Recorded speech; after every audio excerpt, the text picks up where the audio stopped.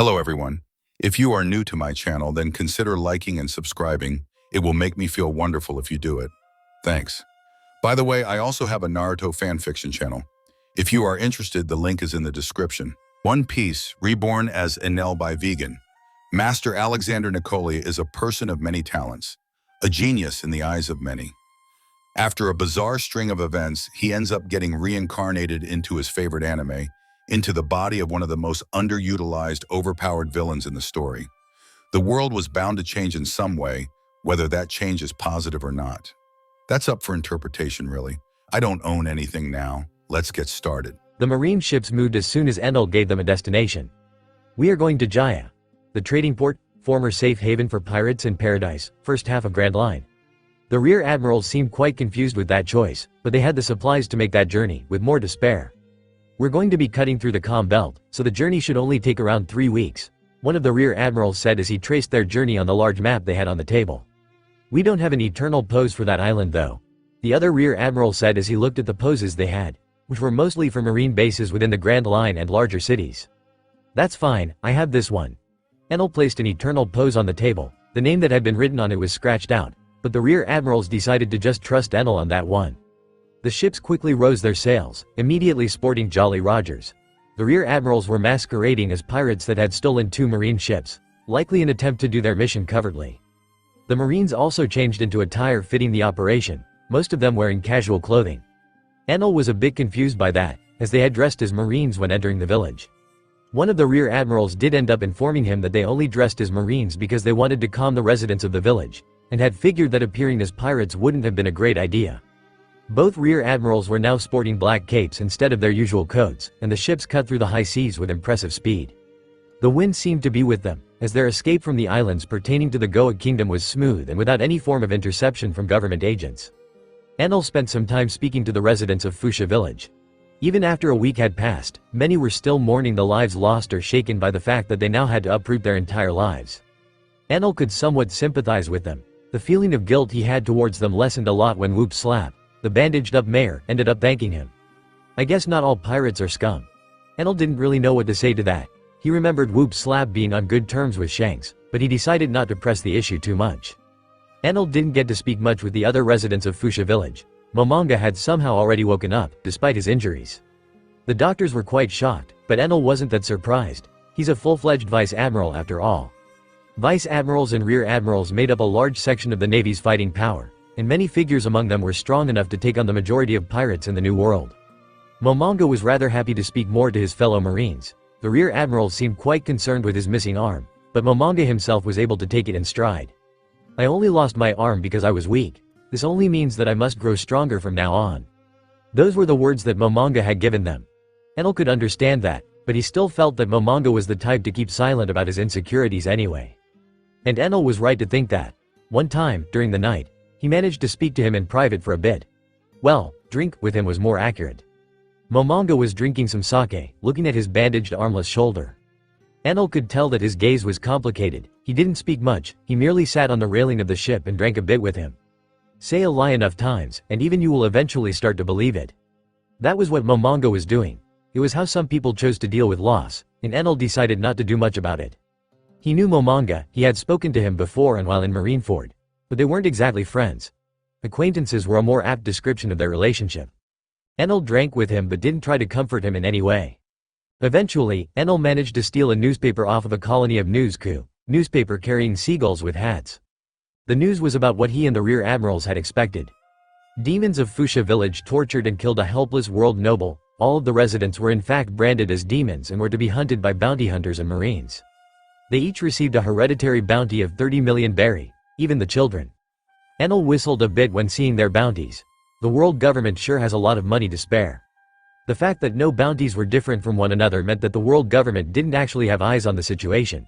Well, none that Enel hadn't killed anyway. After all, Whoop Slap was the one to actually kill the world noble. His bounty would have likely been significantly higher if that was known. That was a good thing, as it meant that the involvement of the Marines would as low be kept a secret. At least the involvement of some Marines. Momonga didn't get that great of treatment in the press. The noble killer Momonga, a bloodthirsty former Marine that turned against the innocent world noble he was supposed to protect and help the demons of Fuchsia village torture him. He was also credited with killing all of the Marines inside the nearby fake Marine base. Momonga received a bounty of 400 million berry. Unlike the villagers though, he only wanted alive. Most likely thanks to Akainu pulling some strings and preparing for some worst-case scenarios. The villagers were petrified when learning of their new status. Not one of them could understand what they had done to deserve such a thing. Whoop's slap did give them some perspective. None of us did anything. But our existence happened to annoy someone important, so they simply decided to kill us. It wasn't a comforting thought, and Enel could see that many were scared when hearing that. So he decided to intervene at that point. It can't be helped. From now on, you are all under my protection, so you can rest easy. Enel said as he crossed his arms. The villagers looked up at him with confusion. Many of them knew about him, the Emperor of the Sea, the Sky King, the one that had betrayed the Marines. He certainly had the strength to protect them, but why did he? That question Enel didn't bother to answer, as no one ever asked it anyway, but it would answer itself when they eventually reached their destination. Enel's bounty remained unchanged in that incident, likely because the world government didn't want to admit that he was involved in the matter. It was either that, or they blew their budget on the bounties of the villagers. Either way, Enel didn't care. The world government had made their move, they dug their hole. Now it was up to Enel to push them into it. I guess it's time to contact Morgan. He would do that after transporting the villagers to his home base though. After reaching Jaya, he'd be able to carry them in turns to the Sky Island. And the journey went smoothly, at least until they reached the calm belt. The storms got stronger, but they didn't last long, as Enel just blew them off with ease. No natural lightning seemed to even dare to strike their ships. But the Sea Kings were different. Usually, the marine ships would be able to travel freely through the Sea King-infested calm belt, but for some reason, they were a lot more violent than before. Enel threw around lighting pillars all across the seas, killing anything that attacked them in a gruesome fashion. But the Sea Kings seemed almost mindless in the way they were attacking. Momonga also seemed to be unable to understand what was happening. Usually, Sea Kings are extremely intelligent, but they seemed to have all gone mad. Momonga also cut the head of one Sea King that got too close to the ship. He had fought Sea Kings before, so he could recognize the fact that they were behaving strangely. Enel killed more and more Sea Kings as they cut their way through the calm belt. The sea around them was dyed red. Mon the ship were scared by the situation, but they were also scared by Enel's power. At the very least that power was being used to protect them, so it wasn't exactly a bad thing. Eventually, Enel caught something in the corner of his comprehension. He looked to the side, and far into the distance, he could see a black dot. Upon further inspection, it was actually a rowboat, and a single person was sitting inside of it. Then he heard it within his observation hockey, the tortured screams of a woman. It didn't exactly take a genius to realize that the sounds were coming from the ship. His electromagnetic waves bent around the entire boat as Enel realized that the sound was coming from a speaker. He narrowed his eyes as he turned to Momonga and said, "Protect the ship while I do something." Enel then proceeded to turn into a bolt of lightning, appearing again above the small rowboat. This time, he could see and feel a piece of strange equipment on that ship. It seemed to be a speaker, looping the same sounds of a tortured woman over and over again. Sea Kings seemed to not be attacking that rowboat, but Enel could feel them becoming angrier when they were close to it. Enel didn't waste any time, appearing in front of the person on the rowboat and looking at him with an empty gaze. A recording of a former Poseidon being tortured. I guess you seem like the type of people to keep that around. The agent seemed to be startled by Enel's appearance. It was clear that he was nothing more than small fry. He was disposable, sent there with an easy-to-replicate piece of equipment. He was likely not expected to return alive from his mission anyway. So they were tracking our location after all. I just hope the pirate ship cover strategy worked out. Enel turned the cassette player-looking contraption with ease, as his other hand extended and crushed the man's neck almost instantly. The Mon didn't have the time to react. Then something unexpected happened. The man's body seemed to bloat out instantly, exploding as Enel simply flashed away. He had grabbed the equipment as he took to the skies. Seems pretty nifty, though a bit twisted, was the thought he had as the contraption also glowed a bit in orange light. Enel simply rolled his eyes, dropping it as it was exploding and reappearing above the two ships he was escorting. Of course, they'd have a dead man switch. Enel was a bit annoyed at losing the recording, but there wasn't much he could have done in that situation. He had somewhat expected that to happen, but he had hoped things would work out better. He could also tell that the explosions weren't meant to actually injure him in any way. At least they weren't meant to injure someone at his level. They were just meant to destroy the evidence of the government's involvement, as well as the strange weapon they used to turn all of the Sea Kings mad. Enel was quite annoyed when he found out that they were being tracked, but it wasn't like they had been away from civilization during that entire journey to the calm belt. They had passed by a few islands, and even if they didn't make any stops, their location was likely reported and the ship pole was able to trace them and determine that they were heading for the first part of the Grand Line through the calm belt. What Enel had trouble understanding wasn't exactly that though. Why exactly did they use such a method? They must have been aware that Enel was also on the ships, especially after they saw the corpses at Fuchsia village. So why exactly did they try to attack using only sea kings? They had also revealed the fact that they had other ancient weapons in possession, or at the very least had recordings of a former Poseidon's voice. Enel doubted that Shirahoshi had been caught, but if the world government had those types of recordings, then they must have already discovered that the powers of Poseidon only manifested in merfolk. Is that why fishman slaves are sought after among world nobles? It wouldn't surprise me. It was likely that the world government didn't know the power could only manifest in the royal family that ruled over Fishman Island, so they were trying to find the next Poseidon among the regular population for now. Still, to think that mere recordings would hold such power. I guess I still don't know enough about Poseidon yet. Enel couldn't quite put his finger on why exactly the world government had made the decision to reveal one of their cards so brazenly, especially now that they had somewhat acknowledged him as an enemy. Had they just become completely arrogant and conceited?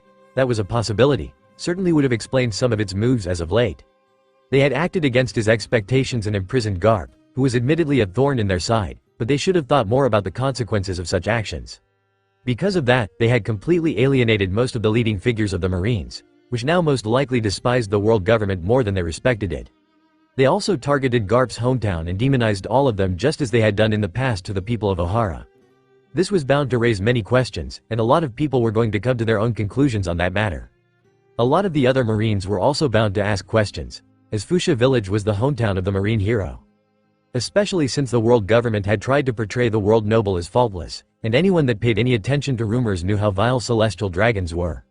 Overall, incompetence could have been used to explain all of their recent mishaps. But Enel somehow found it hard to believe that incompetence was truly the reason for his enemy's choices.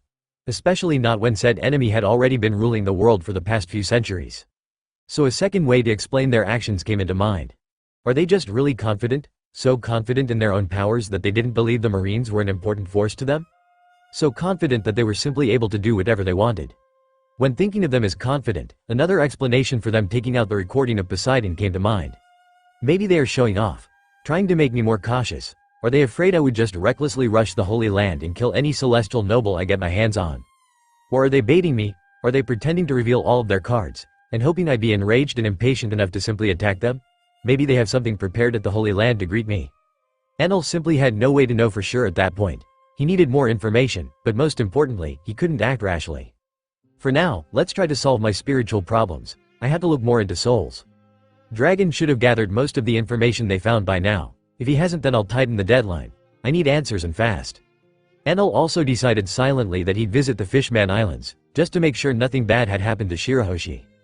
But for now, Enel decided not to think about the world government anymore. He wouldn't get any answers if he simply stood around and waited.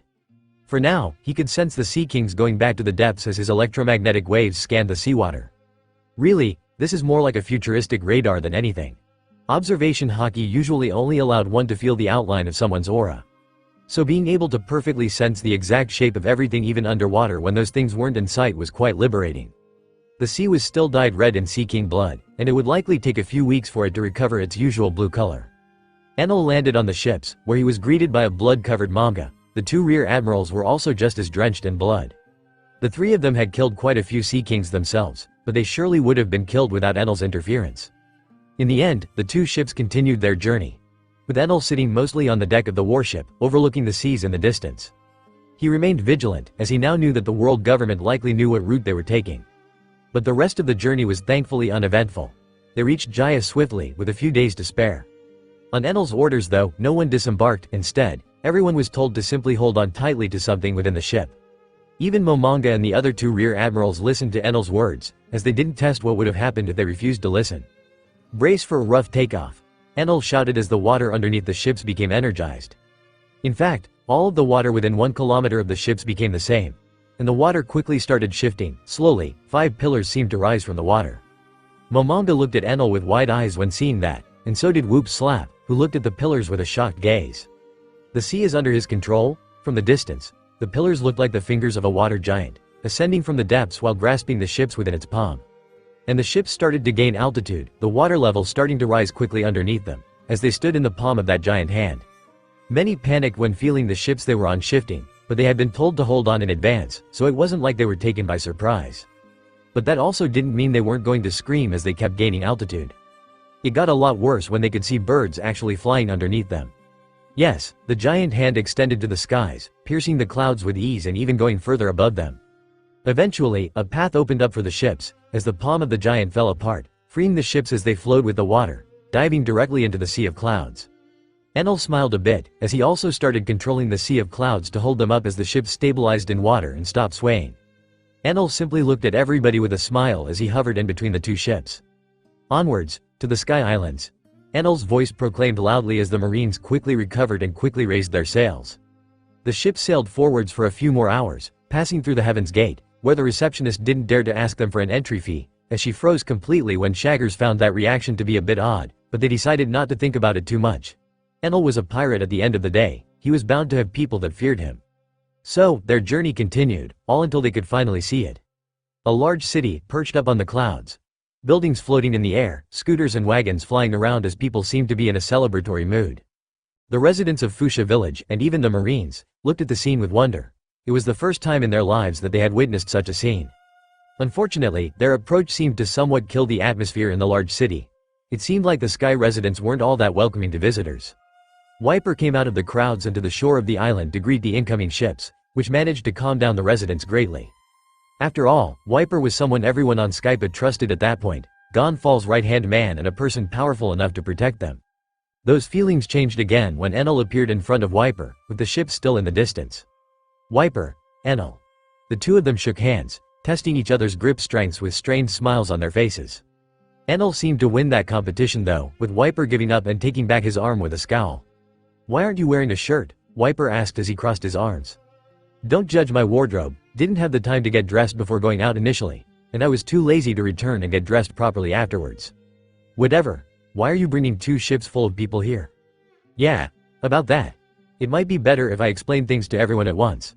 Can you call everyone to Gonfal's office?" Wiper simply nodded and flew away, stepping on air as he used Jeppo to make his way to Gonfal's office. He was most likely showing off that he had learned one of the 6 powers already. This made Enel smile a bit, as he flashed back to the ships. He told the people there to stop near the shore for now, while he was to deal with their new living arrangements. Then he headed for Gonfal's office after a few minutes, where he could feel that everyone had already gathered. God. Garp isn't going to like this one bit. Enel reached the meeting room instantly, as he didn't bother to walk among the Sky people for now. The room did have a lot more people than usual. Any meeting usually only had him and Gonfal in the past, with Wiper sometimes joining in if he felt like it.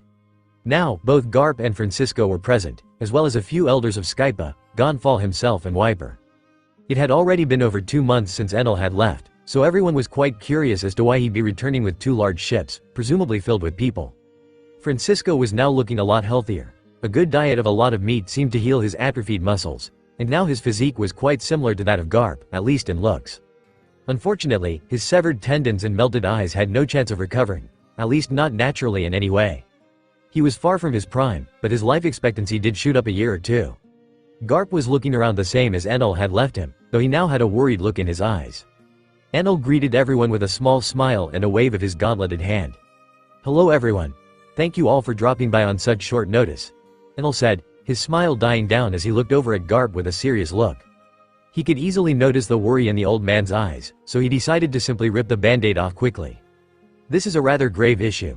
The world government decided to act sooner than expected against Fuchsia Village, which is Garp's hometown, by the way," Enel said as he heard the table on Garp's end crack. Garp's iron grip clutched at the table, as his expression became hard to read. "I understand your anger. Thankfully, things ended up in our favor." Garp's grip on the poor wooden table somewhat lessened when he heard Enel's words. He looked at Enel with a complicated gaze, as he forced himself to calm down and continued to listen to the Sky King's words. Enel then proceeded to tell everyone of the world government moving a world noble into Fuchsia Village. Plenty of people looked a bit confused when hearing about world nobles. Only Garp and Francisco seemed to narrow their eyes when hearing that title. When gauging their reactions, Enel decided to give everyone a brief description of world nobles. "Well, they are like the OL like I was here, back in the day. Tyrannical leaders basically. Leaders of the entire world. They have enough arrogance and stupidity to annoy just about anything with a pulse." Francisco chuckled a bit when hearing that description. It seemed his opinion on the world nobles was also not that great. Also, he and Garp already knew about Enel's past on the Sky Islands. They didn't know the entire story, fabricated or not, but they knew that he had turned over a new leaf and even the people he had persecuted were now his friends, so they didn't hold it against him. Enel couldn't help but scowl internally at his own words, as he remembered how the celestial dragons were portrayed in the show. They were actually really similar to the old Enel, scarily so, although there was one difference. They also don't really have any power individually, just the sense of superiority over others. Their actual influence comes from the world government, which seems to hold them all on a pedestal and revere them as, well, gods I guess. Enel shrugged as he explained a bit more about the celestial dragons. They were all just weaklings, maybe with a few exceptions who learned how to fight for their own reasons, but the majority weren't worth mentioning, let alone praising or worshipping. He also mentioned a few things about their propensity to treat every other intelligent race as beneath them and to engage in slavery. Wiper seemed to scoff when hearing about that. So people just put up with them out of fear of the world government, pathetic. He had been part of the resistance group that fought against the old Enel. They didn't submit to Enel in any way, even when he had the capability to nuke all of them into non-existence instantly. He found the thought of the people below the clouds just becoming subservient to weaklings to be disappointing. Good news is, the Marines had apparently prepared for something like that to happen. Sengoku and Akainu specifically asked Vice Admiral Momonga to look after Fuchsia Village, as he was tasked with protecting the world noble that got sent there. Garp smiled a bit when hearing that, probably remembering his old friends in the Marines and or thanking them internally. With the two ships on our shores, I'm assuming things didn't quite go as swimmingly as planned, right? Francisco said as he tilted his head a bit. Yeah. Long story short, the Celestial Dragon did what he knew best and that got him killed. Momonga fought the CP agents stationed there to protect the village. Garp looked at Enel with wide eyes at that point. A Celestial Dragon simply dying like that was unheard of, which was why Garp now knew just how bad the situation was. I got called by Akainu, as he intercepted a signal and stopped a buster call from happening. The rest is history, and the survivors are going to be moving on our beautiful Sky Island. Enel clapped his hands. Gonfall simply gave him a frustrated look. More housing issues to deal with. But he didn't say anything, especially not when seeing just how angry Garp seemed to be when hearing that last part. Wait. The survivors? How many casualties were there? Garp got up. His fists crushed the table in front of him completely, as Francisco, who was closest to him, slid his chair backwards to dodge the incoming woodchips. Surprisingly low. I didn't get there in time to save everyone, unfortunately. The mountain bandits from Dayton's family actually had the most casualties, with 16 of them dying. Only around 9 villagers actually died, although a lot of them were injured, some even critically. Garp somewhat calmed down when hearing that, but he was still trembling in anger, so he wasn't too far off from wanting to storm the Holy Land and take the world government down a peg. I see. Thank you, Enel. For saving the... Garp started with a deep sigh. He was about to give Enel his heartfelt thanks for yet another situation. He didn't like doing that at all. Enel had already helped him numerous times, and now he was even protecting his hometown's residents. For the old Marine hero that only liked relying on his fists, this type of thing was actually humiliating, especially since the villagers were only attacked because of him. Enel already knew Garp enough to realize that he'd be bothered by such a thing, so he interrupted the old man mid-sentence. I didn't do much. Momonga and Dayton as well as Akainu and Sengoku are the ones you ought to be thanking right now. Were it not for them, there wouldn't have been anything for me to save. Enel shook his head as he gave the credit for the entire situation on the 4 people he had mentioned. In truth, he wasn't wrong. Without Akainu's call, he would have still been informed about it thanks to Dragon's information. But without Momonga, who was sent by Sengoku and Garp, everyone, besides maybe a few people to be kept as hostages, would have been killed. Without Dayton, most of the villagers would have been killed regardless of Momonga's struggles, as she and her family had bought them those last few minutes before Enel arrived. And, finally, without the rear admirals and their ships, they wouldn't have been able to escape quite as smoothly, and many of the injured would have died. The rear admirals had both doctors and supplies to deal with anything, so they were basically a godsend for that village. And all of that was thanks to Akainu and Sengoku pulling strings. Enel hadn't put his life on the line, he hadn't risked anything really. It was a task that actually took 0 effort for him. So, at the end of the day, Enel didn't really feel like he had done enough to receive Garp's thanks. I see.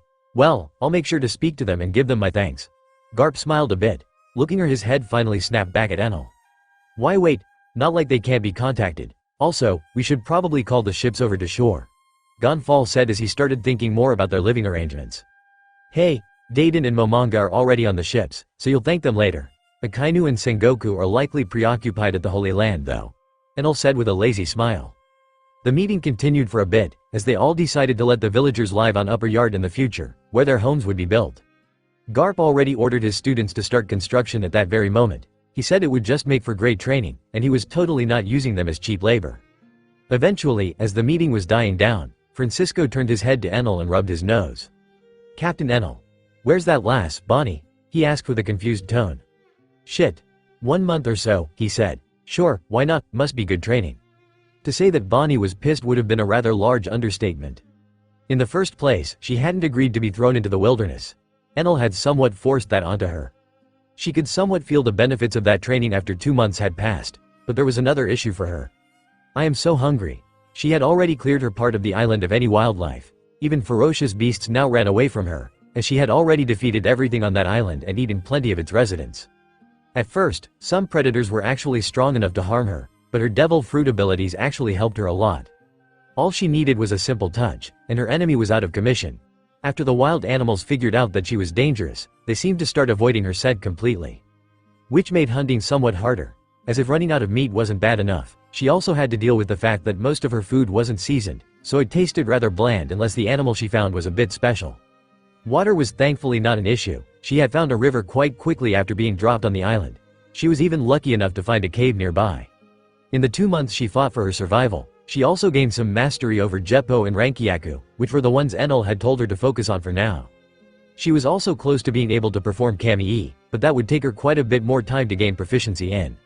She had made staggering progress, and even had some inkling at controlling her willpower, though she was far from actually materializing it as armament haki or observation haki. Other than that, all of her senses, as well as her instincts, were sharpened and shaped by that wild environment. At that point, after so much training and constant struggle, only one thing was missing. Where the fuck is he? Bonnie had been waiting on Enel to arrive and take her away from that island for a whole month. At first, she thought that he was just extending her training to see more results.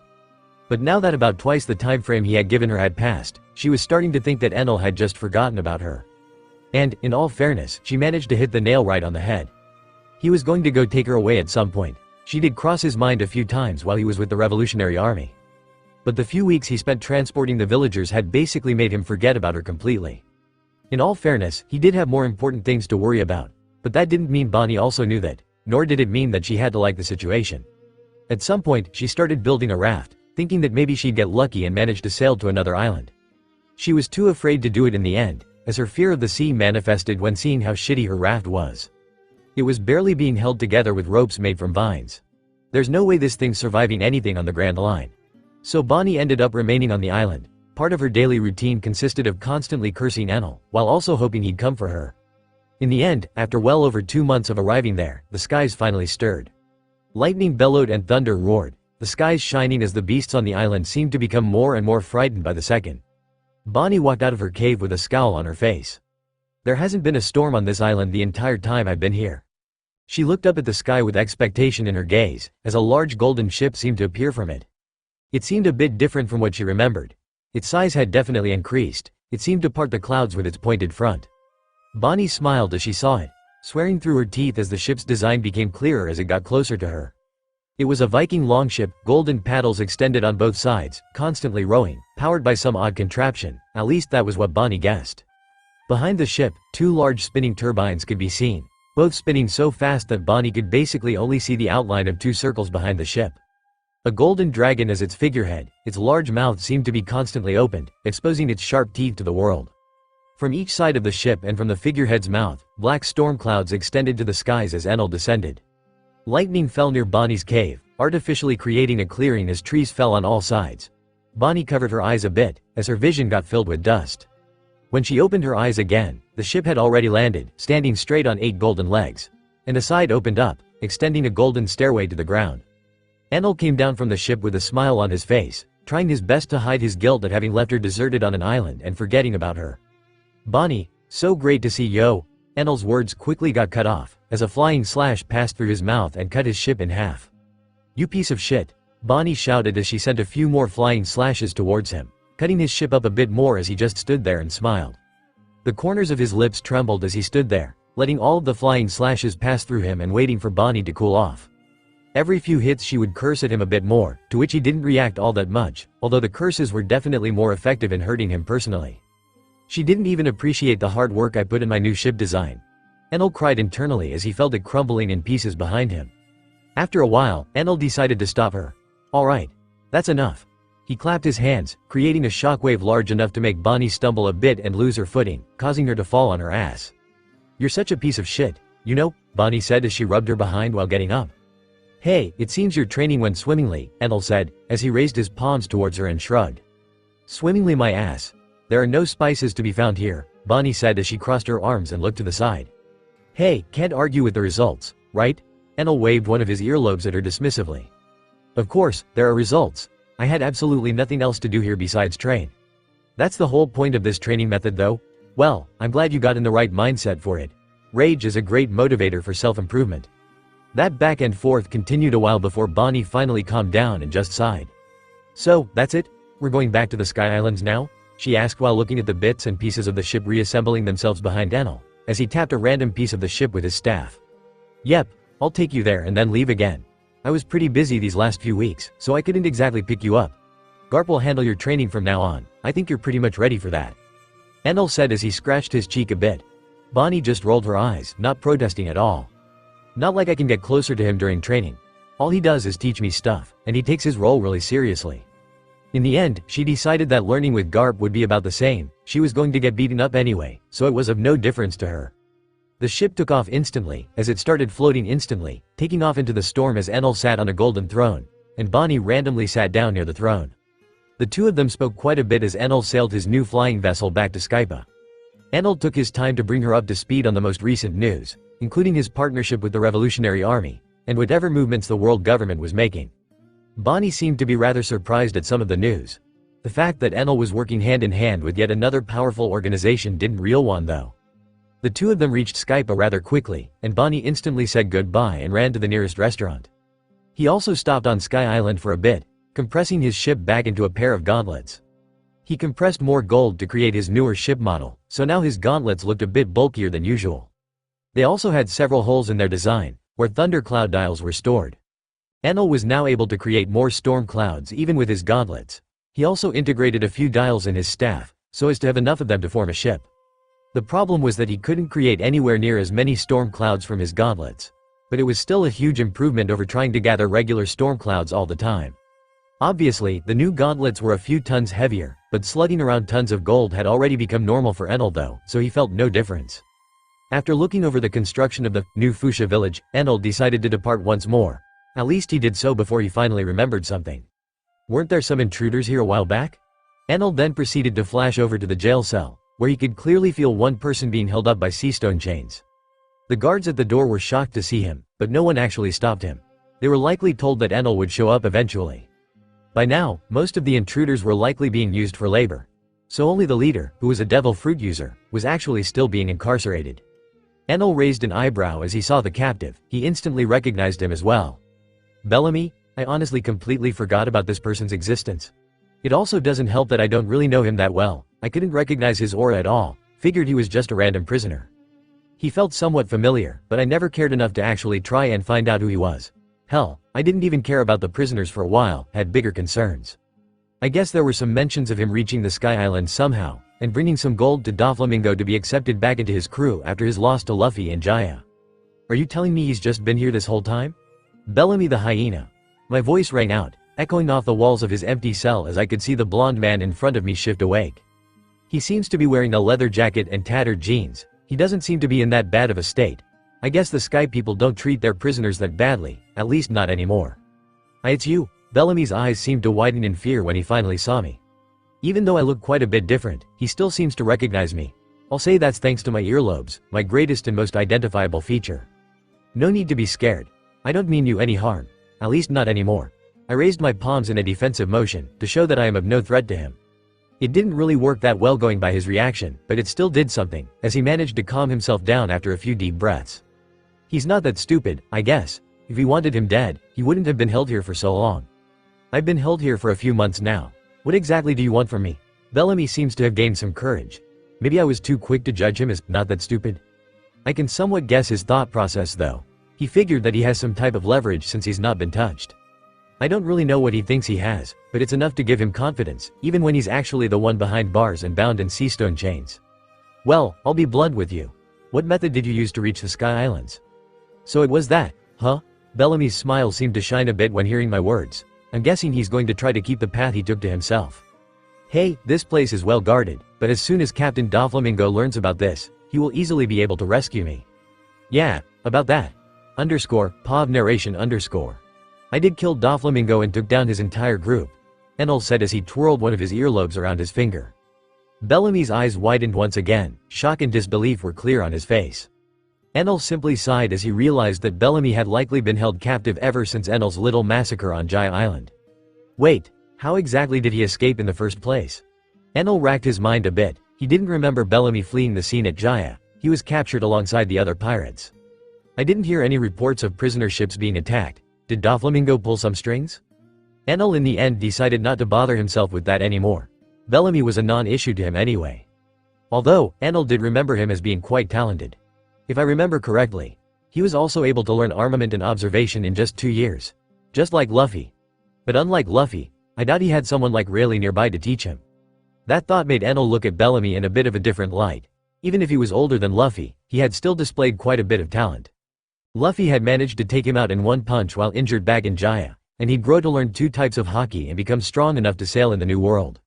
That was all in 2 years, and with no masters to teach him anything. Maybe he'd be worthwhile to recruit. I get your shock, especially if you were loyal to him.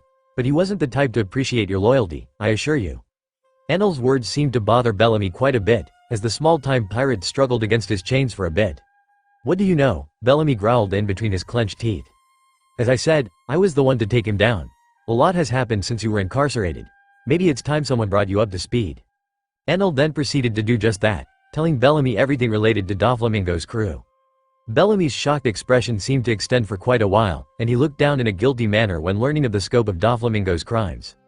He liked to think of Doflamingo as a respectable person to follow, but it was hard to do that when hearing so much about the deplorable shit he did. Enel also told him a bit more about the war that had happened, and how the world was in a strange state at that point. To say that Bellamy was overwhelmed by all of that shocking information would have been an understatement. He simply couldn't wrap his head around most of the things he was hearing. He could somewhat believe that Enel was now an emperor of the sea. He still remembered with how much ease he had taken down every single pirate in Jaya, but the fact that the world had changed so much was simply not something he expected. I hope Luffy is okay. After his loss to Luffy, Bellamy had been really downtrodden, almost dying to Enel made things a lot worse. But something did give him hope, or courage would be more accurate. As he stood there half-conscious between the bodies of the pirates he had once been ruling over in Jaya, he heard it. The bell of the legendary Sky Island. He saw the shadow reflected upon the sea, and he could tell what had happened. Luffy made it. The Sky Island exists. He was instantly filled with an overwhelming amount of admiration for Luffy. Even when being loaded up in a marine ship, he couldn't contain his excitement. Bellamy could easily remember how confident Luffy had been. Even when every pirate in Jaya scorned him and laughed at his ridiculous goal, he still listened only to his heart. And Luffy's confidence had sparked Bellamy's own. Enough for him to go and search for the Sky Island himself after Doflamingo freed him and his crew, or what remained of it. After a while, Bellamy finally took a deep breath and looked back at Enel, before his gaze burrowed down a bit. This man. He may be lying to me. I can't divulge how I reached this place, it's the only leverage I have at this point. I'm sure I'll get Tortu. By the way, there are around 3 ways to get to this island. It's not like I don't know them. I was just asking out of curiosity. Bellamy gulped a bit when hearing that. Shit, wasn't this place supposed to be secret or a legend? Enel smiled a bit when seeing his reaction. He could somewhat tell what Bellamy was thinking just by reading his expression a bit. This place is hardly accessible. All of the ways one might use depend on luck, a lot of luck. The chances of a crew reaching this place through any way other than the knock-up stream are lower than 1%. If they even manage to find them in the first place. Bellamy sweated a bit as he remembered how Luffy's ship flew to the clouds. If the knock-up stream was considered the safest, then he didn't want to know what the hardest method was.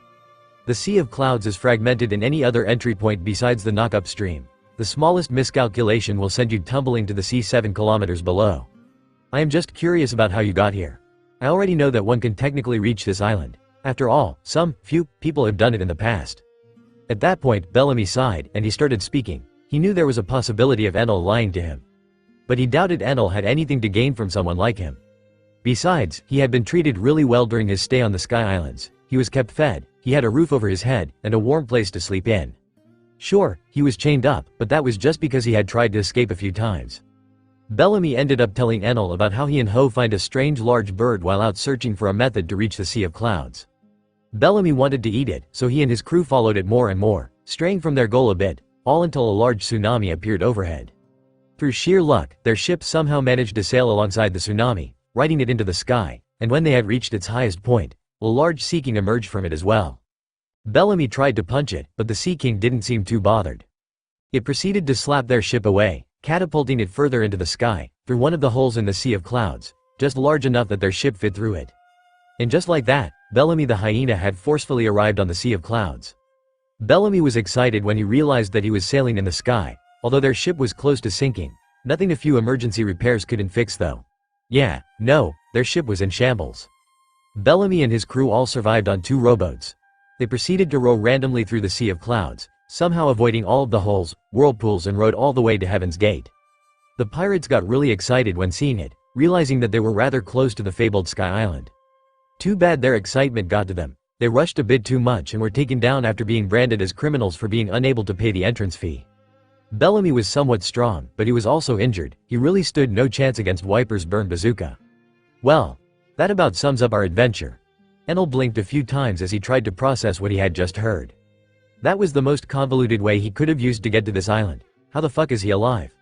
No one could really fault Enel for thinking like that. It was literally a 1 in 100 lifetime situation after all.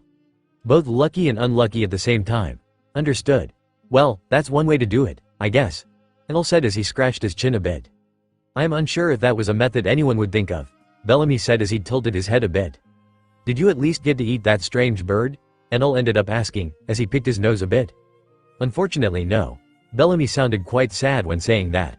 That's a shame, Enel said, a bit disappointed by the situation. Anyway, you likely aren't going to be kept here for much longer.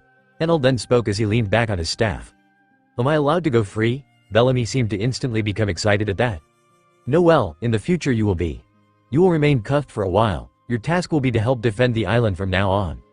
But I can't do much with Seastone draining my powers, Bellamy said as he smiled a bit when hearing that he'd be let out of his cell. Don't worry about that, you will also be trained, now, isn't that amazing? Enel clapped his hands as he turned around. Anyway, I'll make the arrangements, I'll visit sometimes to see if you're behaving. Till then, Enel didn't bother to wait for Bellamy's response, simply leaving the small-time pirate flabbergasted in his cell. Well, that was certainly informative. That's one way to call it, I guess. Enel didn't spend a lot more time on the Sky Island after arranging for Bellamy to join the Sky Guards. That was the defense force that he and Gonfall had been building up. The name was still a working process, but their purpose was already decided. They became a sort of secret police, and only the strongest of the few hundred people Garp was training could ever become actual Sky Guards. Those that did become Sky Guards would also be thought about hockey extensively, so the position was also a way to get much stronger. Of course, the Sky Guards were far from strong as they were now, as all members were still in the middle or the beginning of their training. But those with talent always distinguished themselves. Bellamy was to become an honorary member, also the only one with a devil fruit amongst the trainees. He and Wiper were likely the most talented among the people among the trainees, so they had the highest chances to become much stronger in the future. But there were also others amongst them. Some Sky people seemed to have a talent for observation hockey, or mantra, and quite a few people that joined the Sky Guards also had that talent. Enel was quite excited to see their progress after a few years. He was confident that Bellamy would at least become strong enough to take on someone like Doflamingo. The only thing he was missing was Conqueror's hockey, otherwise, he was talented in armament and observation, and his devil fruit gave him a lot of range of motion and was quite versatile. I have high hopes for him. Let's hope he doesn't disappoint. One of the other impressive things to have happened in his absence was Francisco's recovery. Well, as recovered as he could get. In just a bit over 2 months, his body was now filled with muscles. He had gone from a skeleton to an actual beast. Although he was nowhere near his prime, he could still cut a few ships in half with a swing of his cutlass. The blacksmiths of the Sky Islands had built him a special type of gauntlet, which would permanently fasten his grip on a specially made cutlass when coming in contact with the hilt. The contraption was feeble in a sense, as it wasn't anywhere near as strong as Francisco's natural grip strength could have been. But it at least gave him the option of properly wielding a blade. With his hockey, he was already a force to be reckoned with, probably even capable of defeating most Yonko commanders. Francisco had also taken in around 5 students, including Wiper, which were shaping up to become monsters. All of his students were also Sky Guards, which only served to show how high his standards were. Enel was pleased though, as all of his students were bound to become pillars of support for his Sky Island in the future. Enel departed from his base after arranging everything, turning into a lightning bolt and zapping in the direction of Baltigo. He stepped onto the island rather quickly, the journey not even taking him 10 minutes. He didn't really rush that much though. The first thing he wanted to do was to visit Robin, to see how she was faring without his training, but he stopped in his tracks when he noticed that he couldn't sense her anywhere near her home. He didn't think much of it though, just spread his senses across the entire island and found her almost instantly. She was in Dragon's office with a few others, a small meeting by the feel of it. Enal was curious, and he also needed to visit Dragon, so he figured that he'd join in their meeting. The members present were Robin, Dragon himself, Sabo and Luffy. Enal assumed they were just speaking about Robin's classes or something. He didn't bother listening to their conversation, as he was going to join it anyway. And with a spring in his step, he turned into a small bolt of lightning and reappeared in front of Dragon's office, only knocking on the door once before being let inside. "Hello everybody, did I miss anything?" Enal's voice sounded cheerful, and his face displayed a smile, which quickly became a bit strained as he realized that the situation in the room wasn't all that great. "Enal, it's great to see you drop by," Dragon said as he fixed his gaze on the skyfaring emperor. "What's with the frowns? Did something happen while I was away?" Enal got straight to the point, as the other people in the room seemed to still be in a bad mood. "Well, we just received some news. Quite concerning news, if I do say so myself," Dragon said as he flipped through a few papers on his desk. "The world government made a strange move quite recently," Robin said as she looked at Enal for a bit, her eyes sizing him up for a bit before she turned her head away and looked at the ground. "You mean the whole thing with Fuchsia Village? No need to worry about that. I already made sure they won't be found by the world government. Even if the Sky Islands and Fuchsia residents are found, the world government would just end up regretting that they found them, now that Garp and Francisco are staying there. Well, as long as they don't end up pointing one of their Pluton cannons at the sky." "Well, that was also a bit shocking to hear. Some more recent moves are concerning, to say the least," Sabo said as he scratched the back of his head. "It seems they are trying to gather and collect all of the poneglyphs held by other kingdoms and store them in the Holy Land," Luffy said as she rubbed the bridge of her nose.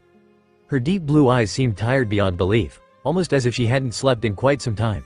Robin's looked similar, but she seemed a lot less stressed with Enal around.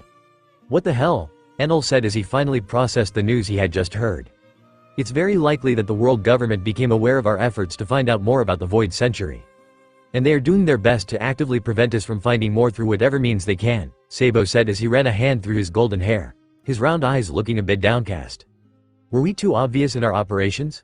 Does our information network have a rat scurrying around in it?" Dragon seemed quite troubled as well. Enal merely crossed his arms as he tried to remember more about the poneglyphs other countries possessed. Royal families might have had the duty to keep the poneglyphs in their possession safe. There are plenty of them sprinkled in the world, but there are also plenty being held by these royal families. This is something passed down through generations, but I doubt the world government cares about tradition. And the royalty that held onto the poneglyphs before just accepted this? Enal asked with a raised eyebrow. The world government might have not cared for tradition, but most royal lines certainly did. There is nothing they can do against raw power. The world government can easily silence any complaint of theirs. If a royal family misbehaves, they will easily get replaced, Robin said as her mood seemed to only be getting worse by the minute. "I guess. The public wouldn't usually agree to a change in leadership, at least if they like their leaders. But I'm guessing the public and its opinions don't matter much to the world government," Enal said as he rubbed his chin with his earlobe, his hands still crossed at his chest. "Indeed.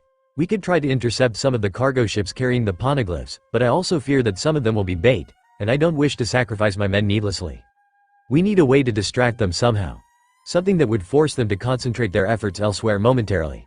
But that will be difficult to find," Dragon said, as his nose scrunched up a bit.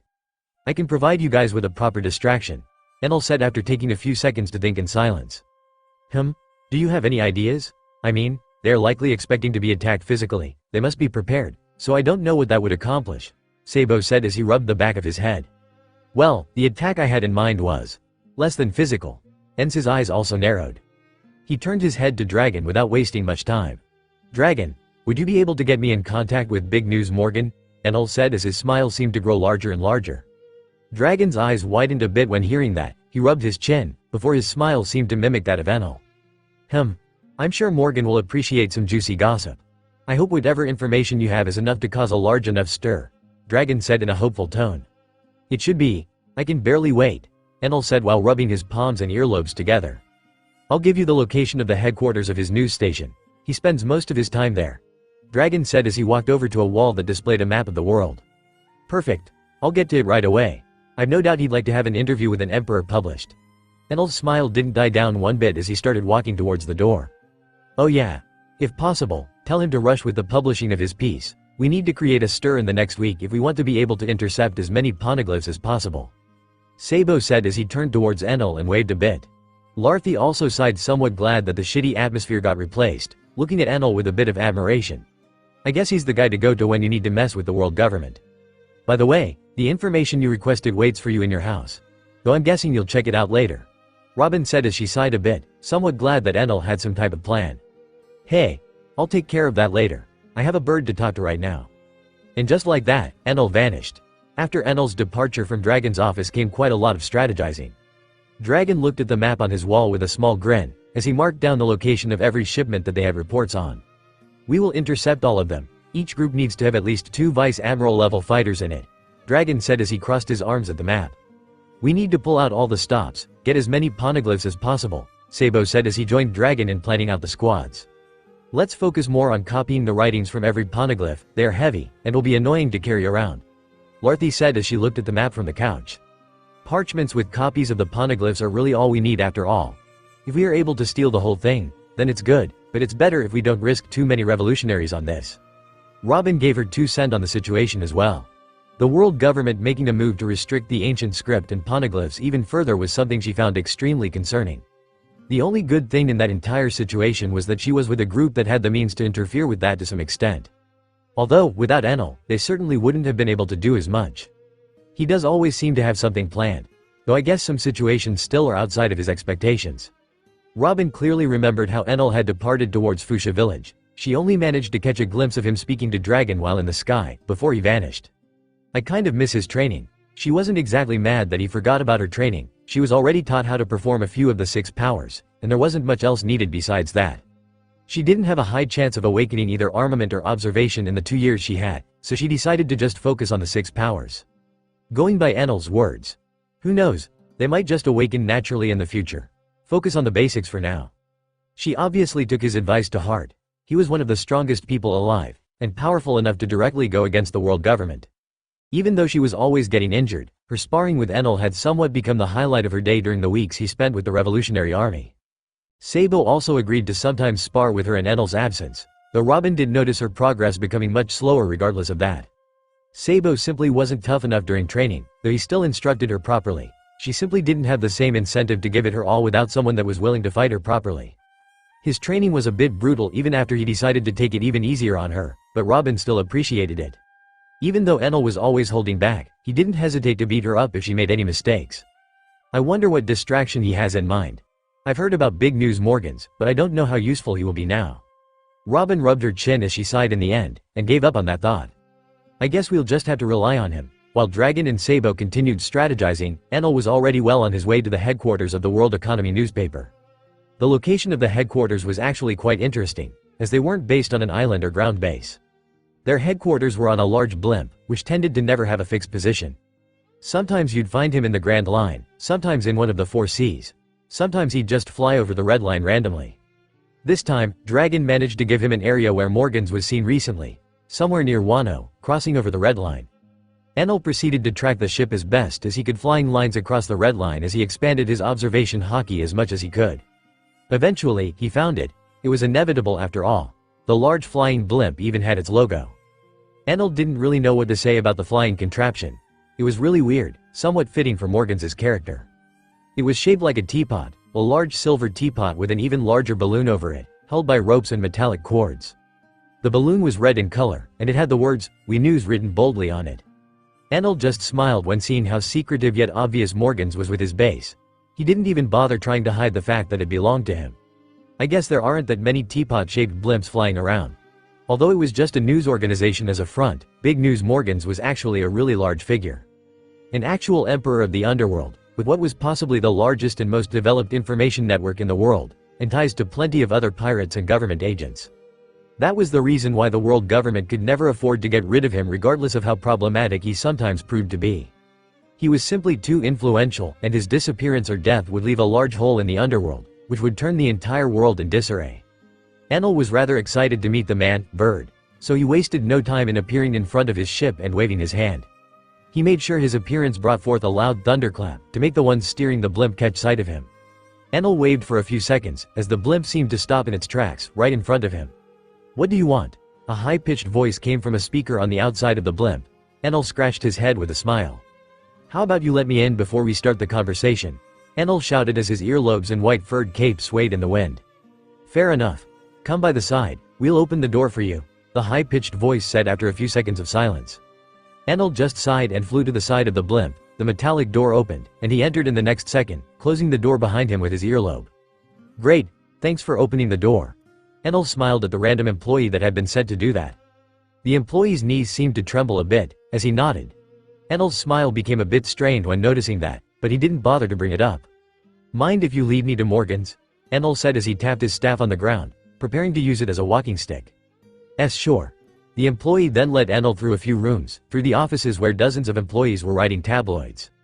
Plenty of people seemed to be glancing at him. Everyone that noticed his presence seemed to either fear him or whisper something about big news incoming. Enel couldn't help but chuckle a bit at that. It only made sense for a majority of Morgan's employees to be just as special as he was. Though Enel had no doubt Morgan's was actually the most passionate about the subject. Enel also caught sight of a few more interesting people working there. They didn't seem like anything special at first, but Enel was able to tell that they were stronger than the rest of the people present. Likely CP agents and spies. Either that or Morgan's also has a secret fighting squad strong enough to match CP agents.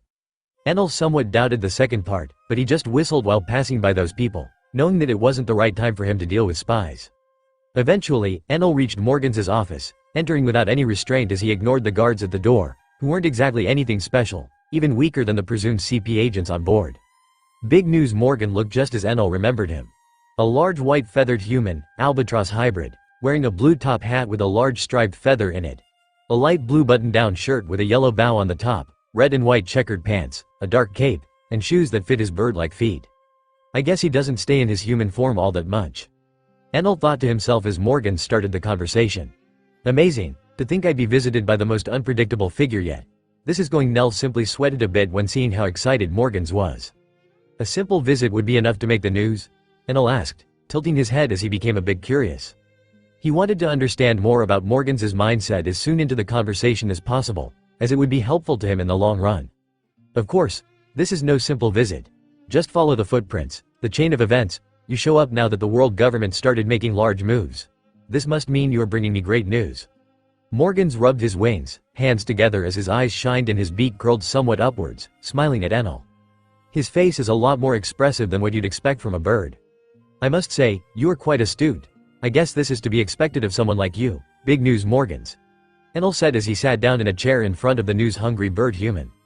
Indeed, though, it wasn't that hard to figure out. Most people that follow your movements at this point should be able to tell that you have something against the world government. Morgan's looked at the closed door behind Enel with narrowed eyes. Enel sweated a bit when hearing that. I guess I haven't been quite as secretive about my intentions lately. Although the world government tried to hide quite a few things that were related to Enel's involvement, Morgan's and a few others were still able to find out that Enel was somewhat involved in most events related to the world government. All events either publicly ended badly for the world government, or the government hid them, which Morgan and the others in his field knew that it just meant they also ended badly. Morgan seemed to notice Enel's somewhat awkward stare, so he continued. Though, I guess I cannot blame you. They do tend to dip their fingers everywhere. They always keep the biggest news to themselves. HMPH, the gall and the audacity. The news should be for everyone to enjoy, and for me to profit off of its ratings. Enel smiled once more at that point. I guess he's still a businessman, bird? Not sure. Indeed, news should be for everyone. And everyone deserves to know the truth, Enel said as he raised an eyebrow. Yes. Now, what news do you bring me? Big News Morgan's didn't quite know what to say about an emperor visiting him. He was currently in the process of hiding a bit near the red line, as he planned to investigate a few recent events related to the world government, and he didn't want them interfering. Enel appearing was so outside of his expectations that he didn't even know how to react to it. But when thinking about it, it somewhat made sense for him to show up. As an emperor of the underworld, I am the one that should be able to spread the news around the world the fastest. He doesn't mean any harm, otherwise, my blimp would already be destroyed. Morgan had already run plenty of scenarios through his mind, and in the end, only one made sense. He has some dirt dug up, and needs someone to spread it. It was no secret in the underworld that Enel was going against the world government, so Morgan's easily put two and two together. So, what news do you have for me? I'm already annoying the world government by snooping around. Publishing bad things about them won't change my situation much. In that situation, Morgan's knew that he had nothing to lose at all. Even better, he'd gain a favor from an emperor, which was always a lifesaver in his profession. There was always the fear that the world government would start feeling that his existence's bad points outweighed the good ones, But Morgans knew that he wouldn't be killed as long as he hid properly for enough time. There was also something else bugging Morgans. The world government has been in power for too long. They've also made plenty of enemies. Maybe this time around it's truly coming to an end. Well, let's start with the incident at Dressrosa. I'm sure you have heard about that, right? Enel said as he smiled a bit, Morgans touching his beak with a thoughtful look. Yes. The story ended really quickly. Most of the information I received was when the situation had already concluded. I did manage to spread a video of you winning against Doflamingo, as I figured it would make for great news back then. Enel simply nodded when hearing Morgans. Indeed, well, I have actual evidence of the world government covering up the situation, planting evidence and taking away Doflamingo's body, Enel said as he put down the recording snail he had used to capture all of that on the table. Morgans' eyes widened when hearing that, his feathered fists clenching as if in excitement. Astonishing news. Big news. Certainly will make for good ratings, but I don't think this will create quite the stir you want to cause. Morgan said as he stroked his beak, chin, once more. Enel raised an eyebrow at that. He knew that the news of the Dressrosa cover-up alone wouldn't be enough to do it, but he had planned to reveal that and take some physical action as well. It's not that difficult to figure out. What you need is a distraction, a revolt, something to keep them occupied and distract them from their current endeavor. Morgan seemed to be thinking about something for a few seconds, so Enel gave him a bit of time as he tried to think of some other news he could give Morgans. Meanwhile, Morgans' mind was not exactly on the same issue. If I do help him, then I will basically side with him. Although I hope he'll succeed, do I really have any assurance? Morgans looked at Enel with a serious gaze, studying the Emperor with a skeptical gaze. No, even if he fails, my days are numbered. If I want to succeed, I must do as I've always done. My intuition tells me that this man will reach far. And I've always trusted my intuition. Even now that my life is on the line, with him at least there is some chance of me surviving. Morgans he tapped the brim of his top hat, his serious gaze turned somewhat different, as he started looking at Enel with excitement. You see, I am willing to help you, and spread some rumors in the underworld as well. People will certainly scowl upon the deeds of celestial dragons worldwide. I have plenty of physical evidence and recordings of them torturing the populace. Not even slaves, just regular civilians. Morgan's beak shined as he spoke, making Enel sweat a bit. So he does have a lot of dirt on them. Why is he willing to give it away just to help me? I see, that would certainly cause a larger stir in plenty of places. But why are you doing this for me? Enel asked as he crossed his gauntleted arms together, staring at the bird, human in front of him with narrowed eyes. Morgans merely chuckled, the presence of an emperor not affecting him even slightly as his smile widened in a devious manner. Someone like me can easily notice the hints. Enel, your actions haven't exactly been subtle to anyone even slightly involved in this. You are starting a war. This war only has two sides. Let's just say I am picking my side. I see. I appreciate the vote of confidence. I assure you that I will give my best, Enel said with a serious nod. Kawahaha, I appreciate the fact that you are not lying. There can be no assurance of winning in this war, but as long as you vow to give your best, I am willing to aid you. Morgan smiled as he looked towards the door of his office. Enel also smiled, studying the office he was in a bit more, looking at the walls as he started thinking more and more about his abrupt alliance with Morgans. I guess his position with the world government is a lot more fickle than I had thought. They really must have pissed him off with their interference in his business, otherwise, I don't know why he would agree to this. Then, Enel's smile retreated a bit, as he figured that he should also show Morgans that he was right in his choice. Morgans, I am glad that we came to an understanding. I will gladly accept any help. But I feel I should warn you, the Queen of the Pleasure District is not someone that you should be making deals with. Enel said as he remembered Stussy, another empress of the underworld that Morgans was in a business relationship with. I am surprised you know about my associates. I guess you also did your homework before coming here. Morgans smiled even more when saying that. Of course, I know about her. I don't make deals or alliances with people I can't trust. Enel said as he gave Morgans a sly look. The bird human simply cackled a bit, his confidence in Enel raising a bit more. It's better that the person going against the world government is intelligent rather than a bumbling fool asking for help from all sides. Stussy is a CP0 agent, likely one of the highest ranks in the entire Shipei poll. Her speciality is espionage and information gathering. Enel said as he tilted his head, one of his earlobes stabbing a photo of her into Morgan's table. That's... Morgan's eyes widened when he heard that, his beak turning downwards into a frown. That would explain quite a few things. Morgans then touched his beak thoughtfully once more. Enel simply smiled at that. I guess he also suspected her, he probably noted some of her suspicious behavior in the past. Maybe that's why he doesn't feel the need to ask about proof. Which is a good thing, as I don't have any. Enel knew that digging up proof of Stussy's link to the world government would be extremely difficult and time-consuming, so he was basically relying on his reputation as an emperor to give that piece of news. Since Morgans didn't hear any evidence from him either, the bird human also assumed the same, so he didn't press the issue. After that, their meeting didn't last much longer, with Morgans agreeing to publish the dirt he had on the world government the following days. He also agreed to cut all ties with Stussy, trusting Enel's words and his own intuition once more. Before leaving, Enel also did him a favor, snapping the necks of the CP agents that he had on board. They weren't all that hard to spot, at least for Enel, who had already killed hundreds of them. He could tell how they carried themselves. The methods they used to hide their abilities were also obvious to him, in action hockey. It wasn't just that he could discern them due to their personal strengths though. There were plenty of factors and hints that Enel was able to pick up. The spies were good at what they were doing. The problem was that they were too good. They were doing their work in an almost robotic way. They were too methodic, their interactions with others too perfect. So, Enel picked all of them off. The majority of them didn't even get the chance to think about fighting back. Only the last one got the chance to release a Rankyaku, which would have cut the ship a bit had Enel not just casually blocked it with a blackened palm. Enel sighed for a job well done, ignoring the shocked and scared looks of the other employees as he continued to walk off while whistling. The reaction of the employees was understandable though, as they had just watched 6 of what they thought were their own people die in front of them. Enel wasn't bothered with them. Morgans would handle the explanations. Morgans appreciated Enel's efforts to clean his news station of CP agents, which basically solidified Morgans's confidence in the side he had chosen. But the fact that the world government had placed that many agents in his HQ angered him quite a bit, so. If they are willing to go that far, then I should also go all out. Morgans was just going to publish some random facts about celestial dragons, coupled with a bit of evidence. But now he was angry, and just that much simply wouldn't cut it. They'll always find excuses about things related to world nobles. They will always be able to explain everything with the fact that the world nobles have all the right to do whatever they want. Little shits. Let's see how they explain away this one. And just like that, Morgans started brewing a storm, the perfect piece of news that could both destabilize the government and give Enel a chance to do what he wanted with the poneglyphs. The name of that piece of news? Well, hey, who knew Morgans would be so agreeable?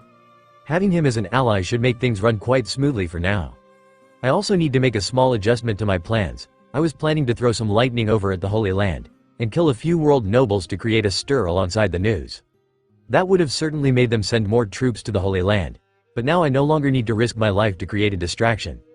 If I was to attack the Holy Land, maybe I would have managed to do some damage, but that city is also the best defended place in the world. From what I managed to gather, Kizaru is now a permanent protector in the Holy Land, so I can expect any pot shots taken from a distance to be intercepted by his lasers. I'd have at most 1 or 2 hits landed before all of them are cancelled out by laser beams. But he isn't even close to being the only person on that island that I need to watch out for. There is also Kong, the world government's commander-in-chief, also former Marine Fleet Admiral, the one before Sengoku. There are also Aokiji, Sengoku and Akainu. Even if we're on somewhat agreeable terms, their situation still forces them to aid the world government. It's either that or start an uprising in the Marines, where they'd end up killing a lot of their own men off. The worst of all is certainly still I am though. I don't even know if I'll survive fighting him. He and Kong are both question marks, but I at least know what to expect from Kong. Just a regular Yonko level fighter at most, I can deal with that. But I am is a complete wildcard, the leader of the world, the one that sits on the empty throne. I don't feel prepared to face him by myself. It's hard to tell what he can pull and how strong he really is. I expect him to be able to kill me as I am now though. There are plenty of powerful people in the Marine and world government, but he is by far the strongest from what I am able to gather. My knowledge of the series ends a bit after the point where Luffy defeats Kaido. A lot of questions are still left unanswered by the show, so I will have to seek the answers myself.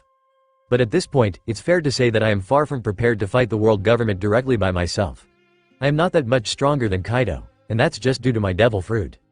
I can kite him and constantly damage him with lightning beams. His dragon form only makes him a bigger target for me, but I don't know if that works on I am. Even if it does, it takes only one mistake to mess up my entire fighting style. If any fighter near Kaido's level is to get too close to me, I'd likely die in 2 or 3 hits. Thankfully, I still have plenty of room for improvement physically, and I should still have time.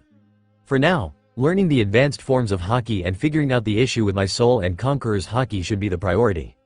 After handling this whole mess with the poneglyphs, I need to get my shit together and look into the information dragon already supplied for me. Well, better head back to Baltigo for now. I'll help the Revolutionary Army recover some poneglyphs after Morgans publishes his hit piece. I just hope it will be enough to create a large enough uproar among the populace and royalty of some countries. That's all we need really. Underscore, POV narration underscore. Enel reached Baltigo rather quickly after his talk with Morgans. He didn't go into many details, but he did mention that Morgans was now taking their side in the upcoming war. Dragon was rather excited to hear that Morgans was now assisting them and completely cutting off the world government. After all, Morgans was a largely influential figure. What he chooses, many will follow. There were bound to be plenty of underworld kingpins and emperors coming to their side the second Morgans made his stance public. At least that was what they hoped for. In regards to the distraction, Dragon was barely containing his excitement. He was also curious about what Enel had given Morgans to convince him to create an alliance. Enel waited patiently to get his hands on a newspaper. As he waited, he also got to read more about a few gods and started highlighting the religions that interested him from the information that was gathered at his request. The world of One Piece had actually hundreds of religions recorded in that world, and dozens were still actively being practiced. And that was just from what Dragon's agents were able to gather. There were bound to be plenty of undiscovered religions and unexplored islands, marks of old civilizations that fell to the flow of time. Enel was hoping to be the one to discover many of them in the future, but now he had to focus on his goals. Enel was also able to find a lot of interesting information on souls, and the way they worked. There were plenty of beliefs and theories regarding that, but one thing was quite apparent. Souls were very real and quite tangible in the world of One Piece.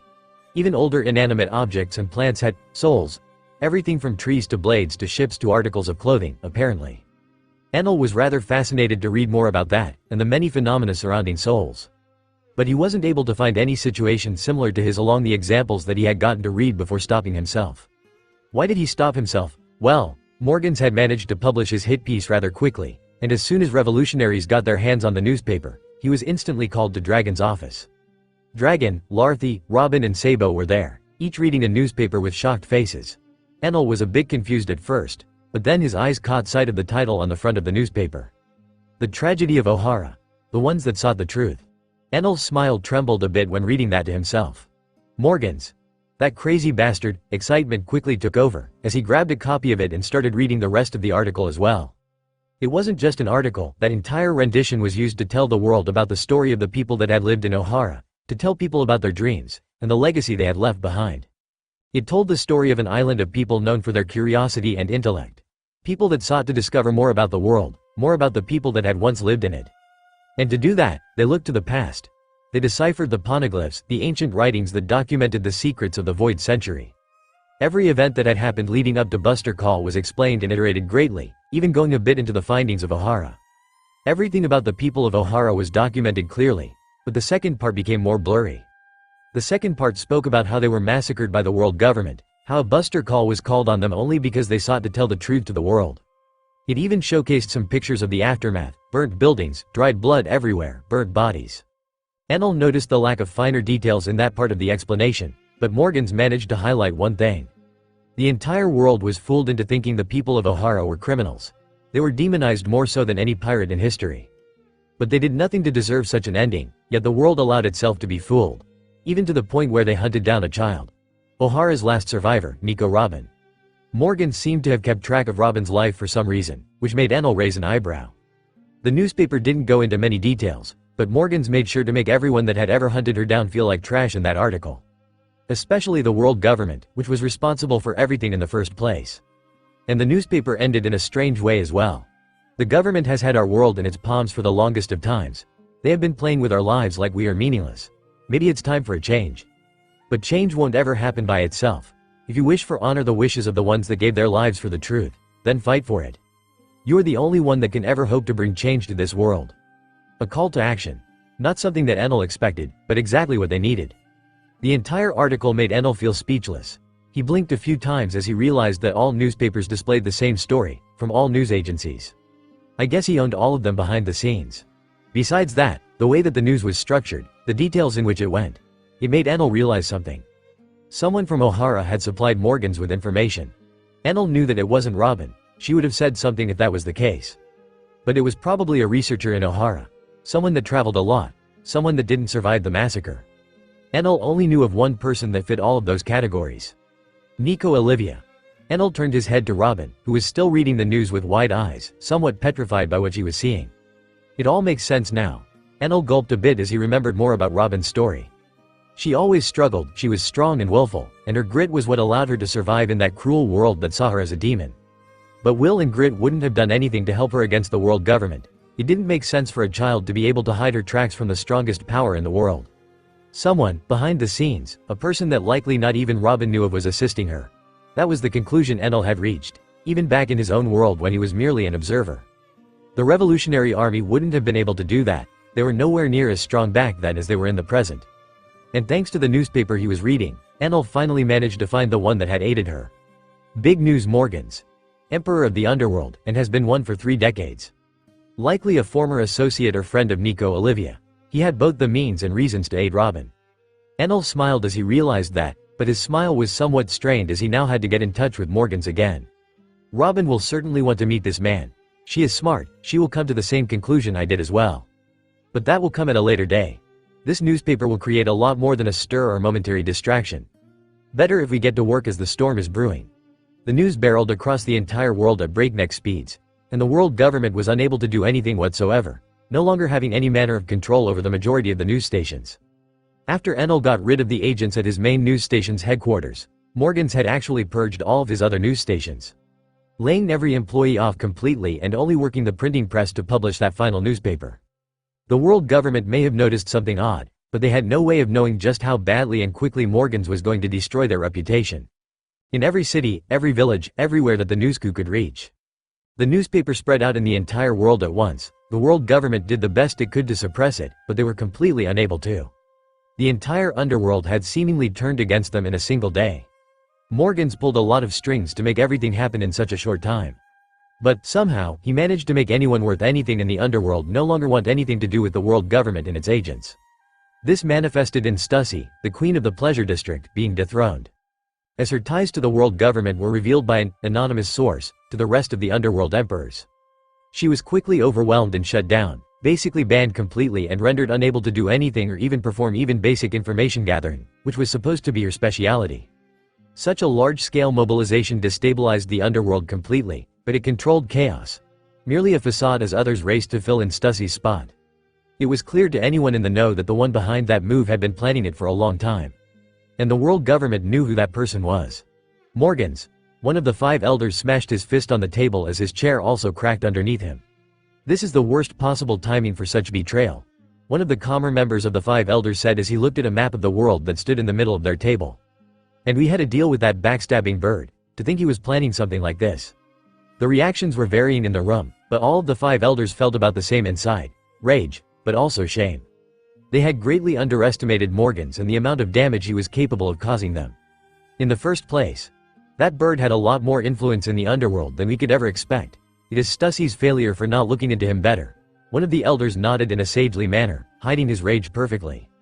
She was ordered to keep him close and survey his moves. But I guess Morgans was actually the one keeping her close and studying her every move. It can't be helped, she will be punished for this. She may be one of our best, but this is a colossal failure on her part. Even if Stussy was their best agent, they still couldn't possibly excuse her for missing the mark to such an extent with Morgans. Despite being an emperor alongside a few others, including Stussy formerly, he actually turned out to be the influential person in the underworld. At least that was what the world government gathered from the massive shifts Morgans had created in the underbelly of the civilized world. They had no way of knowing that the Revolutionary Army had also aided him in his endeavors after Enel reported their alliance. At least they were unable to find any relation to the Revolutionary Army at that time. Regardless, the operation would have still happened without them, but it was a lot more brutal and widespread thanks to the revolutionaries. It was as if a large part of the world had just turned against them, a dangerous part that they had been trying to control for centuries. The underworld was always a ticking time bomb. This was to be expected at some point. But this timing is what bothers me most. Why did it have to happen now? Just when they were preparing to transport the poneglyphs and store them at the Holy Land, where they would be safe. It was an important step that they had decided to take after finding out that the revolutionaries were looking into them. The timing was just that bad for them. Due to that newspaper, in just a few days, there were revolts all around the world. Almost every large city in the civilized world was in an uproar, with people shouting for change. The regular people were pissed off, and Morgans' call to arms at the end had worked perfectly to stir the pot even more. And thanks to Morgans' efforts, the world government's grip on the underworld had completely slipped, with only a few agents in insignificant positions left to fend for themselves. Morgans' attack was swift, brutal, and decisive. The world government knew that they had a lot of work to do in order to create a new foothold for themselves in the underworld. This incident alone was bound to set them back a few decades. Even worse, they now had to stage something in order to take away attention from the newspapers. Something big, something that would make people forget about the news altogether. Well, at least a majority of the public. It would take decades for the situation to be forgotten completely. Thankfully, the world government was confident that the riots would end quickly. They were forced to spread out their agents in as many places as possible, with clear instructions to turn the revolts and peaceful protests into violent revolutions. That way, they could stomp them down violently. The problem with doing that was that now they had to postpone their plans to transport the poneglyphs, or at the very least greatly downscale them. Some were already in the process of arriving in the Holy Land, so the 5 elders were glad that they at least had some of them secured. At least until they found out they weren't as secure as they thought them to be. A marine came and informed them of the situation. Countless unknown parties are engaging several marine ships. Many of our people were injured. The one reporting this news was a loyal rear admiral. That news basically confirmed their largest worries. The revolutionaries are working with Morgans. It wasn't that hard to tell. The way everything was timed perfectly gave it away. Then news rolled in about most of their ship being attacked, even fully stolen at times. Usually, the attackers just fled the ship after a few minutes. They are after the poneglyphs, not that difficult of a realization to reach either. But the 5 elders were so deep into other shit that they didn't even have the time to react to any of those attacks. The revolutionary army had mobilized all of their fighters, all of their resources to pull off those attacks. And Morgans had done the same to push them out of the underworld completely and create a worldwide riot they now had to contain. At the very least, they now knew who their enemy was. At least now we know who our enemies are. Morgans is now on the same boat as the revolutionaries, one of the elders said after the rear admiral had left. A boat we will be sinking soon by the look of things. Another one felt the need to add that to the conversation, expressing his distaste for the hardships they were now going through. At this point, we might have to ask Lord I Am for his assistance. We are not to ask His Majesty for assistance with such trivial worldly matters. Most of the elders seemed quite reluctant to go to their leader for help, but the next piece of news did manage to change their opinions. The newest report they received spoke of a freak storm swallowing some of their ships, throwing agents overboard while ignoring the Marines sometimes on board. That alone made some of the elders anxious, as they all associated storms with someone at that point. Then the worst possible thing happened, the confirmation of their worries. A single photo of Enal with a notebook and pencil in his hand, looking back at the camera with a smirk. As if despite them, he still wore on his back. At that point, fears materialized. Enal is working together with the revolutionaries, and the elders had no other choice left. Let us inform Lord I Am of this. The elders were all in agreement, all of them walking quickly to the empty throne that stood at the top of the world. All of them kneeled in front of the long stairway leading to the throne, groveling as they didn't even dare to look in the direction of their lord after such failure. I Am's eyes stared emptily at a few wanted posters. This time many photos were on his wall, all of them filled with knives and swords. In the middle of it, all was Enal's wanted poster. It was so covered in blades that one could barely make it out. It was clear that I Am didn't quite like his interference with their plans. The other posters and photos lining the walls were of Garp, Francisco, Luffy, Ace, Whitebeard and Dragon, and even Bonnie. The last photo, and one that was added recently by the looks of it, was one of Morgan's. It also had some swords sticking out of it. I Am's eyes were slightly bloodshot as he held a newspaper in his hand and glared at it with hate. I want Morgans dead. That was all that I Am said as his eyes then peered into the 5 people prostrating before him. Why yes, Lord. However, the situation became complicated with recent developments. It seems that Morgans is working with the revolutionaries, which may have joined up with Enal. The elder trembled while speaking, seemingly afraid. I Am was silent for a bit, his eyes narrowing a bit. Find Baltigo. And find Enal's main base of operations. I don't care how you do it, but do it soon. The elders didn't dare refuse that request, but all of them were sweating when they heard that order. And what the hell do we do now? While the 5 elders were looking into ways to fulfill I Am's request, the revolutionaries and Enal weren't sitting still at all. Fufu. The CP agents heard a burst of high-pitched laughter as their crew fought a strange group of oddly dressed hairy men. All of them were wearing ballerina outfits, with the exception of one that was dressed in a winter coat and cut apart the agents using giant scissors. And the leader, a large and strangely proportioned man with an indigo afro wearing a purple leotard of all things with leather boots and gloves. The strange men seemed to dance around them, acting like ballerinas in the wind, as they kicked and tore the ship apart with ease. What the hell is TH? The high-ranking CP agent on board only got to half of his sentence before he got rudely interrupted. Hell wink. Ivankov fluttered his eyelashes, releasing a shockwave strong enough to blow apart half of the ship's deck as his laughter continued to rain. The understaffed CP agents had no chance to fight back. Their convoy was large, each ship was currently experiencing similar situations, maybe with fewer odd people aboard. Armies of revolutionaries motivated and strengthened by Bello Betty were tearing through the outnumbered CP agents on most ships. And some ships had to deal with individuals, which was proving to be even worse. Ryu no Ibuki, Dragon Breath. One ship's deck crumbled apart in seconds as Sabo sunk his hand into it, attacking the core directly and destroying the footing of all agents on board.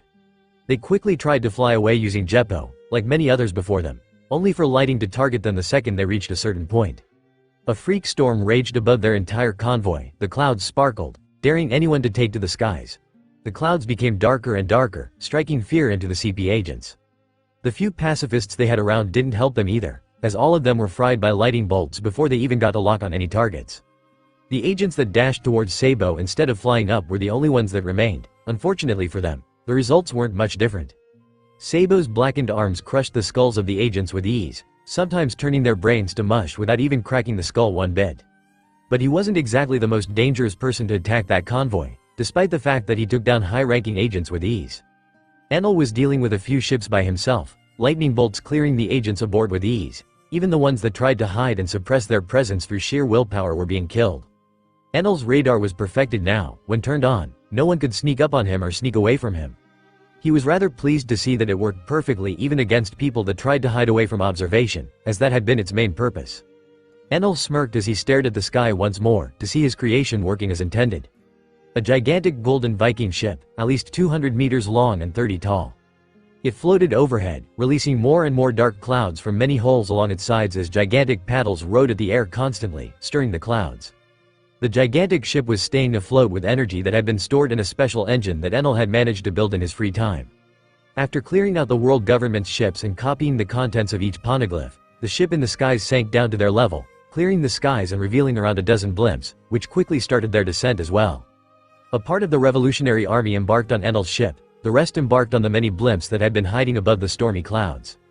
The Revolutionary Army moved swiftly, steamrolling through each and every convoy they had information on. Enal was leading a part of the mission with his flying ship, and Dragon was leading another group with yet another set of blimps. Their attack was quick, going from convoy to convoy in a set route. They were to meet in the middle, after which the copies of the poneglyphs would be stored in Enal's ship. Attacking from the air was not something many of them were accustomed to, but they were still trained in doing so. Most of their operations were usually covert, so they wouldn't use such a strategy under normal circumstances. Most of the blimps were provided by Morgans through his underworld connections. After forming a pact with Enal, Morgans started aiding the Revolutionary Army directly as well, with both information and supplies. Now they were in the same boat. Morgans likely saw the support he gave them as an investment of sorts. He had somewhat figured they were with Enal after receiving their help in the underworld when trying to turn everyone against the world government. Now, the combined efforts of Enal, the revolutionaries and Morgans were proving to be a bit too much for the slightly unprepared world government. The losses the government suffered were great, with many agents dying at the hands of the revolutionaries. Some lives were also lost on the Dragon's side, but Enal's group was lucky to be led by, well, Enal. He was basically made for such situations. He had minimized the casualties on both sides of the war at Marineford. Taking care of a few revolutionaries was too easy for him. Enal's lightning controlled the battlefield, as his observation had already spread out everywhere. The storm clouds above fried every agent even close to killing a revolutionary soldier alive. The soldiers were obviously motivated by that, leading to them charging in and tearing apart the CP agents ferociously. After attacking all of the convoys on their path, Enal's group quickly headed for the meeting point, where they waited a few more hours and rested. Dragon's group was also in high spirits. Sure, they had taken some damage along the way, and one or two of their blimps were missing. But such sacrifices were to be expected. Apparently, Dragon's group had run into a lot of pacifistas, much more than Enal's group, which made things a lot more difficult. But Dragon was strong enough to take care of things at the end of the day. Rather, their casualties were extremely low thanks to the lack of numbers on the government's part. The Revolutionary Army was able to carry out its plan perfectly, but the rest of the world was suffering greatly. Pacifistas were ushered out to deal with the disturbance in Sabaody, leading to plenty of civilian deaths as the protest turned violent when an unidentified man shot at a Marine. That situation was being replicated in many parts of the world, pacifistas only being sent out to deal with conflicts near the borders of the Holy Land. The rest of the world had to deal with casualties of both soldiers, police and civilians. All of them were left to fight for their lives. The chaos that overtook the big cities led to many deaths worldwide, but the world government didn't care about that. They were still looking for a distraction for the rest of the world, something to get everyone's minds off of everything, and more importantly, looking for any clues on the location of Baltigo. After a bit of deliberation, the elders now assumed that Baltigo was likely also Enel's base, as they were working together and the elders had no evidence pointing to anything else. The only silver lining for them was that they now had a trail to follow. All of the convoys that were attacked in order gave them a clear line to where the revolutionaries were to meet up on the map. So all they had to do was follow the trail. But they weren't the only ones looking for Enel and his whereabouts. How does one find a single man in such a large world? King's eyes gazed at the sea, as he sat on a ship full of beast pirates, hunting down one person. He and Queen had split up to search for him, despite the fact that neither of them was fully confident in taking on Enel. At that point, he was mostly going around blindly, hoping to catch a glimpse of any flying golden ship in the sky. But it wasn't in Italy. He followed any trail he could, but he simply had no inkling as to where Enel was supposed to be. Then something strange happened. The world seemed to tremble around him and his ship, as he looked at the sea around him in confusion. Is some large sea king emerging or something? The entire situation felt like a seaquake. It was as if the seas were abruptly choosing a path for him. Then, the sea in front of their ship seemed to abruptly shift, angling itself upwards as King swore and commanded the ship to move forwards. I don't know where this is going, but our best choice right now is to go forward. I can always fly away if I need to. And so, King and his crew started ascending towards the clouds. Enel's ship cut through the clouds, as he sat on his golden throne, legs crossed and a book in front of his face. Sabo and Ivankov were currently busy partying with the rest of the revolutionaries abroad. Their mission had been a complete success, and now they were heading back to base. Enel ensured they weren't being followed, turning on his radar every 30 minutes and scanning the area as far as his observation hockey allowed. Thanks to that, Enel was confident no one was following his vessel, which was good, as he was designated as the first ship to return to Baltigo, of which he was given a piece of Larthi's Vivre card in order to navigate properly.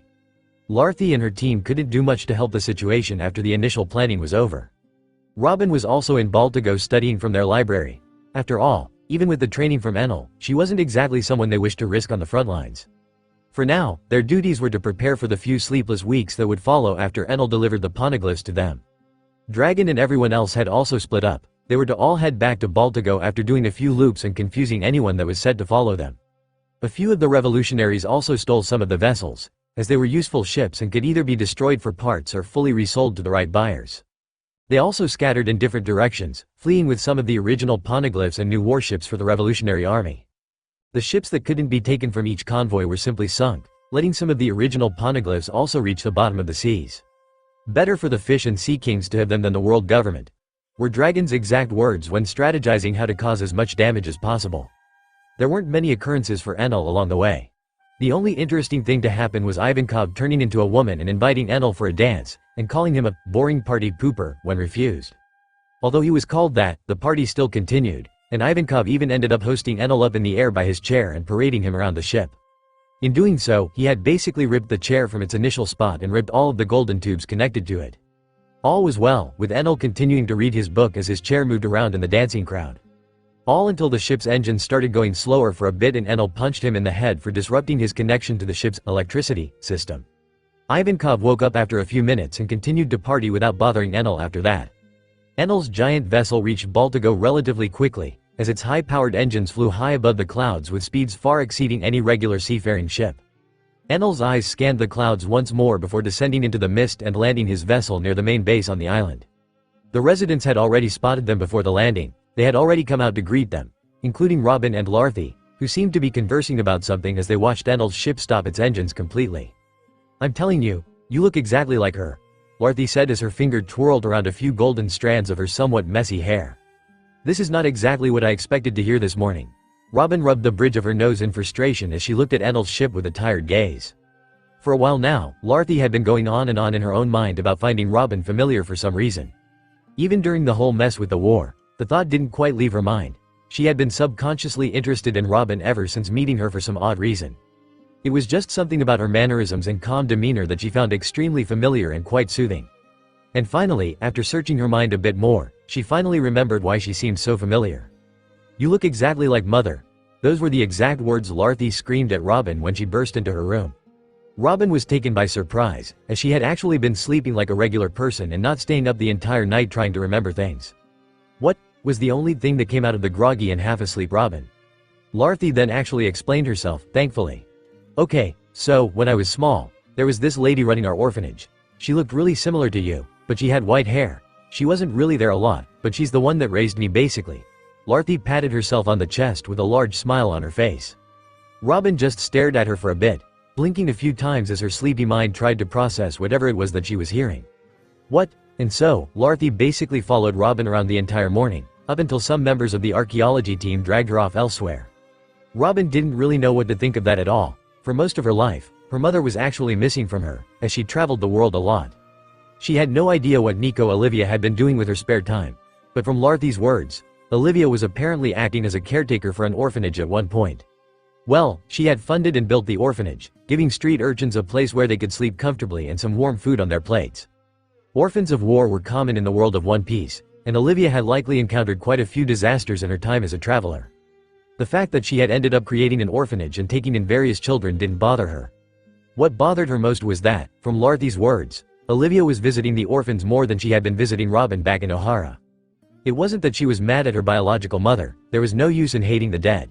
But Robin didn't quite like thinking about it either. She also didn't want to subconsciously start directing her displeasure in that matter towards Luffy. She didn't feel the need to be jealous outright, she also didn't want to hate Luffy because of it. The woman had been nothing but friendly to her during her time with the revolutionaries. Still, she felt a bit off when learning about that. An emotion that Enel of all people managed to pick up on rather quickly. She's a bit moppier than usual. Having spent so much time with Robin, he could somewhat pick up on her emotions and he could tell that she was in a relatively bad mood. Luffy was a bit less receptive in that sense, as she was acting like her usual friendly self, only finding the fact that Robin looked like her mother to be extremely interesting more so than anything else. Enel let the revolutionaries unload everything from the ship, as he walked up to Robin and Luffy with a small smile on his face. Now, what have the two of you been up to? Enel's head tilted slightly, his earlobes dangling a bit as he directed a comforting gaze towards Robin. Robin noticed that her face mustering up a strained smile as he looked over at Luffy with a quizzical look. But Luffy seemed to have no clue that that subtle interaction was even happening, as she just responded to Enel's question. Our team has been preparing for your arrival. We are hoping for good news, obviously. Enel simply smiled at her, reminding himself that most bookworms weren't socially apt as well. He simply tapped Robin's shoulder and leaned down quite a bit, whispering to her ear. We'll talk a bit later, okay? Robin simply nodded to that, before shaking her head and recovering her stoic exterior.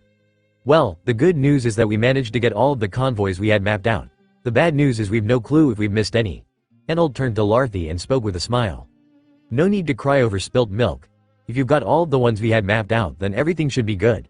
I can't wait to get my hands on them. Luffy clapped her hands together as the team behind her seemed to groan in frustration. Enel looked at them for a bit before smirking a bit. Hey, guff work to do now. Sucks to be them, I ain't helping. Now then, let's all get to work, shall we? Enel also clapped his hands, gaining more groans from the archaeology team except for Luffy, who basically ran to the ship to look at the copied poneglyphs, unable to contain her excitement. While that was happening, unbeknownst to everyone, a large decision was made at the table of the 5 elders. So you want us to start another war? Akainu smashed his fist on the table as he glared at the 5 elders with rage. HMPH, you have no right to argue after losing so pathetically in the last one of the elders said as he glared at the fleet admiral without any speck of fear. This is far too soon. The Marines have barely had a few months to recover. We don't care. You saw the news, Akainu. The world is twisting and turning because of that stupid newspaper. Akainu simply clenched his teeth, the anger in his gaze rising when hearing about the newspaper as well. Don't you dare protest any further, Sakazuki. We haven't forgotten about your failure to act upon a buster call a few weeks back. One of the elders narrowed his eyes at Akainu as he said that, making the fleet admiral meet his gaze defiantly. I already said that it was a technical issue, Akainu said, almost in a growl. HMPH, as if anyone would believe that. I don't care who you do it with, but I want you to start a war, and now. Attack a Yonko territory for all I care. Throw as many lives into it as possible. The bigger the loss of life, the more impactful a news story it will be. Akainu at that point could only grit his teeth even more, to the point where his gums were bleeding slightly. As you wish, Akainu said as he strolled out and slammed the door behind him. These fuckers have no care in the world, do they? Akainu slammed his fist into a nearby wall, cracking it as his anger skyrocketed again. He managed to calm down when seeing Aokiji, who was looking at him with a serious gaze as well. You heard it. We need to start a war now, Akainu said as he crossed his arms and huffed some steam from his nose. It seems they just want a distraction. Maybe if we are able to find something big enough to distract the public we'd be fine, Aokiji said as he put his hands in his pockets and started walking alongside Akainu. No, they specifically asked for war. The fuckers, they want some loss of life, a huge tragedy. so that they can sweep everything they did under the rug, Akainu said as he finally reached his office. They want a war, right? Akainu finally calmed down completely when he sat down on his chair. Aokiji in front of him just gave him a cryptic look, before nodding his head once. Akainu's lips parted into a wide smile, as his eyes blazed with volcanic rage once more. Well, let's give them war. Enel collected his new golden ship into a pair of both gauntlets and a pair of golden sabbatons for his feet. The revolutionaries had given him a lot of gold for that operation. It was a payment of sorts for the help he gave them. Enel didn't bother to decline, as he saw nothing bad with having more resources to work with. He also had plenty of thundercloud dials in both his staff, sabbatons and gauntlets. Storing them was still just as easy.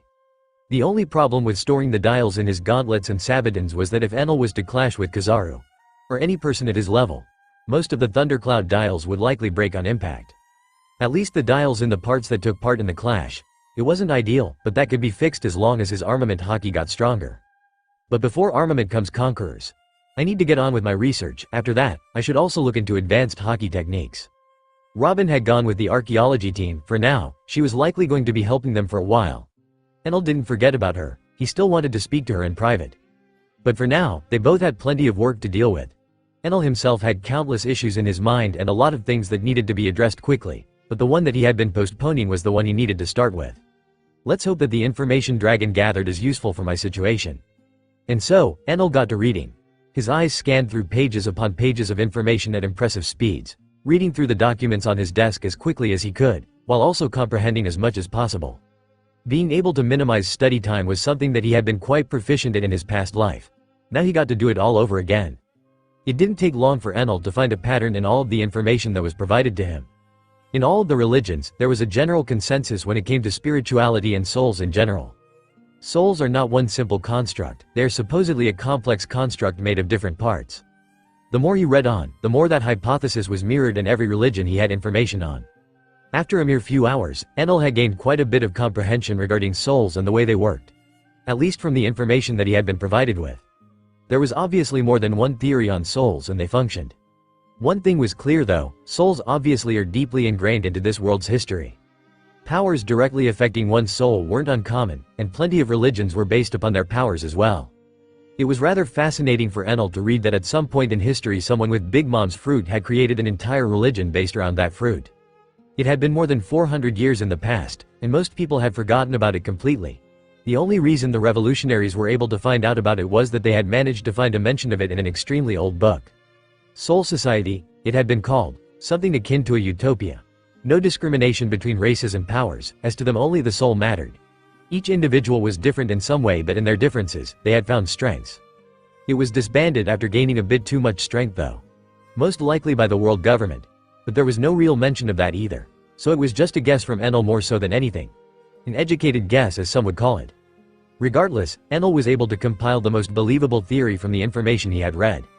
Souls were specifically made out of 3 parts. The first part was the mind. It dictated one's own reasoning. The second part was the emotion, the spiritedness, often associated with bursts of rage or differing emotions. The third and final part was the desire, the appetite, rather self-explanatory, making up one's own desires. After compiling that information, Enel couldn't help but blink a few times, as he somewhat remembered the explanation. He continued to read it over quite a few times before he finally remembered where he remembered it from. It's the Platonic soul.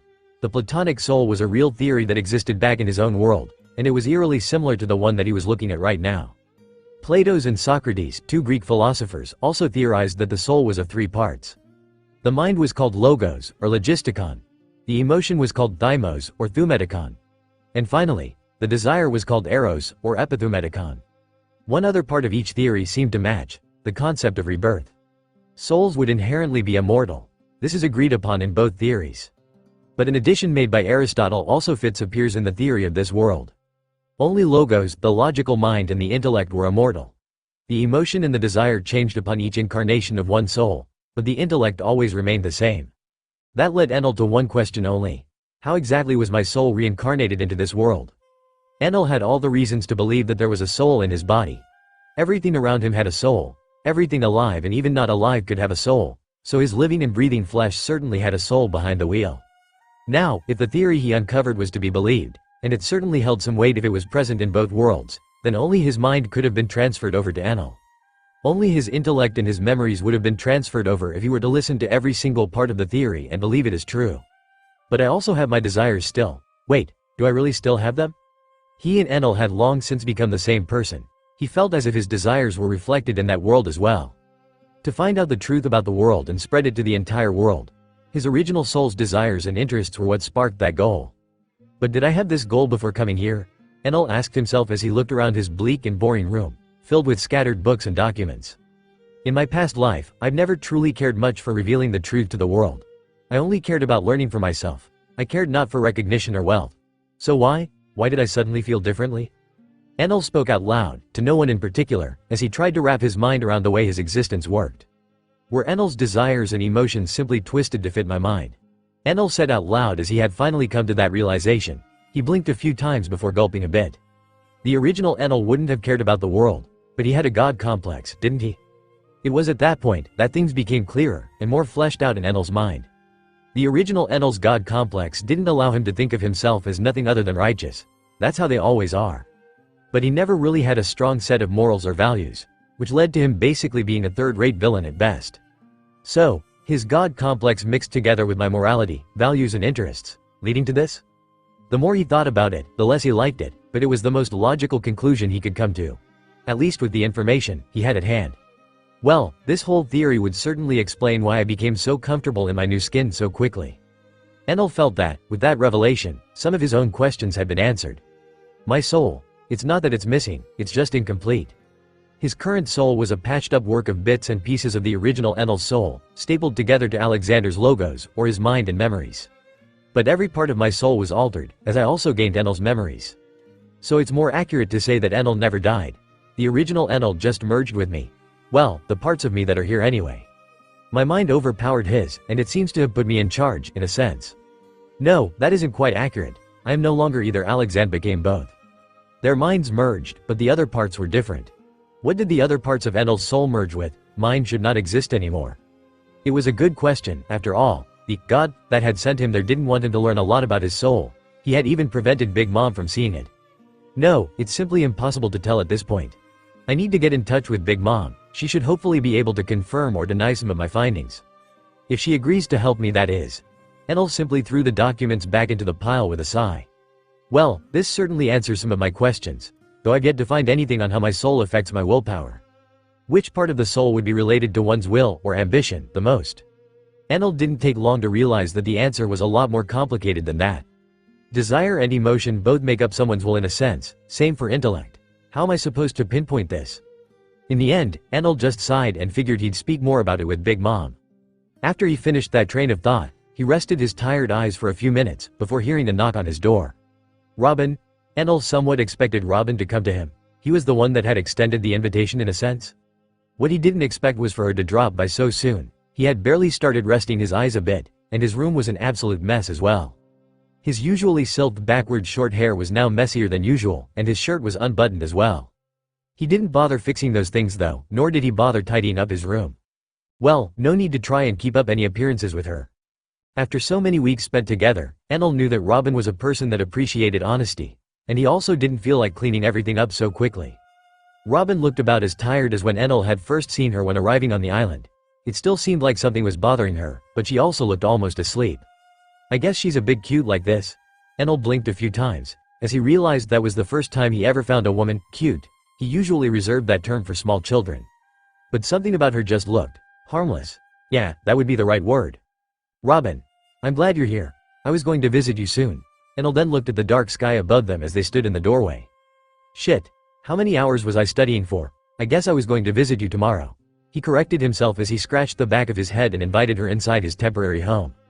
Thanks, Robin said as she entered Enel's room and sat on his bed, ignoring the countless books and documents that littered the floor. Enel sat down, pulling his chair in front of her and looking her in the eye for a bit. The two of them awkwardly sat in silence for a while, before Enel finally spoke. So, are you going to talk about what's happened? Are the revolutionaries not treating you right? Enel asked as he tilted his head. I may be good at picking up social cues, but that doesn't mean I am great at comforting people. Guess I'll just have to wing it. It's nothing. I'm just being stupid. Maybe a bit childish even. I didn't think I was capable of that anymore. Robin shook her head, seemingly ashamed to even tell Enel what had happened. But it was clear that something was on her mind, and that she wanted someone to talk about it too. Otherwise, she wouldn't be here, now would she? But how exactly could Enel go about getting her to open up to him? You know, I've always looked at the world from a neutral stance. I've always been afraid to show my hand, in fear that the world would take advantage of that. So, he decided to open up a bit about himself. Whether it was studying, fighting, or archaeology, I've always succeeded in every field. But I've yet to actually ever feel fulfilled by any of my discoveries. My curious nature always prompts me to go forward, to try and uncover more, ignoring dangers, and ignoring my own health at times. Enel crossed his legs as he started thinking more about his past, the way he had acted in his previous life.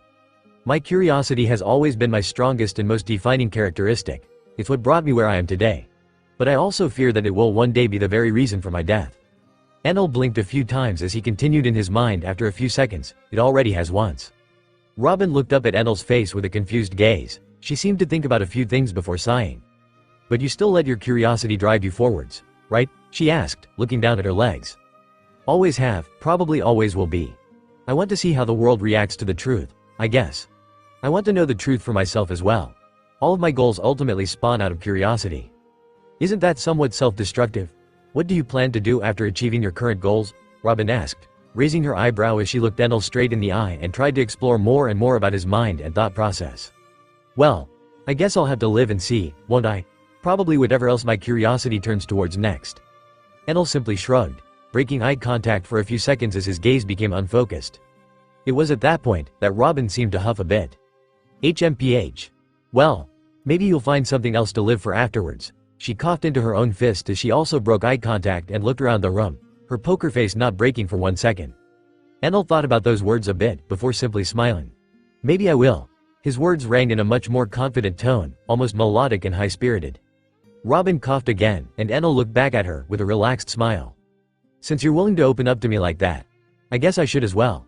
Robin's words made Enel even happier, but she seemed to suddenly become fidgety, for some reason, rubbing her shoulder while breaking eye contact and looking at the ground. Well, I learned recently that Luffy was technically raised by my biological mother, while I was being raised by my aunt and her family. Enel blinked a few times as he tried to remember details about Robin's childhood. Nothing was mentioned about Luffy in the show, and Nico Olivia's life and adventures are about just as well known.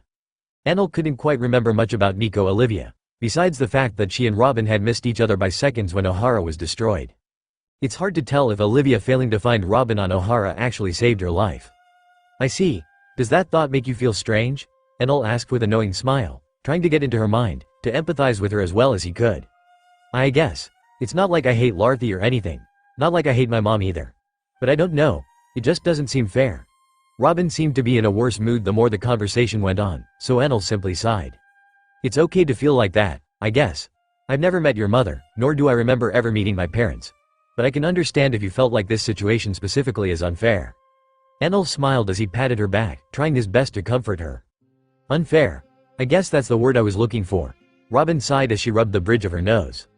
My mother, Nico Olivia, was a traveling archaeologist. You see, she didn't spend any time at home. She barely spent any time with me. So I found it unfair when I heard that she apparently had the time to raise an orphanage.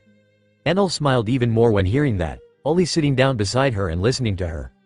Apparently, Luffy even learned a bit about poneglyphs from Olivia. She is apparently what sparked her interest in archaeology. Robin continued to speak more and more about her thoughts and her feelings. She found it unfair. She didn't want to hate her mother, nor did she want to hate Luffy, but she just wanted to complain. And Enel listened. He listened with a smile on his face, comforting her as best he could. Then, after a while, she felt liberated. The more she talked about it, the better she felt.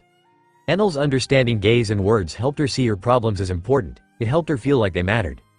In the end, before either of them even realized it, Enel's arm had stopped rubbing her back randomly, and just rested over her shoulder, pulling her to his chest into a hug of sorts.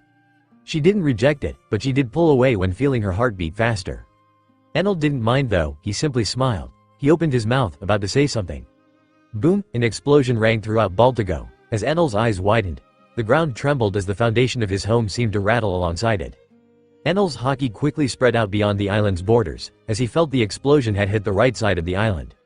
In the distance, he could feel a number of unrecognized ships popping up on his radar as he also started spreading electromagnetic waves around him. Shit! The second the explosions broke out, pandemonium spread through the island. But not for long. The revolutionaries were not your regular citizens. Every person on that island was prepared for such a thing to happen. They had specific protocols for everything.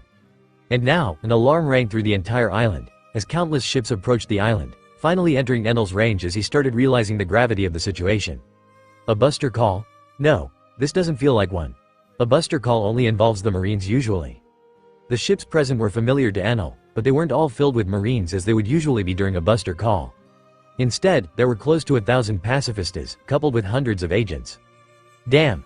Considering the number of pacifistas, they must have overworked Vegapunk to hell. And, the worst part by far, is frontliners. Presumably, every powerful figure in the Navy was present, including some powerful people that Enel couldn't recognize through the radar. One of them is slumped a bit and is using a sheathed sword as a walking stick, and the other one is standing tall and wearing a pair of sunglasses of some kind. It's hard to tell for the second one, but the first one is certainly Fujitora. Did they get recruited this soon? Enel was annoyed by that. He had planned to extend an invitation towards Fujitora himself at some point. He knew that the admiral didn't have much respect for the world government, so he could likely be persuaded to work against it with enough work. The other new admiral, Ryokugyu, wasn't as interesting to Enel. He was a zealous believer in the world government, and it was likely impossible to persuade him of anything, even with actual proof. Well, no use crying over spilt milk. He would have been useful, but I don't care either way.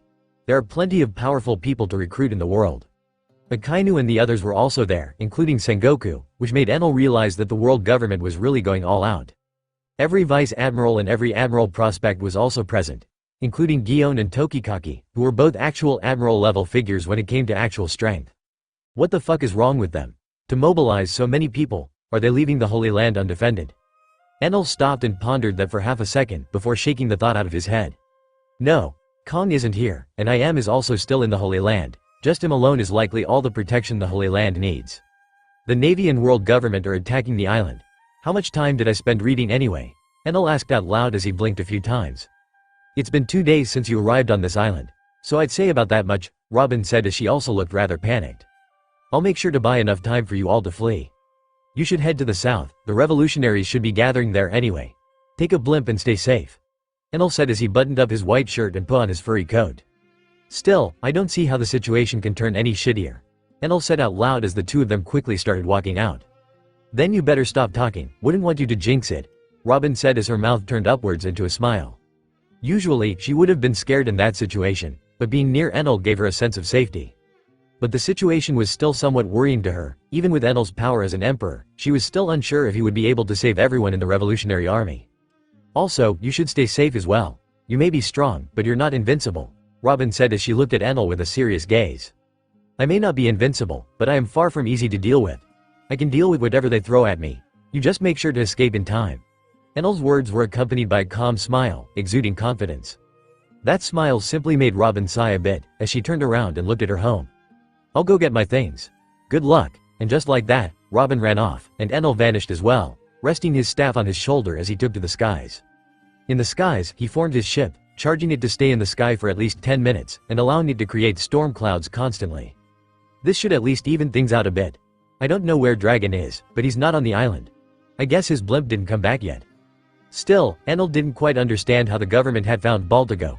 It had gone under the radar for many years already. Did they follow one of the blimps that came in after me? Enel pondered as he flew in front of the enemy ships, greeting them with a smile. Enel tapped the sea with his staff, spreading electricity across the entire sea around him, and raising a giant wave, blocking all of the cannonballs and giving the revolutionaries on the island some breathing space. I wonder how they plan on fighting me. The wave continued further, before being blasted apart by a barrage of lasers from the pacifistas. Figures. But what can they do about this? Enel then manipulated the water near the ship, circling around to the depths, and forming a giant whirlpool right underneath two of the ships. 200 pacifistas were sunk just like that, and Enel narrowed his eyes as his opponents acted in the way he had expected them to. The water instantly turned to ice, and he didn't bother to melt it, so now he landed on the edge there, standing in between the world government and Baltigo. I don't really like harming Marines, but all I need to do is buy enough time. Enel narrowed his eyes as his opponents all started disembarking, stepping on the ice with confidence. Hundreds of pacifistas formed a line right at the front, leading the charge as the Marines stood behind and looked at Enel with wariness. Why the hell is he here? Akainu thought to himself as he crossed his arms and huffed a bit of steam. Akainu had planned to carry out an attack somewhere else, to stage a war with the Big Mom pirates, who were somewhat weaker than the other Yonkos still around. But just as he was about to look into ways to start the war publicly, he and his forces were forced to move. Everyone was pushed to act and attack Baltigo, as a top agent of the cipher Pol had managed to locate it. Akainu accepted in the end, as he figured the revolutionaries would be easier to fight than an emperor of the sea. Enel's appearance wasn't something he expected. It was the same for Sengoku and Aokiji, who were worried about something else as well. If Enel is here, doesn't that mean Garp is around as well? Thankfully for them, Garp was somewhat busy elsewhere. After all, the world government wasn't the only one starting a war. After all, while Enel was preparing to face the navy and the forces of the world government, another person on the other side of the world was also gearing up for a war of sorts. It had been a few days since King had started wandering around the Sea of Clouds. His ship had seen better days, and many of his men had lost their lives already. But it all felt worth it when he saw it in the distance, the gates of heaven. This civilization in the clouds? He could easily recognize man-made structures. He didn't get close to the gate, merely observing it from the distance. This could be a strategic position to conquer. I need to quickly inform Kaido of this. And so, King quickly called his captain, telling him of his findings. An island 7 kilometers into the sky? Kaido asked as he drank from a barrel of sake. Indeed, I've not ventured too far into it yet, but I can see things clearly from a distance by flying up a bit more. King said as he flapped his wings and stared at the islands in the distance. In that case, you should take it. We can make it a temporary base, should be pretty well hidden. Queen is nearby, right? Queen should be on the seas below.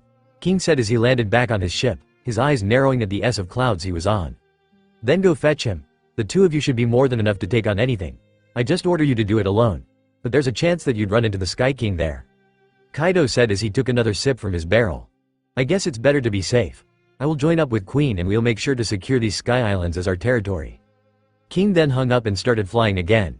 It shouldn't take me long. It seems that Queen has been following me for a while now. But on the lower seas, he probably noticed something strange and decided to track me by my Vivre card. And just like that, the tables were set for war to be fought on two fronts. The first battle to start was on Enel's side. I need to cut down on their numbers so that I can concentrate on the people that are actually dangerous.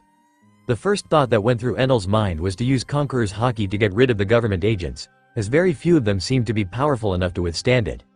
But Sengoku would be expecting me to start like that, so he should be ready to clash with me. I don't think I'd win a clash, but even if I did, it would just be wasted energy. In the end, Enel decided that using his devil fruit would give him better chances when it came to getting rid of as much cannon fodder as possible. And so, he smirked and brought his hand down. Mamaragan, Heavy Thunder. The fight started with a bang, as Enel's words rang out at the same time as the clouds started moving. The black clouds that covered the sky roared in anger, and countless lightning bolts rained down onto the ships. The lightning swiftly targeted all of the pacifistas and government agents, but the navy was prepared. Yasukani no Magatama. Kizaru reacted the fastest, hundreds of light beams meeting head-on with the heavy thunder as their clashes filled the dark skies with explosions. Enel smiled a bit. He had started his attack a second earlier than Kizaru, so he had already taken down around 100 government agents and just as many pacifistas. The frozen sea that Aokiji had created was littered with holes now, cracking even more as Aokiji rushed to freeze it all over again. Now, Enel was satisfied with the results of that first clash, but it was far from good enough. There were still hundreds of agents and pacifistas left. The problem was that he wouldn't be able to replicate that attack for a few minutes, as the clouds were blown away by the explosions. Such a grand occasion, to have the best of the navy gathered here. Enel smiled as he paid no mind to the agents and pacifistas. Akainu simply grunted. Don't think you'll be able to weasel your way out of this one. You may be able to flee at any moment, but would you leave your allies behind like that? HMPH, I wouldn't be surprised, considering your track record, Sengoku said as some veins appeared on his forehead. I guess they're pretty serious about this. Either that or he's simply putting up a show for the world government. Enel sighed as he realized that his friendship with the navy wouldn't allow him to get a free pass for the revolutionary army in that situation. Akainu probably hopes to be able to restore the influence that the navy had previously with this war. Unfortunately, I can't allow the world government to win. I understand that fleeing isn't really an option in my case, Enel said as he blinked a few times, then a large smile rose to his lips. But do you think all of you will be able to defeat me? Enel smiled as the black clouds covered the skies once more. Sengoku looked up, raising an eyebrow as he had seen Kizaru's explosions blow them away already. Don't get cocky, you brat, Sengoku shouted as he jumped forward in front of the other marines and grew in size. He quickly turned into a golden giant. His palm pointed to the sky as he released a massive shockwave and broke apart a large section of the clouds. Enel simply scoffed and discharged all the clouds at the same time. Kumo no Hoden. Cloud discharge. Enel had long since started creating more and more moves using his powers. It wasn't that difficult, as his fruit granted him an insane amount of diversity and possibilities. And just like that, all of the clouds around them started releasing powerful lightning bolts onto the crowd of pacifistas and CP agents. Many of the pacifists were hit, fried or melted alive by the heat, though it was a stretch to call them alive. The agents weren't doing any better, falling by the dozens in the few seconds that the attack lasted. The attack ended quickly though, as the clouds calmed down rather quickly. Cloud Discharge was an extremely quick and powerful attack. It was basically a much quicker and concentrated version of Mamergan. But it could only take people by surprise once. Aramaki acted quickly, forming a massive dome of living wood, a massive construct sprouting from his palms that was large enough to cover them all, providing everyone with a huge roof to shield them against any future attacks from the skies. The dome did prevent Sengoku from further blowing away the clouds, but now they were somewhat protected. Well, the Marines were still rather safe. The lightning had somewhat avoided them all up to that point. Sengoku, as well as a few others, realized that Enel was likely not that willing to harm them. As much as I dislike doing this, we need to take advantage of the fact that he's not attacking us. Sengoku gritted his teeth as he gave Akainu a complicated look. The current fleet admiral noticed that, sighing as he knew what they needed to do. In the few seconds they had spent looking at the roof over their heads, Enel had already prepared the clouds for another strike, creating a whirlpool in the skies and letting more and more lightning rain down on their wooden shield. Aramaki scoffed when seeing that. A dirty criminal baring his fangs against the world government. The newly appointed admiral muttered under his breath hatefully. I guess even an emperor only counts for this much, the wooden admiral said boldly as he smiled a bit. Enel simply raised an eyebrow at the man. I guess he thinks he's a good counter to me. But unlike Luffy, he's got no way to resist the heat of my attacks. And just like that, Enel brought his hand down once more, starting yet another Mamergan right above the wooden dome. The dome quickly started trembling underneath those lightning blats. It held up exactly for 2 seconds before massive lighting pillars from the skies poked holes into it with ease. Kizaru was prepared this time though, quickly sending light beam after light beam to intercept the beams. Unfortunately for him, Enel's lighting was extremely destructive, and the lightning pillars managed to overwhelm his light this time, leading to many casualties on their side. Pacifistas exploding and CP agents scrambling to dodge attacks. Everything was looking like the scene from an apocalyptic movie. And that entire time Enel had yet to move from his position. Sengoku quickly rushed out of the dome and started pushing away the clouds again, the anger in his giant golden face rather easy to discern. We need to deal with Enel quickly. We won't get far by only defending, Akainu shouted as he also started running towards Enel. His arms turned into magma as he formed an obscenely large fist made completely out of melted rock. Daifunka. Major eruption. The magma fist barreled forwards, melting the ice in front of him as it approached Enel at impressive speeds. As the giant magma fist flew towards Enel, Akainu blasted himself to the side. Enel stood there, stone-faced. He raised his arm towards it without losing any of his calm. Thor. His palm turned into a huge lightning beam, which swallowed up the attack completely, at least for half a second. The ice underneath him shifted and covered his legs completely. Enel simply raised an eyebrow at that. Then, a yellow light flashed to his side, a large figure wearing a golden suit kicking toward him with a glowing leg. Enel merely scoffed, as he had already anticipated the attack. Kizaru's kick connected, Enel turning into lightning and letting it pass through him. One of his earlobes shot up, the golden earring turning into a spear point as it stabbed at Kizaru's head at lightning speed. Kizaru sweated a bit, his eyes widened as he managed to lean backwards, the blackened spear point breaking his sunglasses, shooting them off his head and cutting a bit into his forehead. It didn't do much damage, only a small cut, as Kizaru had managed to use armament haki in time. But Kizaru had lost his balance as he had been kicking already. Enel's staff came barreling towards him, jab sending him flying to the side. The Lightning Emperor then tapped the ice around him with his staff, breaking it as he took off flying, dodging yet another magma fist coming from his other side in the process. Enel pointed his staff towards Akainu, its tip splitting into dozens of threads as they all turned black and rushed to impale him. Akainu stopped, magma rose in front of him, blocking the tendrils momentarily. But the haki-clad tendrils seemed to start piercing through the magma wall, not bothered by the temperature at all. Akainu scoffed, but he didn't get to do much, as the tendrils reaching for him all collapsed. Gravito. Fujitora walked forwards, using his power to press Enel to the ice, and bringing him down from the skies, forcing him to retrieve the tendrils and reform his staff. Enel gritted his teeth as the pressure on his back mounted, the ice 100 meters around him cracking and fragmenting. Fujitora wasn't done though. While his enemy was suppressed, he quickly sent a flying slash towards him. The pacifistas had also finally managed to lock onto Enel, and all of their mouths opened up at the same time, sending hundreds of lasers in his direction. Enel finally got used to the pressure Fujitora was putting on him, only to see the barrage of attacks coming toward him. He instantly turned into a lightning bolt, the lasers passing through his body as he took to the skies once more. The clouds around were scattered everywhere, as Sengoku had taken it upon him to make sure Enel wouldn't be able to fight at full power. Enel had a foreboding feeling, so he quickly parted his body at his head, just as a bullet rang through it. In the distance, Enel could feel Tokikaki in the distance, holding a rifle pointed at him. Scoffing, he sent a lightning bolt towards him. The lightning bolt was simply intercepted by a flying slash, as Tokikaki didn't even flinch, only looking at Enel with narrowed eyes. Gion swiped her sword once more, sending another flying slash at him, which he easily dodged. Both Gion and Tokikaki were admiral-level figures, only slightly falling behind Fujitora and Aramaki. More and more vice admirals joined in, throwing flying sashes at the sky as Enel parted his body around them. The pacifistas were still locked onto him, sending flying lasers all across the sky and filling it with yellow explosions. Meanwhile, some government agents were trying to sneak toward Baltigo, suppressing their presence while doing so. But Enel had already felt them on his radar. There was no escaping him. He quickly flashed towards them, appearing in front of them in the blink of an eye and striking one of them with his staff and sending him into his partners, injuring 5 of them in the process. The pacifistas also had their view of him obscured, so they were unable to shoot him. His body was then forced to bend around yet another hockey-clad bullet from Tokikaki. The admiral-level sniper had no issue with shooting between the small gaps among the numerous CP agents in front of Enel. Enel then twisted in the air, his staff blocking Kizaru's kick, as the light admiral had followed him, keeping up with his speed perfectly. "This isn't looking all that great for me." Enel continued blocking kick after kick from Kizaru with his staff, sometimes bending his body with Kami-e to avoid a stray bullet from Tokikaki, but otherwise undisturbed by the hundreds of pacifists still waiting to lock onto him. "We need to deal with him quickly if we actually want this invasion to succeed," Akainu said as he raised his arm, signaling all of the CP agents to advance. The agents quickly also ordered the pacifistas to do the same, realizing that the Marines would likely hold back the Sky King. Enel noticed their movements though, his perception already spread out throughout the whole battlefield and his radar active at all times. The Sky King raised both of his arms in the air, shocking Kizaru as he turned his staff into a pair of white gauntlets.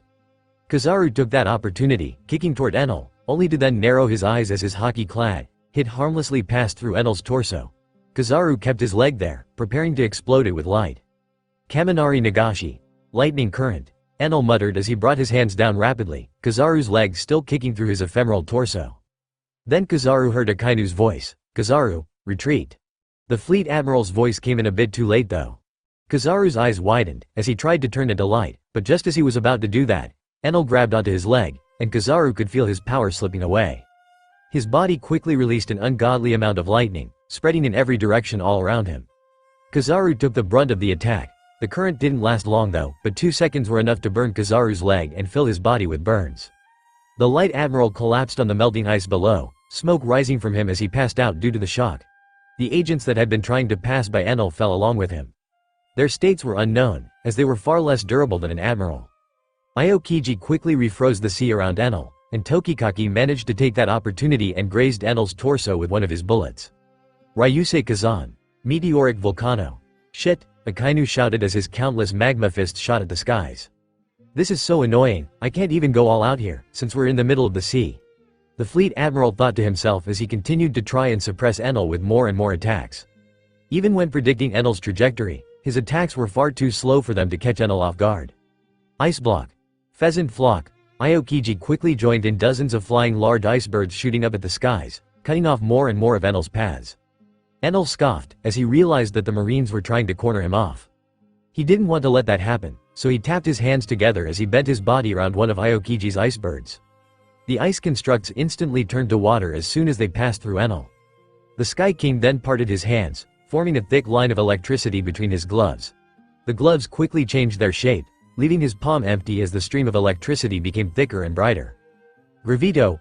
Enel felt the pressure upon him, much stronger this time, as Fujitora stood in front of him floating on a large piece of ice.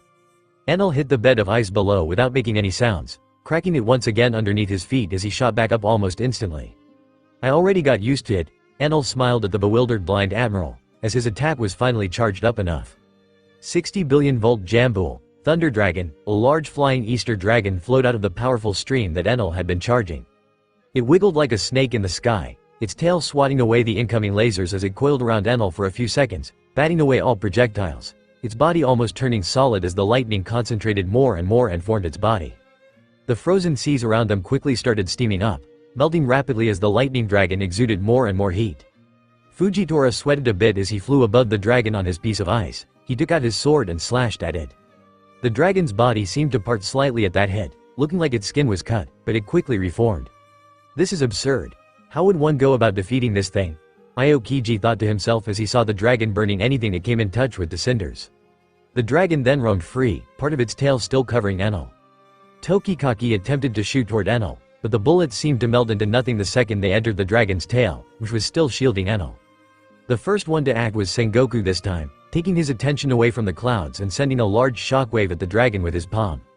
The shockwave managed to stop the dragon in its path, making Enel narrow his eyes a bit.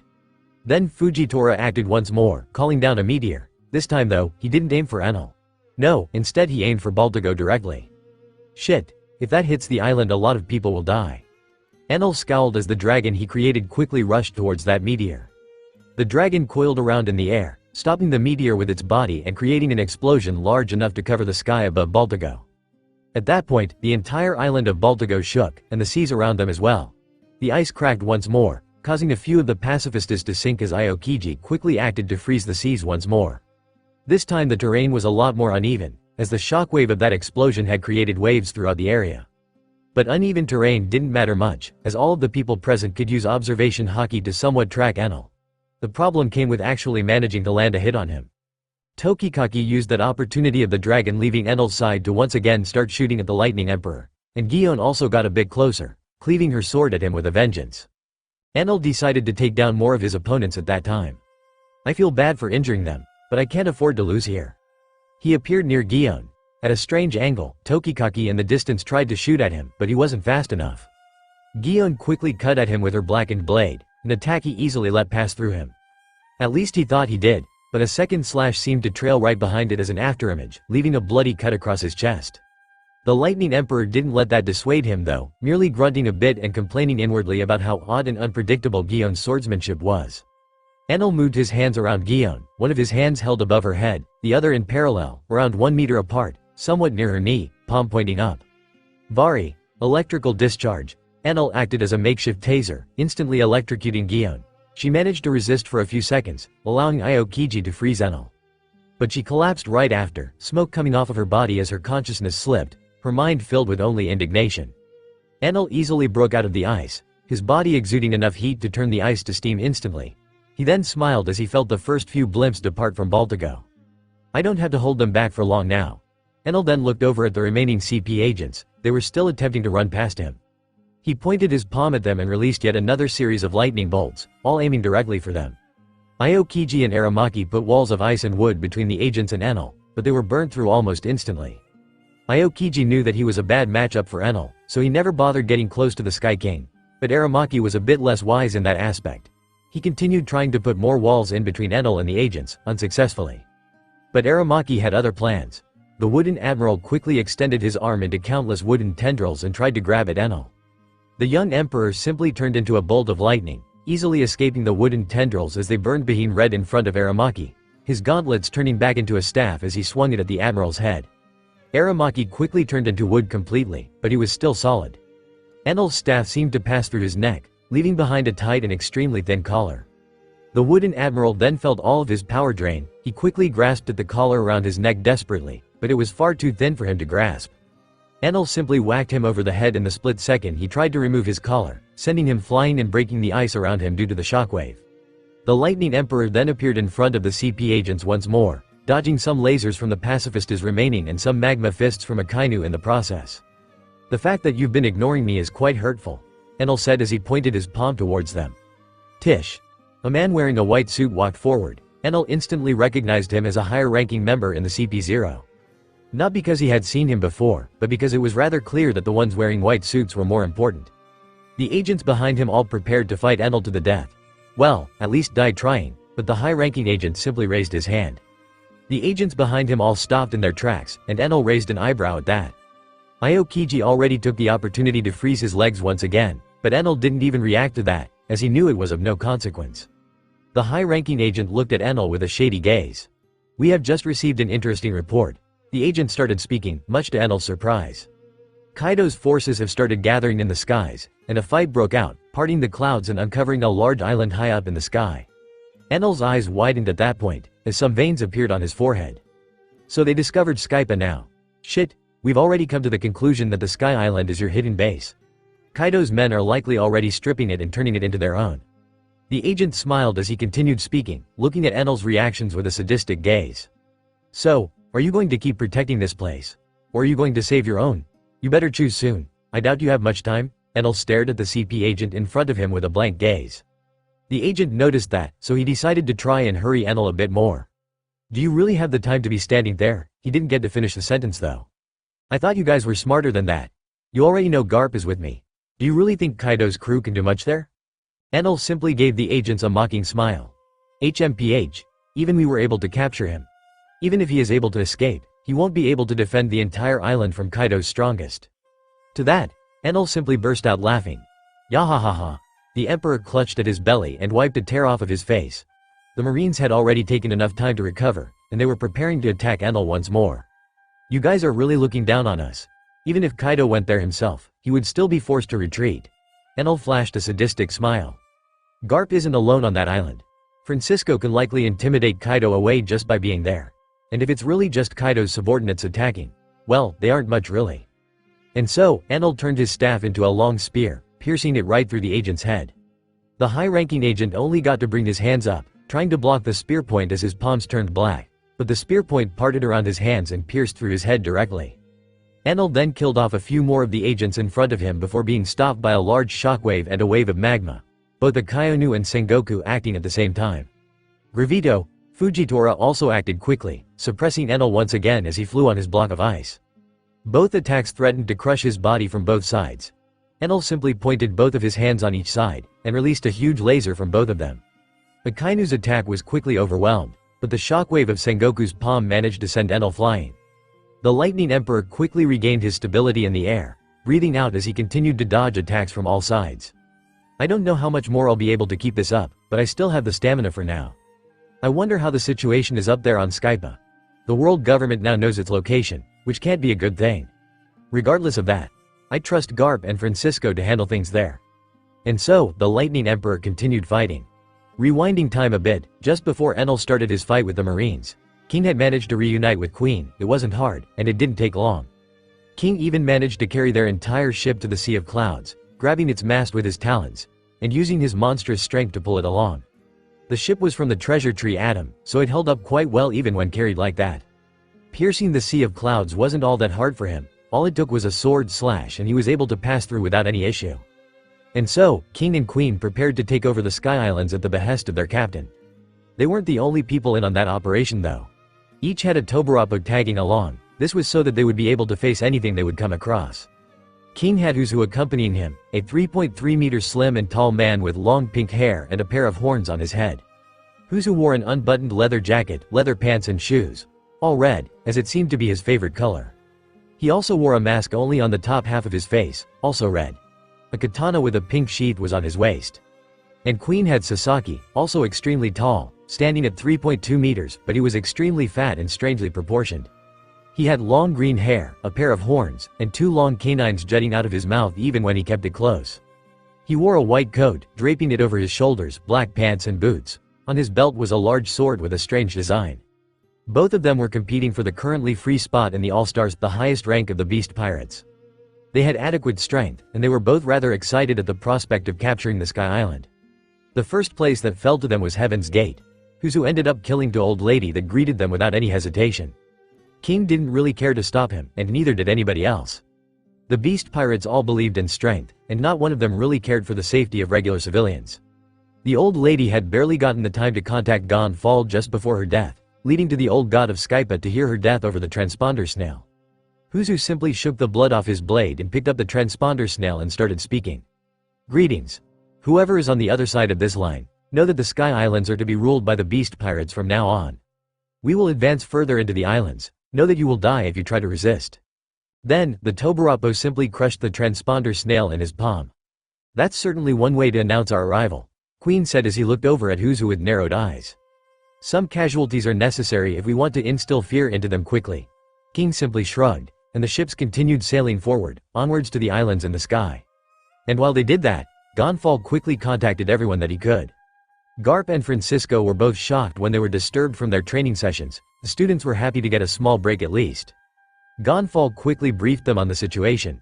Garp wasn't bothered all that much, and Francisco simply frowned when hearing that they had killed an old lady randomly. "Did you already call Enal?" Garp asked as he rubbed his chin a bit.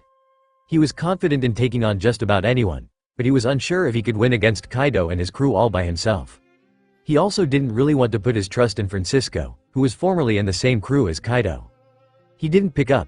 "I don't know what is happening on his side," Gonfall said as he rubbed his eyebrows in frustration. "Bah, he's probably sleeping, shoved that staff of his so far up his ass that he can no longer hear us." Garp scoffed a bit, crossing his arms and looking to the side, looking at Francisco for a bit. The two of them had broken out of prison together. Garp was okay with him back then, because he felt that Francisco had already given up on a life of piracy. But after getting accepted by Enal, Francisco started training his body once more, bringing it into decent shape quite quickly with a rigorous diet and exercise routine. At that point, it was clear to Garp that, even after all those decades of torture, the pirate inside Francisco was still alive and well. This led to Garp not really trusting the old man, as he remembered just how much trouble he and Rox had given him in the past. But at that point, with a war knocking on his door, he needed all the help possible.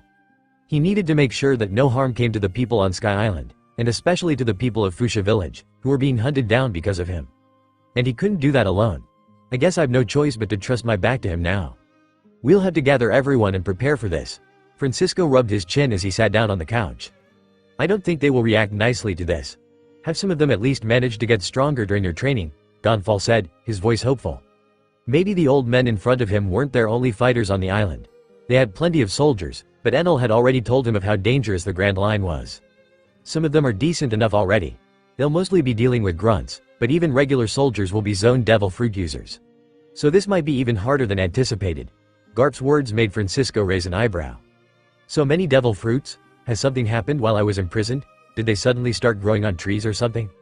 Did you miss the part where Ino's army and the smile fruits?" He didn't go in much detail. "Basically their fruits aren't real," Gonfall said as he raised an eyebrow at Francisco.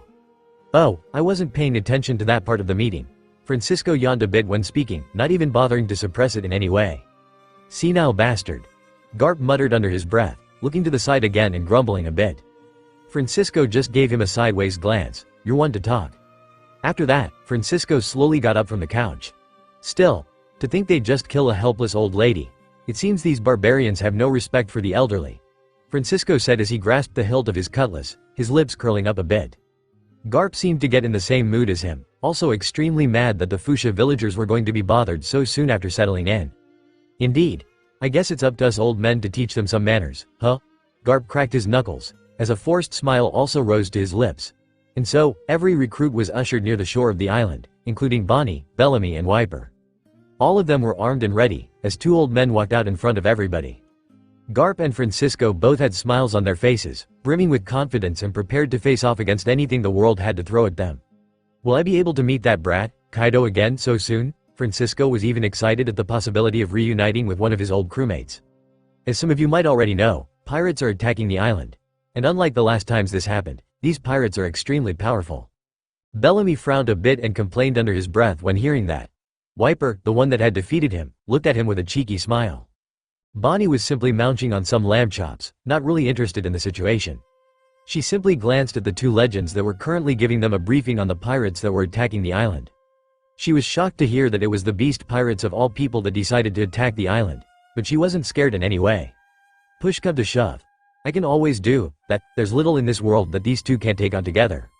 Remember, the beast pirates are cruel, they only care about power, and like most pirates, they won't hesitate to kill you either.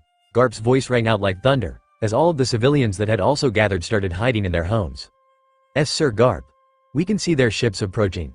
One Shandian warrior flew in on a pair of shooters, air-dreading rollerblades basically, and gave Garp and Francisco more information on their enemy's position. Indeed. They're almost here already, Francisco said as he turned his back to the crowd and sighed a bit. "I guess that dragon brat isn't with them. Don't know if this complicates things or not." The legendary old pirate spoke with a bit of sadness in his voice. "Hey, you and your abnormal observation range. That was always annoying to deal with. Good thing you were never good with aiming for long distances," Garp said as he also turned around. Not good? I beg your pardon, you old dog? Francisco rolled up his sleeve, revealing the metallic gauntlet on his arm as he took out his cutlass, a regular-looking blade, but upon closer inspection was also extremely blunt. It was the blade Francisco used in training, and it seemed he was peppered to use it right away. Easy now, old ladies. Stop bickering and don't start fighting each other for no reason, Bonnie said with a sneer. But she still noticed that the antics of the two old men managed to relax some of the island soldiers, which was an extremely good thing. Shut it, you old hag, Garp shouted, crossing his arms and huffing a bit, causing some veins to appear on Bonnie's forehead. She was about to start yet another shouting match with the irritating person that Enal had left her with, but Francisco interrupted her. I don't direct my blade towards allies. I shall prove my superior marksmanship this very moment. The old pirate gripped the blunt cutlass tighter, assisted by the mechanical glove he was wearing. Bah! Good luck. Also, don't call this shit marksmanship. You ain't even using a proper weapon, Garp said as he took out a packet of rice crackers and sat down on the sand. By now, the two gigantic pirate ships could be seen in the distance. Small dots, barely noticeable, they were sailing side by side, going at the exact same speed. Francisco simply scoffed, bringing his blunt cutlass above his head, while putting his other arm in front, seemingly aiming for a few seconds. I bet you'll miss by a few nautical miles. Also, why are you pretending to aim with your eyes? You don't have any, Garp said as he huffed a bit. Shut it. A master marksman is concentrating. Francisco silenced him, his blade pointing at the sky still. Garp was about to comment about Francisco using a sword and calling himself a marksman, but he didn't get to, as Francisco finally brought his arm down. With a heave, a powerful and gigantic flying slash rushed forwards. The mere shockwave of that sword strike shook the trees nearby and made most of the students present take a step back. The flying slash parted the sea of clouds, creating a gorge so long that it spanned over 10 kilometers. The ships seemed to be blasted to a side, forced to part with one another as the flying slash went right between them, almost flipping them over in the process. The seas rumbled and the skies cried, as Francisco's slash only stopped after passing by the two ships. Bawahahaha. You fucking missed, great marksman my ass. Garp immediately started laughing and mocking Francisco relentlessly. Bah, I didn't miss anything. I was merely intimidating them. Francisco simply crossed his arms, sheathing his cutlass with his head held up high. Behind the two old men, not one person dared to say anything even close to mocking. The sea of clouds was still slowly reforming in front of them, trying to heal from Francisco's powerful attack. The clouds were pushed to the side all around them. It was a miracle that they weren't sent flying backwards by the shockwave, but that was just their training showing its usefulness. To think he was that strong. Both Bellamy and Wiper had their backs filled with cold sweat. As expected of a legendary pirate, I guess. Bonnie was less impressed. She could tell the old man hadn't even gone seriously on that slash. Garp, behind all the mocking and joking, was also looking at Francisco with a skeptical gaze. To think he recovered this much strength, still, compared to back then. Garp looked at the recovering sea of clouds, and then at the boat swaying in the distance before sighting and getting up, leaving his rice crackers on the sand. Someone of his caliber in the past would have easily been able to slash those ships out of the sky with the flick of a wrist. It's either he's really degraded a lot, or he's not bothering to do so for some reason. Francisco must have noticed his skepticism, as he gave him a side glance and spoke in a voice only he could hear. I could have slashed them off the sea of clouds, but I think it's high time for some real-life practice for our recruits. Garp just responded with an understanding gaze, remembering that he had trained his recruits on the field a lot. Hunting pirates actively was a great exercise for quick growth. Still, to fight a Yonko crew for training. Quite unheard of, Garp said, cracking his knuckles once more. If this is truly the extent of the power that a Yonko crew can muster, then I must say that I am highly disappointed in this generation. Francisco scoffed as he remembered just what it meant to be called the strongest crew on the seas back in his day. He had heard about how the powers in the world had split in his absence. He even had enough knowledge to identify one of the attackers. That flying dinosaur floating ahead of the ships is likely King, Kaido's right-hand man. The mere thought of that filled Francisco with disappointment. This is considered the vice-captain of one of the strongest crews? Sufficient to say that he was quite pissed as well. I expected better from that little dragon.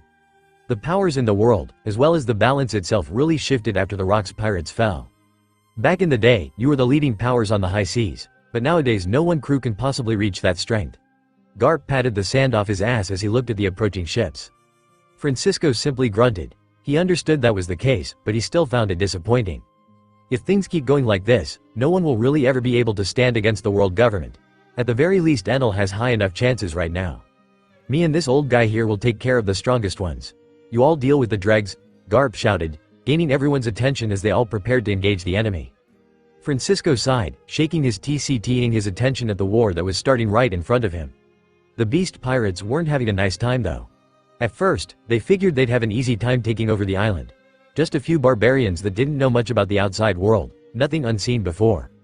But then the flying slash threatened to kill them all in one swift strike. The ones able to fly managed to dodge away in fear. King dodged calmly, but even he realized that their conquest wasn't going to be that easy. Huzu and Sasaki refused to flinch, but they both felt a bit of fear when seeing how close both of their ships were to falling to the seas below.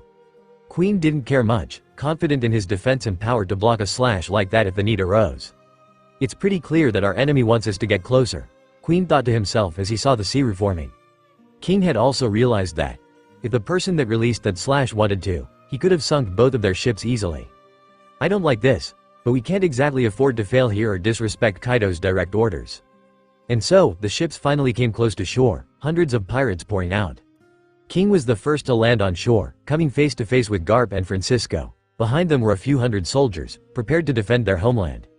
King sweated a bit when he recognized Garp, the worst situation materializing in front of him. I and Queen should be able to take him on. But, who's the blind old man standing by his side? King narrowed his eyes when seeing that the blind old man was holding a cutlass. It can't be. You're telling me that panic amongst our troops was caused by an old cripple? We have come here with direct orders for Lord Kaido. You can either surrender or suffer the consequences. King decided to continue with the war. Huzu and Sasaki should be able to take on that old guy. Or at least hold him back while we deal with Garp. Consequences? You think you've got the right to stroll in here and talk about consequences? Garp immediately dashed at King, starting the fight with a bang. King was forced to fly backwards, dodging Garp's renowned fist by a few centimeters as the shockwave sent him flying further. Beast pirates, attack! King's voice rang out, as he took out his sword, flames rising up all around him as he started engaging Garp by himself for a while. Queen quickly joined him, jumping into the fray just in time to receive one of Garp's patented fists of love, loveless this time though, so Queen was sent flying back onto his ship, destroying the deck entirely. Sky warriors, kill these cretins, Francisco quickly shouted as he sent a flying slash and cut towards one of the pirate ships. Huzu and Sasaki immediately roared and acted, realizing that the blind old man was likely the obstacle that the two of them needed to deal with. Sasaki turned into a dinosaur and rushed to impale him on his large horn, while Huzu rushed to the front of his ship and took out his blade, trying to block the old man's flying slash. Sasaki's attack was dodged with ease, the old man stepping on his horn and kicking off his head towards Huzu, who was still struggling against the previous flying slash. Huzu's eyes widened when he saw the old man appear near him, blunt cutlass raised towards him. He was forced to use Soru and disappear from there, leading to his ship being cut in half. Shit. The pirates quickly started heading for land, where they were faced with the Sky Warriors. Spring Death Knock. Bellamy struck the head of an insect-like enemy, making him skid backwards a bit. The beast pirate seemed otherwise uninjured, merely smiling and mocking Bellamy with his gaze. These people are weaklings. Kill them all, the pirate shouted, and just as he did, his head was cut off instantly by a flying blade. Hold them here. Not one of them is touching our people, Wiper, who had sent that Rankiaku, shouted to the rest of his men. And so, the war waged on. The fight raged on, with the Shandian warriors and Skyguards somehow holding on. Bellamy was hopping around the battlefield everywhere, distracting enemies and helping wherever he could. He, like many others, could barely do any damage to the beast pirates. Wiper and a few others could actually fight properly, but all of them could at least dodge around and block the beast pirates. Bonnie also was quite crucial for the Sky People's defense, as she simply strolled around the battlefield and finished all the pirates she could with a single touch, turning them either into babies or old men at random. In the end, the fight turned out to be a stalemate on their end, as some of the stronger beast pirates had haki, and could hold off Bonnie. Meanwhile, Wiper had yet to learn armament, so he was struggling against those that knew haki as well. Thankfully, Bellamy was doing a good job of distracting the beast pirates with his odd movements, but he still couldn't do much damage, and a single stray hit would have been enough to take him out. Wiper fought and fought hard at that, but he felt ashamed when seeing how weak he was, especially so when he encountered an odd bear-human hybrid with armament haki. Enal would have been able to kill them all instantly, and here I am struggling against a random and useless piece of shit. He was angry, he felt as if he was being left far behind. No, he had been left behind for a long time. Since the beginning, Enal was much stronger than he was, but he still had hopes that he would be able to catch up one day. The bear-human hybrid swiped its claws at Wiper, laughing all along as Wiper stepped backwards and shoved his burn bazooka down its throat. Shut up and burn. Without hesitating at all, he pulled the trigger, his bazooka releasing a gout of powerful flame right inside his enemy's mouth. The bear-human hybrid reeled back, grasping at its neck and face as they burned up badly. Wiper looked around him, seeing more and more of his people get injured by pirates. Slowly but surely, he became angrier and angrier.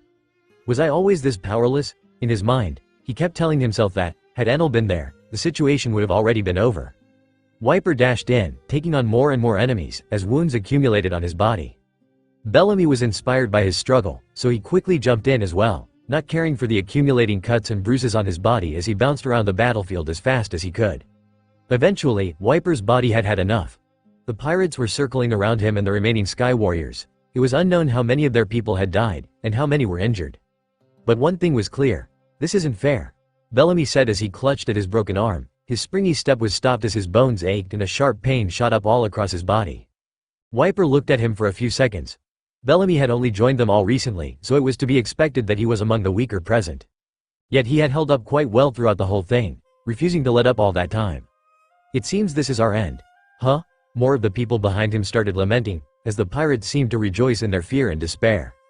Garp and Francisco both seemed too busy with their respective fights to assist them. Garp specifically was forced to dodge constant lasers from Queen, while sparring with King, batting away sword strikes and talon slashes. King used his whole body in the fight, refusing to give Garp even a moment of rest. Francisco was in a similar situation, Sasaki trying to hold him down while Uzu fought him with either finger guns or flying slashes. Wiper realized that they wouldn't be getting any help from them. Even worse, he found it pathetic that he even expected their help in the first place. If they aren't able to help us, then we must help ourselves. It was a strange feeling. From the depths of his soul, it was as if his fate had shifted completely. Beyond anyone's expectations, a wave of conquerors' haki washed over the entire battlefield, making everyone turn their heads toward the scene. Including Garp and Francisco, as well as their opponents.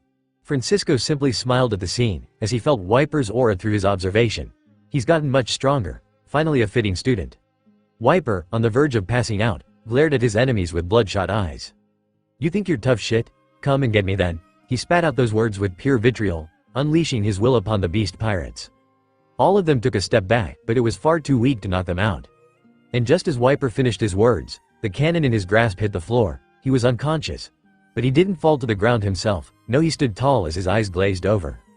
The Sky people were inspired by the scene, but they were all too tired to move at that point. The beast pirates simply seemed to be looking warily at the unconscious Wiper before all stepping to approach the group again. This exceeded my expectations. But I guess willpower grows the quickest in stressful environments.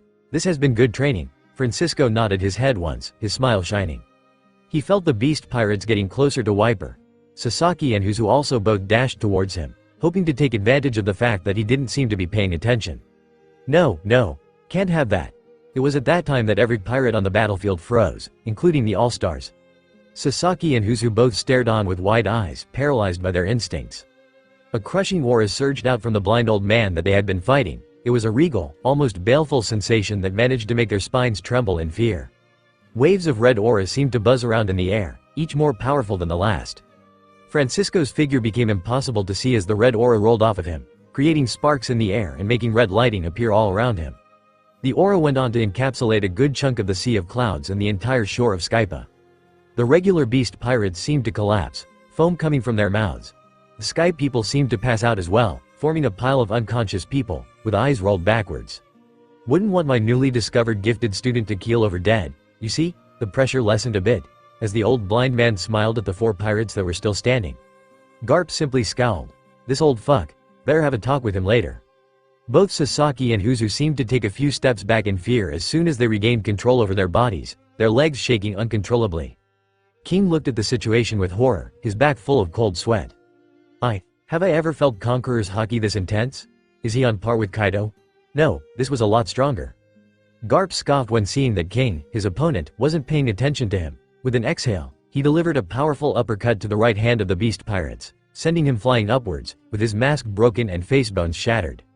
Ignore me more, will ya? Garp shouted in indignation as he raised his fist and punched into one of Queen's lasers. The shockwave of his fist parted the laser and seemed to crush Queen underneath it, the boat he was using as a foothold cracking more and more. The fight on their side continued, so Francisco also decided to return his attention to his supposed adversaries in that war. What's wrong? Francisco turned his head towards Sasaki and Uzu, both trembling slightly as the old man's attention turned to them. Please don't tell me you were intimidated by that much, Francisco scoffed at them, the corners of his mouth turning downwards in a scowl as he raised his head up high. Bah, who am I kidding? You lot have been a disappointment since you appeared on the horizon. I shouldn't have expected more of you. The beast pirates wanted to retort, but they found it difficult to refute the old man's words. Playing around now, Francisco simply shook his head when seeing how tensed up his enemies were. The next second, he appeared in front of Sasaki, his blunt cutlass covered in concentrated armament haki, shining red as lighting rolled off of it. The Tobarapo quickly tried to block Francisco's blade with his own, turning his black in hopes of holding up long enough to dodge. But it didn't work. His mechanical blade was severed instantly and soon followed his half-transformed head, both of them flying off in the same second. Francisco merely sighed while shaking his head. What a shoddy display. I've cut bread with stronger willpower than this. Sasaki's head didn't even hit the ground properly, as Uzu decided to act. He did what was sensible in that situation. He instantly turned around and started kicking off the air as he tried to fly further and further from the shore of the island. What the hell is this thing? How the hell are we supposed to fight it? Queen noticed his retreat almost instantly. Uzu, you coward, Kaido won't forget this. Queen's voice rang out, his rage palpable at his deserting former comrade. Fuck Kaido. I want to live. Uzu continued to run away, not looking back for even 1 second. So disgraceful, Francisco said as he turned the tip of his blade towards Uzu in the distance. With a single motion, he ran 2 fingers across his blade, bringing the hilt back as if drawing a bow. Haki once again covered that blunt cutlass, turning it completely black, then red, as lighting once again seemed to roll around it. Piercing blade, autumn fang, and with a forwards thrust, the tip of Francisco's blade seemed to release a different type of flying slash. Uzu didn't even get to look back when he felt danger approaching. He tried to shift his body, but he didn't manage to do so in time. He only managed to move for 1 centimeter, so he covered his body in the thickest layer of armament haki he could muster, turning it completely black. The next thing he knew, half of his torso was missing. Uzu was in shock, his body going limp as his eyes seemed to become blank. Francisco simply whistled a bit, as the former Tobarapo's body limply fell into the sea of clouds, like a falling leaf in autumn. The high sea is no place for weaklings, Francisco said as he looked over at Garp's fight, which was also close to wrapping up. I wonder where Enal is, Francisco thought to himself as he watched Garp punch King into the ground. Queen shot laser after laser, hoping to somehow turn the situation around, but he realized that all was lost when King finally passed out, succumbing to his injuries. He trembled a bit when Garp turned his head towards him. You know, you've been really annoying this whole time. Garp started walking towards him, cracking his knuckles. Francisco simply sighed at that, letting Garp continue the fight, torture with Queen. He didn't waste any time though, quickly calling the rest of the Sky residents to come and help carry the injured and tie up the pirates. And so, one of the wars ended abruptly, as the might of the beast pirates proved to be far from enough to take on Enel's associates. While Francisco was toying around with the beast pirates, Enel was still struggling against the numerous opponents he was facing. His cloud-making machine at least helped gather and create clouds quickly, which kept Sengoku occupied, so that was one Yonko-level fighter less to take care of. The problem was that all the others were still annoying. Still, after so much dodging around and fighting, most of the CP agents were either dead or dying. The pacifists were also mostly destroyed, as only around 200 of them remained. Now, Enel could have easily taken care of them if he was to start recklessly attacking, but that would have killed plenty of Marines, which was certainly something that Garp wouldn't agree with. Enel also somewhat liked the positive relationship he had with the Marines currently, which was why he was fighting defensively mostly. He only acted to take out Kizaru, as he was the only person on that battlefield that could keep up with him when it came to speed. With Kizaru gone, the rest of the Marines were stuck with trying to predict and cut off Enel's paths, hoping to make the best of their masters of observation haki, like Tokikaki, who constantly used future sight to track Enel's actions. The problem came with the fact that Enel was also a master of mantra, observation haki, so they were in a full stalemate. Dodging Enel's attacks was also difficult. Enel didn't really use his devil fruit to throw lightning beams, which would have been somewhat easier to dodge. Much like the way he had caught Kizaru off guard, Enel fought in a tricky manner.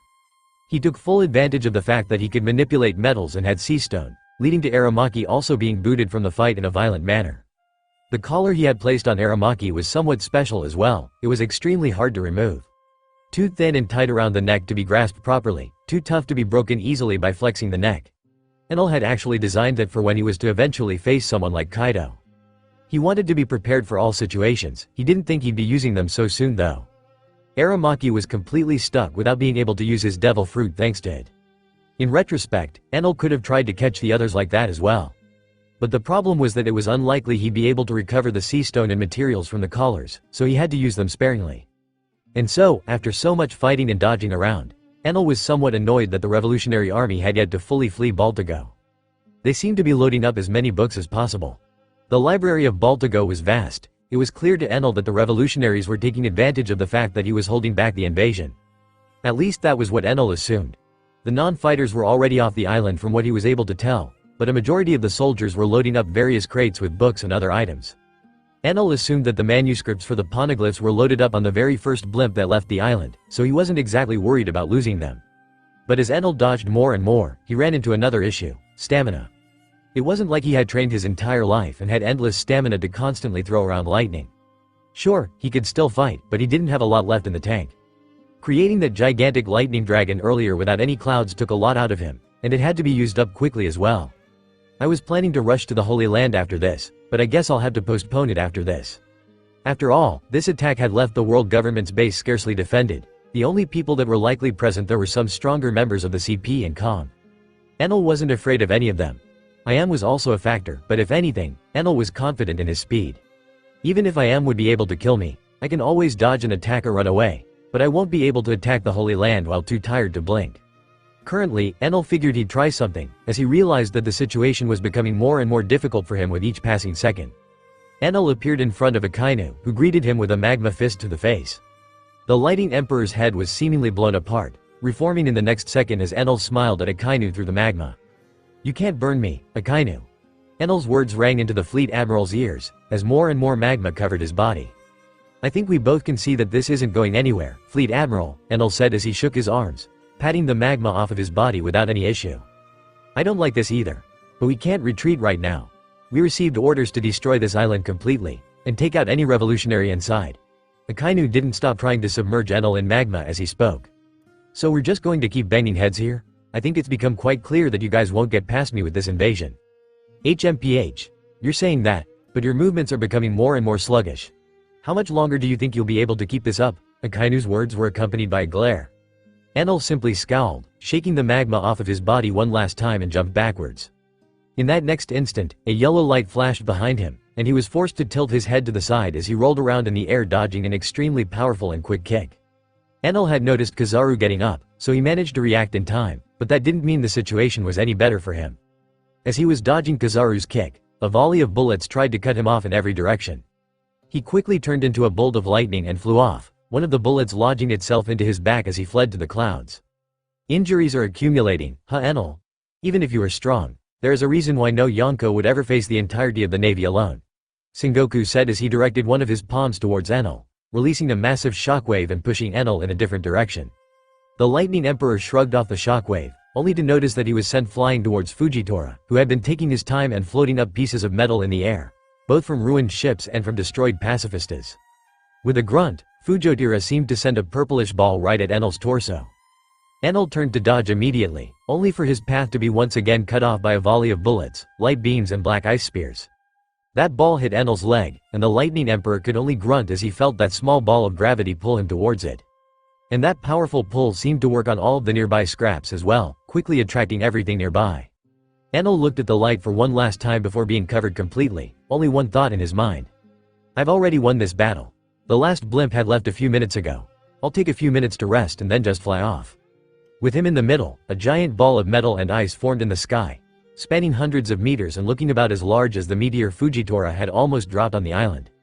The gravity-altering admiral raised his hand towards that sphere, grasping as he compressed the man-made meteor into a 100-meter diameter sphere, making it look somewhat like a marble in its smoothness. Sengoku then acted quickly, grasping that giant sphere in his palms and turning it completely black. Fujitora then also landed on the ground, somewhat tired as he looked at the giant sphere he had created.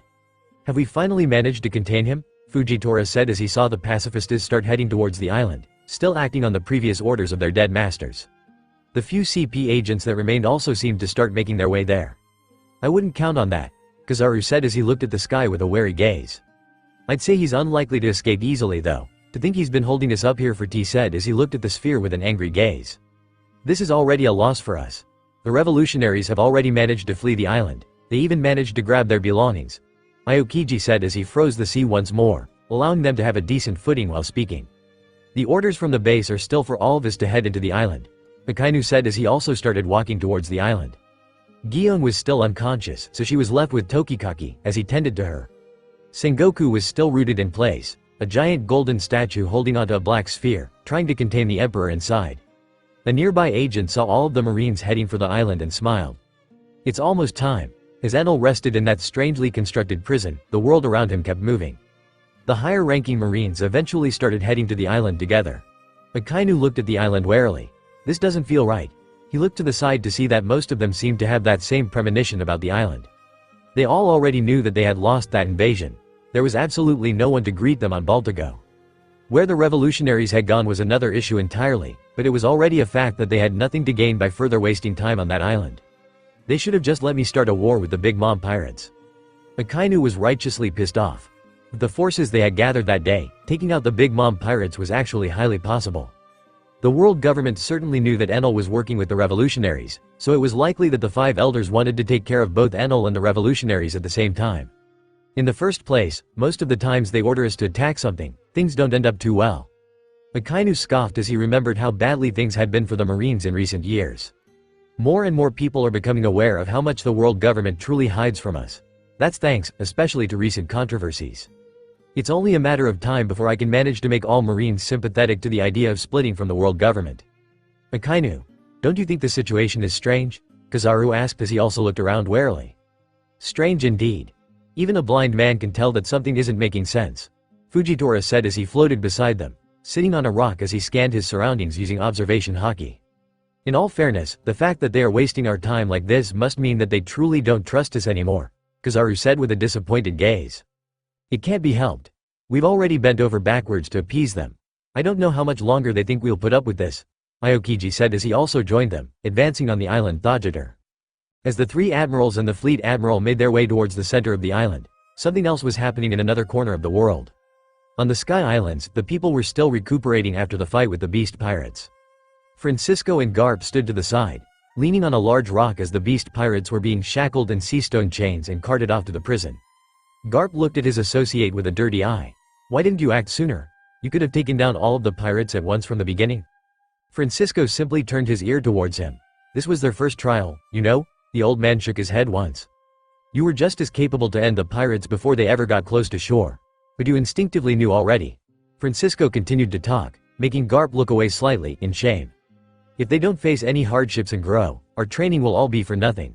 This harsh world will just swallow them all up eventually. Garp muttered as he understood exactly what Francisco was referring to. They both knew. The pirates they had faced were from a Yonko crew, but in reality, they weren't anything special. If they can't even handle the grunts of Kaido's crew, then how exactly are they supposed to defend this land from the world government in the future? Still, I can't help but feel this was a bit too soon. I decided to see how things play out, but I am unsure if it was the right choice now, Garp said as he shook his head.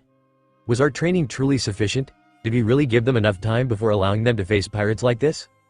Garp couldn't help but avert his gaze when seeing the 13 bodies being carted off. Most of their men were injured as well, some of which would even become unable to fight in the future. Soon, the world won't wait for them to be prepared, Garp. Even with another year of training, those that died today would have met the same fate eventually. Francisco simply shook his head, unaffected by the scene in front of him. The old pirate had long since become used to seeing people die. But even worse, he was used to seeing younger, ambitious people die in the pursuit of greatness. Many tried to sail the high seas, but the vast majority of them actually either died trying or became grunts to higher powers. The only exceptions to the rule were people that actually grew strong enough by undergoing countless hardships and surviving repeatedly. They rose to become the top dogs, the leaders of the seas, and in truth, only they mattered and only they could really be considered free. Pirates that tried to surround themselves with as many weaklings as possible never made it far. The second they took a step outside the pool of water they were the kings of, they reached the Grand Line. And the Grand Line in Francisco's time was only reserved for the most powerful pirates in existence. Those that weren't up to snuff would be chewed up and spit back out if they were lucky, otherwise swallowed entirely. Francisco didn't want the people that he was teaching, and the people that his new captain was leading, to end up as mere grunts to a higher power. He also didn't want them to end up dead, so this was the only solution. Throw them to the meat grinder. Those that survive were meant to survive, those that die would have died in the future anyway. It was a bleak train of thought, in extreme measure. But Garp could understand it, rather, it was also what had crossed his mind. However, his sense of justice was what made him hesitant. Meanwhile, Francisco had no such qualms. To him, only loyalty mattered. He had no particular moral compass to speak of. As long as someone was an ally of his, then he considered that person a friend, and he saw betrayal as the ultimate sin one could commit. Which was why he was excited at meeting Kaido once more. That little dragon. I wonder if he knew about Newgate's betrayal. He certainly didn't help us when the assault at God Valley happened. But Francisco couldn't help but shake his head in the end. Clinging to the past won't get me far. Better focus on the future instead, however much I have left of it. The fight still ended in our favor. Not that many lives were lost. You could say that we were lucky. Francisco simply sighed as he spoke, and Garp seemed to perk up instantly. Our fight is certain to have caught some attention from down below, Garp said as he looked at the sea of clouds with a concerned gaze. Do you think our cover's blown? Francisco asked as he narrowed his eyes. It's a possibility, Garp said as he crossed his arms, somewhat frustrated by the situation. Well, I'll go inform Gonfall. Time for protocol, wings, I guess. Good thing Enel thought about these things beforehand, Francisco said, as Garp simply nodded a bit. And so, the cleanup on their side continued, with Francisco heading for Gonfall's office, and with Garp somewhat disillusioned at the situation still. As the wars were dying down on both fronts, the Sky Islands and Baltigo, the situation became rather lively in the Holy Land itself. More specifically, at the very top of the world, the empty throne's room. A shadow figure was staring with bored, emotionless eyes at the large map in front of him. At the bottom of the staircase, 5 old men were prostrating themselves to him. Lord I am. Our agents on the scene have confirmed that the Marines are heading towards the center of the island. One of the 5 elders reported as he faced the ground. The excitement in his eyes was palpable. They were obviously quite proud of their achievements. One of their agents had managed to find the island after tailing one ship for a few days. It was a stroke of luck on their part. The invasion was put together hastily, but it wasn't meant to take out the revolutionaries. At least IM didn't expect it to work. Re also both near the island. Aramaki has already been dragged away by our agents, so he should be safe. Indeed. That man will make for a good fleet admiral in the future. One extremely easy to control, IM said as he kept looking at the map, his royal clothing. It's a shame to lose Kizaru, he was loyal as well, the elder said as he didn't dare to look up. As loyal as he was to us, his loyalty to Akainu was much greater. It's better this way. The world government had known about Akainu's actions for a while now. They simply didn't act at the time as they knew that killing or demoting him would have caused even more chaos in the Marines. So, they resorted to this. Fujitora will also be lost, but he didn't seem quite as excited to serve the world government as Aramaki, so he isn't worth calling this entire operation off. One of the other elders also added. Their main targets in that location were Akainu and Aokiji. Akainu had proven to be a large thorn in their side, unlike their previous expectations of him. Aokiji was assisting him constantly, and they also didn't want him to become the fleet admiral, which would have happened if they simply killed Akainu alone. They also had plenty of side objectives, which they had managed to accomplish now. We've also confirmed that he hasn't awakened yet. Good, and it seems you were also able to find the Sky Islands. They should be his base if I am not mistaken, IM said as he looked at his map. Yes, Lord. It seems Lady Luck was on our side. One of our agents stationed near Jaya managed to catch a glimpse of the Sky Islands as he was tracking beast pirate activity in the area. We are assuming the clouds shifted to reveal the island due to a fight related to the beast pirates. We assume they lost, as bits and scraps of their ships fell from the skies shortly after. IM listened to their reports with that same emotionless gaze in his red eyes. Baltigo will vanish first. As for the Sky Islands, we will have to use the Pluton cannons on it. IM looked in the corner, at the posters on his wall that were filled with holes, weapons having been cleared off.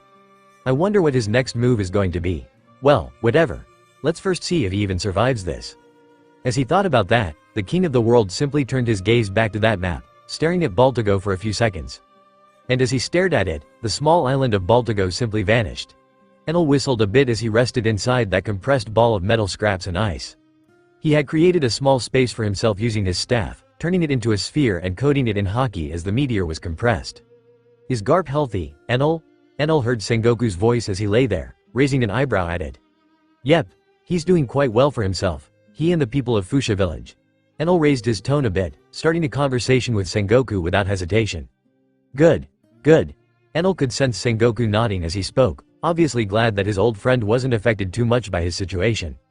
I don't get why you were even worried. You know Garp better than I do. That guy always tries to make the best of whatever situation you put him in, Enel said as he smiled a bit, before yawning and wondering if taking a nap was a viable option for him at that moment. Indeed. I only wish I knew you better as well. Enel could somewhat hear the accusatory tone in Sengoku's voice, which made his smile a bit strained. What's done is done.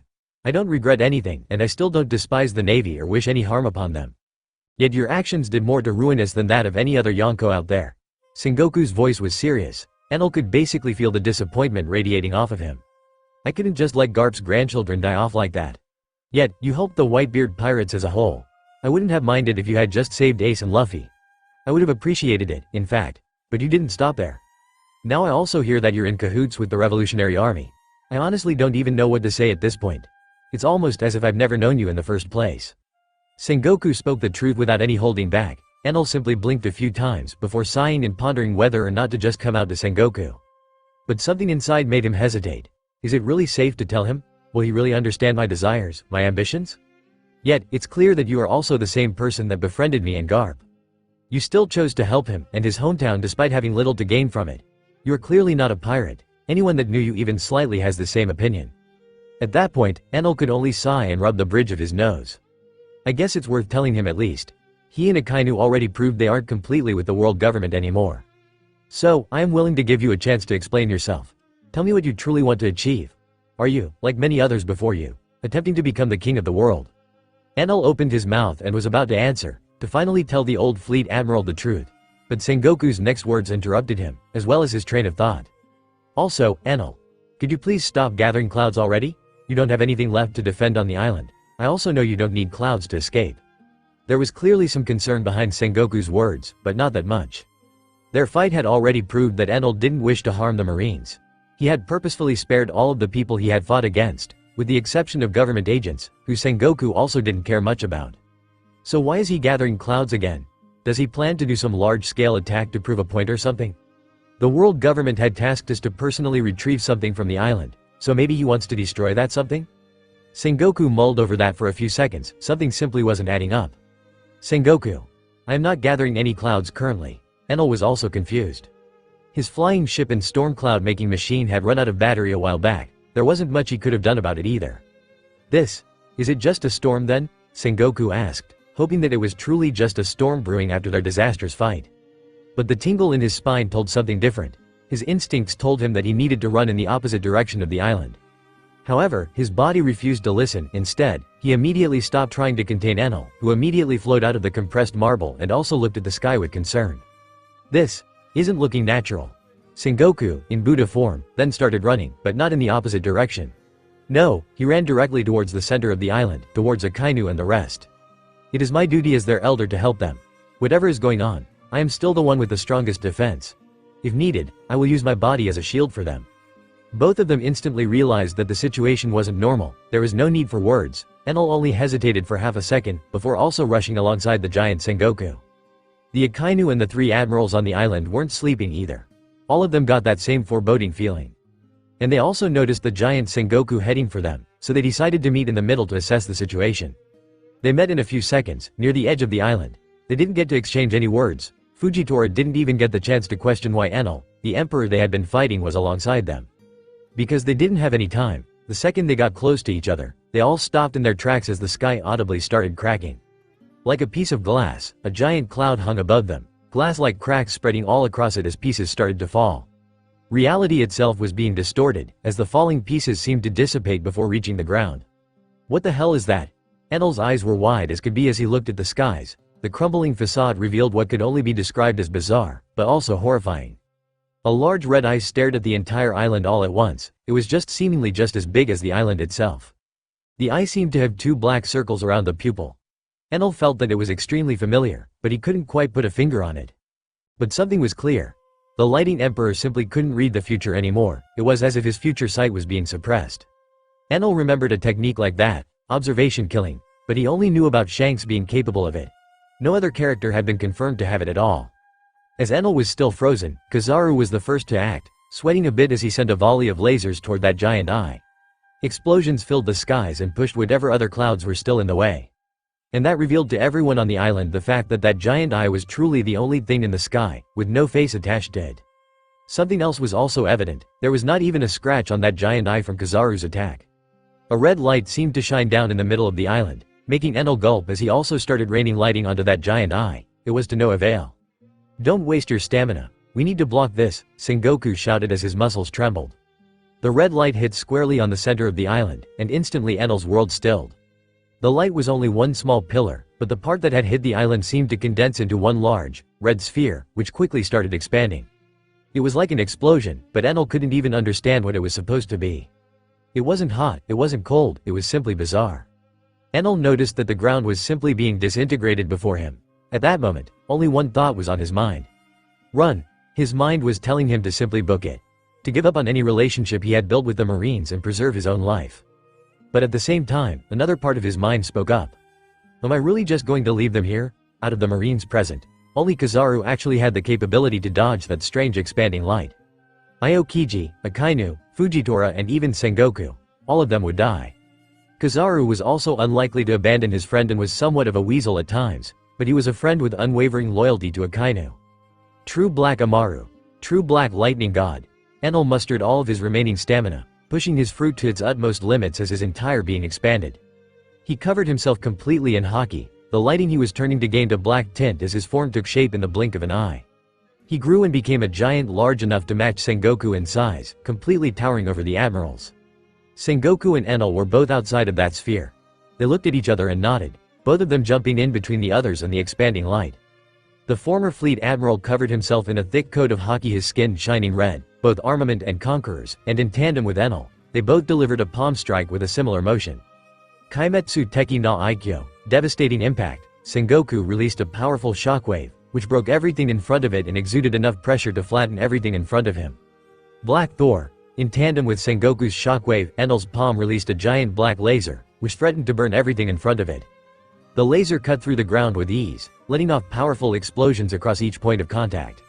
The laser came in contact with the red light first, both of them seemed to stop in place, the black laser bending around the ever-expanding red light as they pushed against each other. Enel gritted his teeth as he felt his laser quickly being overwhelmed. My haki is too weak. My devil fruit has little effect on this thing. Then, Sengoku's shockwave also came in contact with the red light. Sengoku's palm aided Enel's laser, and they both started gaining ground for a few seconds, but that didn't last long. The red light seemed to be determined to erase everything in sight, and just as quickly as they had made some progress in holding it back, it pushed back with a lot more force. Kizaru also tried to aid them, shooting off laser after laser towards that expanding light, covering the island in explosions. Akainu's fists turned gigantic, as he shot dragons of magma towards the red light, only for them to be brushed off just as easily. Aokiji sent black flying icebergs towards it, only for all of them to disintegrate completely when coming in contact with the light. In but an instant, the red light was already touching Sengoku and Enel, more specifically, it had come in contact with their palms. Both widened their eyes, as enormous pain seemed to spread throughout their bodies from that point of contact. But neither of them seemed willing to step out of the way. No, instead, Sengoku slammed both of his palms into the red laser, screaming through the pain as he pushed against it with all of his body. Akainu was mad at himself for not being able to do more. He tried to continue to use magma, shooting more towards it, but nothing seemed to work. Then, his field of view was quickly cut off. Fujitora acted just as soon as he noticed that the light couldn't be stopped with their attacks. He acted to defend Akainu, Aokiji and Kizaru, the people closest to him. He controlled gravity with great precision. Strips of earth seemed to be cut instantly, as his sword was instantly taken out of its sheath. All of them arched upwards and formed a cocoon of stone. That earth then instantly turned to ice, as Aokiji also acted, before all of them seemed to cover it with their armament haki, turning it into a red sphere of concentrated willpower. Enel and Sengoku both stood in front of that red sphere of earth and ice, both trying their best to stop that light. Slowly but surely, Sengoku noticed the skin on his palms being peeled off violently, revealing his muscles. Enel noticed something similar with his form. He was to the point where he was bleeding in his lighting form. The light continued to expand, pushing Enel and Sengoku more and more, as their feet broke the ground behind them. They wended up at each side of the red sphere formed by the rest, their haki combined, finally managing to put a stop to the laser. Enel was happy for but a moment, as he felt that half of his arm had already vanished. Then, another explosion happened, and he completely blacked out. The last thing Enel could see was a gigantic red flying slash fighting against the red light. Francisco and Garp were both unaware of what was happening at Baltigo. Instead, they were both more concerned about what could happen to the Sky Islands. Protocol Wings was never a finished project, to begin with. But Enel isn't answering, and he can only act. For now, we have no other choice. Francisco proceeded to walk towards Enel's old cabin. He had already gotten Gonfal's approval to initiate Enel's plan. After all, even if their position wasn't given away by the clouds moving from their fight, then they still needed to worry about Kaido, who likely would pursue them and could know their location at all times as long as they still kept prisoners from his crew. Me and Garp should be able to take care of that dragon brat, but the island certainly won't be safe for everyone else, so it's better to just avoid confrontation altogether. He continued to make his way through the forest with ease, jumping from tree to tree as he navigated around with ease. Francisco stepped through the front door without bothering too much. He was currently in Enal's small and unused cabin made on the edge of the upper yard. In the middle of the room was a large golden lever. It was the switch for protocol wings, and it had been made there for one reason. At the edge of the island, shrouded by clouds, a giant metallic turbine could be seen. It seemed to collect energy from the wind around it, flowing through the clouds constantly and rotating alongside the wind. Further to the side, the turbine was connected to 4 different powered rotors. All of the construction was made using a mix of regular gold and what the sky people called iron clouds. Enal had been working on that mostly as a side project, precaution in case something happened and the sky island needed to be moved. This wasn't something that Enal thought he'd ever need in the beginning, but the sky island somewhat became a permanent base more so than a temporary one, so he was forced to come up with ideas to preserve it in dire situations. Enal knew he would get more allies in the future. That was the very crux of his plan. But he had no idea that he'd end up with that many people to take care of, protect. Every emperor needed a territory, and Enal's territory inadvertently became the sky, befitting of his epithet as Sky King. Still, Enal was a busy man, which led to protocol wings still being a work in progress. It was something that Enal had precisely said shouldn't be attempted without him there. Too many things could go wrong with it. But, alas, there was no contacting him now, and they didn't have the luxury to wait at that moment. Gonfal and Francisco knew that Wings wasn't exactly finished, but no one actually knew just to what percentage it was completed and if it was truly operational. Worst case scenario, the Sky Islands fall to the lower seas. Gonfal should have already warned everyone about this. Now, the way Protocol Wings worked was rather simplistic, but that didn't mean it wouldn't have its fair share of dangers. The Sky Islands all rested on a collection of old fossilized clouds called Imperial Cumulus. It was a massive and somewhat solid mass that seemed to constantly be in motion, still floating as a cloud despite its aforementioned solidity. By extension, the entire sea of clouds and Sky Islands were always moving in a somewhat predictable fashion around the first half of the Grand Line. It was predictable as it always obscured the sun completely wherever it went. The clouds formed an extremely thick blanket in between the sun and the people below. But there was never rain from the Imperial Cumulus. At least no one had ever seen those clouds ever release any water. Now, although the collection of clouds always moved in a predictable fashion, one still needed incredible luck in order to reach it. Now that Garp and Francisco potentially gave away the position of the Sky Islands, they needed to force the cloud formation, or at least a part of it, to move in a less predictable manner. It was a tough task, and since the project wasn't actually completed, Francisco would likely end up having to sever the islands from the rest of the Sea of Clouds, and cut the Imperial Cumulus as soon as the turbines and engines started working. Dozens of gigantic metallic chains tied Upper Yard and the Sky Islands together further down in between the clouds. Those chains were at least finished to some extent, but Francisco had no clue if they were enough to hold the Sky Islands together. The rotors were only on the Upper Yard, which was slightly higher in elevation than the rest of Skypa, so the island of the Earth would have to carry around the others along their journey. Moreover, to ensure that Upper Yard didn't slip away from the piece of Imperial Cumulus it rested upon, it was chained using iron clouds and mended together to the Imperial Cumulus by a few workers. In the first place, the building took a lot of time, but Gonfal had given the project a lot of resources after Enal gave him the plans for it. This machinery likely won't work for long without Enal powering them.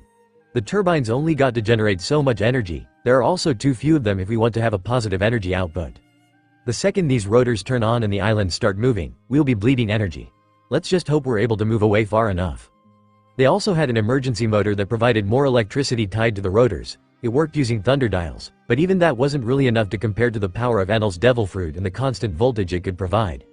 Even worse, the thunder dial battery wasn't even tested, so they didn't know if it was even functional or if it would catch on fire and blow up in their faces. Francisco used to be a mechanic for his crew. He played that role as he had always been interested in complex machinery. He had helped build many of the components of Protocol Wings, but even he couldn't give an exact estimate as to how they would all work together. Well, only one way to find out. I certainly don't want to test my blade against a Pluton cannon with my body in this state.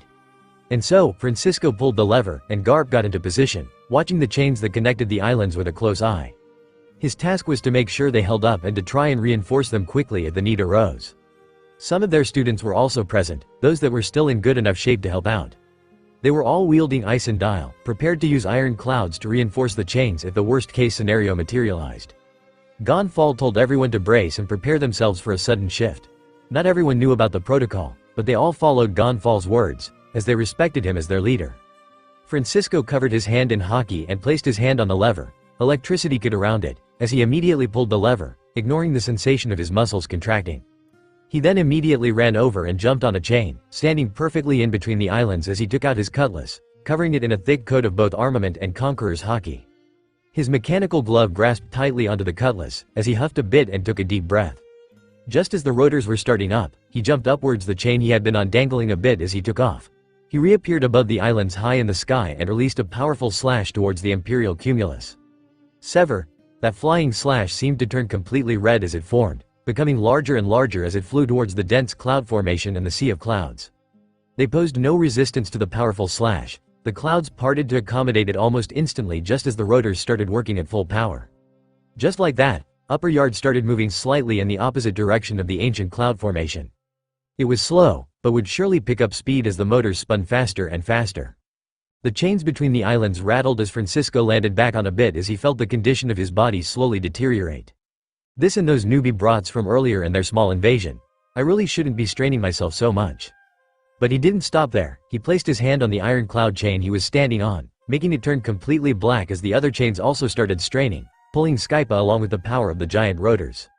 Shit, was the only thing Francisco could think of as the other chains around him started simply snapping. The students acted quickly, but a lot of the chains had still fallen, leading to only 10 of them linking the two islands.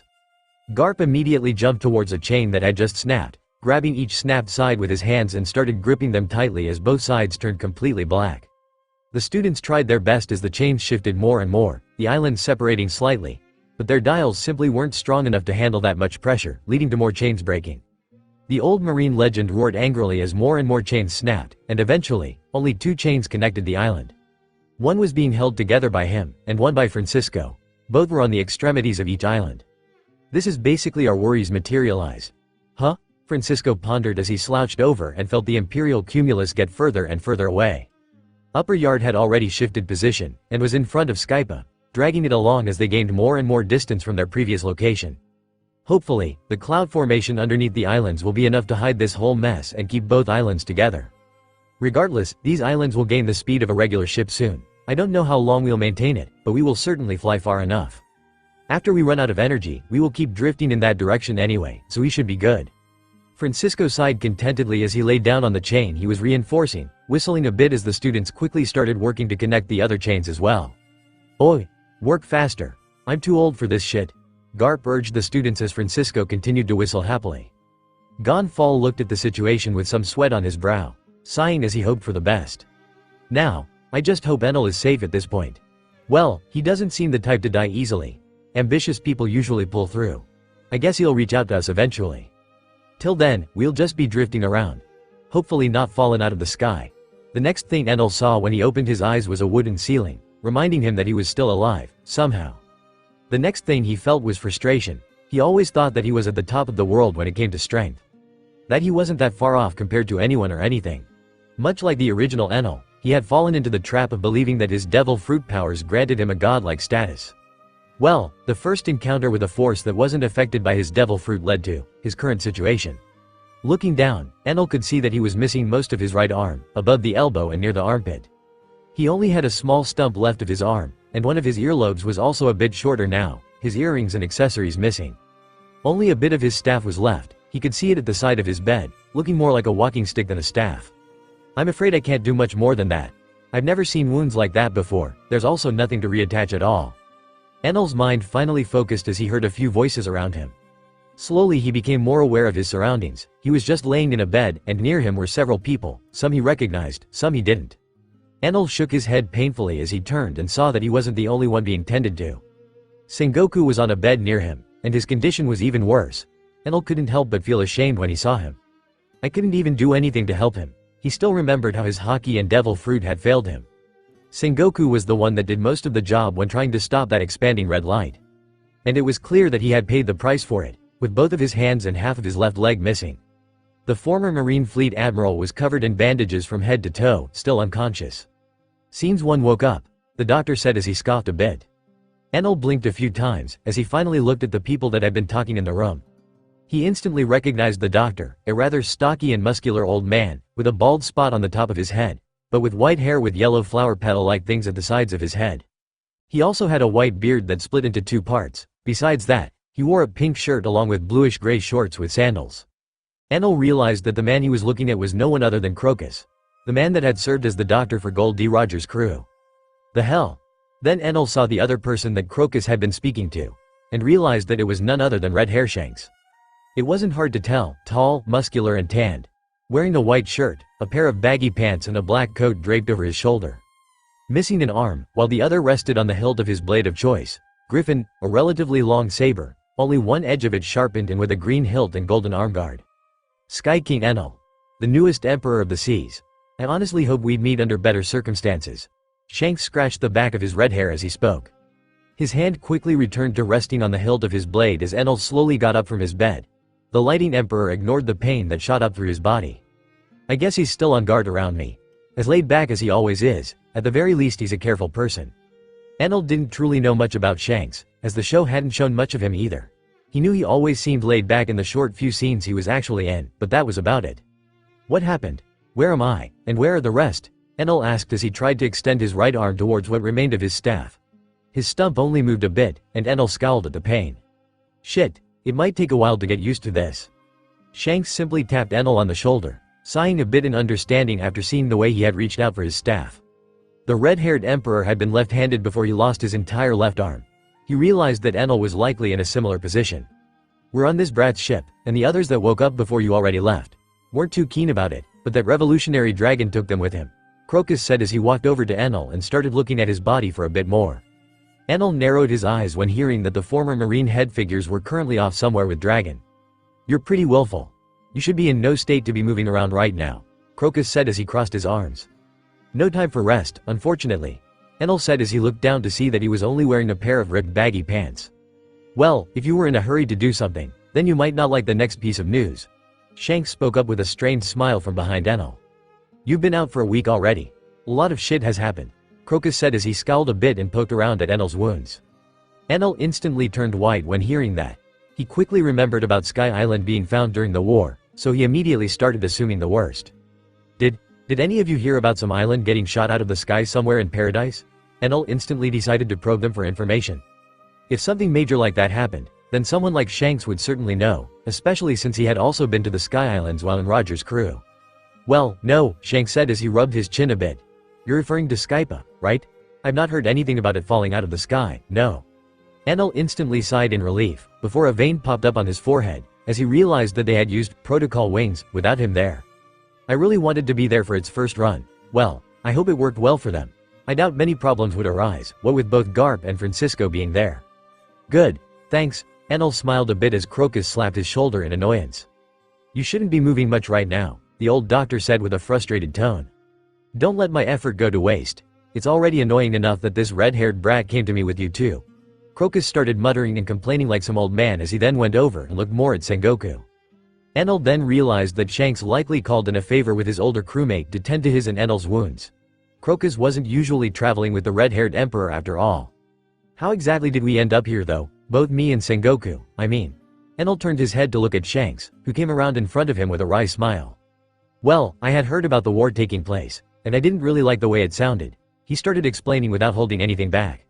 You see, since your appearance, the balance of power in this world has become really fickle. Losing the revolutionaries might have caused more chaos than anything, especially to the territories protected by them. Shanks grabbed a chair and sat on it with his legs crossed. So you came because you heard about the war, huh? Enel rubbed his chin with one of his earlobes, somewhat startling Shanks, who just decided to not question that for now. Yes, well, Akainu already let me know that the war was a failure in regards to actually doing any harm to the revolutionaries. He was a bit reluctant to speak to me though, burned a bit of the ship before I subdued him. Shanks' smile trembled a bit as Enel nodded in understanding. You can do anything in this world, but you'll never actually make that guy like pirates, or even pretend to act friendly with them. Well, he seemed quite concerned for you and Sengoku both. He didn't want to leave you guys with me, but he relented when hearing that I was taking you to Crocus. Last I checked you're also a pirate. Shanks had a cheeky smile as he said his piece, making Enel roll his eyes a bit. Well, I knew him well before I started being called a pirate. Regardless, continuing, you came along because you wanted to stop the war. Wackley dragged the conversation back on track. By the time I arrived it was already over. I was following the marine ships, but I didn't want to interrupt when seeing that you had the situation handled. Then I saw you and Sengoku rushing towards the island together, for some reason. I figured it was a bit odd for enemies to do that, so I also rushed towards the island. Got a strange feeling in my gut, then saw that whole eye thing in the sky. Enel raised an eyebrow as he realized that he hadn't even felt Shanks throughout that whole confrontation. I guess he's also a master of stealth? I was quite concentrated on the battle, so as long as he stood far enough away my radar wouldn't have reached him. Well, you know how things went. I got to intercept that red light, stalling it a bit, and Dragon rushed in from the clouds and pulled you all away from the island. He had apparently started rushing to the island when he heard about the war and barely got there in time to save you all. The admirals were mostly fine, but you were all unconscious when Dragon grabbed you. We decided to help out the Marines as well since you seemed to be working together by the end there. Bah, he's saying that, but he wouldn't have let them die like that. Shanks a kind kid, I tell ya. Crocus said at the side as he waved his hand around. Old Sengoku here was in critical condition when Shanks came rushing to me and busted down my door. You were much better by comparison, but this brat still wanted me to take a look at your wounds. Well, our onboard doctor is still good, but Sengoku's injuries were a bit much. I'm sure you understand the urgency. Shanks smiled with a guilty look in his eyes as he stared at Crocus. HMPH. On a serious note, Sengoku only survived that long because the onboard doctor patched him up. He would have died if you hadn't brought him to me. Enel looked back and forth between the two of them, before looking at Shanks once more, this time with a questioning gaze. That's all well and good, but why exactly did you save me anyway? Well, that's a bit more complicated to answer. Shanks smiled a bit as he looked Enel straight in the eye. Shouldn't be. It is a pretty straightforward question. Enel voiced out as he continued to stare at Shanks. In the end, the red-haired emperor relented. He ended up raising his hand and shrugging a bit. I helped you out because I have a pretty decent opinion of you. Enel simply tilted his head to the side and waited for Shanks to elaborate a bit.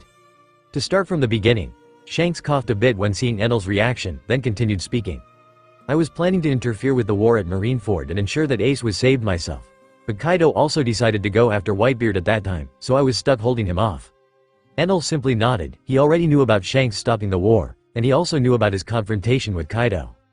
Him wanting to save Ace wasn't something he could expressly remember from the show, but Shanks was so scarcely portrayed that Enel had no clue whether that was true or not. I had previously only thought about you as a strange and suspicious individual. Your appearance on the world stage was too sudden for me. But after you saved both Ace and Luffy, my opinion of you became a bit better. Figures. I guess I made many friends that day. Enel simply shrugged. But it wasn't just that. Shanks continued, another smile rising on his face. Although the world government tried to hide it, I know that you also saved Fuchsia Village, which is something I must thank you for, by the way.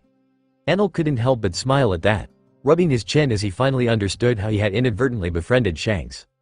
This wasn't exactly planned. I wasn't really sure that Shanks would care about the people I saved until now.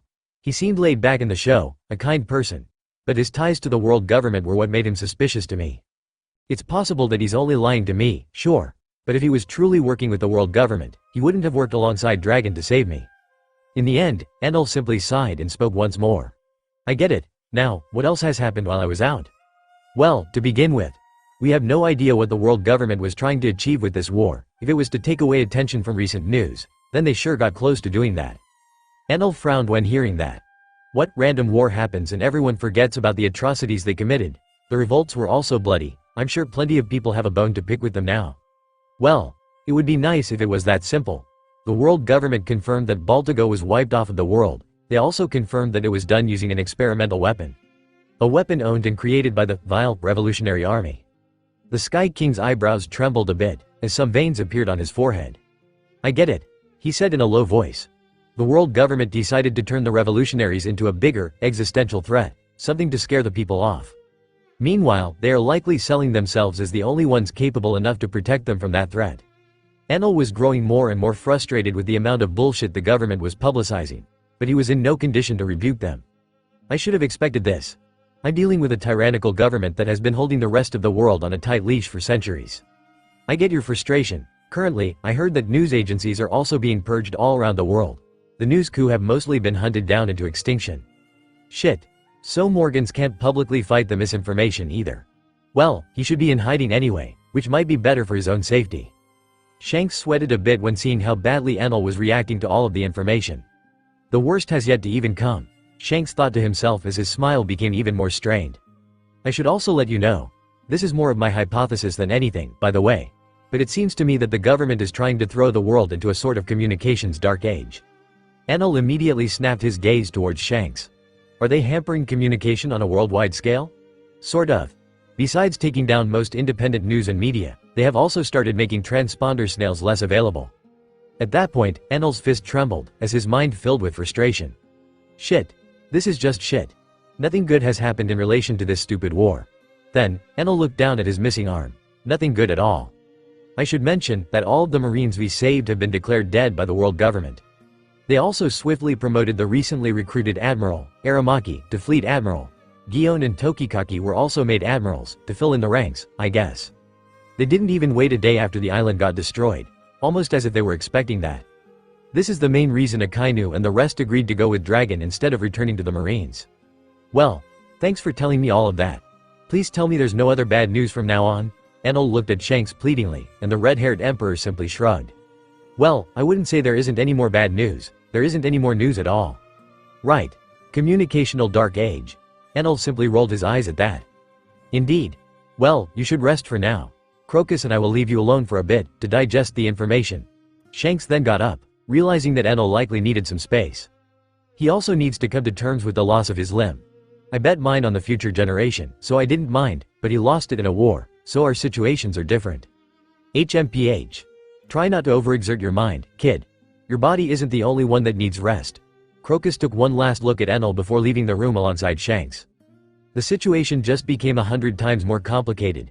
If not even Shanks is able to stay up to date on information, then the world government really is going all out. Enel then came to a realization. Wait a minute.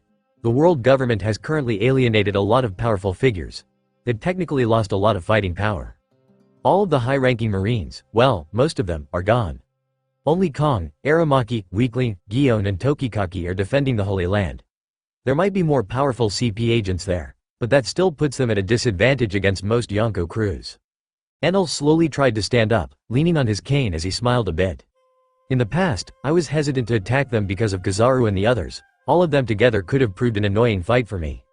But with him gone, Enel started slowly walking around the room, trying to give his muscles some work to do, as they had been dormant for a while now. Should I just attack the Holy Land? Well, take shots from a distance, more likely. Enel then felt a shudder in his spine, as he finally remembered that large eye in the sky. Something that his mind had been pushing aside for a while now. No, at the time, I couldn't think much about it, but that eye looked familiar. I only appeared once or twice in the whole story, but his appearance was always memorable. A strange inkling of fear appeared inside Enel's mind as he remembered that eye. I can't face something like that as I am now. Even attacking from a distance, I have no assurance that he can't just erase me. In the end, Enel simply grasped at his missing arm before he decided on something. Alone, I stand no chance against it. Right now, the only powerful thing about me is my devil fruit. He may work on others, but it seems that I couldn't affect either that red light or that eye in the sky. He really only had one choice. I need to train my haki. I also need to train my conqueror's haki. I should visit Big Mom first, to make sure everything is remembered something, and his eyes widened. Wait. Kaido's crew were fighting on Sky Island. I think that CP agent mentioned them. Doesn't that mean Kaido will track them down after Garp and Francisco beat the shit out of them? Pretty sure Francisco won't kill them. Shit, I need to get there. Well, I'm in no real state to face off against Kaido, honestly. Garp should manage, and Francisco himself is nothing to scoff at. In the end, Enel decided to just trust his associates.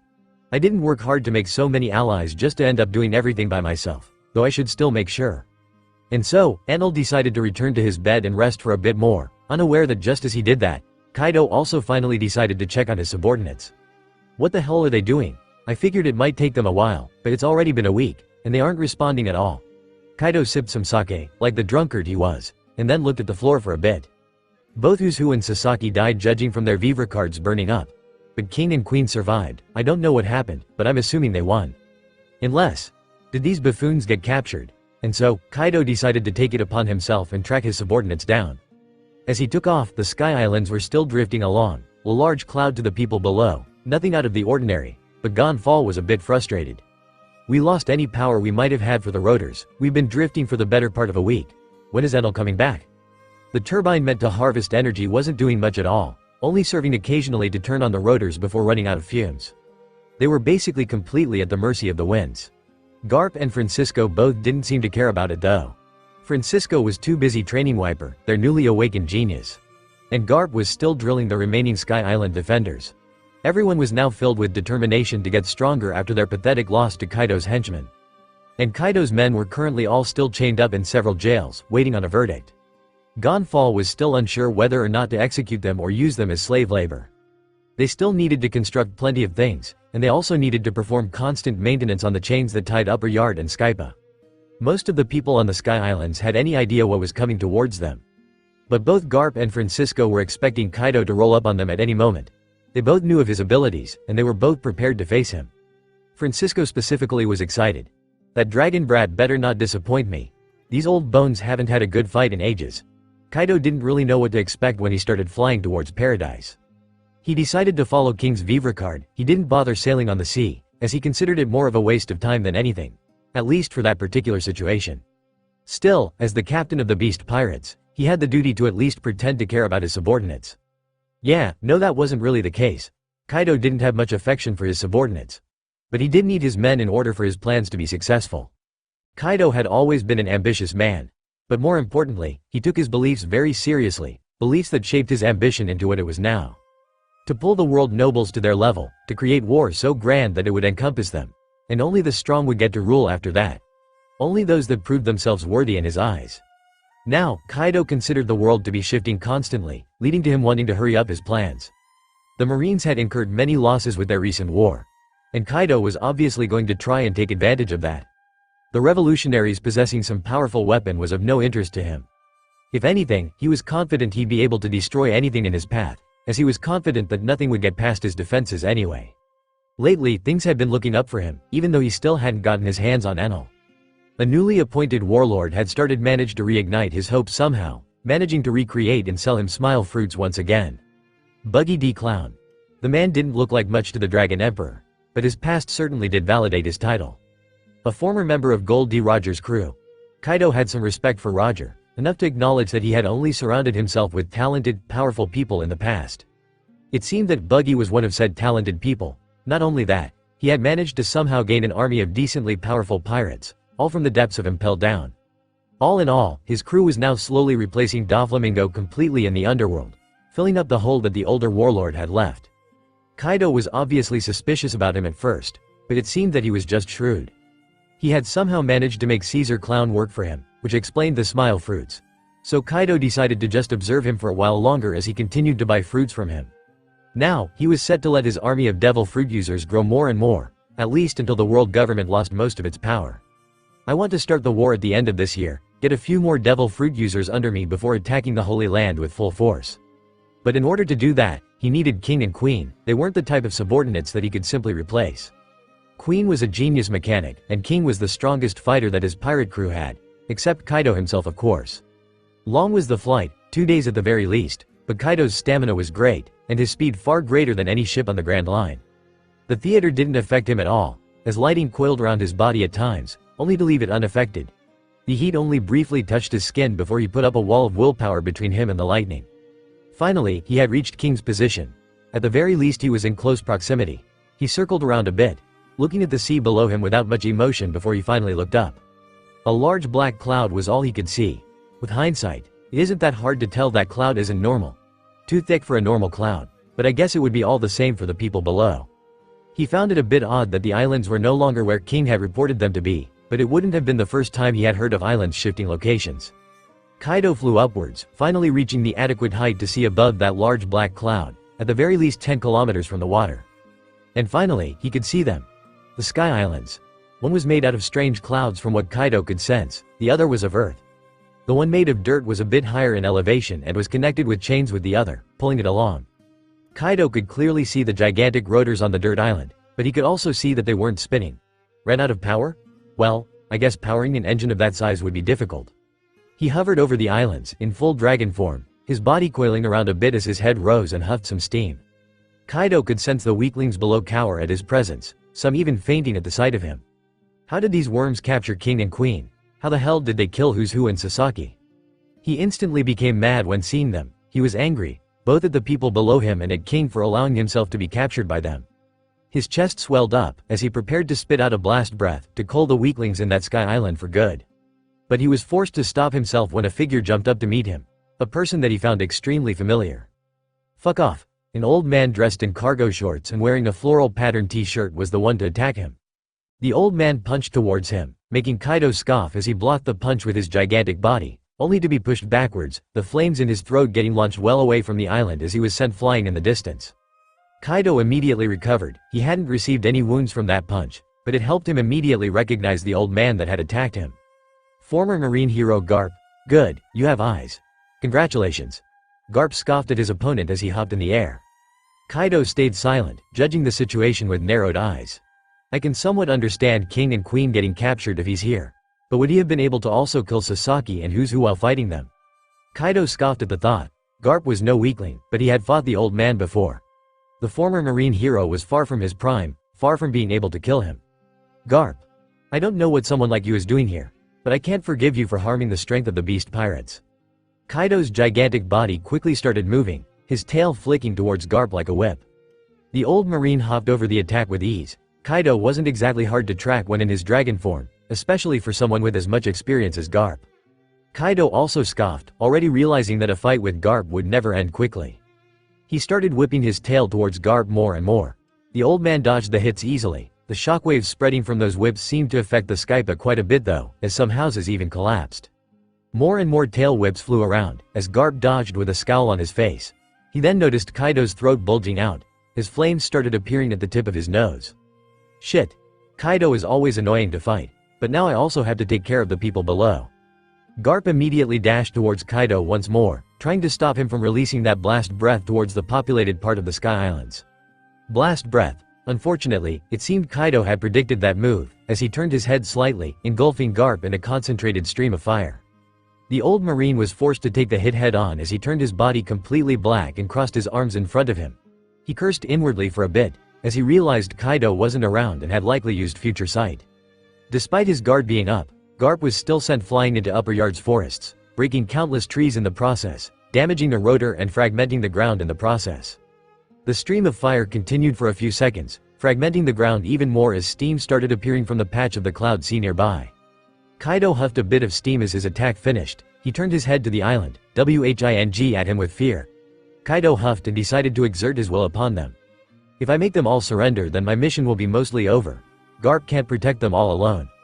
Instantly, a gigantic aura extended from his draconic body. He roared to the sky as his presence seemed to make most of the people on the island faint. At least it would have. But the second his conqueror's haki flared up, another one rose up to meet him.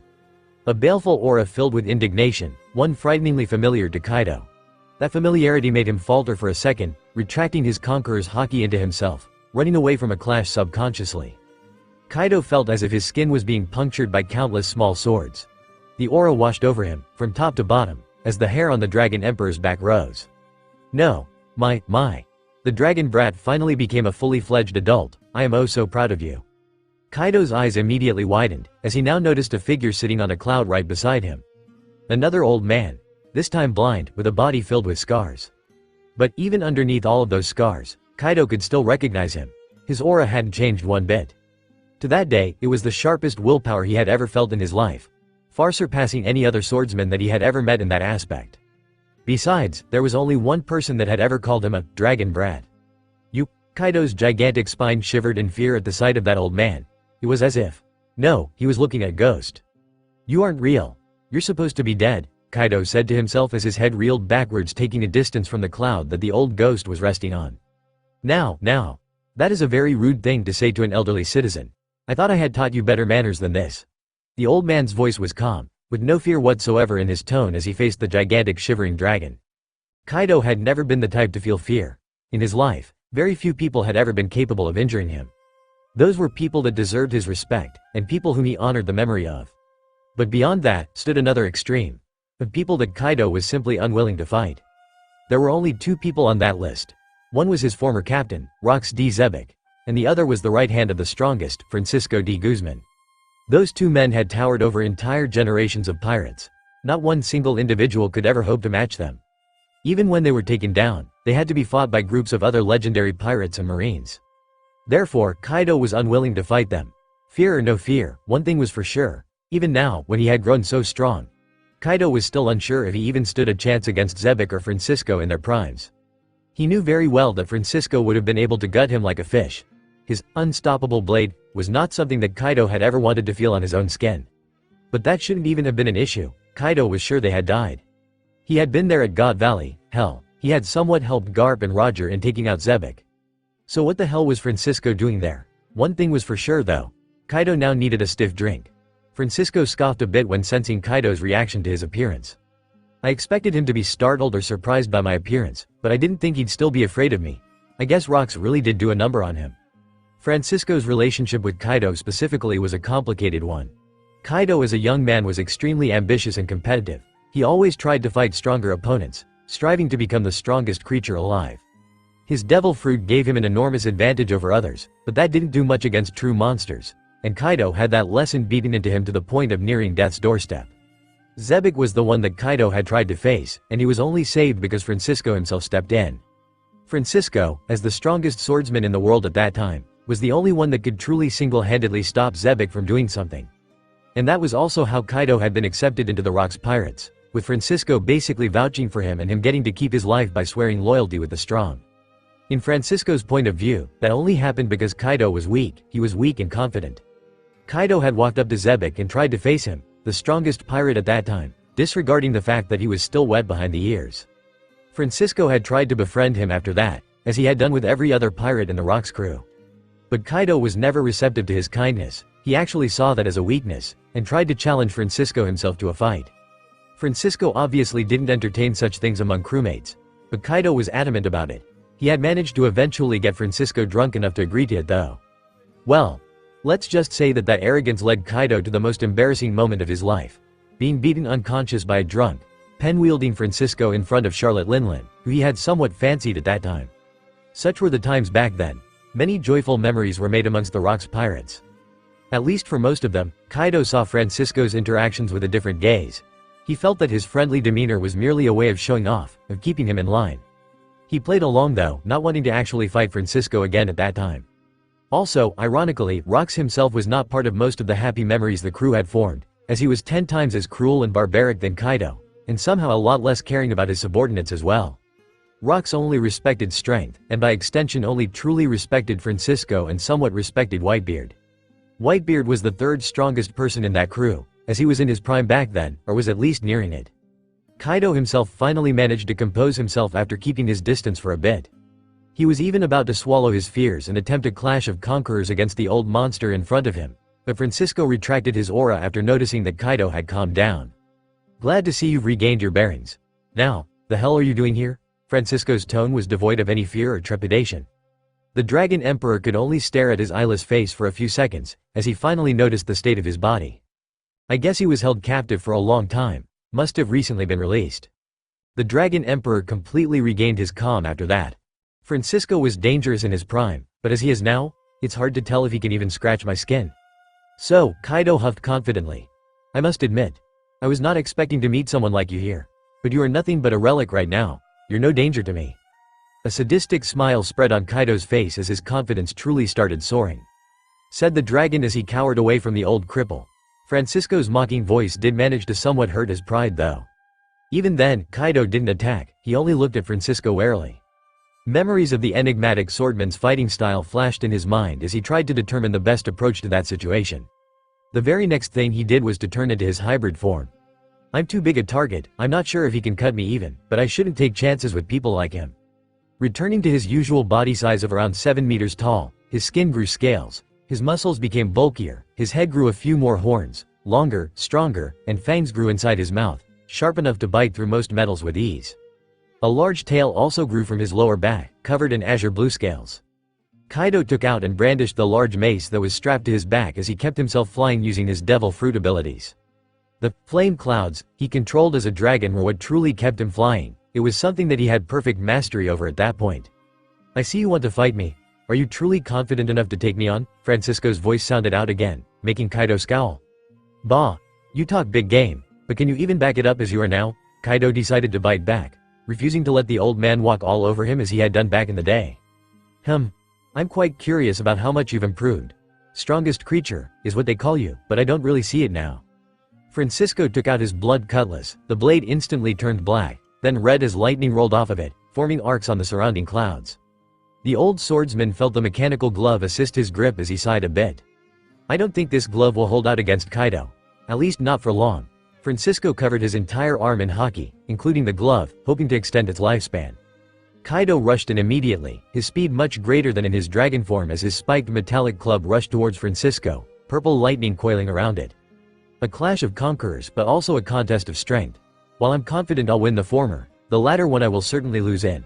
Let's see how it plays out, shall we? Francisco swung his blade in an upward slash. His blood cutlass met the gigantic spiked club head-on without any hesitation. The ensuing clash was something to behold indeed.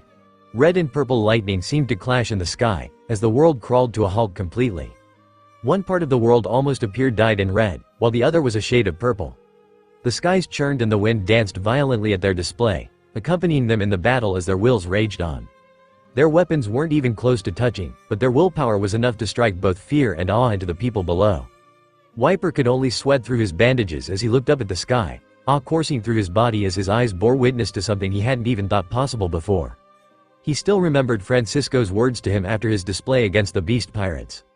You, my child, are an unpolished diamond, and cracks have started to form in the rocks that covered you. From now on, you are my utmost priority. With my help, there will be few in the world able to oppose you. Wiper was obviously skeptical at first, but the reality in front of his eyes seemed to validate that statement greatly, as he watched his teacher take on someone called the strongest creature head-on. Momonga was also present in the crowd below, finally able to move properly as his injuries had just somewhat healed. Yet, he could do nothing but watch, as he knew he wouldn't have been able to help in a fight against an emperor. Worst case scenario, I try to stall him a bit, but I can't block more than one attack from him. Even taught one attack is likely going to be at a great cost too. In the end, Momonga could only curse his lacking strength as he watched the clash rage on.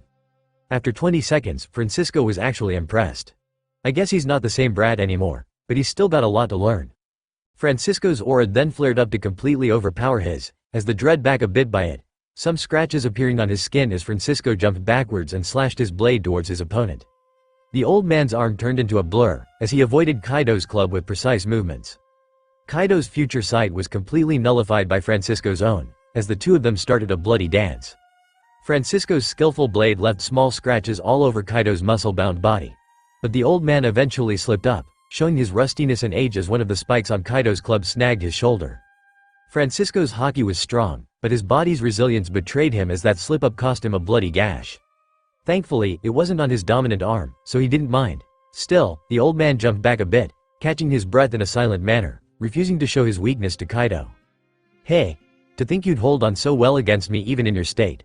I guess it just speaks volumes of how much of a monster you used to be. Kaido knew better than most, just how strong Francisco used to be, leagues above the current, world's strongest swordsman. It was a little-known fact, but Kaido knew. The only reason Whitebeard and Rayleigh were able to survive against him was that Francisco himself was unwilling to hurt Whitebeard at first. That was something the Dragon Emperor had heard straight from the mouth of Edward Newgate himself, so there was no denying it. That was likely the case with Big Mom as well, as she wasn't anywhere near strong enough to fight against Francisco. She was only of help to Whitebeard as she became another fighter that the old swordsman didn't want to harm seriously. By the time Francisco had started fighting seriously, he was already seriously injured, so the fight was decided at that moment.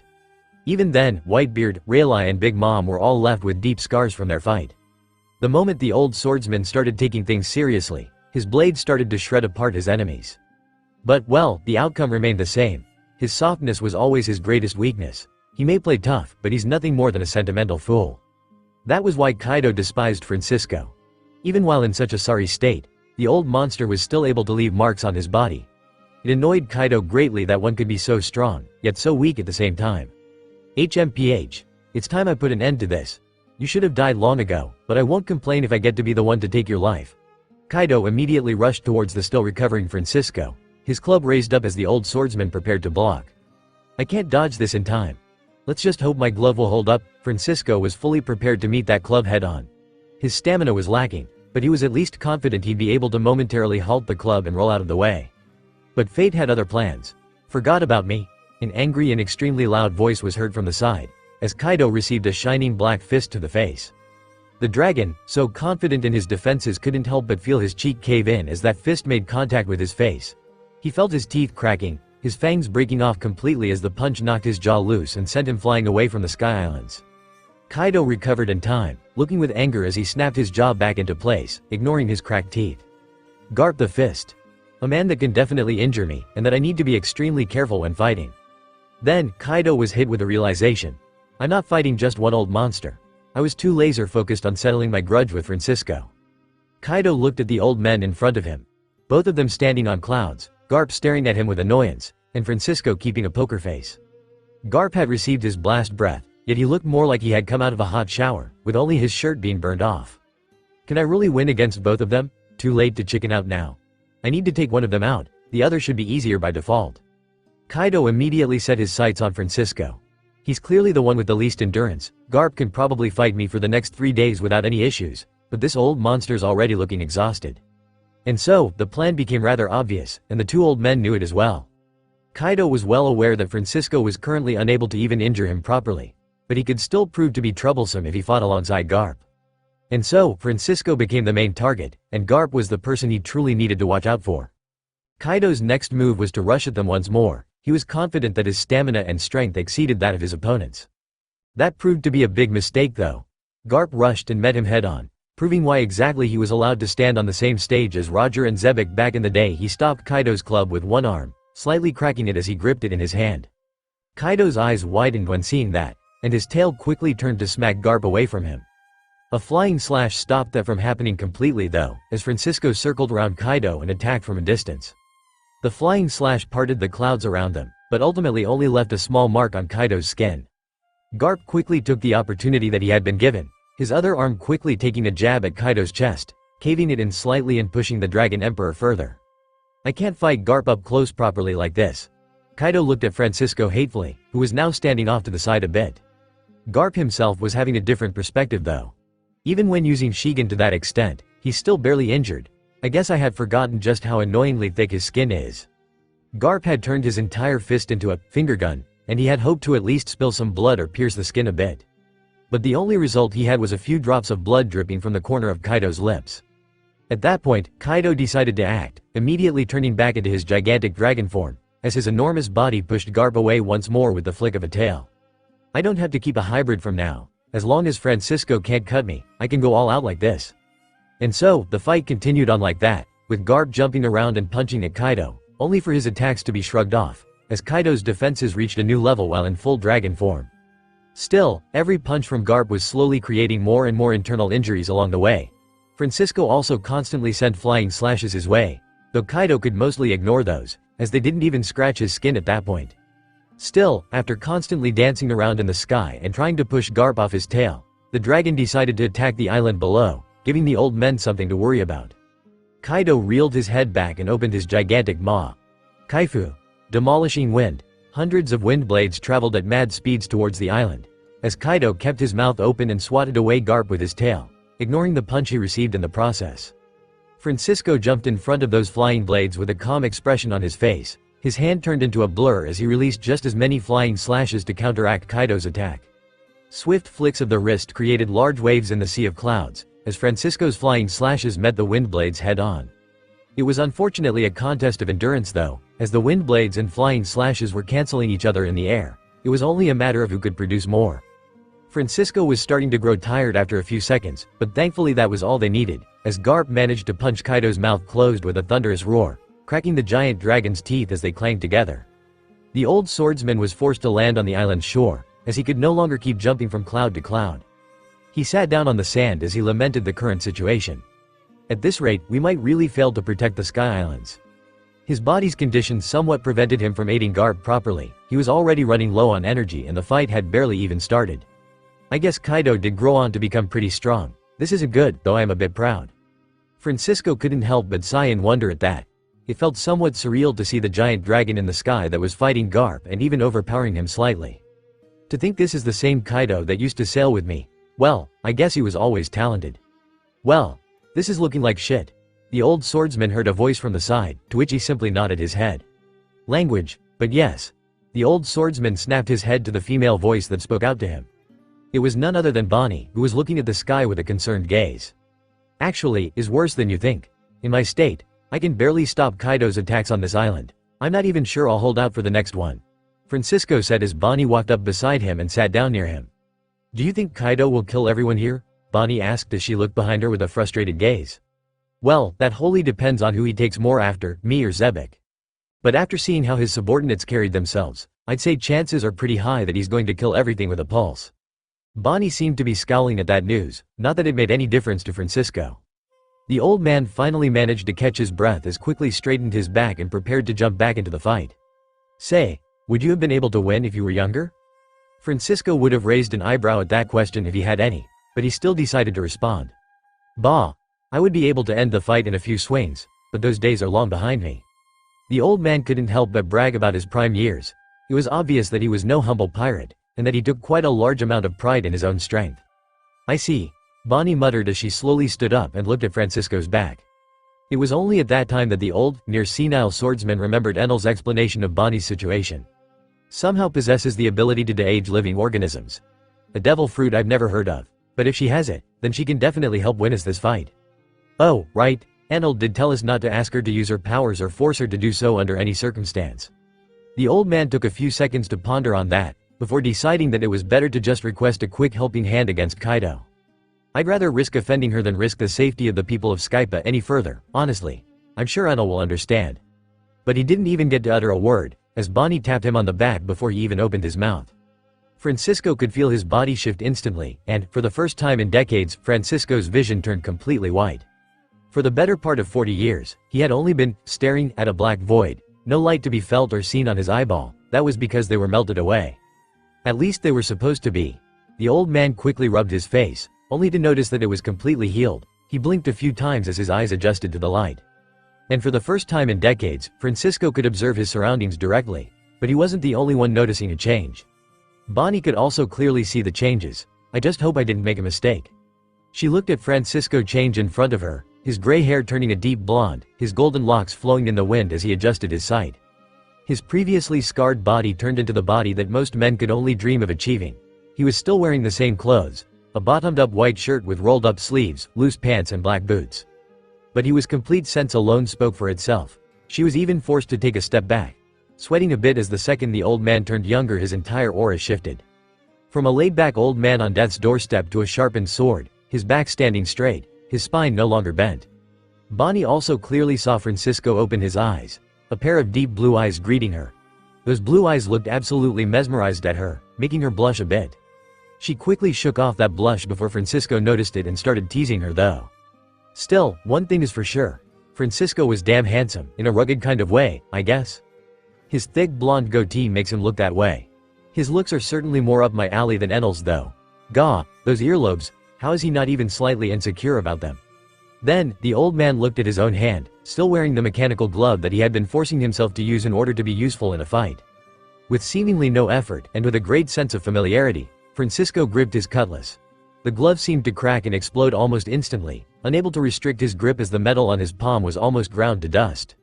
"Gihahiha, this, I can work with," Francisco said confidently as he gripped his weapon with a smile on his face. That laugh though, what is he? A donkey? Bonnie couldn't help but sweat as she took another step back. To say that Francisco was excited would have been a gross understatement. After all, for an 80-something-year-old man, going back to his 30s was a dream, a fantasy. "I guess I'll have to drink a few barrels with Bonnie to celebrate and thank her for this. That will come later though. The matter at hand is still more important." Francisco jumped up from the beach, creating a sonic boom with his speed as Bonnie was almost sent flying backwards. "Watch it, Jerkos," she complained as she wiped the sand from her eyes. Kaido and Garp were still fighting. The Dragon Emperor took his attention away from Francisco after noticing that he was not much of a threat anymore. Instead, he decided to focus fully on Garp, and tried to throw him down to the lower seas. After all, Kaido had an advantage in aerial combat. Things were actually going well for Kaido though. Garp was even forced to take a tail swipe directly in order to redirect it from the Sky Islands. It was pretty clear to Kaido that he would win that fight thanks to the people Garp was trying to protect. He makes sure to make their cremation as painless as possible as a form of thanks. Unfortunately, he was snapped out of his thoughts as he felt a figure approaching him fast. His eyes widened, scoffing when feeling that it was just Francisco's aura that was approaching. Swinging his blade towards him only once. "That old bastard can't even reach me. Hey, what a?" He didn't even get to finish his condescending and rude thoughts before a gigantic red flying slash pushed him backwards with great speed. Francisco smiled when feeling the familiarity of his own strength. Kaido was sent flying like a worm in the wind, forced to pay dearly for his own carelessness. Blood rained from the skies as Kaido's pained shout rang out for the world to hear. As tough as the dragon's defenses were, the flying slash still cut through him, threatening to cut him in two. In the end, Kaido managed to resist getting cut in half. He quickly turned into his hybrid form to try and avoid another slash, but no other attack came. Even in hybrid form, the wound was clearly visible, spanning from his upper left arm, which was hanging by a strip of muscle at that point, to his lower abdomen diagonally. Kaido had turned completely white at that point, as he dropped his weapon and grabbed his damaged arm, trying to cauterize it in place. The fear in Kaido's gaze only intensified when seeing Francisco's appearance though.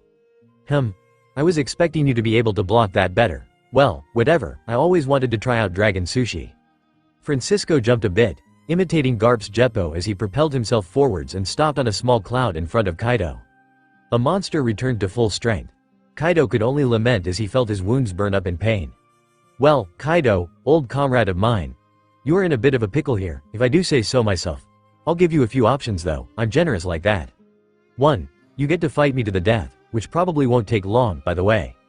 2. You obediently get captured, and are to be held until my new captain returns to base.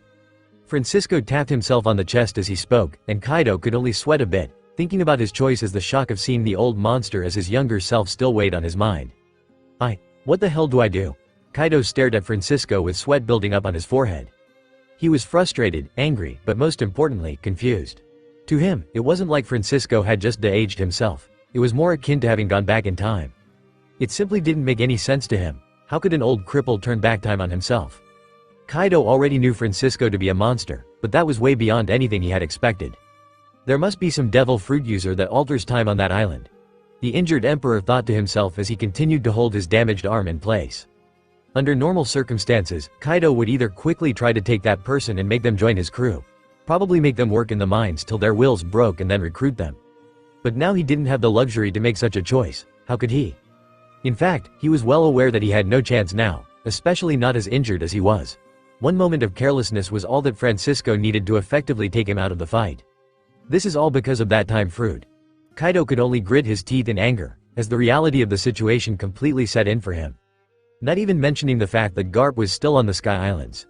The old marine didn't even need to be returned to his prime. He was a Yonko-level fighter even as an old man.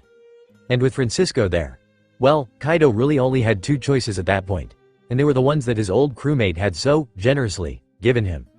Die or surrender, huh? The generosity of that offer made Kaido scowl a bit. On the one hand, I am not afraid of death. I would normally welcome it. But not only do I feel indignant to lose my life to this man, I also don't want to die when so close to my goals. To Kaido, he was already almost there, almost to the point where he could start the great war that he had dreamed of. He was ever so close to pulling those arrogant world nobles down to their levels, to put them through the shredder and allow only the worthy ones on top. Strength. That was the only qualification for a world leader in Kaido's warmongering eyes. To him, as long as the person leading the world was strong, nothing else mattered. The news of the weakened Marines and world government gave him the opportunity to advance his plans. Now, fleeing did reach Kaido's mind at first, but there was one problem. Francisco can likely kill me as soon as I turn my back on him or try to run away. I wouldn't even have the time to turn into a full dragon, and if I fly off like this, I'm unlikely to get more than 100 meters before he cuts me down. It wasn't like Kaido could create some distraction either. He didn't even have any more chances left to even destroy the island. However, even with all of those factors combined, Kaido wasn't some weakling to be caught like that. If he truly tried, he could likely escape. But the fear prevented him. The fear that had been ingrained into him from a young age, a trauma that he had been trying to shake off for many years. Sure, Francisco wasn't the main actor in that trauma, but he was someone that only helped amplify his suffering at some point. It was a reasonable fear. The first mate of the Rock's pirates was considered a monster in a generation where legendary pirates were a dime a dozen. To Kaido, the only person that came close to reaching their strength was Gold D. Roger, but he became stricken with illness, so he didn't get to match them in the end. So, with all of that in mind, Kaido raised his only currently working arm, surrendering himself to the smiling Francisco. Garp also jumped back towards them at that point, with a confused face as he hadn't expected Kaido to get blown away like a leaf in the wind. His eyes widened when he saw Kaido's sorry state, once considered an unkillable emperor looking like he had been almost cut in half by one sword strike. Garp only knew of one man capable of such things. Shit, was the only thing Garp could think of when seeing Francisco's appearance. Up to that point, the old marine was only happy with Francisco being around because he thought him to be an old man, close to death. That was also how they had bonded in prison. Garp was not the type to befriend pirates, especially not the type that sailed with rocks. The fact that Francisco was nothing more than a shell of what he had been formerly was what allowed him to look over his past and not kill him and impel down. Bonnie must have seen the situation and decided to do this. Not sure if it's a good thing though. Garp gritted his teeth as he hopped in the air in front of Francisco, who looked at him with a small smile. Garp, glad that you could join us.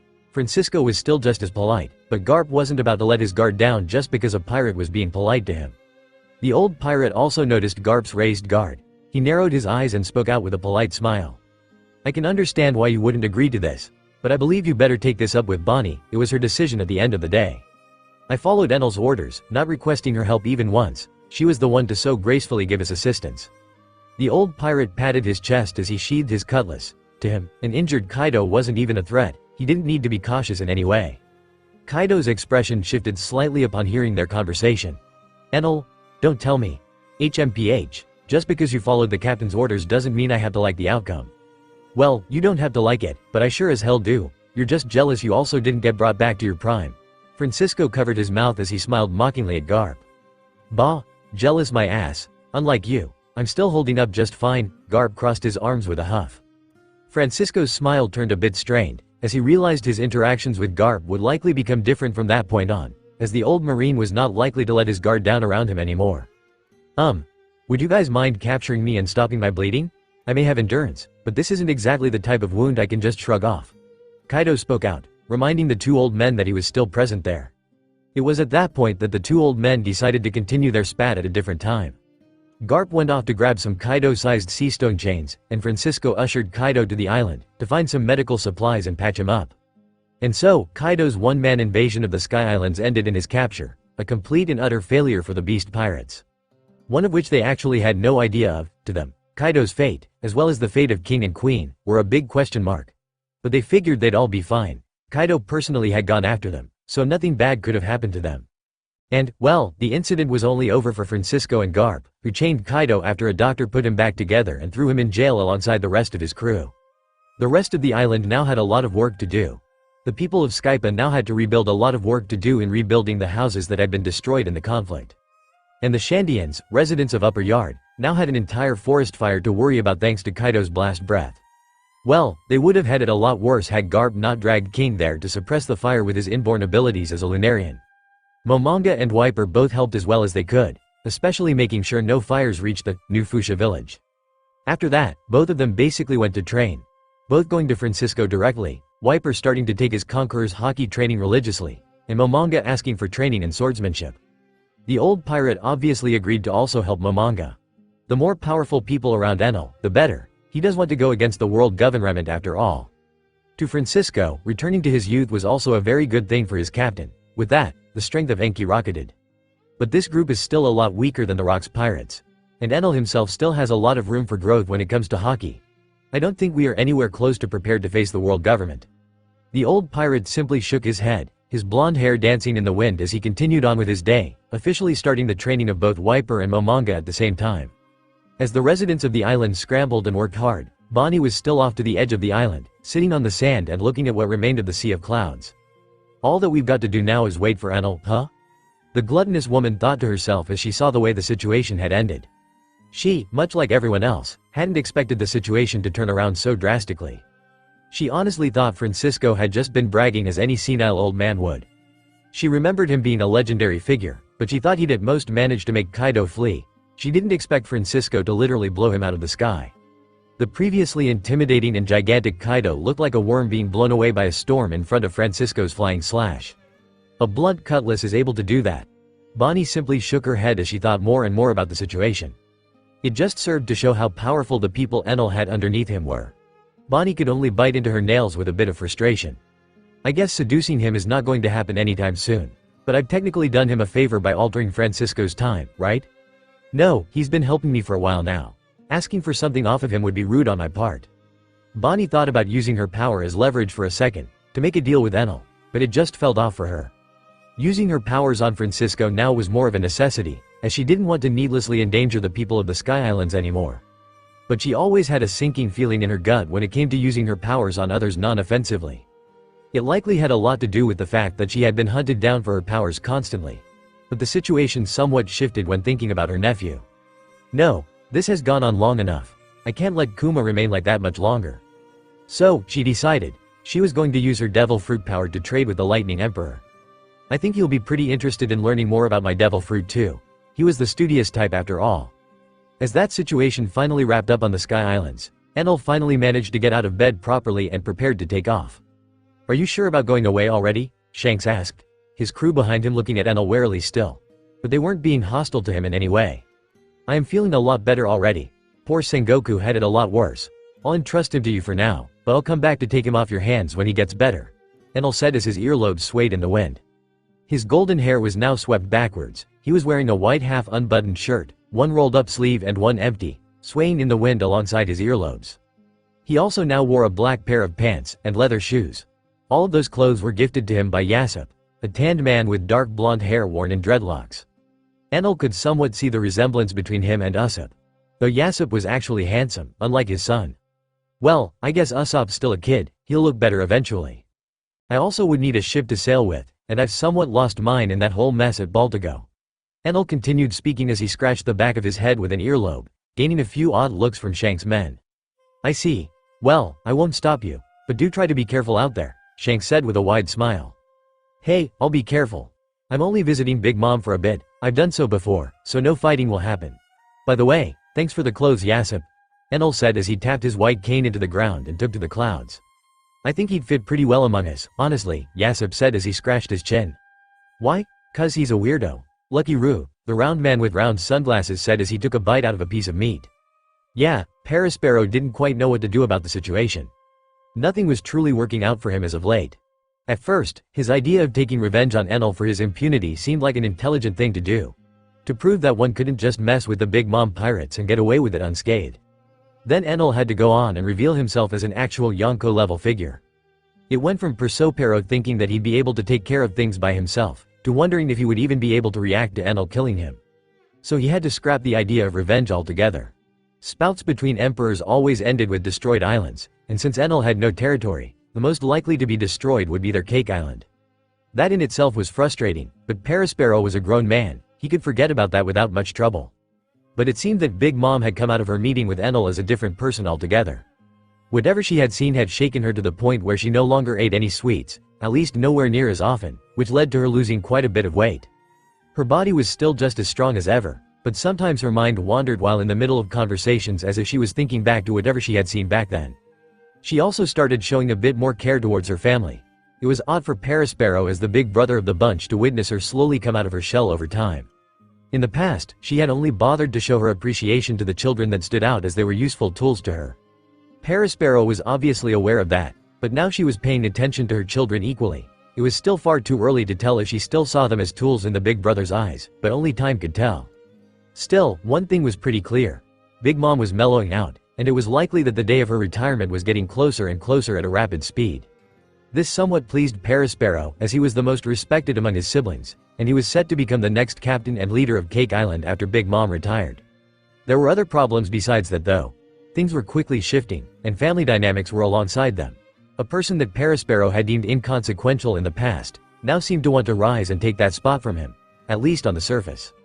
Oven, ever since returning to his home he had not rested a day. He was training like a man possessed, and had quickly grown stronger in both body and haki.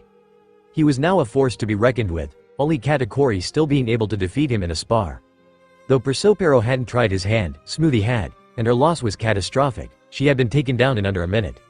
The Big Mom pirate spared no expense in rebuilding his limbs, buying him the most expensive and durable materials to rebuild his limbs, even going as far as to use sea stone to make his prosthetic hand. More specifically, his palm was lined with sea stone, which made him a very effective close-range fighter against devil fruit users. So effective in fact, that the second Oven managed to get close to Smoothie the fight was over. Even when she tried to evade him, he took her by surprise, twisting his body in an odd way, making it look like paper, as his arm basically coiled around after her and still caught her. His strong body covered in armament haki was also able to effectively block most of her attacks, so it was a decisive victory through and through. These were the results of Oven's training. His hard work showed itself, as his muscles had become more and more well-defined, making him look absolutely shredded. Katakuri was impressed by his brother's zeal and willpower, so he also started amping up his own training. This led to a competition between those two brothers. Who can make up the most masochistic training methods? It was an unspoken one, but the members of the Big Mom Pirates could only stare at them from a distance with odd gazes. Now, Parasparrow was actually happy that Oven was becoming stronger to the point where he technically became a cornerstone of the Big Mom Pirates. The problem actually came with the fact that he seemed a lot more approachable now. It seemed that his stay with the Marines had made him a lot more humble, and a lot more friendly, especially towards his siblings. This led to former enemies turning into friends, and distaste turning into appreciation. People that had looked at him with indifference were starting to warm up to him. Those that hated him started to talk more with him in between his demented training sessions. Frowns turned to smiles. Even if it was not intentional, Oven had now become a candidate for the title of captain, one which was rightfully Parasparrow's. Now, Persopero had to find out more about Oven's intentions and if he truly was a threat to his position, which was a true bother. The fact that the Marines had gone ahead and gotten themselves killed made him giggle a bit. It seemed to make Oven quite pleased as well, especially when hearing that Akainu died. The problem was that the seas were now rowdier than ever. The revolts that had been happening all around the world also died down, not that the Big Mom Pirates were affected by that whole fiasco. The shifts in power dynamics had affected some of their business, but it wasn't anything of note. The problem was that now Big Mom was somewhat expecting Kaido to attack either her or the world government any second, saying that he was exactly the type to take advantage of such situations. Whitebeard and Shanks were both huge question marks to the Big Mom Pirates. It was better to just not get involved, honestly. But it seemed that they wouldn't have much of a choice, as the sky clapped with thunder and lightning sparked amongst the clouds. In a flash of light, a figure appeared right at their front door. A man leaning into a white metallic cane, missing an arm as he walked through the door to their sweet castle confidently. Immediately, Katakuri appeared before him, reacting the fastest, as he had likely predicted where he'd land from the second he had heard the clouds churn. Katakuri narrowed his eyes when seeing the person visiting them. A familiar face, but his state was not quite as he remembered. It was an old acquaintance, basically, one that Katakuri wasn't exactly keen on seeing. "Enal," he said as his red eyes peered into Enal's grayish-blue eyes. Although visibly injured, Enal still had a certain aura around him. Despite the fact that he was covered head to toe in bandages, Katakuri was not confident in taking him on, missing arm or not. Katakuri. Such a pleasant coincidence. Enal's playful tone seemed to betray the seriousness of the situation. An emperor trespassing on another's territory unannounced. That would usually be a sign of war, quite an obvious one at that. But for some reason, Katakuri doubted Enal would start a war while in his state. The two of them were stuck in a staring match for a while, both looking into the future, and fighting with their wills only. No conqueror's hockey was involved, but they seemingly allowed their future selves to fight. Each predicting an action before they were even close to happening, both showing off their foresight perfectly, fighting while not moving a finger. Each thought created another possibility, each potential move closed off by the other in a rhythmic sort of dance. This only happened for a minute though, as more and more of Katakuri's siblings encircled Enal. Then guards started appearing as well, forming an army around Enal in the blink of an eye.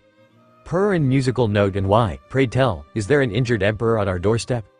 Parasparrow walked out and spoke up with a threatening tone, showcasing their lack of fear at facing him, no doubt emboldened by his current state.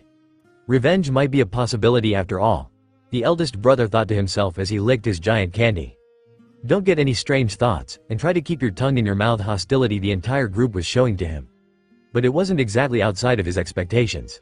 I wasn't expecting a standing ovation, but this is a lot more extreme than I thought. I am here to speak to Big Mom, nothing else. If I planned to harm any of you, I would not have landed on this island at all. Enal said as he smiled a bit and narrowed his eyes at the crowd. His earlobes, as well as the empty sleeve, swayed in the wind as the situation was becoming tenser. Oh, so you think anyone can just come in and speak to Big Mom herself? Whatever it is, I'm sure you can speak to me about it. Purr and musical note, Parasparrow tilted his head. As the first mate, he didn't want Enal anywhere near his mother. Especially not after the last time. I highly doubt you'll be able to help me. I need her specifically. A mere few moments of her time. Enal said as he waved his arm around a bit. I wouldn't be the first to trust you around mother, Katakuri said as he looked at Enal, not bothering to hide his hostility. I guess he does care a lot about his mother. Even if she's an uncaring bitch, huh? Enal's smile strained a bit. I am willing to vouch for him. A voice came out from the crowd, and a large man walked forward. Enal smiled when hearing that voice. Turning around he clearly saw Oven making his way towards him. At that point, everyone was silent, as Oven stared at Enel in shock.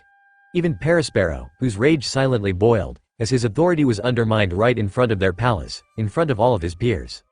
Though, I am a bit curious. Did you finally decide to cut off your earlobes? I can see that one of them is a bit shorter.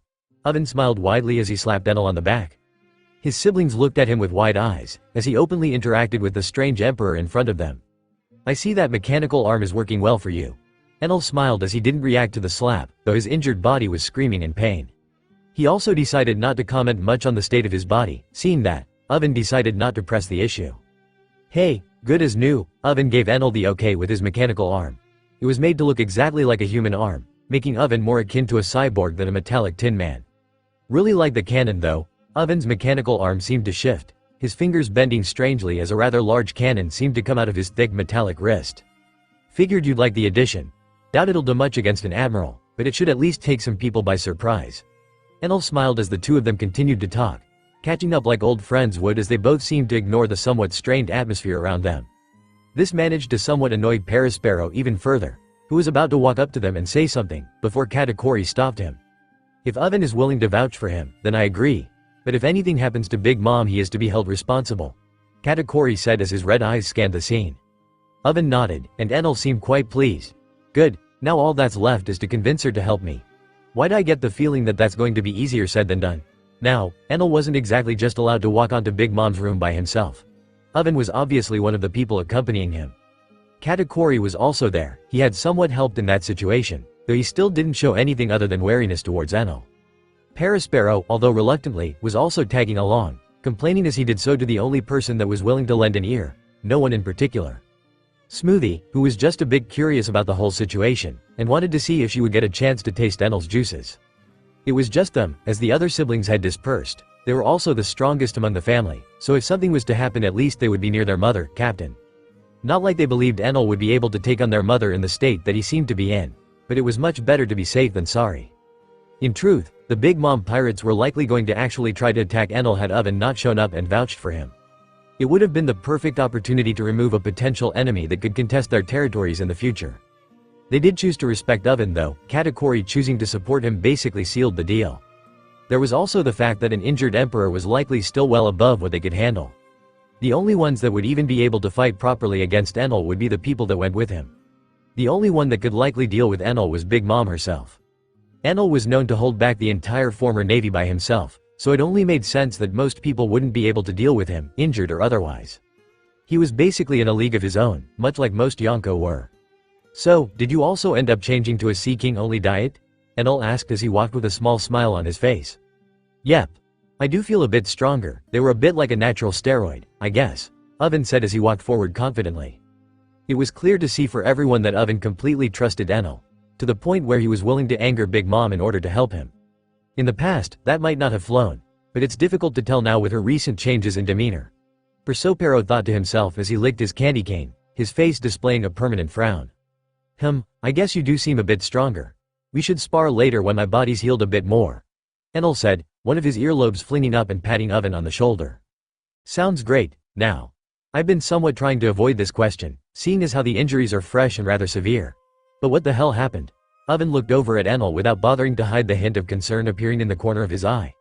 That's something I will explain later. It's something that concerns Big Mom as well. Enel's words did catch everyone's attention. Just what happened to him? Emperors don't just lose limbs randomly. Well, Shanks did, now that I think about it. Persopero thought to himself as they finally reached their mother. More specifically, the throne room where she was most likely sitting, pondering things. Enel frowned a bit when seeing Big Mom, as he noticed rather quickly that she looked a bit different. First off, Zeus and Prometheus were not with her, but Enel could feel them somewhere else in the castle, so that didn't matter much. More importantly, Charlotte Linlin. Seems you have lost some weight, Enel said as he smiled a bit. Big Mom was known to be a glutton, so it was simply unusual to see her lose weight. Anyone that knew anything about her would find that strange. Big Mom looked at Enel with a blank face, no surprise at all, as she was likely expecting him already. Her eyes scanned him for a bit before she also spoke out. Enel, it seems you've also lost some weight, she said as a hint of a cruel smile rose to her lips. Parasparrow chuckled a bit but was silenced by Oven, who simply glared at him for a few seconds. I guess my arm does count as weight. You seem healthy at least, that's good. Enel's words seemed to confuse Big Mom a bit. Why would you care for my health? We have no ongoing alliance, nor do I plan to make one. In fact, I thought I had made it clear that I don't want you near me or my children as well. Lin spoke out with a scowl on her face, finally showing her displeasure at his appearance. Well, I do wish to do some business with you, don't worry, you made yourself clear last time I was here. Still, Oven remains my friend, and I don't plan to change that anytime soon. Oven smiled a bit when hearing that, but he appeared a bit troubled. I can't just abandon my family though, no matter how good a friend Enal is. If mother wants to, she can simply command, and I'd have no choice but to obey. Friends? Big Mom looked directly at Oven when hearing that. So you befriended your handler? Someone that worked directly with the people that harmed you in the first place? Her words were sharp. She was clearly displeased. The lack of response from Oven also made her huff a bit, as he just looked at the side, somewhat guiltily. This made Persopero smile widely, enjoying his brother's suffering for a bot. The lower mother's opinion of him, the better things look for me. To be fair, I only became a marine to learn some of their secrets and befriend a few people. I never really put much effort into working for the world government, which is why I am no longer a marine. I don't care much for your reasons. Regardless, I'll continue this conversation with my child at a later date. Since you came all the way here, start speaking. What do you want? Big Mom said as she slowly stood up from her throne. Well, I want information, simply put. I just want to know more about souls. Enal's words seemed to irk Lin somewhat.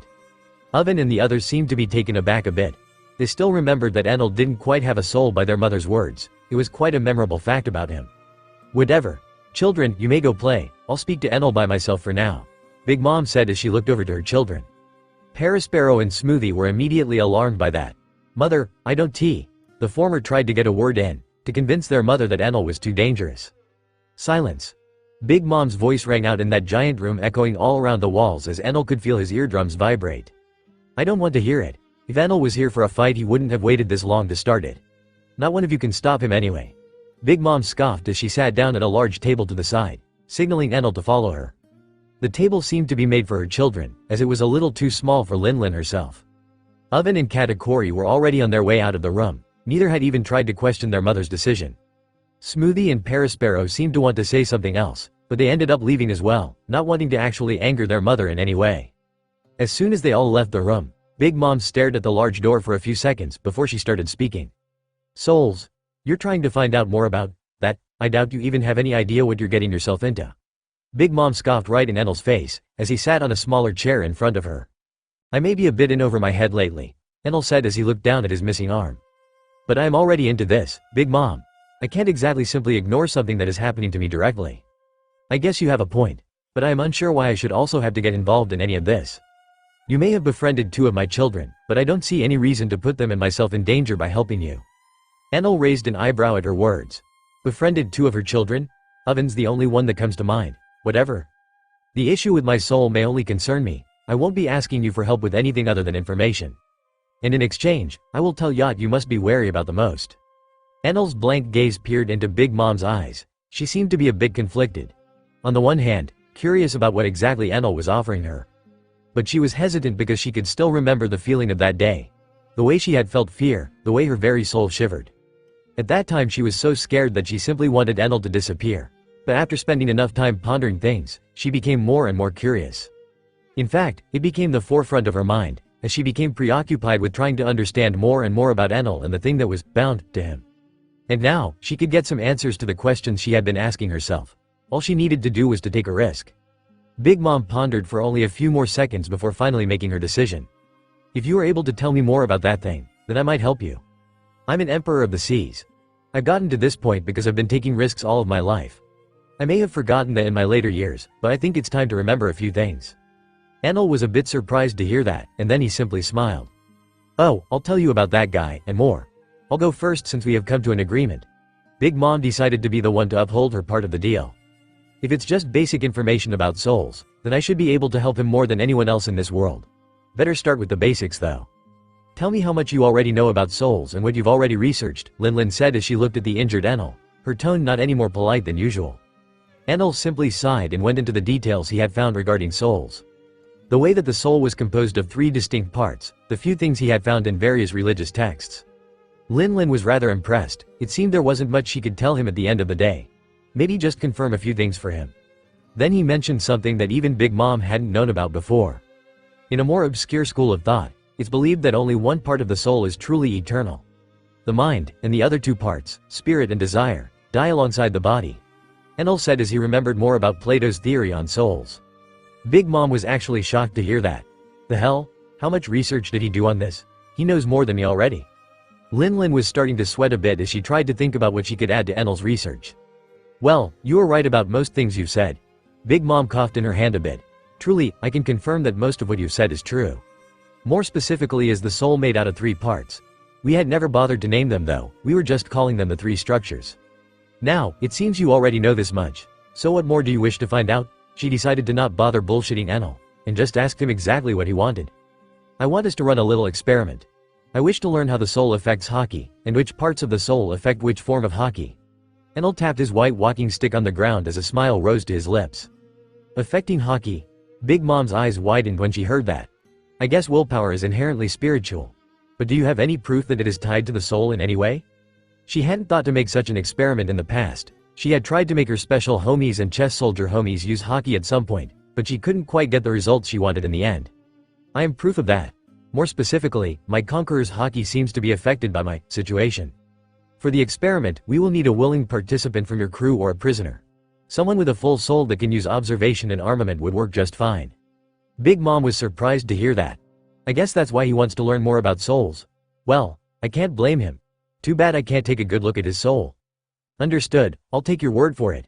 You don't really have any reason to lie about this anyway. You're coming to me for help after all. Lin scratched her chin as she stood up. Bring me a prisoner. The strongest you can find. Big Mom's voice rang out throughout the palace, immediately confusing her children. But no one really questioned their mother's orders. Not long after her voice rang out, Katakori's tall figure walked in, dragging a prisoner by the collar. The prisoner was a middle-aged man, someone that Enel couldn't really recognize. A former young pirate that tried to challenge my position in the past. Now he's nothing more than a captive here. His soul is intact, so he should do just fine. Big Mom said as she walked over to the prisoner, signaling Katakori to leave the room. The doe human nodded and turned around to leave, throwing a key on the prisoner's lap as he did so, just in case they needed to take off his shackles. He did also end up giving Enel a confused sideways glance as he left. Enel simply shrugged it off and also walked over to the prisoner. He was wearing a sea stone collar around his neck. His eyes seemed to be lifeless, most likely drained of any stamina after a long period of incarceration. Will he listen to us and use hockey when we want him to? Enel asked as he grabbed the man's hair and looked at his face with a raised eyebrow, looking directly into the prisoner's empty eyes. He'll listen. He was trained to follow orders. The spark of ambition that he once had has long since been snuffed out. Lin shook her head as she spoke. Fine. Enel shrugged, not really in any position to criticize Big Mom's handling of prisoners after the massacres he had committed himself. Pirate, use armament hockey. Enel said as he tapped the man's leg with his cane.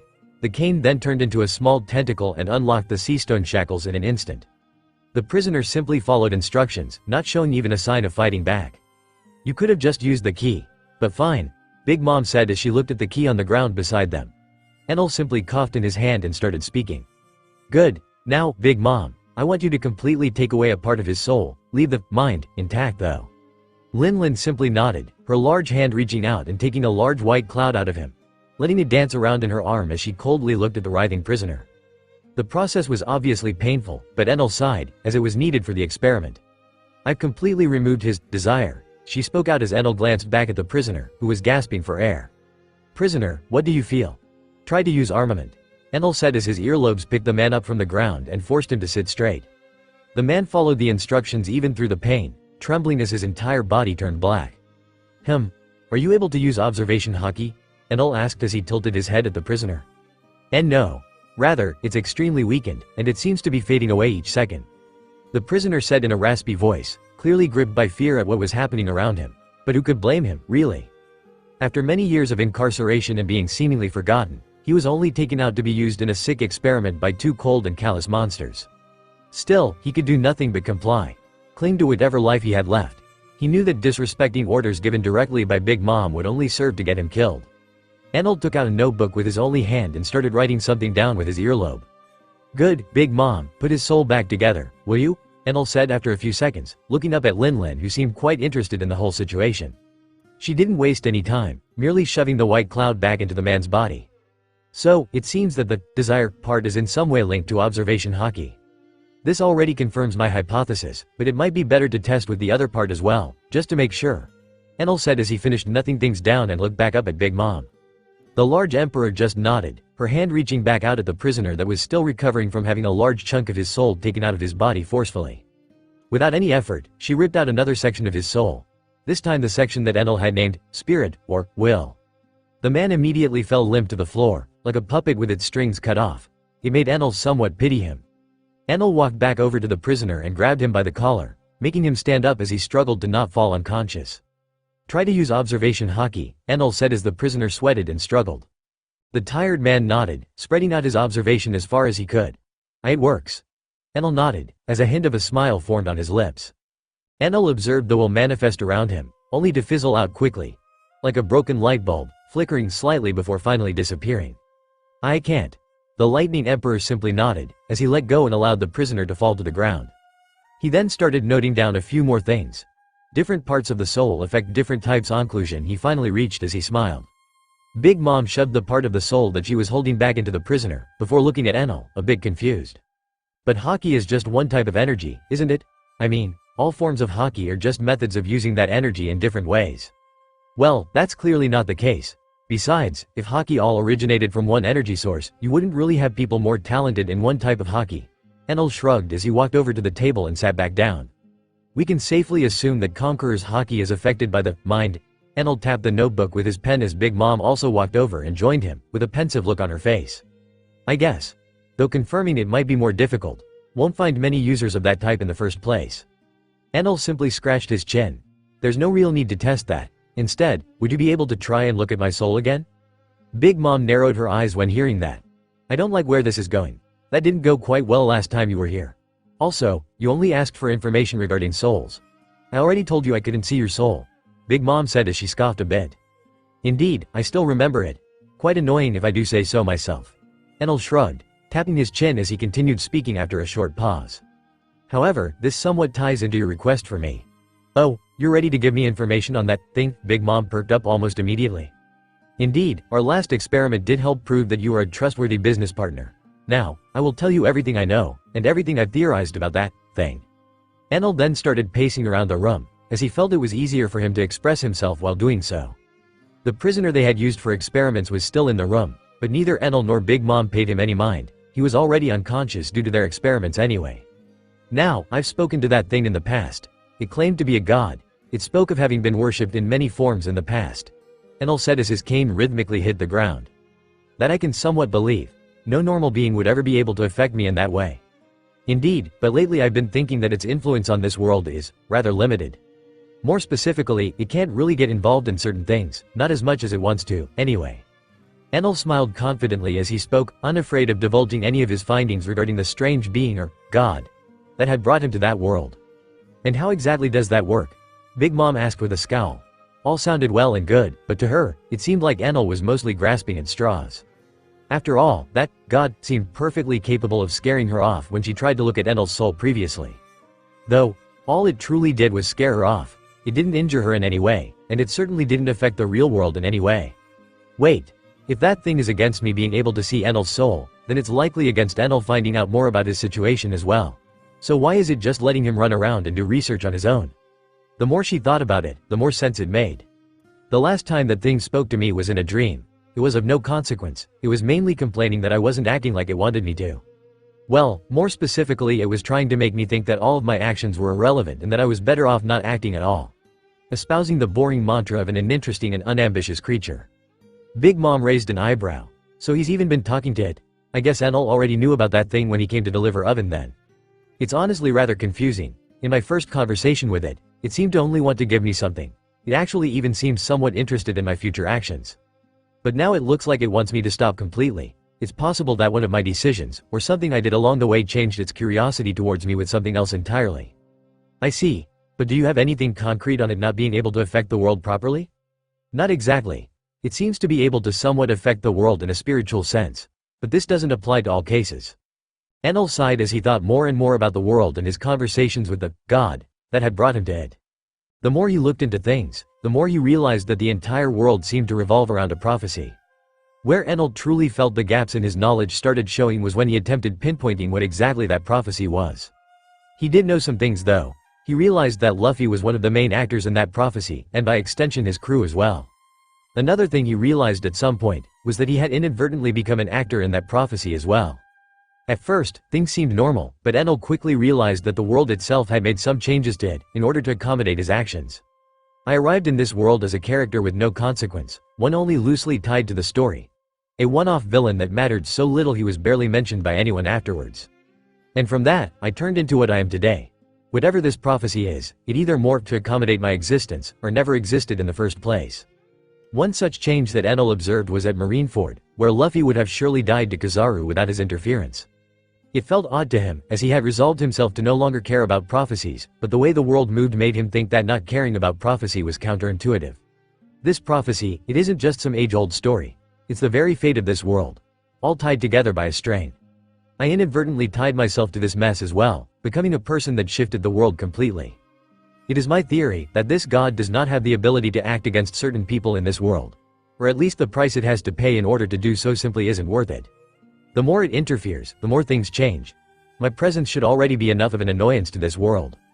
That god probably thought I'd just run around and explore the world, reading about history and spending my days leisurely, enjoying this second life of mine. But things changed when I got here. My personalities combined, my will changed, my ambition grew. I see. I guess it would have stopped you long before you reached me to make this deal if it truly could. It's clear enough that it cares or cared about your soul enough to hide it from me initially. Big Mom scrunched her nose a bit as the scowl on her face deepened. It still feels like I don't know the full story. But fine, I'll take a look at your soul. If something were to happen to me, it likely would have happened the first time anyway. And so Big Mom stared at Enel, looking through his flesh, trying to find the familiar white substance that she often pulled from others. She expected that strange god to show itself to her, to stop her once more. But that wasn't the case. Instead, she only saw a strange green mist all around his soul, barring her from seeing any further. This complicates things a little, Big Mom said as she then told Enel exactly what she was seeing. A cloud of green fog shrouding his soul, a precaution made to prevent her from looking at his soul. And just like that, Enel was met with yet another roadblock. Are you able to tell what this mist is even? Enel asked as he crossed his earlobes and heaved a frustrated sigh. He just about had it with the amount of shit he had to deal with thanks to that god and his stupid rewards. For a second, a certain thought even reached his mind. All of this trouble could have been avoided if I just ignored that stupid messenger. But Enel ended up shaking that thought away. Only in this world did I get to make any meaningful connections with others. Relationships that feel more than the superficial garbage I had in my past life. In the end, all of that trouble was also what gave him the opportunity to make those connections. Still, that didn't mean the troubles were something to look forward to. Big Mom pondered on Enel's question for a bit, staring at that fog a bit more before she finally spoke out again. If I am correct, this seems more like a fragment of a soul. It's hard to tell, and it's a lot different from any soul I've ever seen. But at this point, that shouldn't surprise me anymore. Enel immediately perked up at that. If the fog was simply a fragment of a soul, then that solution was rather simple. Then can you just pull it out? I can try. Enel smiled when hearing that, but not for too long, as he realized that a but was coming. But I have no assurance that I won't just pull out your soul along with it. Linlin's words made Enel roll his eyes into the back of his head. He was about to tell her to just do it AOP himself. Can I really trust her to put my soul back in my body if it does get dragged out? The obvious answer was a large no. Big Mom, although feeling a bit more mellow than what Enel remembered, was still a cruel pirate emperor. And he was technically a rival to her, vying for territory in the new world. Even if Enel wasn't interested in territory, that didn't matter. What mattered was potential threat, and the Lightning Emperor knew better than to simply trust Linlin with his life. Their business deals ended at the point where her interests were even slightly threatened. Now, this didn't mean he expected Big Mom to attack and try to kill him. He simply didn't trust her to not take the opportunity to dispose of him as his soul floated in the palm of her hands. I'll have to think more about this, Enel said as he shook his head a bit. I guess I'll stay a few more days on this island.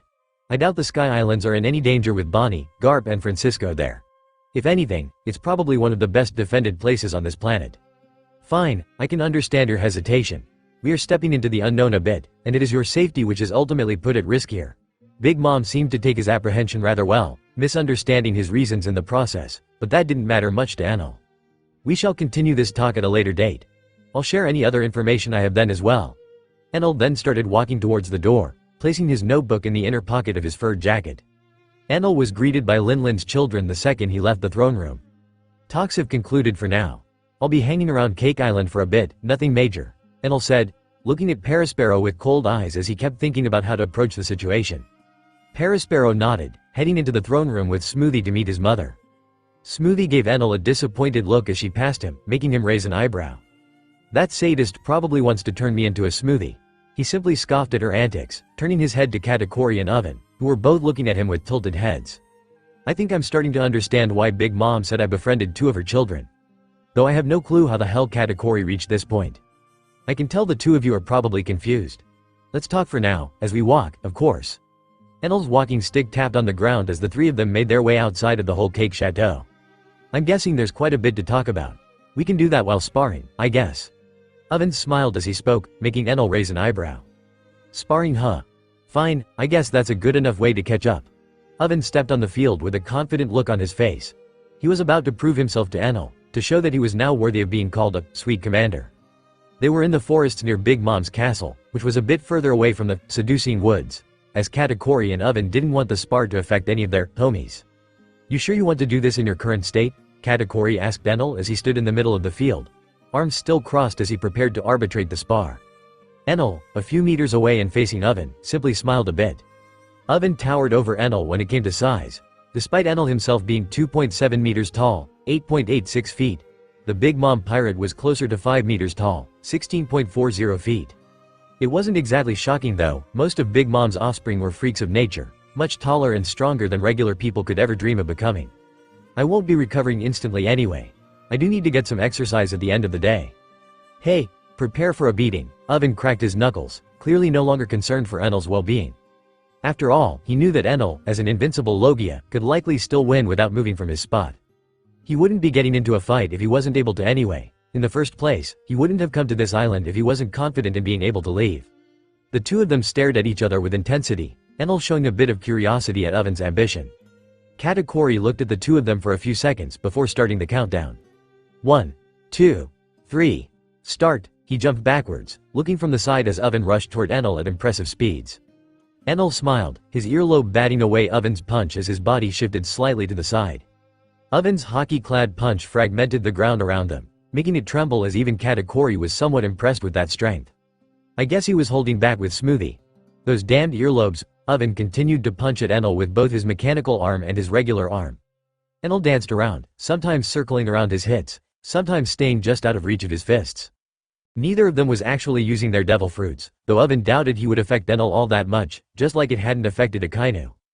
Enel looked at Oven's punch, as it passed by just a few centimeters from his torso. He was about to kick Oven away, but something rather unexpected happened. His mechanical arm seemed to unfold a small part of its elbow, and a blade shot out from his elbow, threatening to slice Enel in half in that instant. I don't remember making that addition to his arm. Enel was about to use Soru, but his legs seemed to give up on him at that moment, his injuries making themselves known. The Lightning Emperor was forced to raise his cane and block the blackened blade directly. Sparks rose out from their clash, and Enel skidded backwards, breaking a tree with his back as his smile widened. "Not bad," Enel said as he tapped the front of his boots on the ground and narrowed his eyes. "Oven is becoming a proper fighter. If I get him to join me in the future, he will certainly make for a good cadre." "There's more where that came from," Oven shouted as the large blade was retracted into his mechanical arm. He then pointed his palm towards Enel, and his entire arm shifted, forming a cannon. Due to his size, the arm cannon was basically just as large as that of a ship. "I already told you, that won't help much against stronger opponents," Enel said as he patted the dust off of his shoulder. "Hey," Oven simply chuckled a bit as the cannon shot out almost instantly. Enel's smirk didn't die down at all, ignoring the attack mostly as he concentrated on approaching his opponent. He took a few steps forwards, preparing to bat the cannonball aside with his cane. Then he noticed that it was extremely familiar looking. "What the hell is a buggy ball doing here?" Enel asked himself as a large explosion engulfed him completely. Boom, the ground shook. An earthquake seemed to rattle the entire field as the explosion of that cannonball rang out. Katakuri was forced to create a small shield of dough in front of him to not get too much dust on his clothes. "Hey, he's bound to take things more seriously now," Oven muttered to himself as he rushed into the smoke. No way that modified cannonball did anything to Enel, but he's got to be at least a bit surprised by the explosion. Oven appeared behind Enel, tracking him through the smoke with his observation as he raised his fist, preparing to punch the Lightning Emperor into the ground. Enel raised his cane, pointing it upwards at the larger man's chest. Oven scoffed, immediately shifting his body around that cane, his figure seemingly turning into a piece of paper, swaying in the wind. This somewhat surprised Enel, as he twirled his wrist, and the cane expanded. He quickly swiped at the dodging pirate. He ended up batting Oven aside, causing his feet to drag on the ground for 2 meters. Much to Enel's surprise, Oven was not injured at all. Tekai as well? Oven was still close enough to attack the surprised Enel, his punch coming down towards Enel at breakneck speeds. The pirate smiled as he almost felt his fist connect. But that smile turned to a frown the next second, as it passed through an afterimage of Enel. His punch once again hit the earth, blowing all of the smoke away and destroying any tree that was unfortunate enough to be too close to the fight. Oven sweated a bit, as he clearly felt Enel sitting on his shoulder. He looked up, only to see a rather calm smile coming from the Emperor. With a grunt, Oven's shoulder shook and threw off Enel, who landed in front of him gracefully, tapping his cane on the ground twice. "You've improved a whole lot. Kami-e, Tekai. I guess you were paying attention to our training sessions in the past." Oven smiled even more at that praise, somewhat pleased that the results of his training were recognized even by Enel, a person that he considered to be just as powerful, if not more so than his mother. "But I guess I should end this now." Enel twirled his staff on his wrist, before grabbing it and swinging it at great speeds. In doing so, he created a gigantic flying slash, one that Oven had no choice but to jump in order to avoid. Enel tapped his cane with one of his earlobes, turning it into an earring, and jumping towards Oven. The flying slash passed below Oven's feet, severing all of the trees behind him instantly. But that didn't mean he was out of the hot zone, as Enel appeared right in front of him, his hand extended and grabbing his face directly. Oven's mechanical leg quickly perked up, a large blade bursting out of his knee and ripping through his pants. Enel's body simply bent around that blackened blade, smiling as he did so. Before Oven even realized it, Enel stepped on the air above him, and with a powerful dash, slammed his head into the ground, creating a small earthquake in what remained of that forest. Oven managed to protect himself with haki, but Enel still gripped his head tightly. Before he could even grab Enel's arm, one of his earlobes seemed to turn into a drill and point directly at his chest. "I win," Enel simply said as the tip of that drill hovered over Oven's chest. Oven was about to try and melt the drill, but he gave up after reminding himself that Enel could still control it regardless. "Good fight," Enel said as he turned the earring back into a cane. "It was decent, though neither of you really went all out," Katakuri commented from the side with a deadpan. "Hey, I would love to spar with you as well, but I'm afraid I'm in no state to continue fighting," Enel said as he looked at the bloody bandages that covered his torso and stump. "Indeed," Katakuri said with a cold gaze. "So what exactly did you discuss with Mother?" He walked over to his brother and picked him up from the ground, allowing him to stand on his own after seeing that he was able to. "Oh, NSINESS proposition," Enel said as he waved his arm around a bit. "Trying to find out more about myself and my situation," he continued, getting a few odd looks. "Yeah, that whole deal with you being soulless was pretty strange to hear," Oven said as he fiddled with his mechanical arm for a bit. "Turns out I do actually have a soul, but your mother might have to rip it out of me in order to look at it." Enel couldn't help but chuckle a bit when seeing the reaction of the brothers. Wait, what?" Oven said as he perked up immediately. "And you let her do that?" "Nope, at least not yet. Still thinking about it.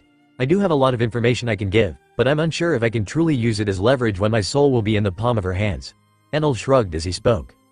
Katakuri sighed a bit. Indeed, Mother isn't exactly the most morally upright individual. "Hey, neither are any of us. I'm sure she'd think the same in my situation anyway. She gave me some time to think about it, whether to go ahead with it or not. But since your situation is special, there might be the chance that you'll outright die anyway, isn't there?" Katakuri said as his red eyes narrowed a bit. "Of course there is. That much is obvious, but this is still the best chance I've got to learn more about myself. Which is why I'm still weighing my options." What if we vouch for you?" Oven said as he scratched the back of his head. Enel looked at him with a raised eyebrow. "Unsure how that would help. We are not on bad terms anyway. It's just that my weariness doesn't allow me to just put my soul in the palms of another." "Then I guess we can only vouch for her, to you," Katakuri ended up saying, crossing his arms as he did so. "What?" Enel asked, his confusion not hidden for 1 second. "I guess you're right, big brother. In the past few months, Mother has changed exponentially, so much so that it's a bit unreal." Oven spoke out as he scratched his beard a bit. "Much like yourself," Katakuri said as he scoffed a bit under his scarf. "Well, I did go through a life-changing event, lost an arm and a leg." "Fair, but you proved that people can change. You used to be the type of person that enjoyed torturing your enemies. Some of our brothers claim that you mellowed out in that regard. Having my limbs slowly burned off by magma did give me a taste of my own medicine." Oven shook his head a bit, before deciding to get back on the subject of his mother. "It's hard to tell how much Mother has changed, but one thing is clear, she certainly is less callous than before, at least from what we could observe." "So you're saying I should be able to trust her for now?" Enel asked, sighing a bit as he did so. but it was clear that he was somewhat glad to hear that. We're saying that the chances of her taking advantage of the situation are a lot lower than usual. Don't get your hopes up too much. Katakuri shook his head a bit, somewhat pouring some water on Enel's enthusiasm. Oven also seemed a bit conflicted. Why yay, seems we aren't able to give you much assurance after all. No, this is good. Well, as good as it can get in this type of situation anyway. Enel ended up smiling a bit, appreciating the pair of brothers for the strange care that they showed. I'll think it over the following days. Do you know any place I can sleep in? The brothers nodded. There should be plenty of room in the sweet city, plenty of inns there. Great, thanks. I'll be heading off then. Enel waved at the two of them as his figure started to fizzle out. Katakuri raised his arm and was about to say something before Oven stopped him. Doubt he'd need a guide or a handler. Mother seems to trust him enough to let him wander through the palace, so it doesn't matter much. In the end, Katakuri couldn't argue with that logic too much. He just shrugged and looked at his younger brother. Now then, the two of us have a lot to talk about.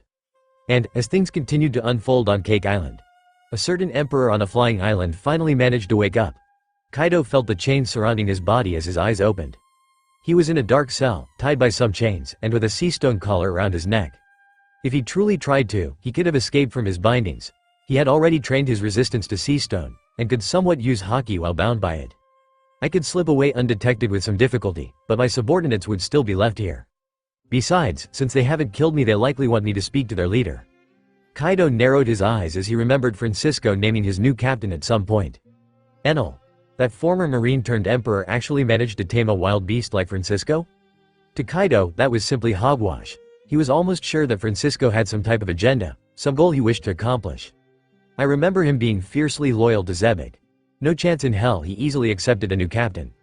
Now that he was stuck in a cell, recovering from the injuries inflicted by both Garp and Francisco, he had all the time in the world to wonder about reasons and motives, and to try and see things from varying perspectives. What annoyed him more was that he could sense that he was placed right beside his subordinates, a mere few rooms away. It would be oh so easy to break out, free them, and attempt an escape. Alas, trying to escape wouldn't really do much. Besides the seemingly relaxed security of the prison, Kaido was quite sure that both Francisco and Garp were keeping an eye on it. Francisco alone could likely take care of them all, especially since Kaido was still injured. And Garp's body, although weakened by age, was still a monster by all definitions. Someone that Kaido was certain he wouldn't be able to win when not in top condition. Why did all of this shit have to happen in tandem with the world government becoming weaker? The King of Beasts could only curse his bad luck on that front. As if he had not commanded his subordinates to take over the Sky Islands, then they likely wouldn't have gotten captured.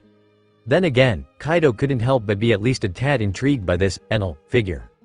Meeting him might not be so bad, especially since this might give me some time to actually recover. Kaido had already started planning out his revenge. Against the people of Skypa, against Garp, against Enel, and most importantly for him, against Francisco.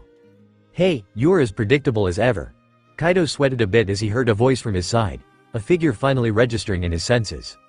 Looking at that figure, Kaido narrowed his eyes as he took in the sight of the relaxed blonde man in front of him. I guess this ghost felt me waking up. Your expression is as easy to read as ever. Francisco dragged over a chair, and sat directly in front of Kaido, leaning into the seat as his relaxed smile seemed to irk Kaido somewhat, though the Emperor was struggling to not show that on his face. I bet you're planning out revenge already, that you're already imagining the broken bodies of those that have inconvenienced you already at your feet. Francisco's relaxed gaze turned into a cold stare as he spoke. Hey, might be easier said than done. Kaido looked at Francisco's youthful figure for a bit. A fruit that completely reverses time. Why haven't I heard of it before? Still, if you know me so well, then why haven't you killed me already? You know I'm not the type to leave things like this go. Kaido muttered. The frustration etched in his tone did cause the old swordsman some amusement. Yeah, I know you're probably going to try something stupid. It isn't really about probability either. I hope you do try something dumb. This may prove to be a good opportunity for Enel to grow. Francisco simply nodded as he spoke. Learning opportunity? For that fledgling pirate?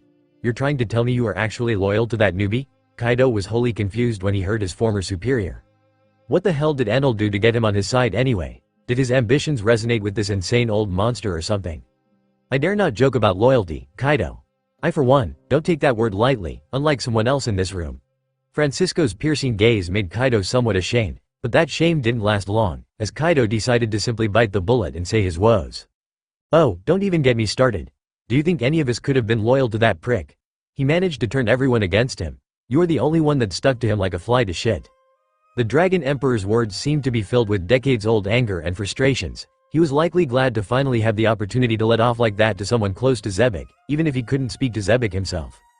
Kaido stood silent after that, expecting some kind of reply from Francisco, or some sort of violent reaction, but nothing came. You sure have gotten bold after getting that dragon fruit. Was it Linlin that gave it to you? It was a few days before the decisive battle at God Valley too. Francisco spoke in an unperturbed tone, much to Kaido's shock. In truth, I have had many dark years to ponder on the past. I cannot help but say that I have also grown to resent my former captain to some extent. Kaido's eyes widened when he heard that. The previously unshakable Francisco was actually also airing out his frustrations. It was almost a miracle to him. I don't think I'd have it in me to betray him, to take that last step, but because of him, I was stuck in a hole. For 4 decades, lacking both the willpower and ability to get out. Kaido sighed a bit when he heard that, remembering how Francisco had looked like when their fight had started, a seemingly tortured old man. His injuries had reverted, but the memories were still fresh by the looks of it. Enel was the one to pull me out of that hole. Well, he and Garp. But really, without Enel, we both would have died. Kaido widened his eyes once more when hearing that. What the hell has the government been doing behind the scenes? And since when do they have the power to just casually kill Garp? Why would they want to kill a retired marine anyway? Is this related to the Fuchsia village incident, I wonder? Kaido already knew that there were gaps in his information when he realized that Garp was working with or for Enel, but things were becoming less and less clear as time went by. I can tell you're confused, but I've already said enough. It's up to Enel whether or not he wishes to answer more of your questions. Francisco then got up and made his way towards the door. Kaido merely stared at the back of his former superior, not bothering to say anything else, as he knew he wasn't going to be getting any more answers anyway. I guess I really will have to wait for this Enel to show up. If he was able to leave such an impression on Francisco, then he should be quite the figure. Garp looked at the prison with crossed arms and narrowed eyes. He still found it difficult to trust Francisco, as he considered him a true pirate. Someone from that generation can never be fully trusted. For a second, Roger's face did flash in Garp's mind, but the old marine shook his head a bit. Can't really lump everyone in the same group, but Francisco was quite literally one of the heads of that group. I don't care what type of person he is, the acts he condoned from his former captain tell me that he doesn't fully care about the safety of others anyway. Zebek had been a more traditional pirate. He mostly sought powerful people, as he wished to become the king of the world, but it wasn't below him to rape and pillage like any other pirate. Garp could still remember as he, Suru and Sengoku tracked him down. The sight of the burnt villages they had come across, the lands that were pilfered and pillaged beyond recognition. Zebek was not just a threat to the world government's authority. He was also a true menace to the common folk. And it was clear that no one liked him anyway, as ever. All but one person. Whether or not Francisco partook in heinous acts was unknown to Garp, but the fact that it was a possibility was concerning. Especially since the old marine no longer would have the power to stop him if something went wrong and he decided to show his true colors. Garp could only clench his fists in annoyance. Maybe if I'm returned to my prime, with my knowledge and current mastery of hockey, I could be his match. Let's just hope it doesn't come to that. The old marine could only sigh as he turned his head and went back to the island, where a funeral was currently taking place. Well, it was more of a period of mourning. The funeral had happened before Kaido had stepped foot on the island. It was to commemorate those that had lost their lives in the attack of the beast pirates. The casualties were minimal, sure. All things considered, things could have been worse, and the people that survived were all stronger for it. But another thing was also true. The battle hadn't just killed a few recruits. It had ruined families and broken households. Garp could only clench his fists when seeing the tears of the relatives of the ones he had let die. All for their improvement, my ass. We went and acted without thinking it thoroughly, and now others must suffer from our negligence. He was mad at the beast pirates, mad at his formerly lackluster training, mad at Francisco, but most importantly, mad at himself. It was at that point that Garp had resolved himself. I will make sure such a thing never happens again. I will build all of them into fearsome warriors. I'll make sure no regular pirates will even be able to take them on. The fire in the old marine's eyes burned brighter as his fists clenched so hard that his fingernails dug into his palm, and blood dripped to the ground. With that resolve, Garp went on to plan his most demented training session yet, scrapping the former, relaxed, one entirely. And while that was happening, the Sky Island was still drifting, slowly heading in a random direction, as they had no control of the engines and no energy to power them consistently. Now, was that really a good thing? The islands in the sky continued to drift, as Cake Island continued to stir with uncertainty. An emperor randomly showing up and eating sweets from street stalls was far more than enough to make the residents wary. The members of Big Mom's crew were instructed not to act though, so Enel was mostly left to his own devices as he pondered on his situation a bit more. He wasn't the only one doing so. Big Mom herself was quite befuddled by the entire situation. If she hadn't felt that God's eyes on her, she would have thought that Enel was simply feeding her some bullshit. But it was quite clear that wasn't the case, and now that she heard Enel's explanation, things became a lot clearer, and she became a lot calmer. Why should I be afraid of something that can barely interact with my world? I rule these lands, I am an emperor of my own realm, so why should I be afraid of some ghost? Until now, she actually found Enel's experiment to be interesting. She especially enjoyed learning which parts of the soul powered each type of haki. Learning more about haki in itself was a huge bonus to her, as she had felt as if she had hit a roadblock at some point. As minimal as it is, progress is still progress, and I do have him to thank for that. Still, Big Mom wasn't daft. She was well aware that now, as long as Enel agreed for her to try and pull out the green mist around his soul, she had a great opportunity to also kill him. Now, this was absolutely in line with Big Mom's usual self, as she was ruthless, brutal, cold and calculating. But she somehow struggled a bit with the concept as she was now. She herself found it odd. Had being humbled really changed her perception of the world to that extent? In truth, it did help her with her previously inflated ego. It helped pour some water on the raging fire that was her pride. Now the flame still burned, but it was a lot more discreet than before. Even now that she learned that meeting such a being was unlikely, she still chose to remain cautious. If one such being exists, then there might be more. She didn't for one second believe that whatever Enel had met was actually a god. And a part of her mind was still wary about its presence in the world, and at the same time, she now had become aware that being a Yonko wasn't enough. As she stood on her throne and pondered more and more on her situation, two of her children were doing much of the same thing. "Do you think you'll go through with it?" Oven said as he clenched his mechanical hand. "Hard to tell. I wouldn't blame him if he doesn't. I don't really know how much he stands to gain from learning more about his soul either way." Katakuri shrugged a bit, burying his nose into his scarf for a few seconds. "It has got to be pretty important if he's that conflicted about it." Oven simply shook his head, trying to think about any reason why Enel would find such a thing truly necessary. Katakuri looked at his younger brother for a bit, his deep red eyes scanning him for a few seconds before he opened his mouth once more. "Why do you care this much about him anyway?" Katakuri asked, his arms crossed and eyes narrowed. "It's difficult to tell. I guess it's because he treated me like a human." Oven scratched the back of his head with his metallic arm as he spoke. His older brother seemed a bit confused by that, his gaze asking Oven to elaborate a bit. "When I was captured, I was treated no better than a dog. That much was to be expected. I expected much the same from Enel when first meeting him, honestly. But in turn, he actually treated me better than most of my other siblings. I don't know, he was unnaturally considerate, almost as if it was second nature to him." Katakuri couldn't help but smile a bit underneath his scarf. "HMPH. I guess he was just there when you needed help. I had somewhat figured that was the case from our first meeting. For a man that's been titled as a cruel emperor and a cold-hearted pirate, he sure doesn't act the part." Katakuri looked to the side for a bit, towards the sweet city where he guessed Enel was likely terrorizing some citizens with his mere presence. "Bah! The world government can kiss my ass. They always get to decide and do whatever they want." Oven spit on the ground in disdain, making his older brother roll his eyes. "That's always been the case. Lately, they've been a lot bolder though. The Marines have also been reduced to what is essentially a shell of their former glory. I wonder if Mother plans to capitalize on that. She likely does plan on doing something. Normally, I'd say she's planning a raid on the Holy Land, as a display of power.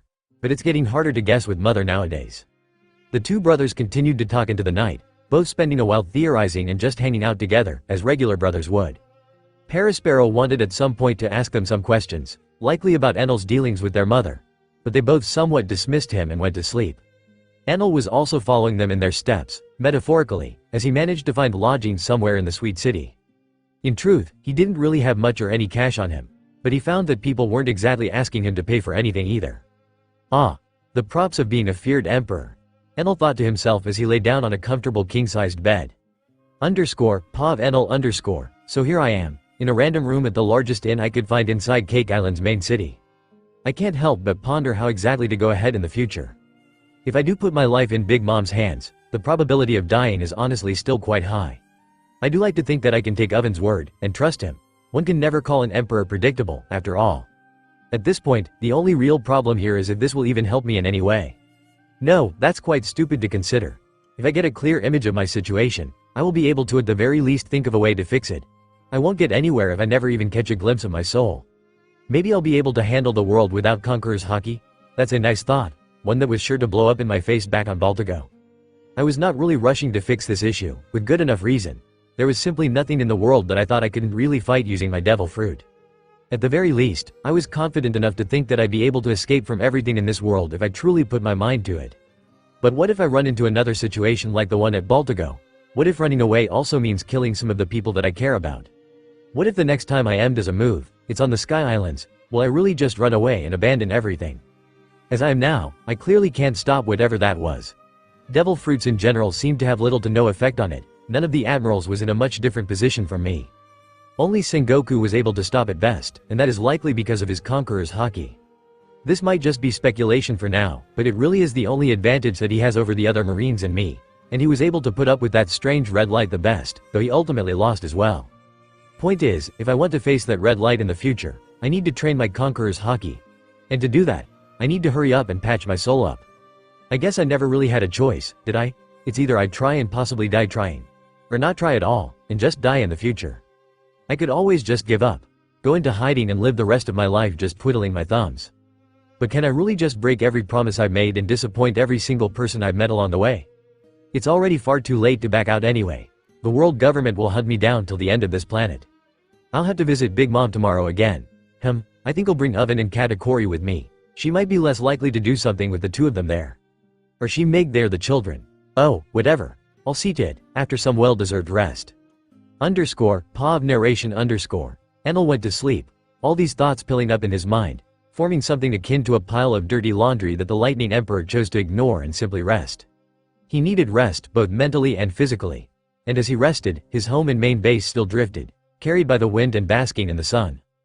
This time, it was on a direct course to crash into something. Something large, made of earth, and also floating in the sky. As a twist of fate would have it, the world's only flying islands would come close to crashing into each other, allowing old friends and enemies to meet once more. Wiper didn't quite know why everyone was scrambling so frantically. He was a bit confused, at least until he finally saw it in the distance. A huge, floating island just as big as their own, if not bigger, it was just hovering in the air, directly in their course. If the wind doesn't change, it will be a full-on collision. Wiper instantly started panicking when he thought about that, but he somewhat calmed down when he remembered that his new conqueror's haki teacher was also on the island. Pretty sure he can do something about this, I hope. Wiper thought to himself as he started hurrying to Gonfal's side. He was still one of the Sky God's guards, so he needed to be there in case something major happened. Not like he could stop the islands from colliding anyway, so Wiper didn't even bother thinking about it anymore. Francisco and Garp also woke up at about the same time. Garp was still in the city, so it wasn't hard for him to hear the commotion. Francisco on the other hand was near Enel's old cabin, sleeping in a cabin nearby that was built specifically for Bonnie. He only woke up because his senses somewhat flared up at the odd amount of movement in Skypa. Francisco was hammered, as he had drunk with the gluttonous pirate the whole night as a way to thank her for restoring his youth. His sleep wasn't exactly deep, as he liked to be cautious at times, especially when randomly drifting in the sky. He was a bit confused at first when waking up in bed with her, but he wasn't exactly a spring chicken, so he rolled with it. Bonnie herself didn't wake up though, either too tired or drunk to do so. The old pirate also didn't wish to wake her up for no good reason. Francisco jumped from tree to tree, reaching the edge of upper yard quite quickly. He looked ahead at the flying island with a raised eyebrow. So you're telling me there were more flying islands? No, the people of Skypa didn't mention there being any others. It's also not flying through natural means. There's no cloud carrying it. Wait a minute. Is that bastard still alive? Francisco couldn't help but smile at the thought. The Rocks pirates had many members, but not all of them were figures he had heard much about from the briefings Enel had given them. In fact, most of them had been forgotten by history, much like Francisco himself. But the stronger and more talented seemed to have survived and thrived regardless. So Francisco was somewhat befuddled that he hadn't heard about the flying pirate at all. Shiki the Golden Lion. Garp did mention him breaking out of Impel Down at some point by cutting his legs off, but I don't really remember that. I was probably already down on level 0 at that time. Shiki was one of the strongest members of the Rocks pirates, being about at the same level as Whitebeard at that time. Francisco knew him very well, and the two of them had separated on good terms. He was off doing his own thing when God Valley happened though. The old master swordsman was unsure which side Shiki would have picked, but that was somewhat irrelevant at that point. Meeting an old but friendly face might make for a nice change of pace, he thought to himself as he smiled widely and crossed his arms. Then he stopped for a second, as the thought finally reached him. Wait, aren't we just going to crash if we keep going?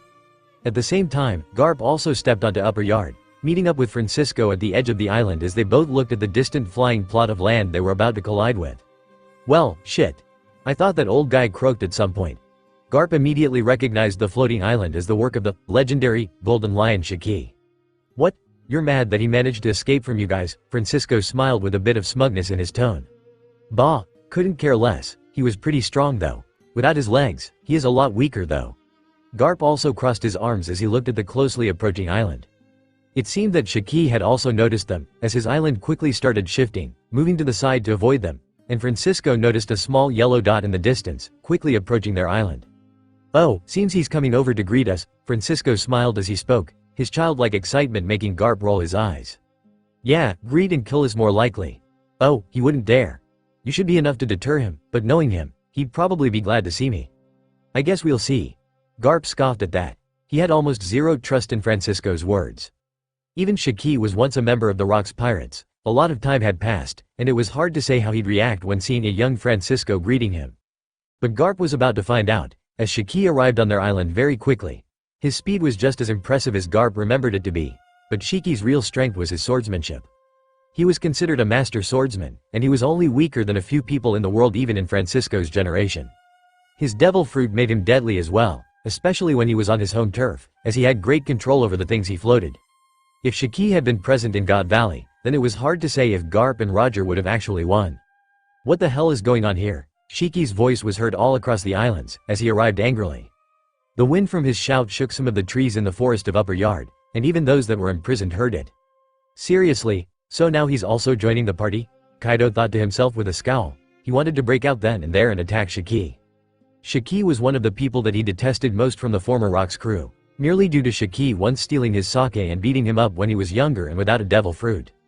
A petty dispute that turned into a deadly grudge, much like the situation between him and Francisco. Kaido simply wasn't the type to easily let go of grudges. Still, to think that he's been hiding around above the clouds until now.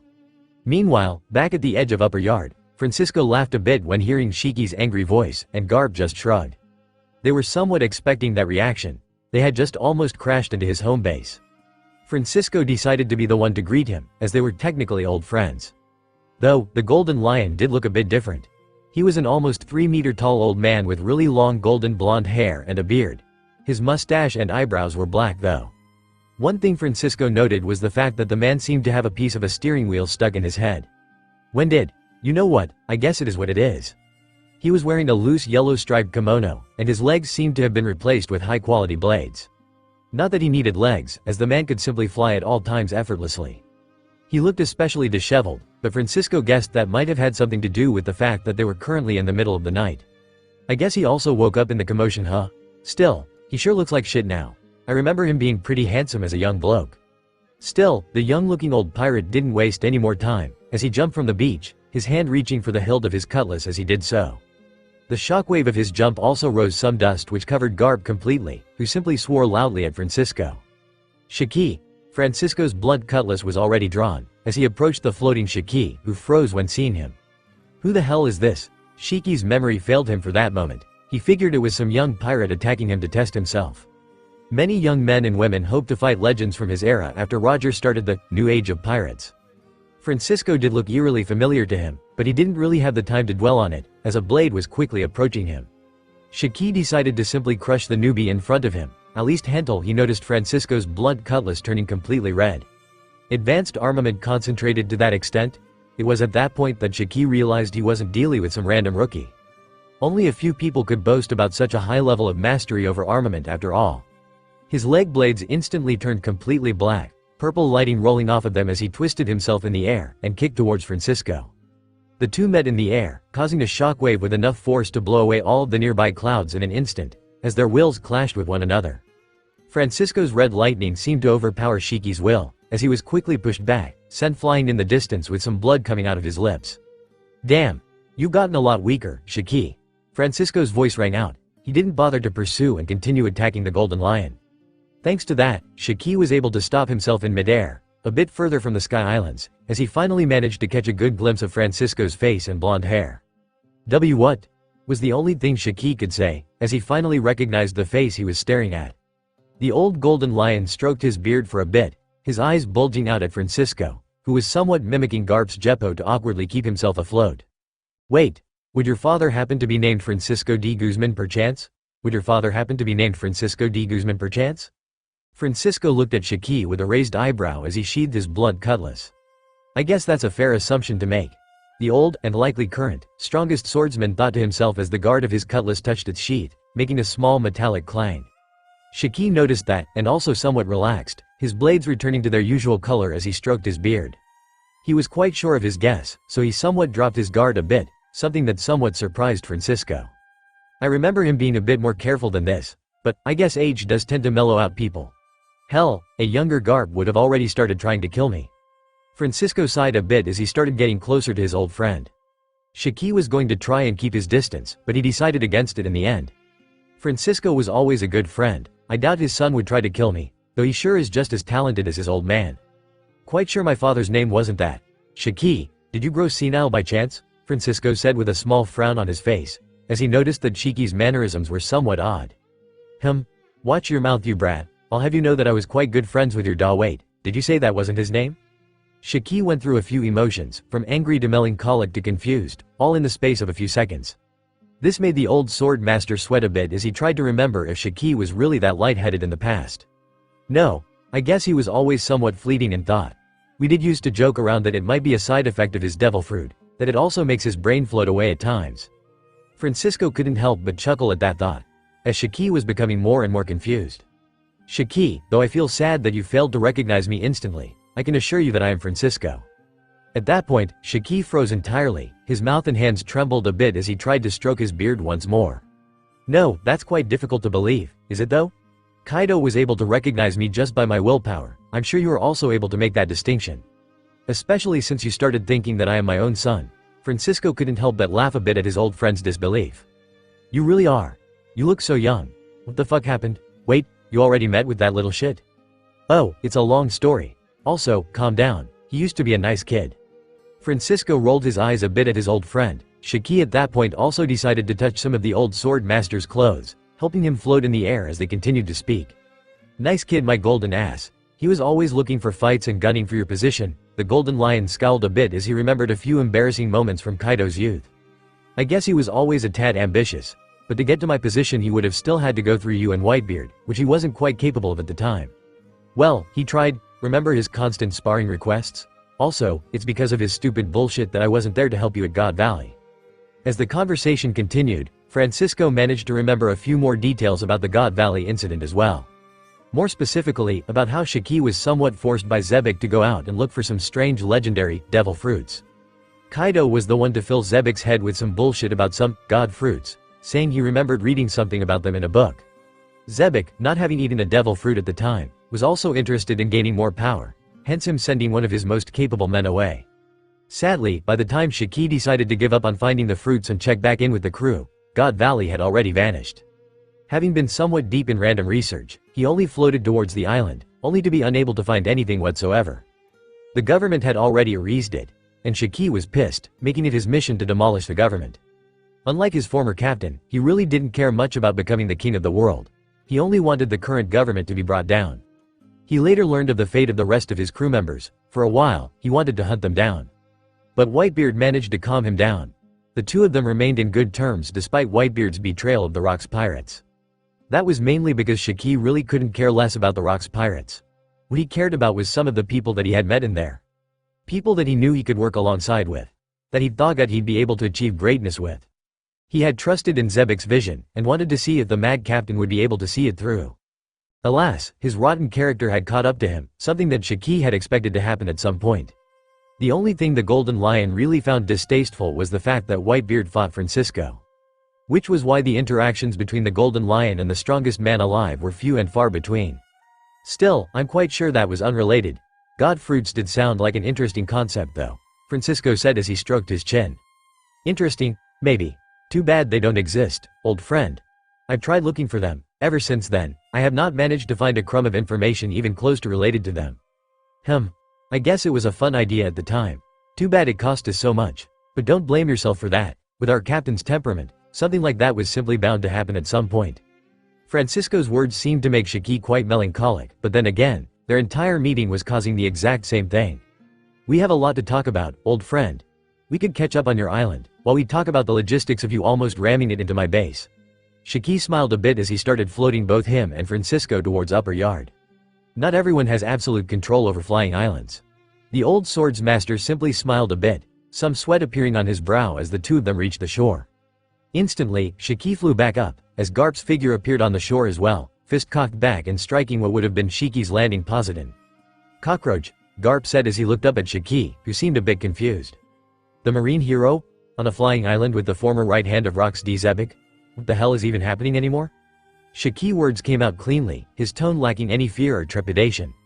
He had faced Garp many times, and had fought battles with other legendary figures, including Gold D. Roger, who he had also wanted to become allies with.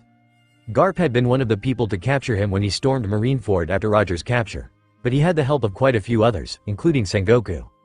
Shiki wasn't afraid of facing Garp alone, that was for sure. He was not called the Golden Lion for no reason. There was no assurance of who would win though. "It's a long story, pal," Francisco said as also floated near Shiki. The Golden Lion had pulled him along when dodging Garp's fist. "Garp, stop this madness. Shiki is not your enemy right now." Francisco's voice seemed to only make Garp mad though. "And who are you to vouch for him? You're his old friend, right? Both of you are pirates. Who knows what you're cooking up?" Garp was clearly not comfortable having yet another powerful pirate on the island. To be fair, cooking up some cake does sound good right about now. Can't have a good reunion on an empty stomach, Shiki said with a goofy smile on his face. "Indeed. I wonder if Linlin still makes those amazing soufflés of hers," Francisco said with a smile of his own. This only served to make Garp even more mad. The old man clenched his teeth as veins seemed to start appearing in his forehead. "You two think I am joking?" His tone made it clear that he was done with their games. "And what exactly would you plan to accomplish by doing this?" Francisco tapped Shiki on the shoulder and landed on the ground right in front of Garp. No fear was present in his features. "Taking care of a presumed threat. I don't know your deal, but it seems you don't plan on dying anytime soon. People like you never go out easily. And what do you think you'd achieve by losing against us here?" Shiki said as he also landed nearby, looking at Garp with a raised eyebrow. His sword legs sunk into the ground slightly, as he stood straight with his arms crossed, long golden hair floating in the wind. "You aren't just outnumbered here, Garp. Francisco being in his prime, by some miracle not yet explained, means that you are also outgunned."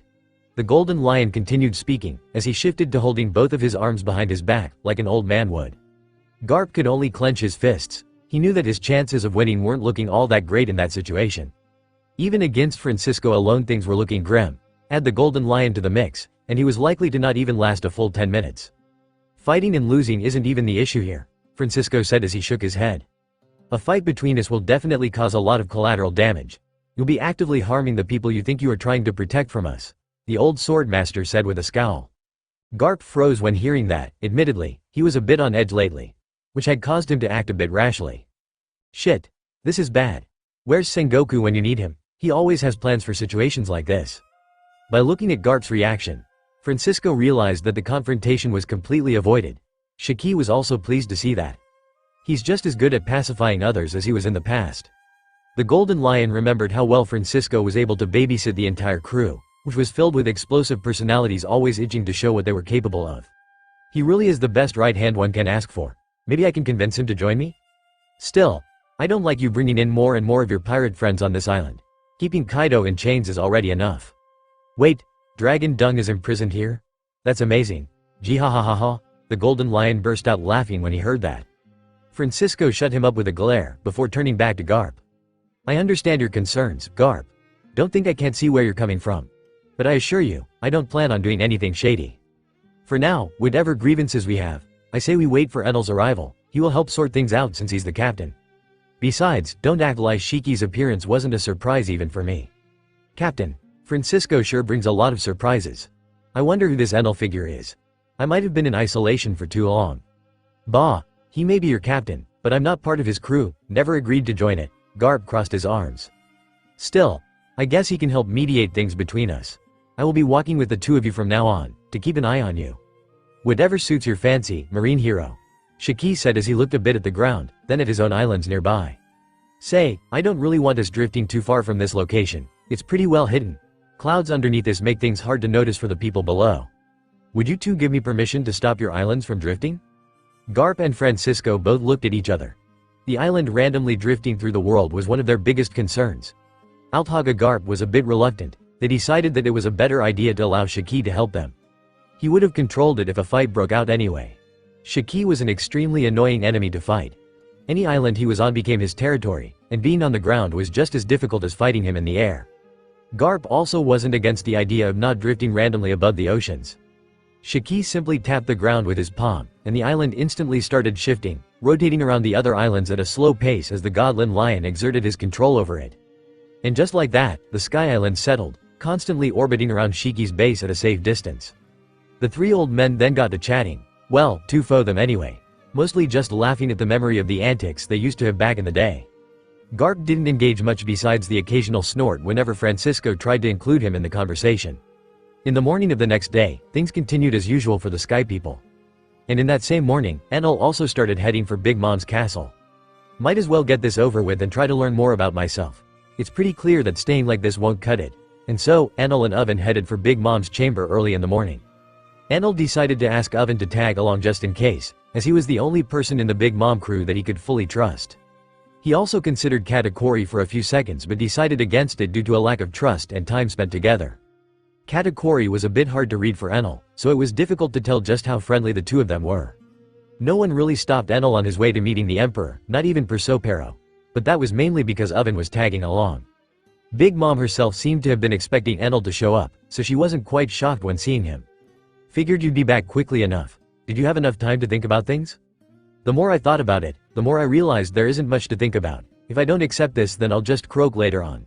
Enal smiled a bit as he looked at Oven for a few seconds. The newly appointed Sweet Commander was a bit confused by the situation. He only knew bits and pieces after all. My goal involved me dealing with something that my devil fruit can't quite defeat. This is my last hope basically. Enal said as he shrugged a bit, explaining things a bit more for Linlin and Oven. I see. So in general, you could say that I am doing you a rather big favor, huh? Big Mom asked as a large smile appeared on her lips. Indeed. I would owe you a large debt if you were able to help me with my situation. I assure you, I am generous when repaying others. This is going better than expected. If we are able to frame this as a deal, then she is quite unlikely to simply kill me when she gets the opportunity. Now, owing a favor to a cruel and bloodthirsty emperor might not sound like a great idea on paper, but it is a lot better than dying. Good. We'll see about that, Sky King. Linlin said as she squinted her eyes and got straight to work, extending her hand at Enal and grabbing in the air. A strange green fog seemed to appear in her hand, pouring out of Enal's body, who simply let it happen, not using his will to resist in any way against Big Mom's powers. Linlin could only scoff at how much green fog she was pulling. It had already created a small cloud above Enal, but she kept going. Eventually, she started pulling out a white substance.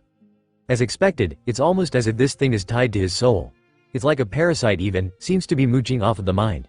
This thing needs to be cut off, and quickly. Big Mom scowled when seeing the green fog suddenly start moving. Sentience? Is that, God, still only watching while I am doing this? The green fog felt extremely familiar to Linlin. Now that she had pulled it out of Enal, she could tell much more easily. She remembered the red eyes that had watched her from Enal's shadow that day. The overwhelming sensation that she has gotten to feel directly on her skin. But it was different this time. Instead of fear, she merely scowled. There were no eyes. What she was looking at was merely a small part of a soul. A fragment. A small fraction of something much greater. It still exudes a pressure much stronger than most fledgling and even advanced Conqueror Haki users ever could. It was rather impressive if one was to put it into perspective. A fragment of a soul to be able to exert its will to that extent. But to Linlin it was nothing much. If this fragment is only capable of this much, then cutting it off won't be much of an issue. After all, Big Mom had once sailed with people that would have been able to squash that green fog with just the pressure of their Conqueror's Haki. She had also grown to become a fully fledged master in using it. Though she fell short in some instances compared to her former superiors, she was now strong enough to stand at the top of the world. And if they were still alive and together, Big Mom would have been able to stand proud alongside them. Without any trepidation, she took off her hat, turning it into a huge cutlass, laughing as she did. Ma ma ma ma ma ma. Napoleon. She called out the name of the homie she used as a hat. An object imbued with a small part of her own soul. Yes, Mama, the hat. Napoleon cried out as it instantly turned black, lightning rolling off of it. Big Mom smiled a bit as she remembered a move from one of her former crew members. A movement so basic that it seemed rudimentary, but sharpened to a frightening degree by a powerful will. Sever. She immediately swung the homie at the link connecting the green fog and Enal's soul. Her sword seemed to turn pitch black at the edge, all of her willpower concentrated on that cutting, razor-sharp edge. It was something that she had picked up from the former first mate of the Rock's pirates. Something she had seen him use repeatedly. Once, that simple move had even split an entire island in half. It forced fear to creep into the hearts of anyone that was pitted against it. A tribute to arguably the strongest swordsman to ever exist. It's been a while since I used this. To Big Mom, that was what she was doing. Though her willpower was somewhat lacking compared to that man, the least she could do was replicate the technique faithfully. Her will rang out throughout the entire island. The castle shook as she showcased her conqueror's haki. The winds churned and a storm brewed, the trees and the forests shook, and the residents of the island instantly became scared. Oven himself flinched, but he didn't try to stop his mother, somewhat realizing her intentions weren't malicious. Though, in truth, he didn't feel all that confident in being able to stop Big Mom's blade by himself. Especially not when seeing the way her sword moved. He had seen his mother fight before, but what he was watching now was entirely different. Was mother always this strong? Enal didn't seem to want to fight back at all, only some sweat rolled off of him as he felt his being pulled out of his body. Big Mom's will seemed to clash with that of the green cloud, the clash not lasting for even 2 seconds, as her will completely overpowered the opposing one and cut through it cleanly. The green mist was severed from the white parts that seemed to make up Enal's soul. Big Mom looked at the mist for a bit, before she smiled. My, doesn't this look tasty? Immediately, her eyes became excited, and her hands turned completely black. She grasped at the mist as it seemed to want to struggle away from her. Opening her large mouth, she devoured the soul fragment in one bite. Enal looked up at her, a bit tired from the ordeal. His eyes widened completely when seeing her actions. The fragment struggled, but it was no match to Big Mom's guts, as she burped a bit, rubbing her belly in a satisfied manner. This feeling, it's almost as if power is coursing through my veins. It feels so strange, yet refreshing. What the hell are you doing? Enal shouted immediately as his eyes widened. Ma. Big Mom simply rubbed her belly and laughed, before looking down towards Enal and Oven, who were both staring at her with wide eyes. Oh, that? It tasted like cotton candy. And it was just a fragment of a soul from what I was able to tell. I don't know if I'll ever get to taste the whole thing. Big Mom laughed again, making Enal sweat a bit. I see. Enal said as he blinked a few times rapidly, his thoughts frantically going off on Big Mom. Well, I guess she's already consumed hundreds of souls. What's a fragment of a god's soul worth anyway? No, screw that. We could have run some experiments on that thing. What if we made it into a homie and interrogated it? It was an opportunity to learn so much more. Enal was a bit mad, but he didn't let it show on his face at all. Just his eyelids trembled a bit before he sighed, and gave up on any thoughts regarding that fragment of a god. Big Mom will always be Big Mom, I guess. Even if she becomes a bit less sadistic, her gluttony is unmatched. She wouldn't give up on the opportunity to taste a god's soul, even if July. Was that it? Oven asked as he looked around at the throne room that had been turned on its head after Big Mom's attack. Thankfully she didn't slash through any of the castle walls, as she had only concentrated on cutting the green fog, but that didn't mean the shockwaves didn't do any damage to the building. It seems so. There is no more green fog around your soul, Linlin said as she looked at Enal. In that case, we should check it out properly, shouldn't we? Enal asked as he closed his eyes and felt his own aura. He couldn't really spot much of a difference at first, but the more he concentrated, the clearer his mind became. It was almost as if his thoughts were clearer, his mind faster, his breath slower. Enal noticed the world around him slow down a bit, as he started spreading to his will, displaying his lackluster mastery over Conqueror's haki. Big Mom didn't stop him, nor did she clash with him, she just let him experiment with his willpower for a bit. Oven was just looking on from the side, a bit impressed by what he was seeing. Enal, he feels different. This feels a lot smoother. Enal smiled, the more he used his will, the happier he became. He didn't feel tired in any way, he didn't feel as if he was running out of energy either. Yahahaha. Enal laughed out loud, clutching at his abs with a happy expression. In that happiness, he let off a much more powerful burst of Conqueror's haki, making Oven even take a step back, and shaking the castle walls a bit. It wasn't as strong as Big Mom's, sure, but it was still impressive. It was at least as strong as Katakori's from what Oven was able to feel. I feel so free. Enal clenched his fist as he said that as if he was getting used to his own body once more. It would make sense for you to feel like that. That fragment seemed to be sapping on a part of your soul for quite some time. I don't know how much of an effect it had on your thinking, but it was sapping on the logical mind, or the so-called immortal part of the soul. Big Mom said as she waved her hand around a bit. So it was resting on the part that got transported into this world, huh? What a sham. Thank you for clarifying that, Linlin. I owe you a huge favor for this. I assure you that won't forget to repay it in the near future. I expect you to do so. After that, Enal turned to leave the room. Oven bowed to his mother and turned to leave as well, but he was stopped. Oven, you stay. We have to talk.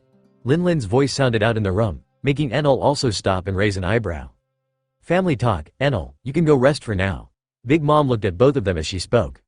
Enel wanted to say something, but he was, after all, a guest, so he didn't overstay his welcome. I doubt anything bad would happen. Right? Enel headed to the sweet city to plan out his next moves as Oven sat in front of his mother, looking at her with a wary gaze. He wasn't quite sure what Big Mom would want with him. He had made sure not to disrespect or slight her in any way. But it seemed that she still had something in her mind. It's never a good thing when mother singles you out. I hope her recent changes in demeanor will lead to a better outcome for this. It was normal for Oven to be somewhat anxious. Their mother had even almost killed off one of their older siblings in a blind rage, stealing most of his lifespan in an instant. Oven knew that it was unlikely to happen to him, as he had recently been raised to the rank of Sweet Commander, becoming a valuable asset to the Big Mom pirates, but that didn't mean nothing bad could happen to him. Is this because I didn't bother hiding my friendship with Enel? Does she think I was betraying our family and accompanying Enel? Oven was in fact quite flattered that Enel trusted him enough to have him watch over his dealings with Linlin. But it was only now that he thought about what his mother might have perceived from that situation. I can almost smell your fear, Linlin said as she narrowed her large eyes at her son. Her tone was accusatory and serious, her eyes scanning over her son as her large body allowed her to tower over him. Oven simply gulped, immediately bowing as his voice shook. I'm sorry, mother. Bah, what are you sorry for? Big Mom's voice sounded almost amused, a stark contrast to what it was a few seconds earlier, which made Oven widen his eyes in shock. Was she just playing with me? You should avoid looking so guilty, Oven. It will make people think that you have something to hide. Linlin shrugged a bit as she spoke, leaning into her large chair as she adjusted the hem of her pink pirate hat. Oven was well and thoroughly flabbergasted at that point. Their mother almost never gave them any advice or showed any amount of care towards them. The only time she did show care was when she was faced with actual infants. Her love seemed to fade as her children grew up. So one couldn't really blame Oven for thinking it was unnatural. I noticed your progress. Going from being insignificant to the third strongest in the crew in a matter of months. Training with such passion that it put all of your brothers to shame. Through all of his shock, Oven noticed another emotion creeping up on him, a strange sense of satisfaction. Receiving their mother's approval was something that all of their siblings dreamed of. It was why a lot of them struggled to be useful to her. But she was always cold and callous, which led to them mimicking her behavior as well.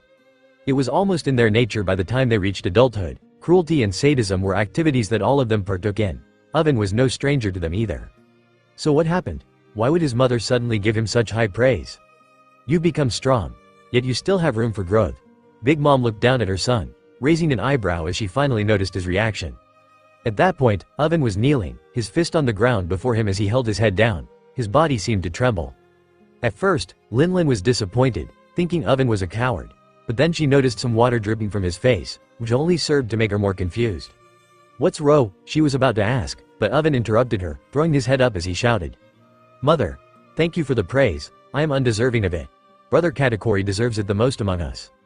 Oven was beyond elated, that much was clear. It was now not that difficult for Big Mom to realize that those weren't tears of fear or sadness. Rather, they were caused by either excitement or relief. To show such a strong reaction to such simple praise.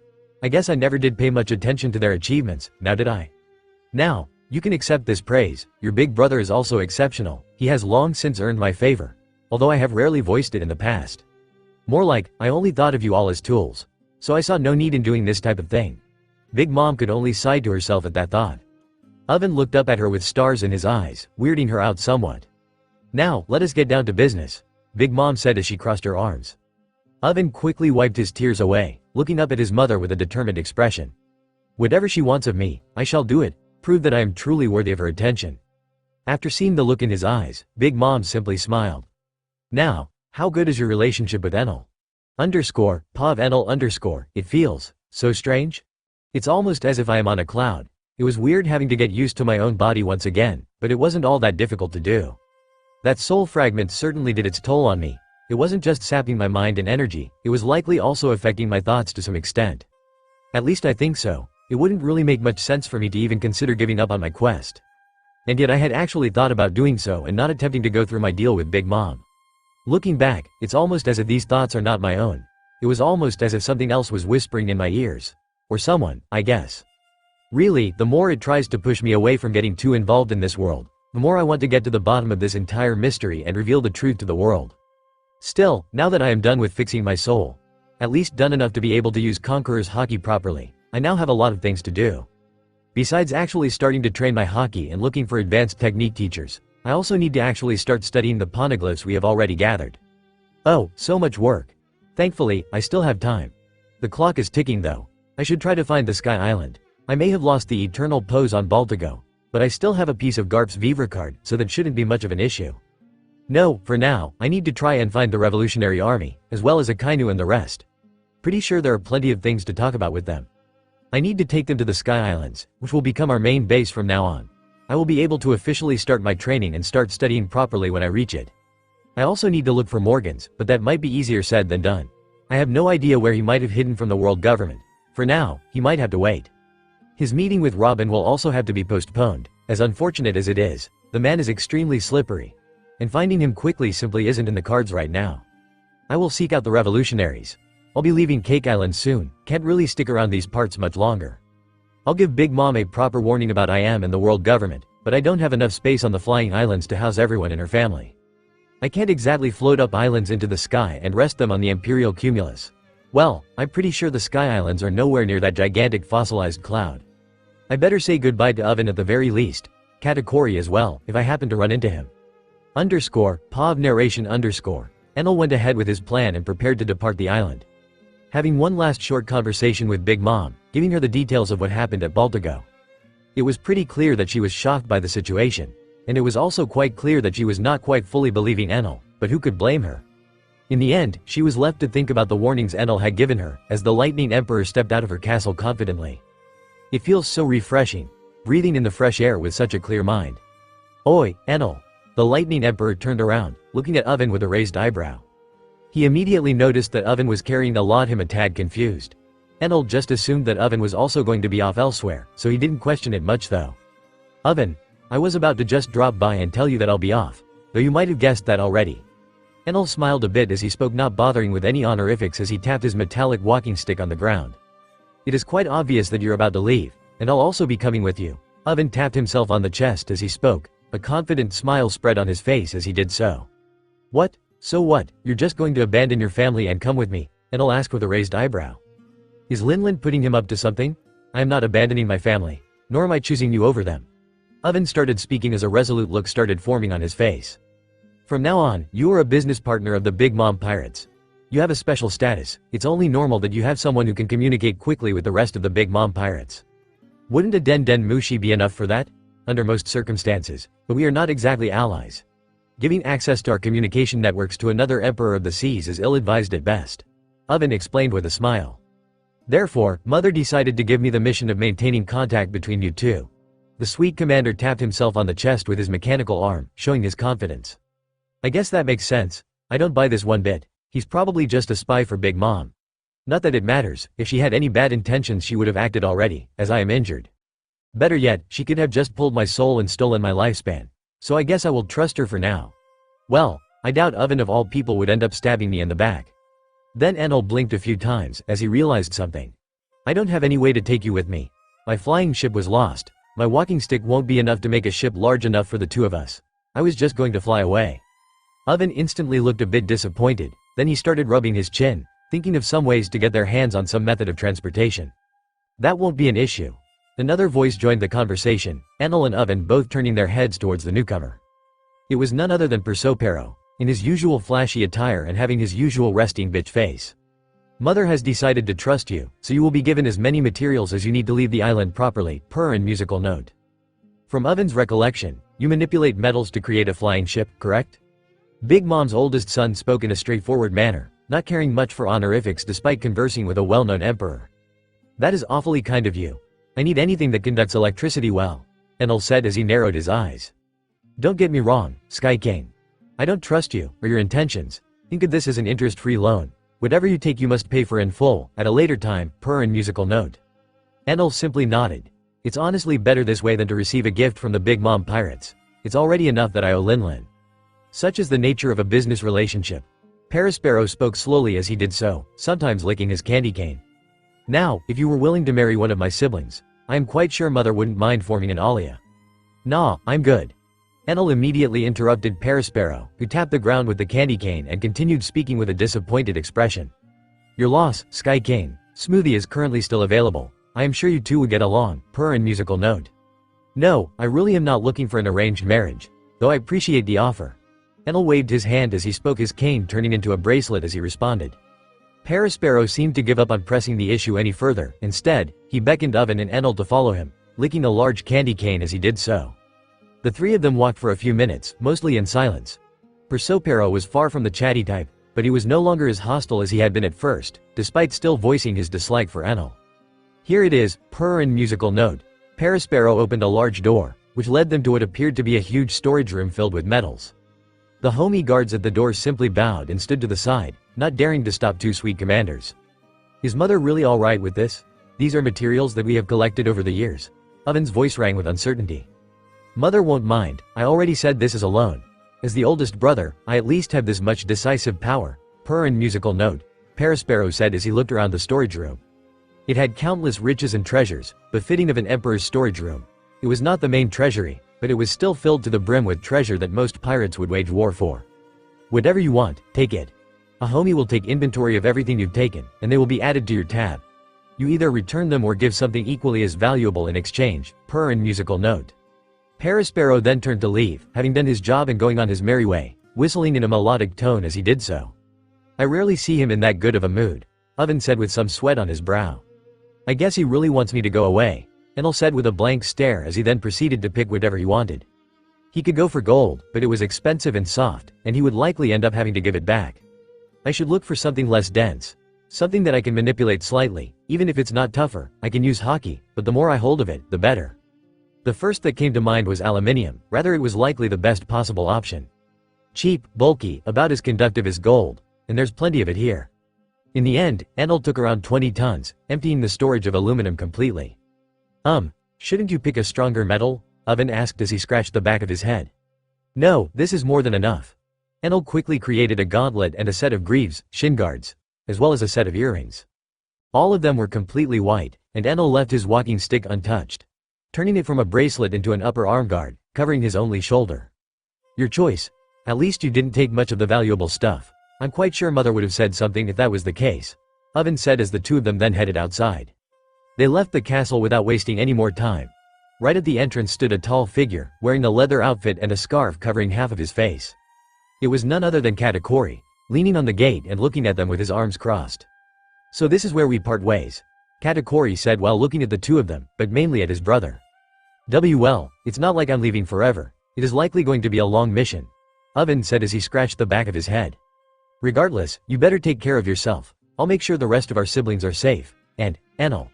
Katakuri then turned his red eyes towards the Lightning Emperor. Take care of my younger brother. That was all he said before turning into a donut and rolling away.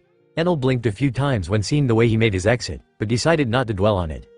He sure doesn't like showing affection, Enal said as he wiped some sweat off his brows using one of his earlobes. Don't let his demeanor fool you. Out of everyone, he cares the most about his siblings. Oven simply nodded, as Enal snapped his fingers, his gauntlet and greaves turning into a large white Viking ship.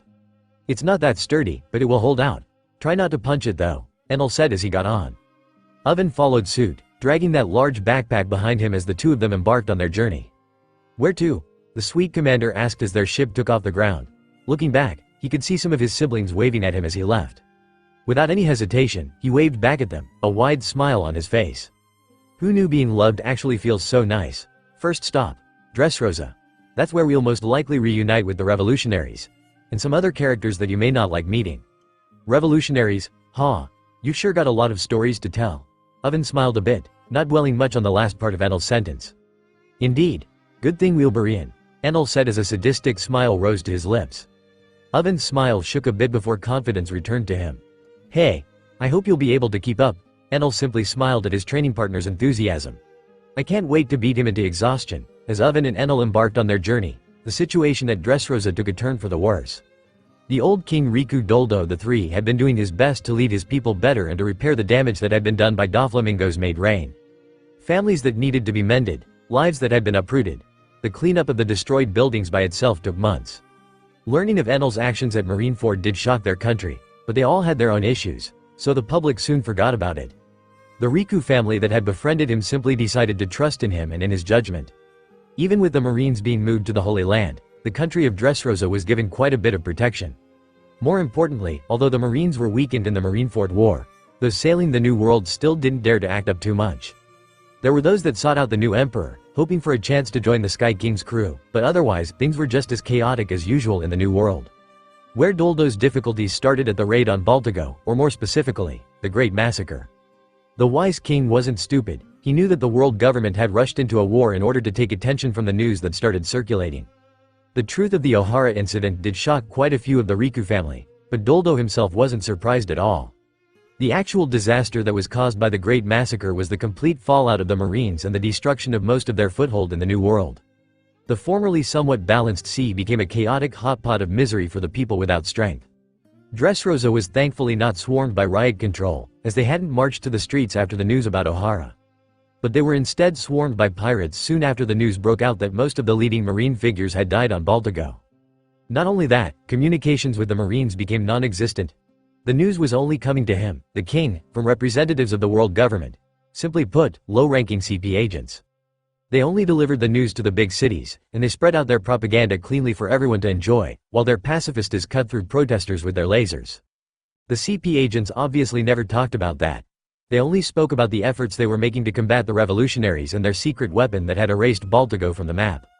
Of course, they also counted protesters in most major cities as revolutionaries, as they were surely crowds incited by the despicable revolutionary dragon. Yeah, right. Neither Doldo nor any person with a finger on the pulse of that situation believed even a word from the CP messengers. They had obviously entered dark times, and Doldo only knew about it thanks to some of the friends he had made after becoming king once more. More specifically, pirate friends. They had been once turned into toys by Sugar when Doflamingo was in charge.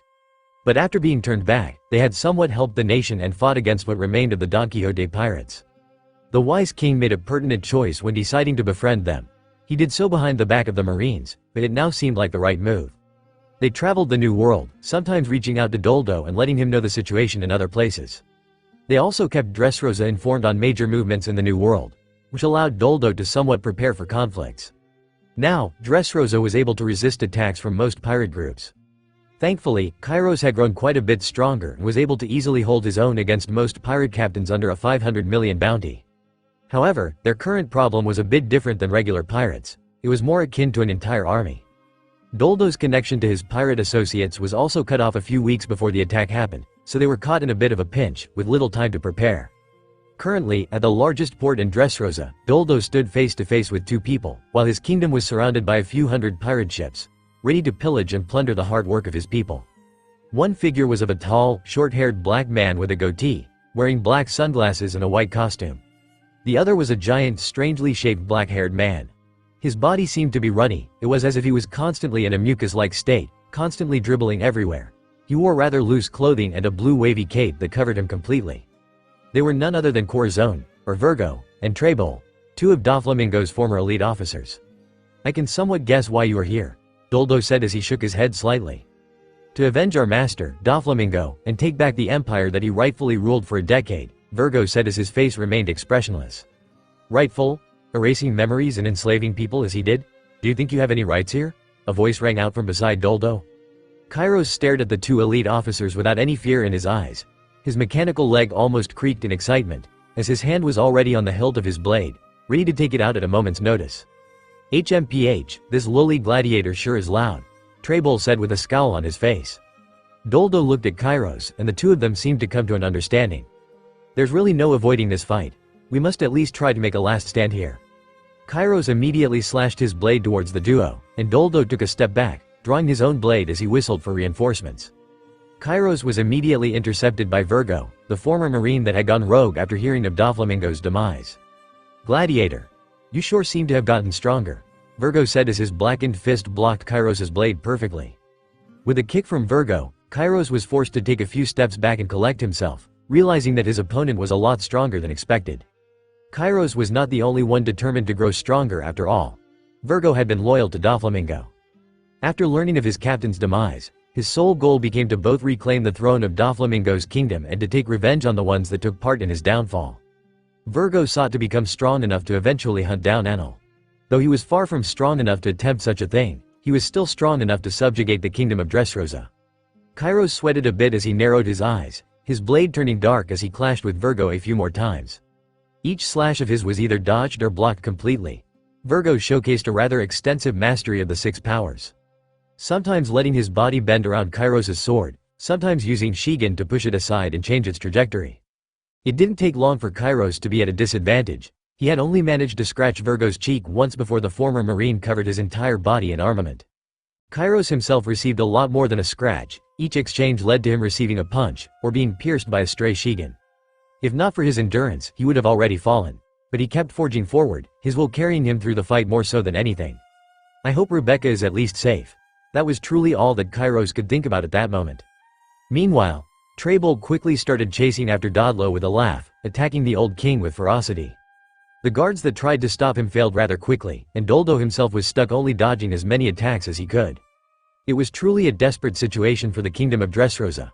If it was just 2 elite officers, then things would be quite fine, or at least manageable. But they were surrounded on all sides by groups of pirates of varying sizes and strengths. Doldo had no clue how exactly Treybold and Virgo had managed to persuade all of them, but they were now besieging the kingdom. And because of that siege, the morale of their guards as volleys of cannonballs seemed to rain down upon them. "Stop running, old man," Treybold shouted as he continued to attack Doldo with a relaxed smile. "If you say so." Doldo immediately turned around, grasping at his blade and sending a flying slash right at Treybold's face. Treybold simply laughed again as a wall of mucus formed in front of him, causing the flying slash to stop immediately.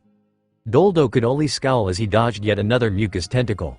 The wise king knew that he'd lose the second he touched that sticky mucus. If he stopped for only 1 second, then he'd be immediately captured. No room for errors, huh? The old king continued his struggles, and so did Kairos, as he tried to damage Virgo, only to end up scratching the former Marine a few more times. Is my will really not sharp enough? Kairos couldn't help but get frustrated at the thought. His blade slashed a dozen times, and Virgo pushed all of the slashes away and punched him in the gut. Kairos flew back, his back broke through a few walls before he came to a stop. Bloody and battered, the fight had only lasted for a few minutes, yet he was already too battered to continue. Disappointing. Thought you were a good stepping stone, but I guess not. I need to defeat more and more powerful people, and eventually reach that hateful emperor. Virgo spouted his delusions as he walked closer and closer to the half-unconscious Kairos. When he got close enough, Kairos swung his sword for one last time. But this time Virgo simply extended his palm and grasped the blade, stopping it instantly. Kairos struggled a bit, but only managed to cut Virgo's leather glove before the former Marine simply clenched his fist, breaking the blade into pieces as he scoffed at the gladiator's efforts. "May you rest in peace." Virgo then raised his fist, punching down at Kairos with all of his strength. Kairos simply closed his eyes as he grit his teeth, preparing for the worst. "Father." A metallic clang was all he heard. He forced his eyes open as both he and his daughter were sent flying backwards, breaking through a few more walls. "Rebecca, what is the meaning of this? The king instructed you to escape alongside Viola," Kairos said in an angry tone as he shakily stood up. Rebecca herself simply pouted, her pink hair covering one of her eyes as she supported her father. "We would never just leave you two behind. We're a family," Rebecca said as she gave her father a shaky smile. "Oh, how touching," Virgo said emotionlessly as he approached them again, stepping over rubble and through a few destroyed hoses as he reached them once more. The pink-haired princess immediately pointed her sword at him, her hands shaking slightly as she tried to gather her courage. "Stay awa." Rebecca stopped herself, her eyes widening as she looked in Virgo's direction. Kairos seemed to have the same reaction, as he supported himself on his mechanical leg. Cat got your tongue?" Virgo asked as he prepared to deliver a final blow, but then his entire body froze up in fear. A creepy sensation crawled down his spine, making the hair on his back stand as he suddenly felt it, a powerful presence standing right behind him. He had been tunnel-visioned on the pair in front of him, toying with his food. Only now could he notice a massive shadow towering over him. An actual predator bearing its fangs at his arrogance. "Wah." The former Marine only managed to turn around halfway as he tried to use Soru and escape, but his head was grasped in an instant. He didn't even have the time to react. A large hand completely raised him up from the ground, suspending him in the air as he struggled needlessly against the much stronger opponent's grip. His glasses cracked and fell off his head as he finally caught a glimpse of the person holding him up. Fleet Admiral Akainu. Fear wasn't all that was present in his voice, as shock was a great second. It was as if a corpse had risen from the grave to punish him for his sins. That was all he got to say before his head suddenly started feeling hot. In a panic, Virgo tried to grab at Akainu's hand, trying to pry himself away. But he had absolutely no chance. He only struggled for a few more seconds, screaming and thrashing around, as his head was swallowed by magma. Geez. Enal is so sloppy. To think he'd leave such loose ends alive. Still, to think one was even in the Marines. Akainu simply shook his head as Virgo's headless corpse fell on the ground. Fleet Admiral Akainu, Kairos said as his eyes widened. It was as if he was staring at a ghost. Yes, shocking, I know. Keep silent for now, our appearance here must be kept secret. Kairos then looked to the side, his eyes widening once again as he saw Trable had already been turned into an ice sculpture. Aokiji simply stood over him, his leg pressing the mucus human's head into the frozen dirt. Viola and Doldo simply stood nearby, staring at the situation with just as much shock as Kairos and Rebecca. Viola had rushed to help her own father, much like Rebecca, but she could only attack from a distance, as getting close to Trable was dangerous for her. She didn't get to fight for long though, as Aokiji arrived soon after her, finishing Trable off in half a move. Then they all heard a few explosions, making them turn their heads towards the ships in the distance. They could see light rays raining from the clouds, exploding many of the nearby ships. Countless yellow lights became explosions that swallowed entire ships, burning and sinking them with ease. On the other side, they could see a violet glow simply forcing the ships to sink to the depths of the seas. The ocean around Dressrosa was quickly filled with drowning pirates and sunken ships. Were we saved so easily? Doldo almost couldn't believe his eyes. All of the large figures that were thought dead were there. Well, most of them. Their death was the main reason why Virgo and Trable could entice so many pirates to take over a kingdom. Even a single admiral would have been enough to demolish their gathering after all. But why were the Marines there, and why were they pronounced dead? HMPH. Now that that's done, let's talk in the castle. I am sure you have plenty of questions, Akainu said as he turned to the Riku family after he was done observing the sunk ships around Dressrosa. Doldo could only nod, and they all started heading for the castle in that instant, not even bothering to give the corpses behind them a second look. Kizaru and Fujitora, who had been hiding in the clouds, also joined them on their way to the castle. And their conversation started as soon as they entered closed doors. Both Enal and Oven were sprawled on the deck of the flying aluminium ship. They hadn't bothered to tone down the intensity of their training just because the ship's stability was a bit weaker than before. Enal could quickly repair the ship each time it threatened to fall from the sky, so they were fighting with great intensity, and not bothering to hold back at all. This is a lot more tiring than expected. Oven couldn't help but ponder on that as he whizzed some air into his lungs. Training with Enal was just as tiring as before, as the Emperor seemingly decided to no longer hold back on him. Still, Oven realized quickly that Enal now wasn't actually that much stronger than him physically. I guess his speed is still much better due to his devil fruit, and his observation haki is leagues above mine, but in physical strength and armament haki, he isn't that much better. I can still catch up to him. Sure, if the two of them were to fight, Oven would likely die in less than half a second, but that didn't discourage the sweet commander one bit. He was actually excited at the prospect of one-upping Enal in a few aspects. Of being able to say that he could actually be of help, contributing to whatever his friend's quest was. Wait a minute. Oven immediately shot up and looked at Enal with a confused look. I've been following him, but what does he even want to accomplish? I thought he was a marine initially with his own sense of justice and whatnot. But now he's an emperor of the seas, one that has specifically gone against the world government constantly. Well, he was fighting agents while in the Marines as well, but what exactly does he wish to accomplish?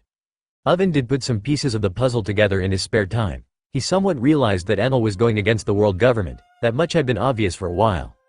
But why is he going against them? He is my friend, so I'd support him regardless. Still, I can't help but wonder. I guess he will tell me when he feels like it. Knowing him, it's likely not even an issue of trust, and he just forgot. Say, Enal. What do you plan to do now exactly? Oven asked as he finally recovered his breath and looked at the sky above, which was slowly darkening as the sun finally decided to start setting. Well, the revolutionary dragon had built a secret base underneath Dressrosa at some point, and they know that I am in good graces with the Riku family, so the most likely place where I am going to find them is there. So we're just meeting the revolutionary army? Well, that and a few former Marines.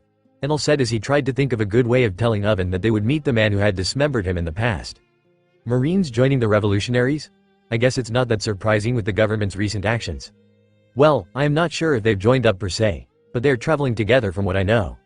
No offense, but I find it hard to believe that Dragon would just be traveling with Marines after the recent disaster at Baltigo. The risk of them being government agents would be too high. Enal sighed when he heard that. It was a bit amusing, thinking of Akainu and the rest as government spies. But the amusement didn't last long, as Enal still wondered how to inform Oven of Akainu and the rest. In the end, after a few more seconds of staring at the slowly appearing stars, Enal decided to stop trying to drift around the issue and just crashed into it directly. I'll just be honest with you. The people we're about to meet are the Marines that were dubbed as dead on Baltigo. Former admirals and fleet admirals specifically. Can't exactly avoid this meeting, and Oven is a friend of mine and an ally. He will be there when we eventually wage war on the world government, so he needs to also be present in the meetings that lead up to that. Oven leaned on the railing of the ship when he heard that, his eyes widened in confusion. So they aren't actually dead? What the hell happened at Baltigo then? I can tell you are quite confused. I will give you a brief rundown of the way things unfolded. Enal then also stood up, supporting himself on his cane as he started talking a bit more about the incident at Baltigo. He didn't go into many details about the war itself, as it had just been him fighting the Marines for a while before the giant eye appeared in the sky. Enal stopped at that point, as he could tell that he had lost Oven somewhat. So a giant red eye appears in the sky, and you can't use future sight on it, and you didn't flee? Oven said as he looked at Enal's missing limb and shortened earlobe. Well, the thought certainly crossed my mind, but I couldn't exactly abandon Sengoku and the rest. Although we were just fighting, my relationship with the Marines is a bit complex. We aren't exactly enemies, or it's more accurate to say we aren't enemies at all. So your relationship with them is good enough to risk your life for them? Oven said as he crossed his arms. If an attack took off his arm, then it could just as easily have killed him on the spot. He basically just got lucky. Well, honestly, I didn't think we'd fail to block whatever was coming our way. Sengoku and the rest are strong, and I always trust my devil fruit when it comes to firepower. It just happened to not be enough this time around. Oven asked a few more questions about the situation. His reaction was already quite a bit better than Enal had expected. If anything, Oven didn't seem to care much about Akainu, not even bringing him up in the discussion. Now, Enal wasn't daft. That certainly didn't mean Oven was now 100% prepared to work together with Akainu. But at the very least the two could be in the same room without trying to kill each other. Wait a minute. What if Akainu just attacks Oven? I mean, I'll obviously just stop him. But that would be stirring the pot in a really bad direction. Well, me being there should be enough to prevent him from just acting up and baring his teeth at my associates. Their conversation continued for a while after that. Enal told Oven as much as he could about the situation, including news of Sengoku's state, the fact that devil fruits didn't seem effective against that island erasing attack, and the fact that they were rescued by Shanks of all people. Well, they were actually saved by Shanks and Dragon, but if Shanks didn't halt the attack, Dragon wouldn't have been able to pull them all away in time. Sure, that argument went both ways, but Shanks did get there faster as well, so that certainly gave him extra marks. Eventually, the conversation died down, and Oven decided to rest his eyes for a bit. Enal couldn't exactly sleep, as he needed to keep the ship moving, so he was left alone with his thoughts. From time to time, he would flare up his observation haki and radar, scouting the area ahead of him and even the seas below. He still couldn't quite keep his radar on at all times, much like he couldn't keep his observation on at all times, but at least he could use it when it mattered. Enal actually felt as if his observation haki was a bit different as well after the green fog was lifted. It was as if the world was a bit clearer. He still couldn't see images with observation haki alone, but he felt as if his will extended farther, somehow. At that moment, Enal realized that there was likely no one in the world that could see as far as he could. That even the most skilled observation haki users were unable to sense the world around them as clearly as he could for such great distances. Eventually, Enal felt some movement, but it wasn't from the sides or from in front of him. It wasn't a ship nor was it a human for that matter. It was instead the gigantic figure of a snake, following his flying ship at a great pace. Enal blinked a few times as he noticed it, because something else was strange about it. Enal simply couldn't sense the end of the Sea King. How big is this thing? Now, the lit scared. He had killed large things in the past, and he knew that sometimes size was a detriment more so than anything. But the sheer size of that snake dwarfed any Sea King that he had seen before. It was nothing less than astonishing. Enal could sense upon searching further that other Sea Kings seemed to be either hiding or running away from the gigantic water snake. He thought about trying to speed up and lose it for a few seconds, but the snake seemed to be able to easily keep up with him regardless of what he did. No way in hell I can make this ship move faster than this Sea King, huh? Eventually, Enal stopped, circling around in one place, as Enal stood on one of the railings of his ship and stared at the large shadow that seemed to cover the entire sea underneath him. Had it not been for the moonlight, then Enal wouldn't even have been able to notice it at all. The water shifted, as a gigantic head rose from the waters at a slow speed. Enal could see tsunamis forming just from the smallest movements of the Sea King. What is this? Enal had truly never seen such a being in his life. It looked distinctly different from other Sea Kings he had seen as well. It did look quite a lot like a snake, but it seemed to have two sets of eyes instead of one, and its teeth seemed to be more similar to those of a shark. Its scales seemed to be much thicker than anything he had seen before. It didn't have any gills, but its body did seem to be filled with scars. One thing was for sure though, its size was certainly not there for show. Hell, this thing looks like it could easily crush an island by coiling around it. I am glad to finally have reached you, descendant of the Sky King. Enal's eyes widened as he heard that voice, and his haki flared up as he realized that, for some reason, he could actually understand the gigantic being. The voice of all things? No, I believe you lack that particular ability. Thankfully, I do not. The ancient voice quickly cleared things up for Enel, as the snake's head rose and stood directly in front of Enel's ship. Enel was basically forced to land his ship on the snake's head, something that it didn't seem to mind or care about. After all, it was larger than some islands, and the ship was smaller than an ant for the Sea King. Well, I guess I can't just have everything served to me on a platter. What is your name? What do you want? Why have you been seeking me and why did you call me a descendant of the Sky King? Enel said to the snake in his mind. My name? Well, what you are standing on is merely one of my heads. Humans had called me Yamata no Orochi at one point, but you may simply call me Orochi. Orochi? Wasn't there a devil fruit like that as well? Mythical zone as well? That is true. I did give a small part of my power to a certain tree, and it did grow a fruit out of it, but that is not truly important. What the hell's that about? Enel was even more confused after the answer than before asking the question, but it seemed that Orochi didn't feel the need to explain himself. What you hold and what you use is a fragment of the former Sky King's power. Which is why I reached out to you first. The Sun God is still in his infancy, but you seem to be close to awakening. Enel managed to understand a few things, but if Orochi wasn't lying to him, then he had just learned a lot more about devil fruits than he had thought he ever could. So is this Sky King the reason you are contacting me now? Indeed, the more you hold a lot more power than you are aware of. That fragment may yet evolve into the full power of the Sky King if you train it hard enough. I was unable to reach you before, as there was something else shrouding any connection I could have made with you. Probably that green fog Big Mom ate. But why exactly are you telling me all of this? Things have been moving too fast.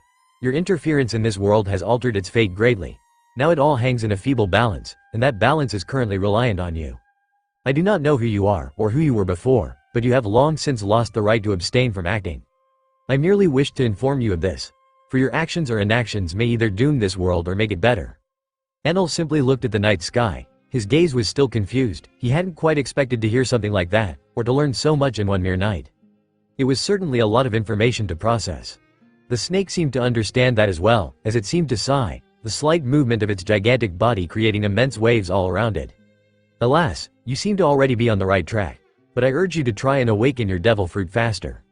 The Sun God must hurry as well. The fate of this world has already become unpredictable. Without awakening, you stand no chance for any challenges you are to face in the future. I'm guessing you are not going to give me any hints on how to awaken or any further details about this fate, right? Enel almost scowled as he spoke. He noticed the way the snake was talking in circles, the way it was only implying things and not really saying them directly. Getting involved in such things is a danger in itself. I have already done enough. If you wish for further details, may you find that information yourself. Fear not, we will meet again, though I can't assure you of when or under what circumstances. Until then, I bid you the fondest of farewells. The polite snake then simply started submerging itself again, forcing Enel to start up the engines of his ship once more and take off. He tried asking a few more questions as Orochi's head disappeared into the depths, but none of them were answered. So, Enel was just left there, looking at the sea with raised eyebrows as he scratched the back of his head. Well, that was certainly something. The Lightning Emperor then turned his head to the sky as he tried to process the information a bit more. Then, Enel heard a large yawn to the side, as Oven rubbed the sleep out of his eyes. What's up, Enel? Something interesting in the night sky? The sweet commander asked as he stretched his body a bit. Interesting? Maybe. I guess I just realized how vast it truly is. Oven raised an eyebrow when hearing that, before simply shrugging and leaning on the railing, looking at the sea below. Vast? Maybe. I guess the more you see of the world the bigger it actually seems. Oven simply smiled as he tapped Enel on the back. Right you are. Dressrosa was still cleaning itself up when Enel and Oven arrived. The two pirates sailed close to the clouds above the island kingdom and looked at the civilians preparing their homes with quite a bit of confusion. Say, do the Big Mom pirates have any intel on the situation around these parts? Enel asked as he noticed some traces of fighting here and there. His radar also picked up on quite a few sunken ships, some even surprisingly intact. Not really. We had somewhat secluded ourselves in our territory for a bit after my capture and release. We only received news from our associates in the underworld, but they've all been quiet lately. Oven, as a sweet commander, now had a bit more insight into the business of his family. In the past, he was mostly just concerned with following his mother's orders and searching for sweets all across the new world, trying to please her. If I were to guess, the world government found some way to hamper communications even in the underworld, Enel said while scratching his chin with one of his earlobes. Quite hard to believe, they were booted out of the underworld by a coalition of underworld emperors a while back. Enel then stopped and simply raised an eyebrow. Well, I guess they were booted off indeed. Enel says with a smile, as he started thinking a bit more about the situation. But they somehow managed to make Buggy's crew replace Doflamingo's criminal empire in a short span of time. I'll have to look further into this later, I guess. Might be a good opportunity to get in touch with Buggy. Many watched with wary eyes when seeing Enel's ship descending from the skies. The reaction of the people of Dressrosa seemed to soften up a bit when seeing that it was just Oven and Enel. Though whispers quickly spread about the two of them looking a bit different. The flying vessel landed directly in front of the royal palace, and the one standing guard only saluted Oven and Enel as they passed by. The fact that Enel was now an emperor mattered little to the people of Dressrosa. They had been ruled by a tyrannical pirate for 10 years, but they didn't exactly hate pirates. They especially didn't hate the two people that had helped them and saved their kingdom. Well, it was mostly Enel's work, but Oven was his associate at the time, and he had reportedly taken down one of Doflamingo's elite officers. Therefore, their reception was rather warm, with most of the people in the royal palace greeting them happily, glad that they were visiting. Plenty of people showed concern when seeing Enel's missing arm. His body was still bandaged up and he was not fully recovered, so he was only wearing a pair of loose pants and his furred white coat, with one sleeve swinging around as he walked confidently. The sweet commander happily greeted most of the workers, and Enel also nodded at them as he passed by. Oven would have usually ignored weaklings in the past, but the people of the royal palace had all treated him nicely even when he was a prisoner traveling with Enel, so he saw no reason to not treat them the same. Enel, I've been wondering. Do you plan to announce Dressrosa as your territory? Oven asked as the two of them continued making their way to the throne room, where the servants had informed them that a meeting was ongoing. I did plan to do that. It would have provided the people of this country with some protection, but it might also make it the target for the world government. Do you think they just dared to attack a country randomly? Besides, Dressrosa is one of the 20 kingdoms that initially founded the world government itself. Oven patted himself on the chest, quite confident that the world government wouldn't dare to act so boldly. The two of them already came in front of a large closed door. Both of them knew that it was the throne room, and they could hear plenty of voices inside. Enel sighed when hearing them, and decided to respond to Oven finally. You might be right, but I assure you that the world government doesn't really care much for its founding countries. It's already a power that stands on its own.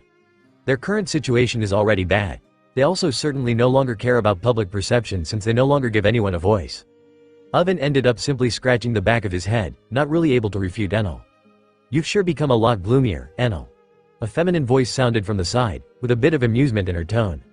Both pirates turned their heads to the side, smiling as they did so, as they caught sight of Viola wearing her usual sleeveless white dress with violet polka dots and maroon frills. She hadn't changed much look-wise, but she did seem a lot more confident now. Glad to see that you are healthy, little princess, Oven said with an amused smirk. He had taken to calling Viola that in the time they spent at the royal place, only doing so because it seemed to annoy her. Har har. Viola's reaction to that nickname certainly hadn't changed a lot either. Name-calling aside, it is good to see that you are doing well for yourself. Though I'd like to know more about the pirate graveyard around the kingdom. Enel waved his hand a bit. Yeah. Well, a lot of things have happened. Father will certainly be happy to meet you. Some acquaintances of yours are here too. So they really were here after all. Enel said as he smiled, finally opening the large door in front of him and walking into the throne room, only for a chair to fly right by his head as soon as he entered. I'm telling you that I don't agree with this, Akainu's enraged voice scratched the ears of everyone in the room. He seemed to be arguing with Dragon about something, who was just looking at him with frustration. Fujitora and Aokiji both seemed to be calmly drinking some tea, and Kizaru was just dozing off with his eyes half open. King Doldo and Kairos were both off to the side, sipping some tea and just paying attention to the situation. They seemed to have dragged over a large table and plenty of chairs, momentarily turning their throne room into a rather large meeting room. As cheerful as always, Akainu.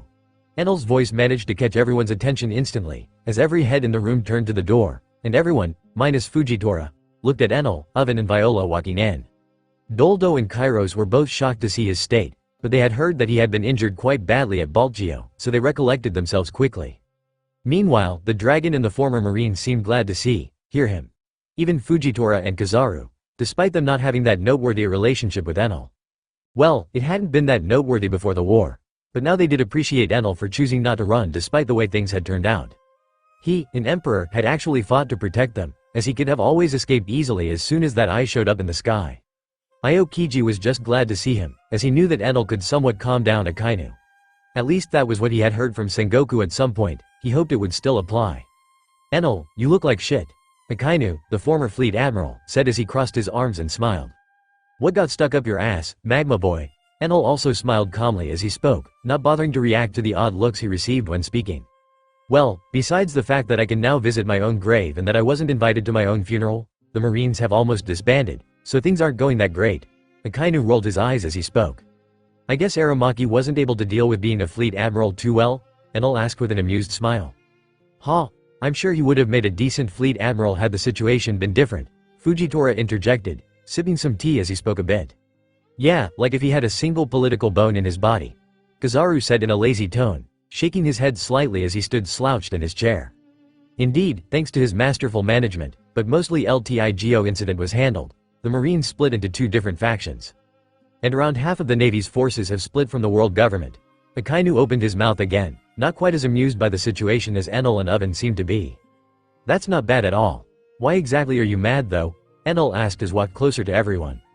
Well, I had proposed that it might be worth it to invite this split Marine faction to our side. We should be able to do so using Akainu and Sengoku's influence. Dragon said as he nodded a bit at Enel. Sengoku is currently still with Shanks and his crew, so he should be safe, but I doubt we can use his influence without him being here. After what the world government pulled on us, I do think inviting more people to our cause would be beneficial though. Sure, you can think that. But you saw that thing. What can more people even do against it? We'd just be throwing more lives away. My people's lives, Akainu said as he shook his head slightly. Throwing lives away, huh? Enel said as he stroked his chin for a bit. I can understand why you think that. But what exactly do you think will happen to them now? The Emperor asked as he grabbed a chair and sat down. Oven joined him, standing by his side somewhat like a bodyguard. The Marines did notice Oven, but they didn't comment much on it for now. Well, they will obviously continue doing their jobs as Marines and hunting down pirates. No, they will just get branded as criminals on some trumped-up charges and then get hunted down. That's just the way these things work. I doubt Suru of all people would allow something like that to happen. She is reportedly the head of the Neo Marines, and she has both Gion and Tokikaki by her side. Even better, Teacher Zephyr also decided to join her faction, despite being impartial for so many years. So they have considerable power, and are a group split off from the world government. And you're telling me you don't believe the government will consider them a threat? Enel asked as he gradually raised his eyebrow with each sentence. I'm saying that the government will be too preoccupied with us to consider them. Getting them involved will just put their lives at risk. Akainu crossed his arms, and at that point, Enel understood why Akainu was so difficult to sway. He was making a rather solid point, but it was built on a rather large misunderstanding. We are not going to be facing the world government soon. We need to get our forces in order, and there are many things we need to do before we are able to go head-to-head with them. Enel simply crossed his earlobes. He could tell that most of the people in the room weren't expecting those words from him. Kizaru even straightened up when hearing them. Wait, so after that, you're telling me to just stay put and wait? Akainu said, his tone ramping up with each minute that passed by. Enel simply stared at him, unimpressed. I'm sorry Akainu, but do you have any idea what exactly hit us? Do you have any clue on how to counter it? Enel wasn't about to go hiding his frustration at Akainu's brave plan. It was as brave as it was foolish and lacking. If we act fast enough, we can take them by surprise. They won't even have time to use it. What if it's something instant? You plan to jump off a cliff with a blindfold on just because it might not be that steep. Dragon to the side was also considering Enel's words. They were assuming quite a few things while planning their assault on the Holy Land. They truly didn't know how the world government's island erasing weapon worked. I believe waiting a bit is indeed the most pertinent thing we can do in this situation. Fujitora now seemed to agree with Enel, quite quickly as well. Aokiji also nodded, a careful approach to the situation being more his style. Kizaru looked at his friend, Akainu, who seemed to be clenching his fists and contemplating the situation. It was clear that his decision would be the same as Akainu's, no matter the circumstance. I guess we will have to think on this further. Observe their moves and act accordingly. Dragon ended up sighing as he spoke, and Akainu seemed to agree with him, scowling as he looked to the side. Akainu then turned his head, his gaze finally landing on Oven, who didn't seem to be perturbed by him at all. Enel, are you going to explain this dirty pirate's presence? The former fleet admiral didn't mince any words at all. The admirals didn't react much, only looking, at least two of them looked, at Enel and waiting for an answer. Oven here is now a sweet commander of the Big Mom Pirates, who I find myself in a partnership with currently. So what, you're just letting a pirate follow you around now? Akainu didn't seem all that impressed by Oven's presence. And the sweet commander wasn't quite enjoying Akainu's presence either. He just chose to keep silent, out of respect for Enel. I assure you that Oven is an ally that can be trusted, and Linlin has also proven to be the same, though she has still not decided if she wants to ally herself with us and face the world government by our side. Oven was glad to hear that Enel was defending him, smiling internally as he did so. I guess I was right to follow him. Enel had also decided not to give them any details on the situation with the Big Mom Pirates, as his deals with Linlin were more of a personal matter in the first place. But Dragon wasn't daft either, so he realized that it likely had something to do with souls and Enel's vested interest in them. If you say so, but you better keep him out of my way. I don't work with pirates, Akainu said as he narrowed his eyes at Oven, seemingly trying to judge the sweet commander's intentions. I'm sure you'll come around eventually. For now, we need to talk about relocating our operations to my base. Your base? You mean the Sky Island that the government agents were talking about during the war? Fujitora said as he stroked his beard. Yes, it has since moved, so it is in an undisclosed location.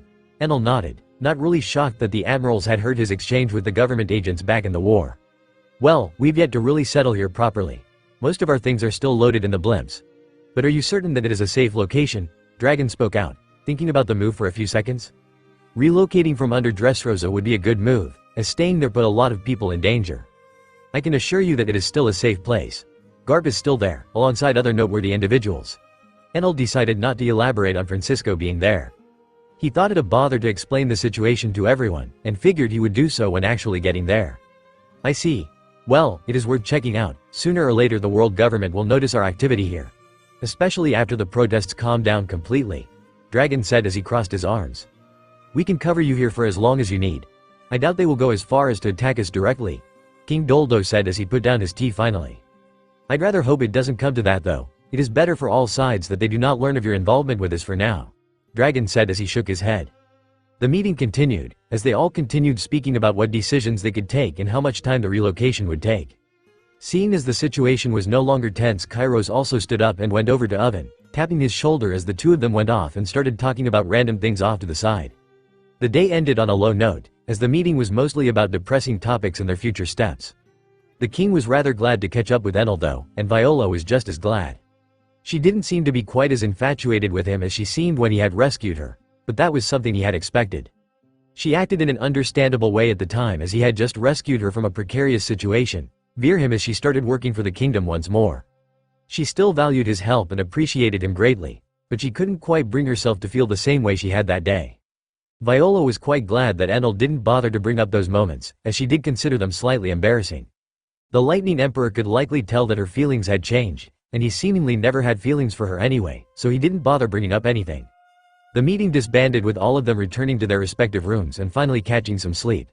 Enel included as the meeting happened in the royal palace. Underneath it the archaeological and research team of the Revolutionary Army was hard at work, trying to sort through the influx of information they now had. Thanks to Enel's power, they were able to move everything from Baltigo before the Marines had even stepped on it.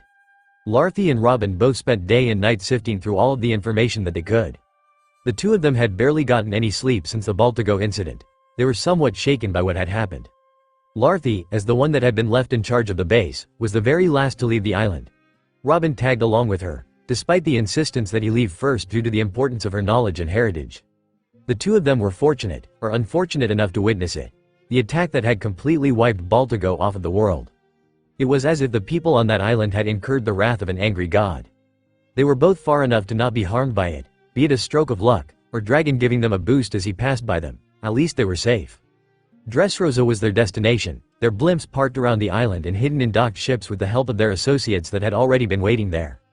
It was a great failure on their part, being followed to their base so easily. Thankfully they hadn't truly lost anything. Robin was visibly concerned for Enel, only calming down after Dragon also arrived at Dressrosa. Though finding out about him losing a limb made her feel even more worried in a sense, at least she knew he was alive and relatively safe in the hands of Shanks, who had saved him. The problem for her was the people that arrived with Dragon. The other Marines that had been pronounced dead at Baltigo. She didn't interact much with them, as she didn't trust them one bit. Even if it looked like the government had betrayed and tossed them aside, she still didn't think they would start actively working against it. She had no way of knowing that Akainu and the others had been doing just that for quite a while, not long after Garp's imprisonment.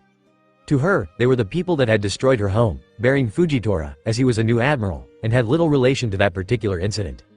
She understood that their powers could be helpful to the revolutionaries, but that didn't mean she had to like them or even attempt to converse with them. It certainly didn't help that the Marines didn't quite accept being labeled as revolutionaries. Fujitora was the only one that didn't seem to particularly mind, as he had only just been convinced to join the Navy, only to be almost murdered by the government they served. Still, for the most part, the Marines didn't even know of her presence there, as they also mostly kept to themselves. Aokiji did try to speak to her, even after noticing that she was slightly afraid of him.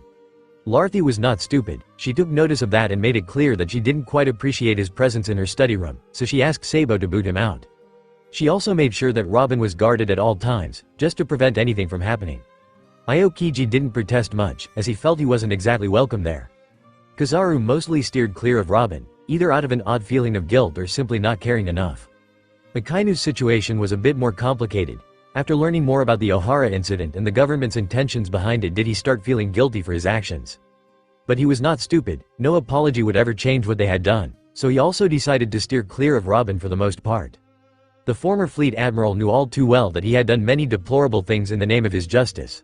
He had killed and maimed many, maybe even those that didn't quite deserve it. Still, apologizing simply was not a choice. In most cases, there was no one he could apologize to. So, he simply decided to turn his guilt into rage, and that rage into a spear sharp enough to pierce through the world government. He had also decided to try and avoid any more needless loss of life from that point forwards, especially from his marines, which led to the conflict that was happening when Enal entered the throne room. Now while the argument was raging on above, Luffy and Robin felt that they were coming closer and closer to answering a few of their questions. The Great Kingdom. It feels like a mistranslation almost, Luffy said as she shifted through a few papers, her bloodshot eyes tiredly scanning through them as she did so. Maybe, some parts are missing, even with this much information gathered, Robin said, her eyes looking much the same as she kept herself busy, scribbling ideas in her notebook. It can't be helped. Some poneglyphs have long since been lost, some pieces will obviously be missing, Luffy said as she put the papers down and sipped on some sugar-overflown coffee. Still, with all of this information gathered in one place, it's safe to assume that the Great Kingdom was actually the Great Empire, Robin said as she leaned back on her chair and rubbed the bridge of her nose. Indeed. A coalition of 3 powerful kingdoms, their kings united, ruling together. Not a conventional empire, but one nonetheless, Luffy said with a satisfied smile. She felt that such a discovery had finally put her on the right track, that she was now finally able to continue the research of the people of Ohara. Robin was much the same. She felt that she was steadily getting closer to the truth. But the more he found, the more she realized that she was unable to answer. Their discoveries spoke of 3 kings. 3 men with godlike power ruled over that great kingdom. One was described as a free spirit and the personification of the sun. Robin was quick to connect that with the legend of the sun god Nika from Skypa. He was also described as the god of liberation. To Robin, it made sense that the great kingdom was ruled by an incarnation of such a powerful figure. It was even stated that his powers altered reality itself to the user's imagination. Luffy and Robin couldn't help but stare at that description in wonder. To think such powers actually exist in this world. Or, existed, I guess. But Nika wasn't alone as a leader of the Great Empire. Besides Nika, there was the King of Hearth. His powers weren't known or explained much, but he was said to be on par with the other kings, meaning that he stood at the top of the world. And finally, the one with the most destructive power was called the King of the Skies, or the God of Thunder, Raijin. He was said to be able to make an island disappear by merely waving his hand once. Still, there were few texts about him, nowhere as many as there were about Nika. The only thing they understood about him was that he was dangerous, just as the other 2 were. From the other texts, they also understood that the Empire was in possession of Pluton, and could use it at will. It was also said that the Empire had made a pact with Poseidon and that it was technically also in the Empire's possession. It was obvious to the 2 archaeologists that the Empire wielded great power, and was obviously the greatest power at that time. What wasn't truly documented in the information they found was how the Empire fell. But they thankfully learned a bit more about the ancient weapon Uranus. They learned that it went by another name as well, but they didn't quite know what it did, nor did they have any description of it. The name used to refer to Uranus was the Eyes of God. Luffy couldn't help but think it was a bit underwhelming. There were plenty of people being called gods, but I guess you can't really judge something properly with just a name. That was a summary of most of the information Robin and Luffy had managed to piece together. Robin had noted down the large talking points, planning to give them to Dragon later. I think this is it for now. I don't know if we'll be able from these scripts. We've already interpreted them all anyway. Robin said as she slowly started closing her eyes and laid her head on the desk. She seemed to want to rest badly. Maybe, but we can just look over everything again. Maybe we made a mistake somewhere that might clear some other stuff up. Luffy was still willing to keep going. Her body still energetic as the sugar she constantly ingested helped keep her blood pressure high. Robin almost rolled her eyes when she heard that. Why are you this driven? I understand the wish for more discoveries, but putting your health at risk won't do you much good. Robin wanted to know more as well. She wanted to know more than anyone else. But she knew that rest was important, and she was a patient person. At this point, Robin saw Luffy as a close friend, someone that she could trust, especially after the Aokiji situation, so she also cared for her safety. I want to be of help, I guess, Luffy said as her tired eyes looked back at her desk. I've always detested the world government and the corruption they allowed to fester. the head researcher said as she shook her head slightly. Both of us lost our families because of that corruption. I first lost my family, then I lost Mother Olivia. Robin looked at Luffy with a bit of sympathy. The two of them seemed to share a similar story. They both started talking about their experiences, and their lives up to that point. It was rather obvious as well, that Luffy cared a lot about archaeology, but she only cared about it because she wanted to continue Olivia's legacy and to use it in order to take down the world government. That was why she had joined the revolutionaries in the first place anyway. They readily accepted her as well, as she knew poneglyphs to a decent extent. Luffy was a bit disappointed though. The more time we spend preparing, the more we realize that the threat we are facing is bigger than we anticipated. The revolutionaries had made steady progress by themselves, but they were always too far off from reaching the world government. It was disheartening to someone like her, even if she was a patient individual. But then Enel arrived. And within the strings Enel was weaving, the government started slipping more and more, and the revolutionaries progressed at astronomical speeds, aided by both his strength and cunning. Maybe Enel is the key for this after all. At that point, Luffy was considering joining Enel. She was sure Dragon wouldn't mind it either, as there were more that could read poneglyphs now. She had plenty of students ready to take her position. Besides, Enel was an ally of the Revolutionary Army, so it wasn't likely to be an issue. Even if the scene at Baltigo made Luffy a bit scared, she knew that something big was coming, and she wanted to be there when it happened. She wasn't a strong fighter per se, she only had a rather weak armament hockey and some reluctant mastery over observation. She didn't spend much time training, as she was more of a bookworm, but that was fine enough. I want to at least aid him in some way. If he truly is the one that will bring about the downfall of the government. Luffy mused over these thoughts as she continued speaking with Robin. The two of them learned more and more about each other. Robin herself was finding the experience quite cathartic, as it had been a while since she could just unload her feelings. It was all going well until someone ended their heartfelt moment with a knock on the door. What? The irritated voice of Luffy echoed out the hallway as the door opened slowly. Sabo's smile shook a bit as he walked in. Sorry for bothering you too, but you should start packing up now. We're leaving soon, the chief of staff said as he arranged his hat a bit. Leaving? Where to? We've yet to even settle here properly, Robin said as she walked over to Sabo. We're going to the Sky Islands.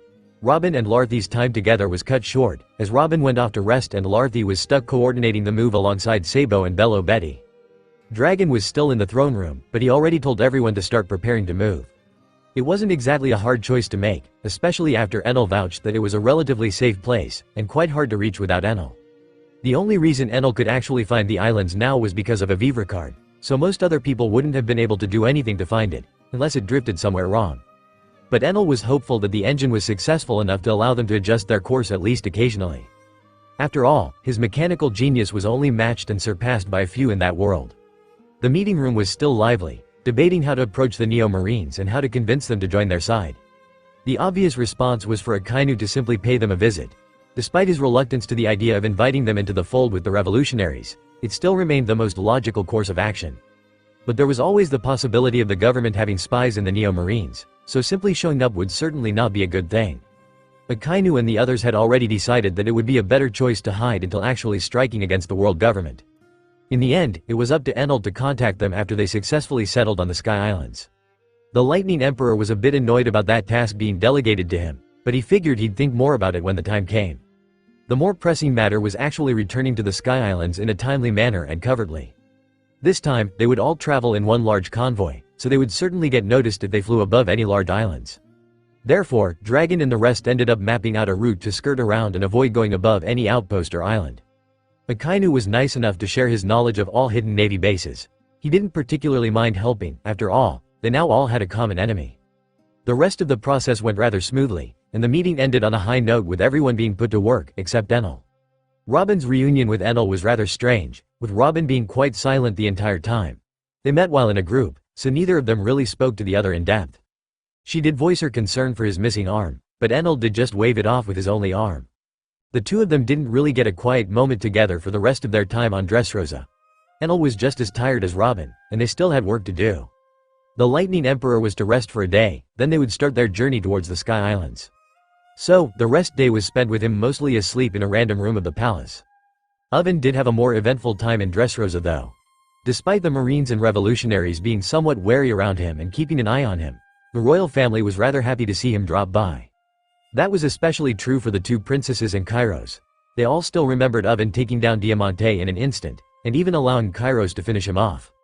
It was a rather unforgettable moment, especially for the one-legged former gladiator, as it reminded him of his weakness at that time. The two of them also got to spar, with Oven coming out on top this time as well. His use of his prosthetic arm and leg was rather swift. He was able to take Kairos by surprise with both his expandable blade and cannon arm. Oven didn't actually shoot him with a buggy ball though, as he didn't want to cause too much damage to their surroundings. He also didn't have an endless supply of them, so he needed to use them more sparingly. Contacting the clown warlord for more was annoying. Overall, Oven may have won, but it was not as decisive as their previous spars, with Kairos actually managing to get some hits in before losing. Granted, the sweet commander didn't use his fruit at all in the bout, but it was still proof that Kairos had grown quite a bit. The two of them only got to spar twice before Enal was ready for the journey though, so Kairos didn't get much time to improve in said spars, though he did learn plenty from them. They also talked a bit about trying to get Enal a prosthetic as well. Oven already had schematics for complicated ones, and he had plenty of plans and additions that he could make to fit Enal's overall fighting style. Obviously with the aid of the mechanics and engineers of the Big Mom Pirates. But Enal didn't seem too keen on the idea just yet. His lack of arm didn't really hinder him in his day-to-day activities thanks to his earlobes and Seimei Kikon, but that didn't mean he wouldn't eventually look for a prosthetic arm. He just wanted to look for the right materials and design one himself in time. He didn't feel the need to rush it and he didn't really feel like it was a good time, what with him being as busy as he was. At least those were the reason that Enal gave the two of them. But the most important part was that he couldn't quite bring himself to put on a mechanical arm. It simply didn't feel all that natural yet. He hadn't even properly come to terms with losing the damn thing. Going ahead and replacing it just felt wrong. I'll start designing it in my free time. I'll build and attach it whenever I feel like doing so. No need to rush into things. The Revolutionary Army also made a few new friends while hiding underneath Dressrosa. Namely, they befriended the Tontata Kingdom. The dwarves also had been living underneath Dressrosa for a while. Viola was actually also on friendly terms with them, so it wasn't hard to convince them to share some space with the revolutionaries. The dwarves were quite friendly and easy to get along with, so most revolutionaries enjoyed their presence, and they all became friends rather quickly. Enal had somewhat forgotten about them when he had first visited Dressrosa. He remembered enough not to kill them alongside the Smile Factory, but not enough to approach them after the whole incident was over. But his interest in One Piece was mostly related to its lore and history, so minor characters were usually not at the forefront of his mind, and his knowledge was rather limited for those he didn't pay attention to. In a casual conversation, Enal finally remembered the ability of the dwarf princess, Mancherry, who had eaten the heel fruit. Scouring his mind a bit, he realized that she would be a rather useful ally if kept away from the front lines. Her ability couldn't restore his arm or earlobe, sure, but for most injuries, she could heal them instantly. Therefore, Enal decided to pay them a visit before finally departing from Dressrosa. Viola was by his side, as she also felt like visiting some of her friends there. Mancherry was the first to spot them. She looked just as the original story had portrayed her. Long blonde locks flowing down her back, large blue eyes shining in the light and a small pointy nose. She was also wearing her usual pure white dress. She immediately perked up when seeing Enal and Viola, especially him. Certainly, because he had been the one to rescue them from Doflamingo's tyranny. And her father Goncho, the king of Tontata, was rather eager to greet them as well. The small old man had a thick and long white beard, coupled with long and flowing white hair. He was wearing pink-rimmed glasses and using a walking stick. He also wore a somewhat regal robe and a large crown. Enal laughed inwardly for a bit, as he realized the old dwarf looked like a chess piece. "Our benefactor has arrived. All greet Eneland," the king said with a joyous tone. Enal raised an eyebrow as he started thinking about the nickname he had just received. The dwarves instantly rejoiced, swarming around the one-armed emperor and princess as they both couldn't help but smile warmly at their enthusiasm. "It's rare one gets such a nice greeting," Enal said Abbott, and sat on the ground, wanting to be a bit closer to the king's level. It only felt respectful that way. Viola did the same, sitting by his side as some of the dwarves climbed on her lap. "Well, this is the first time you have come to see us. Truly a joyous occasion, for us to finally get to thank our benefactor," the old dwarven king said as he stood in front of his people, his daughter by his side. "Joyous indeed. I'm glad to see that all of you are healthy," Viola said as some of the dwarven children played in her long hair. "Oh, Princess Viola, it is always a pleasure to see you around. You should visit us more often, truly," the dwarven king said as he walked a bit closer to the two guests. Mancherry followed by her father's side, looking up at Enal with awe in her eyes. Many of the dwarves were similar to her in their reactions. They had after all titled him a hero, even giving him a special nickname, turning his name into something similar to their hero Mont Blanc Noland. "Eneland, I shall say this now. We, the people of Tontata Kingdom, are in your debt. We truly thank you for saving us all. I didn't do all that much really. I only did it on a whim as well. It does feel surreal, to see so many lives affected by my actions. Enel scratched the back of his head with an earlobe as he pondered on how many lives he had saved in his journey, and how many he had doomed. He could only sigh as he thought of that, shaking that train of thought away almost instantly. The world of One Piece was never a kind one in the first place. No one was truly safe in that world, and such thoughts would only slow him down. The one-armed emperor then extended his hand, placing his palm in front of the small royal family, allowing them to step on it and raising them at eye level. Humble as well, truly a great hero, Gancho said as he stroked his long beard. Mancherry by his side nodded, her golden locks swaying a bit as she looked up with sparkling eyes. Then, she froze for a second. "Enel, are you injured?" she asked in a panic, finally noticing the bandages covering parts of Enel's body. "Well, I was in a scuffle recently. Nothing major now, just waiting for all the wounds to close up is all," Enel said with a smile, looking at the small princess as he spoke. Mancherry seemed to bring her hands together in a praying motion when she heard that. Tears even started falling from her large blue eyes. Enel's smile became a bit strained when seeing that. Viola noticed that and smiled a bit. He still has no idea what to do when a girl starts crying. But Enel's suffering didn't last long thankfully, as Mancherry's tears gained a golden glow, one of them touching Enel's palm rather quickly. The Emperor's eyes widened as he felt that same golden light envelop him. Immediately, he felt his body being rejuvenated. "Thank you, Princess Mancherry," Enel said as he cracked his neck a bit, sighing as he stretched his abdomen, the bandages on him falling altogether, revealing his healed and slightly scarred body. Of course, his hand hadn't magically returned, as Mancherry's ability couldn't just regrow limbs. But at least all of his wounds were now closed up. "It is my pleasure to help you, Enel." The small princess bowed a bit, wiping her teary eyes as she did so. Enel simply shook his head, slowly moving his earlobes around as well, as dwarven children tried to climb on top of his head using them. Only one was easy to reach though, as the other was quite a bit shorter still. "Your ability is powerful. In the future, will you provide your assistance if I am to need it?" Enel asked the dwarven princess as he sighed. Mancherry's little eyes widened slightly, she then looked at her father, who was also having a similar reaction. "Well, Enel." The old king was the one that decided to respond, as it was something concerning his daughter's safety. "We are still indebted to you, be it now or in the future, you will always have the full support of my people. I am sure the Riku family would say the same," the dwarven king said with a kind smile, hidden in his white beard. "I am inclined to agree. I doubt Father or Kairos would refuse to provide you assistance under any circumstance. Especially after learning of the situation with the world government." Viola's eyes seemed a bit darker at that last part, but Enel decided to ignore that. "I guess it's natural for the Riku family to hold some disdain for the world government, especially since they received no support with Doflamingo in the past. Though that was also because the warlord was turning all the agents and marines sent here into puppets, and everyone forgot them." Enel simply shook his head, deciding not to give the matter any more thought. "I am glad to hear that I have allies here as well. I thank you for your hospitality as well, though I must take my leave." Enel ended the conversation with a confident grin, as he slowly placed the dwarven royalty on the ground in front of him, and the other small dwarves all climbed down from his body. "Already?" Mancherry asked as she looked up at him, her small rosy cheeks puffing up in a pout. "Well, I had only come here to make your acquaintance. I must leave soon, but we will meet again in the future." Enel then got up, slowly dusting himself off as he stretched his newly healed body a bit more. Well, I am glad to have finally seen our savior." Though this meeting was brief, the dwarven king nodded, understanding the situation slightly, as he was informed by a few revolutionaries already. "I'll stay here a bit more, Enel. I wish you an easy journey," Viola said as she looked up at Enel, smiling slightly as the somewhat awkward atmosphere between them had already vanished. "Of course, take care, Princess Viola." Enel bowed a bit, his tone mocking her a bit as he did so. "You as well, Enel," Viola responded immediately, grinning as she did so. Enel then vanished in a flash of blue light. God, I hope that name doesn't catch on. Meanwhile, all of the revolutionaries were already embarked, waiting on his order to lead them to the island. Enel appeared at the docks with a smile, his metallic bracelet shaking a bit as it expanded in front of him and turned into a massive Viking ship, resting on the stone dock. Dragon also appeared by his side, his eyes scanning the island as he nodded to the Emperor beside him. To the Sky Islands, Dragon's voice reached all of his men, the Marines also arriving on the deck of Enel's ship. Oven arrived just a few seconds later, as he jumped onto Enel's ship and waved at Kairos and Rebecca in the distance. Enel nodded when seeing that everyone was gathered. He revved up the engines of his ship, quickly taking to flight, his destination set, following the Vivre card that Garp had given him.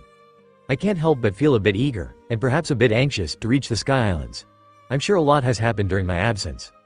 Unbeknownst to him, The Sky Islands now were more akin to a sky archipelago. Things had been rather quiet on the Sky Islands ever since Shiki joined the fray. The worry of simply drifting off and being found by government agents completely vanished. With his precise control, they were now in a somewhat fixed position, ignoring the wind and slowly orbiting around the coalition of islands that he had gathered. Francisco and the Golden Lion still got along rather well. Garp hung around them for a while but didn't really join the conversation still. Gonfall did end up joining them though. He even got along quite well with Shiki. The two of them had both been good friends of Roger. At least Shiki liked to think he was one.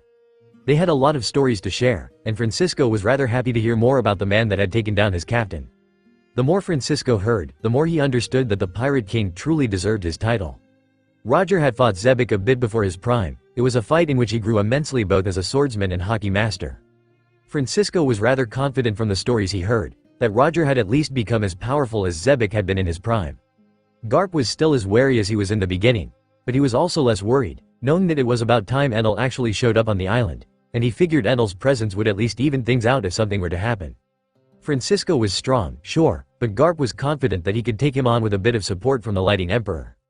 Things did become complicated when Shiki got involved, but Garp was somewhat banking on the fact that Enal was strong enough to face the Golden Lion while supporting him. Francisco sure had more attacking power, but Garp was still confident that his endurance and armament would win in the end, if of course, he managed to convince Bonnie to return him to his prime. Though not weakened greatly by his age, he couldn't afford to even be weakened slightly when facing someone like Francisco. The problem was that Bonnie herself was a pirate, not only that, a pirate that seemed to be getting along really well with Francisco. It was really annoying for Garp, but at least the recruits were mostly on his side.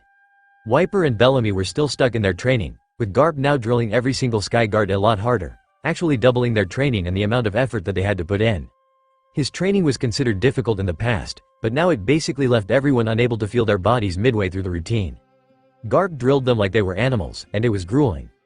Barely a few days had passed since that new training routine had started, and virtually no one had gotten used to the increased workload yet. The only people that were managing to hold on properly were Wiper, who was physically the strongest on the island among the recruits, and Bellamy, who was surprisingly resolute about growing stronger and also had a better base than most other recruits. Garp made sure to give the two of them some attention after seeing that they had more resistance. That attention resulted in a lot more work for them, to the point where they passed out after every session. Wiper being Francisco's pupil in Conqueror's hockey wasn't an issue to Garp, at least not at first. Though the old sword master did complain that Wiper was left too tired to train with him. Garp was forced to take it easier on him from that day, as the old Marine realized the importance of Francisco's training. Having another powerful Conqueror's hockey user in their midst was not a bad thing, and Garp knew that there were few people in the world more qualified than Francisco when it came to Conqueror's hockey. And since Wiper was taken, Garp decided to take in someone as well, and that person ended up being Bellamy. Garp didn't care much about him being some petty pirate. It was already clear that he was loyal to them from the resolve he showed. It had also been Enal's choice to let him join their training, so Garp decided to trust his judgment once more. Bellamy took the opportunity in stride, and he immediately started sticking to Garp and trying to learn everything from the former Marine hero. Shiki didn't really get involved in the training, nor did he try to. He was also a master of Conqueror's hockey and armament, but he had his own men to worry about. His armies were actually more numerous than that of the Sky Islands, but they weren't a lot stronger. Shiki didn't really have any major retainers though, as he had been in hiding for a long time. The people gathered under him were mostly lowly pirates, with one good scientist, that was about it. The Golden Lion didn't bother drilling them either, but he made sure they behaved and respected him well. They were also forbidden from setting foot on the Sky Islands. Not that they could fly over to them without Shiki's help anyway. The training went on for another week. A full week of training, in which the blimps of the Revolutionary Army were slowly but surely making their way towards the Flying Islands. Their convoy wormed around in the New World and then the Calm Belt, sailing above the clouds using the wind that Dragon was controlling to make their blimps go faster, allowing them to somewhat keep up with Enal's newer, lighter ship. Dragon and Enal both made sure to control the clouds as much as they could, allowing them to have a constant cover so that no one below would notice their convoy. They were up high and the temperature reflected that as well, as some of the blimps had even caught thin layers of ice on them. The Lightning Emperor usually took care of that. His control over his devil fruit was precise enough to allow him to simply melt the thin ice without burning the blimp itself. Enal's ship was transporting all of the Marines and a few elites of the Revolutionary Army, including Larthy and Robin, who were more of a package deal at that point. The two of them needed to be together to discuss and compile all of the information that they had. They all had separate rooms underneath the deck of the ship, and Oven stood by Enal's side at all times. Enal sat down for most of the week, his palms sparkling with electricity as he touched the arm of his chair. His head was tilted to the side as his cold eyes scanned the stars in front of him. From time to time, his observation haki would flare up alongside a stream of electromagnetic waves, spreading within the massive range that the Lightning Emperor covered with ease. As to not tire himself, enal periodically used the radar at fixed intervals and for a fixed time. He was after all supposed to be awake for 2 weeks, keeping up both the engine of his ship and making sure that their convoy was both unnoticed and unfollowed. Dragon helped a bit on the unnoticed part, but his observation haki was nowhere near as developed as enal's. His lack of radar also meant that he was unable to see through any stealth technique that could slip by his regular observation. Enal had inadvertently created the perfect advanced observation technique that couldn't be replicated by anyone that wasn't him. Well, technically anyone could do it, as long as they had absolute control over electromagnetic waves. Enal's emotionless eyes scanned the stars without any reaction. Oven was asleep at that moment, passed out on the ground. He had stayed awake as much as he could, but in the end, still fell asleep. His earlobe twirled around and reached for a table that stood by his side, clasping around a large metallic cup of cold coffee. As he brought the coffee cup closer to him, his earlobe sparkled a bit, and the cold coffee instantly started releasing steam. I will never get over how convenient this power is. Enal sighed as he sipped some warm liquid with a small smile, his emotionless visage breaking for a few seconds, though his eyes still remained cold, thoughtful. So much has happened in the past few months. It can't even be compared to the decades I had spent with my nose buried in books. Enal couldn't help but ponder previous life had actually been fleeting, hard to recall even. The only notable thing he had done was find that ancient civilization, which was still a result of his obsession and study. In that new life of his, he had gotten to see a lot more. He had explored the world and seen places that not many had the pleasure to witness. The view from above the clouds was a strange one at first, but now it felt like home to Enal. The most exciting part? There is still so much to explore. Enal simply felt as if his curiosity would never truly be sated. The more he looked, the more there was to look for. The mythical beasts being real, the origin of devil fruits, the truth about Nika. So many questions had risen up in his journey. This is truly enjoyable. Enal couldn't help but release a relaxed sigh when thinking about that. Then, his eyes spotted someone approaching him. His cold look immediately turned into something much warmer. Enal.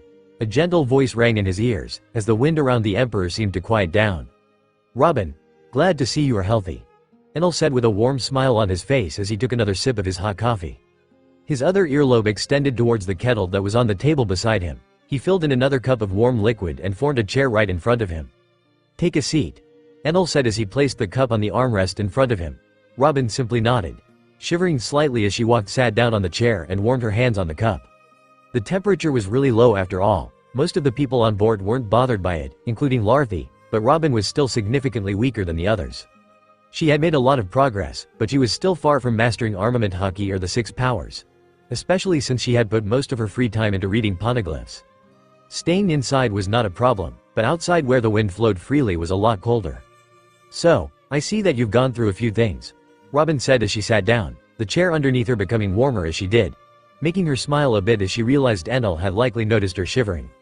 He's as attentive as usual, even though he doesn't seem to be in the best of places himself. I guess you could say that, yahahaha. Enal laughed a bit as he looked at his missing arm, an issue that seemed rather small compared to the other things that were constantly on his mind as of late.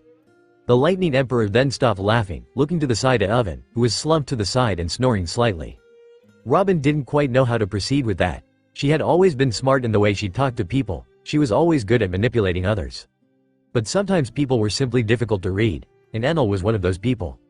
I appreciate the concern, Robin. Enal's warm smile resurfaced as he settled his gaze upon her once more. But I am fine as I am now. Whether I lose an arm or all of my limbs, my will shall remain unhindered. Enal spoke as his haki flared up naturally for a second. Enal immediately suppressed it, allowing only some specks of red lightning to come out of his eyes as he shook his head.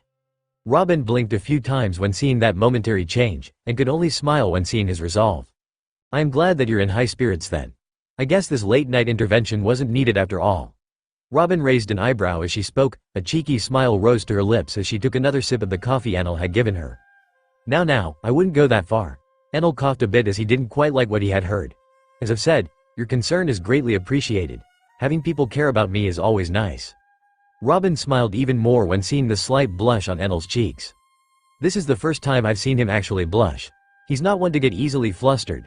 Robin sighed internally as she continued smiling at her accomplishment. To the side, Oven, who was still pretending to be asleep, had his eyes wider than the cannonballs he shot out of his arm. Holy shit, Enal actually acting like this is not something I expected to see in my lifetime. To Oven, it felt like he was watching a world-changing moment. He quickly closed his eyes though, not wanting to ruin whatever was happening with his presence. I never thought I'd be acting as a wingman, of sorts, I guess, to an emperor. Never seen you make that face before. I guess I should spend more time around you. Who knows what other faces you might start making. Robin said as the calm smile on her face seemed to turn more and more mischievous. Enough about that, Enal said as he made a large X with his earlobes in front of Robin's face and turned his head slightly to the side. He looked at the stars for a few seconds before turning his head back to Robin, having composed himself already. Would you mind telling me more about the stuff you guys found? The cliff notes of everything were interesting, but I'd love to hear more from you. The Lightning Emperor said as he ignored Robin's mischievous smile. Of course, there is plenty to talk about. The archaeologist simply smiled as she started speaking. Their conversation went long into the night, with Oven falling asleep at some point during it, and Enal attentively listening to the entire time. In the morning, Enal was also visited by a few Marines, which prompted Robin to leave. Aokiji seemed to want to talk to her, again, but Akainu simply tapped him on the shoulder and prompted him to move along. Some things can't be fixed, no matter how many times you apologize or if you do it at all. Enal sighed a bit at that thought. He realized that it was difficult for Robin to be on the same team and on the same ship with the people that had taken part in the murder of her entire family and island. Honestly, he had expected her to actually be more fearful of them, but whether it was due to his presence or the presence of the revolutionaries, it seemed that Robin's fear had already vanished. The following days were a lot less eventful, with Robin visiting a few more times and keeping him company alongside Oven, Larthy and a few others. Enal didn't spar with Oven or anyone at all during the entire journey, though Enal truly wished that they could have. More specifically, Enal wanted to beat up Oven after the sweet commander had winked at him the morning after Robin left for the first time. Unfortunately, he needed to conserve his energy the entire journey, so as to not have any stops along the way. And it had thankfully paid off, as they had managed to complete the journey across the world in only a bit over 2 weeks. The Sky Islands were ironically somewhere in the skies in the East Blue, smack above the sea that was Garp's home. Enal could only sweat a bit when he looked at the scene in front of him though. Were there always this many islands? What the fuck happened here? It was only now that Enal somewhat regretted not visiting the Sky Islands at all during his journey. 2 flying islands, huh? Dragon asked with a cheeky smile on his face. Okay, maybe a few things have occurred in my absence, though it's barely been a few weeks. Okay, maybe around 2 months. Enal said as looked at the multitude of floating islands they were approaching. 2 months is actually a lot when you think about it. How much has happened to us in 2 months? Dragon said as he stroked his chin for a few seconds. Plenty, Robin said to the side as she also studied the multitude of islands with a curious gaze. Looks to be the work of the Golden Lion, Dragon said with narrowed eyes as their ships got closer and closer to the Sky Islands. Shiki, huh? Enal's voice contained a hint of realization. The Golden Lion only appeared in a movie from what I remember, but I don't know much about him besides the fact that he was part of the Rock's pirates. Enal somewhat calmed down when he remembered that particular detail. Even if he was as powerful as the Yonko, it didn't matter. As long as he used to be a friend of Francisco, everything would be fine. Now, if he had been an enemy, Enal was quite sure that he'd already been dead to both Garp and Francisco, so there was ultimately not much to worry about. That flying rat? Akainu also stepped out on the deck in time to hear their conversation. The other Marines trailed behind him. None of the current admirals had been there for the time Shiki had attacked Marineford in order to try and break out Roger before he was to be shipped off to Logue Town. But they had all heard the stories about how he had lost but destroyed a large part of the island in his fight against Sengoku and Garp. Although he was now reportedly missing his legs after breaking out of Impel Down, he was still a dangerous figure. He does have a history with the Marines. Dragon nodded as he looked at Enal once again. Where are we supposed to land, Enal? The Revolutionary Army leader asked as he prepared to relay the information to the convoy following behind them. We'll land on the 2 islands that seem to be circling around the rest. They're my original base, Garp will also be there. Dragon nodded when hearing that, and proceeded to tell everyone to follow swiftly and prepare for landing.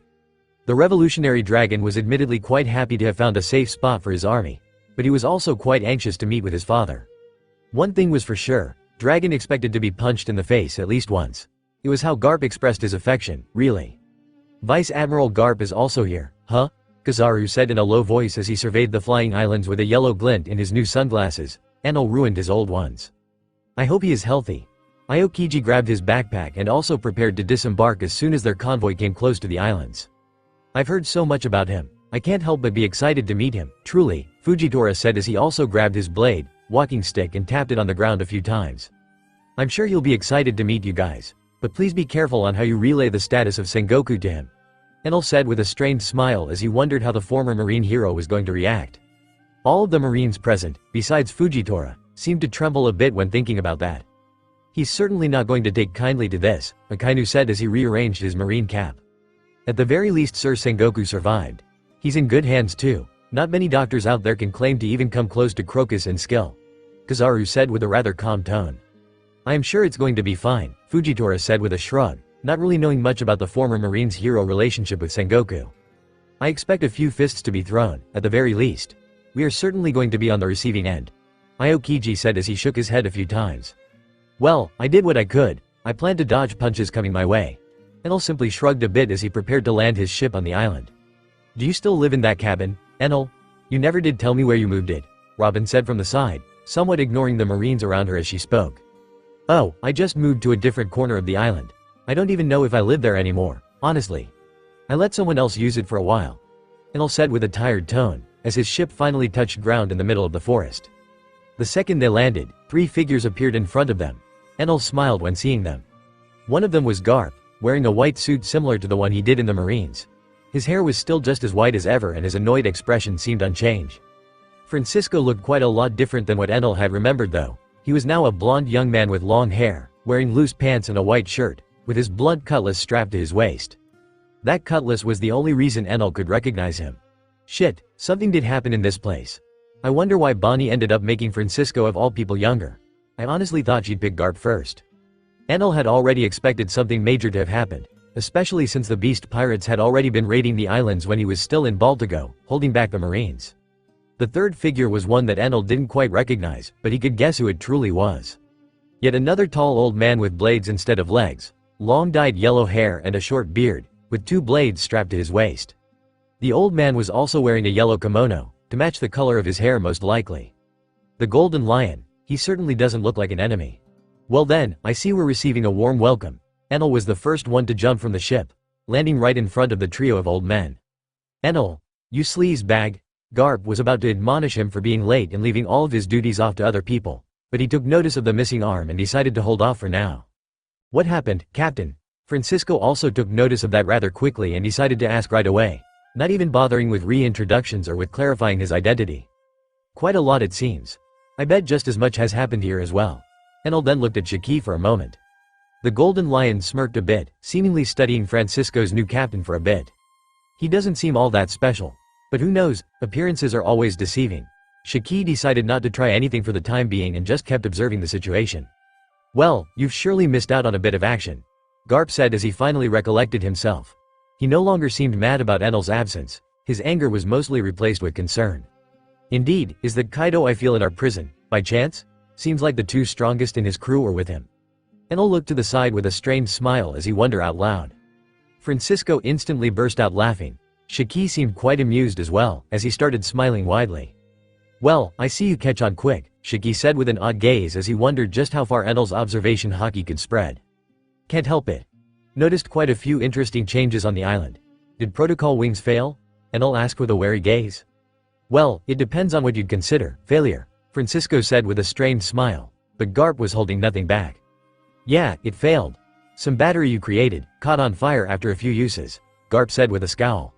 "Well, to be precise, we may have miscalculated just how much heat the whole operation would generate, and we may have also made the rotors a tad too big. We can also look into different materials for the battery itself," Francisco said as he scratched the back of his head.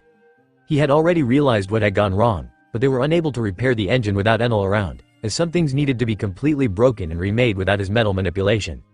Basically, reconstructing the huge motors without Ino take a few years, so they had decided they were better off waiting for him to get back. Lack of testing might lead to this type of thing occurring. Enel simply shrugged. He felt that everyone was ultimately safe, so he wasn't quite stressed out about the engine malfunctioning. "It can't be helped, not like I've built such a huge battery before. At the very least it worked to get you here, right?" Enel asked as he tilted his head a bit. "Well, they did almost crash into my islands, so I guess it worked out well enough. Gee ha ha ha ha." Shiki laughed a bit as he spoke, making the Lighting Emperor smile a bit. "I wouldn't classify that as working, but I guess it did its job. Good thing we happened to run into you." Enel didn't shy away from recognizing Shiki's help. Even Garp could appreciate the Golden Lion's assistance with their islands.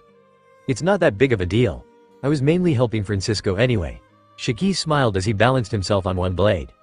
Aside from that, mind explaining why everyone else on your ship is too shy to come down? Garp said as he looked up. Oven then jumped right behind Enal, smiling as he did so. Oh, did I miss the introductions? The sweet commander said in a cheerful tone as Garp narrowed his eyes at him. Oh, what a spirited young man, Francisco said as he chuckled a bit. Shiki simply nodded with the same smile plastered on his face. Enal, who's this punk and why is he speaking like an old man? Oven asked with a bit of a frown on his face. This time, both Shiki and Garp burst out laughing as Francisco's smile became a bit strained. Enal coughed a few times as he turned to Oven.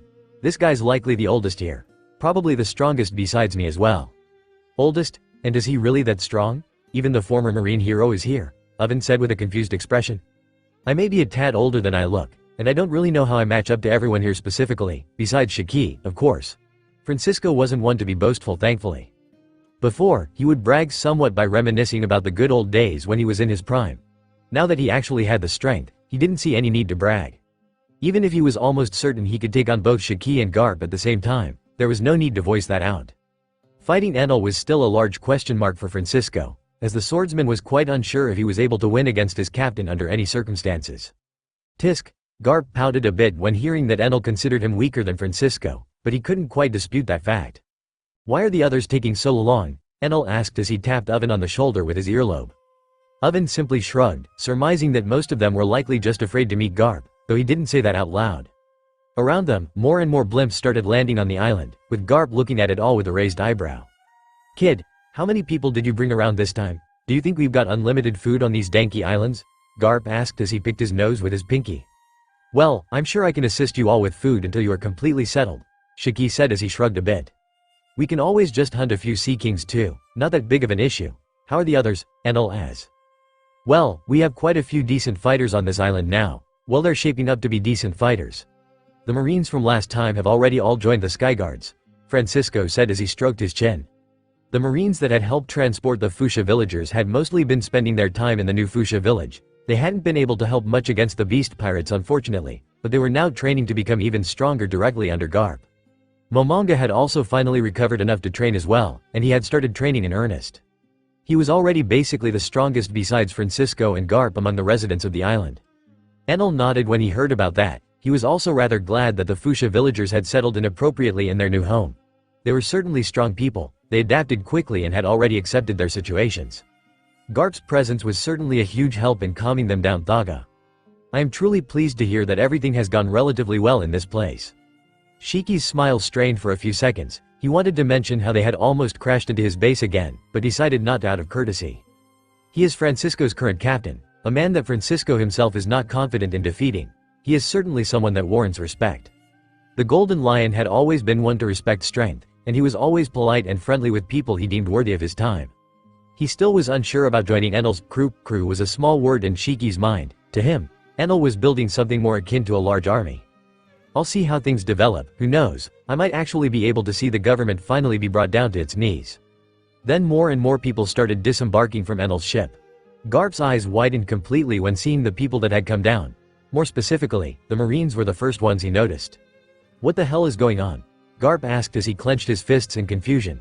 Dragon was still hiding behind some people, likely not excited about the beating he was certainly going to receive. Why are you all here? Where's Sengoku and Suru? You better start explaining yourselves, Garp said as he crossed his arms. He shouted at the Marines with a confident and authoritative tone. Akainu sighed a bit as he rearranged his cap. This isn't going to be pretty. Enal and Oven stood to the side, not quite wanting to be part of the one-sided brawl that was about to ensue. The Marines were quiet when they saw Garp walking towards them. With the exception of Fujitora, who was quite happy when he felt Garp walking towards them. Dragon also stepped out from behind them, smiling slightly at his old father. Might as well get this over with. Hope I don't lose my front teeth again. You, Garp immediately punched Dragon in the face, likely knocking a few teeth loose and sending him flying back into Enal's ship. Dragon crashed headfirst into the ship, bending it down the middle and making it look like it was a makeshift metal cocoon around Dragon. At least Robin and Larthy got off in time, Enal thought to himself as he stood beside Shiki and Francisco. The three of them might as well have been eating popcorn and looking at a movie. Enal's ship only had a few people on it to begin with. Enal chuckled a bit when he noticed how strangely Larthy was looking at the situation. Robin was also somewhat shocked, but only for 1 second, as she seemed to remember Garp from the time he had paid Luffy a visit on Water 7. I guess both Luffy's father and grandfather are working with Enel, the former Marine hero and the Revolutionary Army leader. In a sense, Robin was not even surprised at that point. Enel had managed to turn almost the entire high echelon of Marines against the world government. Most of it might have just been the government shooting itself in the foot, but Robin still realized that Enel was the catalyst for it all. It was because of him that so many legendary and powerful figures were starting to gather up under one flag. Unfilial bastard. How dare you show your face around here? Garp raised his fist and shook it in the air for a few seconds. Yet, Enel heard the old Marine hero say something else under his breath. Not even visiting me once in all these years. It was somewhat bittersweet. A father reuniting with his son, Garp did in fact express his affection in a strange manner. That sweet moment was somewhat ruined when the former Marine hero turned his head to Akainu and the others. And what the hell are you idiots doing on the same ship as him? Garp looked at his fist for a few seconds, then looked at the Marines who seemed to also be a bit ashamed to be admonished by the former Marine hero. Father, sorry for not visiting you. You know I was busy with the war effort. Dragon came out of the wrecked ship looking unscathed. He talked in a more submissive tone than before, which was noticeable by everyone. I guess Garp really used the fist of love on all of the children he's taken care of. Enel thought to himself as Shiki looked on with a goofy smile on his face. Reminds me of when Dragon was still a Marine. Father and son used to sail together, you know? I even had both of them once come after me. That was a long time ago though. The Golden Lion continued smiling as he spoke, the other Marines looking at him with a bit of hate. Fujitora seemed to be quite unbothered though. He simply yawned as he tapped his walking stick, swords on the ground. The Golden Lion Shiki. I guess you really do keep a lot of pirate company, huh Enel? Akainu said as he looked at the trio with a raised eyebrow. No one seemed to recognize Francisco though, which was for the better in Enel's opinion, at least for the moment. Obviously, most noteworthy pirates already have a bone to pick with the government. To begin with, they are easy to approach and befriend. Expect to see more pirates by my side in this whole mess. Enel didn't bother hiding his intentions, nor did he bother skirting around the issue. Akainu may have scoffed, but he could at least respect that. Still, the Marines weren't quite excited to be working with pirates. Unfortunately, they didn't have much of a choice. Sure, they could still choose to try and go their own way, to get in touch with the Neo Marines and help grow their faction. But Enel, at least in the eyes of Akainu and the former admirals, was currently their best bet when it came to fighting the world government. Their combined forces together already formed what was essentially the strongest army in the world. The fact that Garp was also there certainly helped ease them into working with so many pirates though. Unfortunately, they were not there with any good news. The Marines started explaining the situation a bit, and Enel's smile strained as they explained the events of the war. Francisco smiled confidently when hearing that his captain had held up the entire navy without gaining any major injuries. Shiki was quite impressed as well, solidifying his thoughts of sticking around Enel and facing the world government with him. Hell, with the people we have here, taking over the Holy Land will be a breeze. The Golden Lion had a dark smirk on his face as he felt that he was ever closer to bringing the government to its knees. He wasn't specifically pleased that he was working with Marines either, as he somewhat detested them for executing Roger. Then they got to the eye, at which point even Shiki's enthusiasm was halted for a while. Francisco's reaction was quite similar to his, though his narrowed eyes also displayed a bit of ferocity, especially when looking at his captain's missing arm. The Marines wasted no time in recounting how Sengoku and Enel had rushed onto Baltigo, and how all of them had tried blocking that strange attack. What was essentially the strongest combined power in the world at that time had failed miserably, and they had all only escaped with their lives due to Dragon's and Akagami's intervention. It was a pathetic thing in the eyes of the surviving Marines. For them to have been so helpless against an attack, even if it was from presumably an ancient weapon. Then they reached the part where they started recounting injuries. Enel and Sengoku received the most wounds. Enel lost an arm and had one of his earlobes shortened, as you could probably tell. And Sengoku. Akainu stopped for a moment, looking at Garp and judging his reaction. It was by no means a good one. The magma user could already see the veins bludging on the former Marine hero's clenched fists. The cold look in Garp's eyes told the Marines everything they needed to know. You better not tell me that he died, because you will be joining him soon if that's the case. The old Marine legend was certainly not beating around the bush. The sudden proclamation did make most of the people present sweat, thinking that it was a joke. But Enel, as well as Akainu and Aokiji, knew that Garp was not kidding. He was both capable and willing to kill Akainu in a fit of rage for failing to save his best friend and comrade. Though Enel planned to dissuade him from doing such a thing. Sengoku had put his life on the line to protect Akainu and the rest. After all, killing any one of them would just be spitting on his efforts. He survived thankfully. Crocus ended up saving his life at Shanks' behest. But he lost all of his limbs. Enel decided to be the one to give the news. as he was the one that had the best relationship with Garp. Garp turned his head around, looking at the one-armed emperor with a furious gaze. It was clear that he wanted to swing his fists towards something, but in the end, he simply clenched his fists and sighed. At least he's safe. Enel, I don't care how you convince her, but that lassie Bonnie better help heal Sengoku sooner rather than later. The old marine hero was surprisingly a lot calmer than they had all expected, but it somewhat made sense to Enel, especially after seeing Francisco's new look. He knows that such injuries aren't necessarily permanent, so he's less violent about it. At the very least he won't be trying to kill anyone because of it. I'll try to make a deal with her. I'm sure there are plenty of things she may want. As an emperor I should have the means to grant them.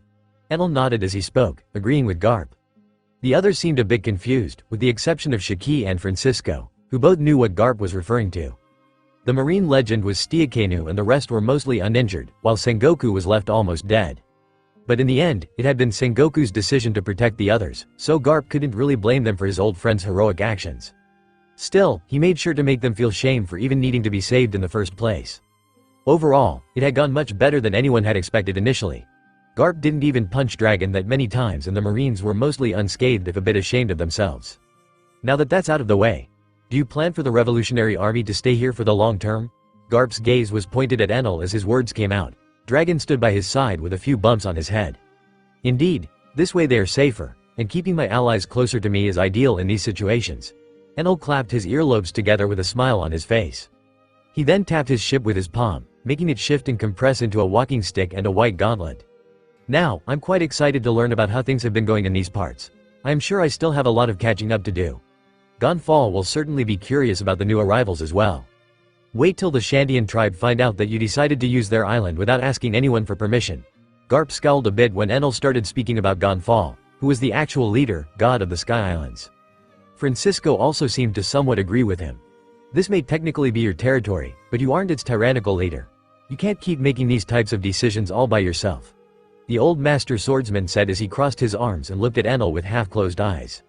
I don't want you ending up like my former captain. You better manage diplomatic relations better than him, Francisco thought as he continued looking at Enel, waiting for his response. I understand that this isn't ideal. I'll make an effort to return here ahead of time and talk to Gonfal and you all before coming back with any more people. What? You're planning on allying yourself with even more people? Akainu asked with a raised eyebrow. At that moment, Enel already had a lot of people willing to join him and face the world government, even more than anyone present knew when considering that the Whitebeard pirates were still strong and active. One can never be too prepared. It is better to have allies upon allies. The more we have, the less we'll have to face later. Ha! All until one of them stabs Yaw in the back. Shiki spit on the ground in front of him as he looked at all of the Marines present. The Marines all gave him a pointed look, with the exception of Fujitora, who simply raised an eyebrow. Francisco coughed a bit, to ease off some of the tension in the air, and explained his old friend's plight a bit more. You have big goals, and you need manpower, that's for sure. But do pay attention to what type of people you bring with you. Make sure they are fully willing and prepared to burn the government with you. Francisco made sure to look at everyone present when he said that. He received many resolute gazes, but there was also quite a bit of uncertainty. Especially from people like Robin, Kizaru and surprisingly, Oven. The sweet commander was willing to follow his friend until the end, but he also couldn't participate in a full-scale war against the world government without also implicating his family. He needed to either convince his mother to join their cause, break off from them entirely or not participate in the war. Things were still foggy on whether or not Big Mom was willing to join Enel in his efforts, so the only clear thing currently was that Oven was going to have to make a tough decision somewhere down the line. I understand. Trust is necessary when attempting something like this. I assure you I wouldn't ally myself with people I can't trust, Enel said as he closed his eyes and sighed. While I can't say that I personally trust every person in the Revolutionary Army down to its last member, I can assure you that the ones leading the army are worth your trust. The one-armed emperor's words came out without any hesitation, making Dragon and Larthy smile a bit. Most of the people present seemed to appreciate Enel's trust, even if some did so reluctantly. I trust the revolutionaries, but I am still not sure about trusting Marines to fight the world government. Shiki had finally decided to voice out his dissatisfaction. Garp growled at him a bit, but the Golden Lion wasn't shaken one bit. The Marine legend scowled. You're one to talk about trust? I didn't see you back in God Valley to defend your beloved captain. HMPH, you were lucky I had a job elsewhere. The Golden Lion spat right back as the two old men started bickering. Now, no reason to start fighting again. Francisco clapped his hands together, settling the mood once more as he was about to speak out, but Enel beat him to it. Shiki, no one would willingly trust the leading figures of a government-sponsored organization to go against said government. But this situation is very different from that. This same government is trying to and has already fucked them over on several occasions. I believe they are just as trustworthy as the revolutionaries, if not more. The emperor spoke with a calming smile, stepping in between the flying lion and the marine legend without any hesitation. HMPH. I'll keep an eye on them while I'm around though, wouldn't want anything to happen after all. Shiki still wasn't fully convinced, but he would come around in time. It wasn't like he was fully decided on joining Enel anyway. In the end, the situation was diffused, and the others were able to finally try and find a place to settle down. Immediately, Morley, the friendly giant of the revolutionaries and push fruit users, started digging tunnels underneath them using her fruit. Her control and speed were both exceptional, so they would all have housing underground within a few hours, if not all, at least a good chunk of them. Shiki also decided to help a bit, as he could control the ground he had touched, so the process went from a few hours to only around an hour. The rest still started chopping trees and putting together cabins, as only having an underground base was not that great for the skin. They were all already accustomed to the atmosphere there, as they had been flying at that altitude for a long time already, so they were able to get to work instantly. Enel went ahead to speak with Gonfall about the situation. More specifically, he zapped and appeared in the middle of Skypa, looking around while whistling and heading for Gonfall's office. He received many fearful looks as he went by, but some seemed more shocked by his state rather than his presence. Rumors quickly spread of something capable of harming the former invincible god of Skypa, exactly as Enel had planned. Although they had seen large-scale conflicts already, many still hung on to the idea that Enel was actually invincible, as his reign of terror had instilled that into their minds. Seeing him in that state would help cleanse the palate a bit, lessen their fears and remind them that Enel was nothing more than a human at the end of the day. Gonfall was also quite shocked to see Enel actually injured to such an extent. He appeared quite shaken even after Enel had explained that everything was fine. The old man ended up reluctantly agreeing to speak with the Shandian tribe about the revolutionaries setting up a base on Upper Yard. It would have been Enel's job under normal circumstances, but he was already a bit busy with something urgent. What was that exactly? Well, it had something to do with the emperor bound by thick sea stone chains that they were keeping in their prisons.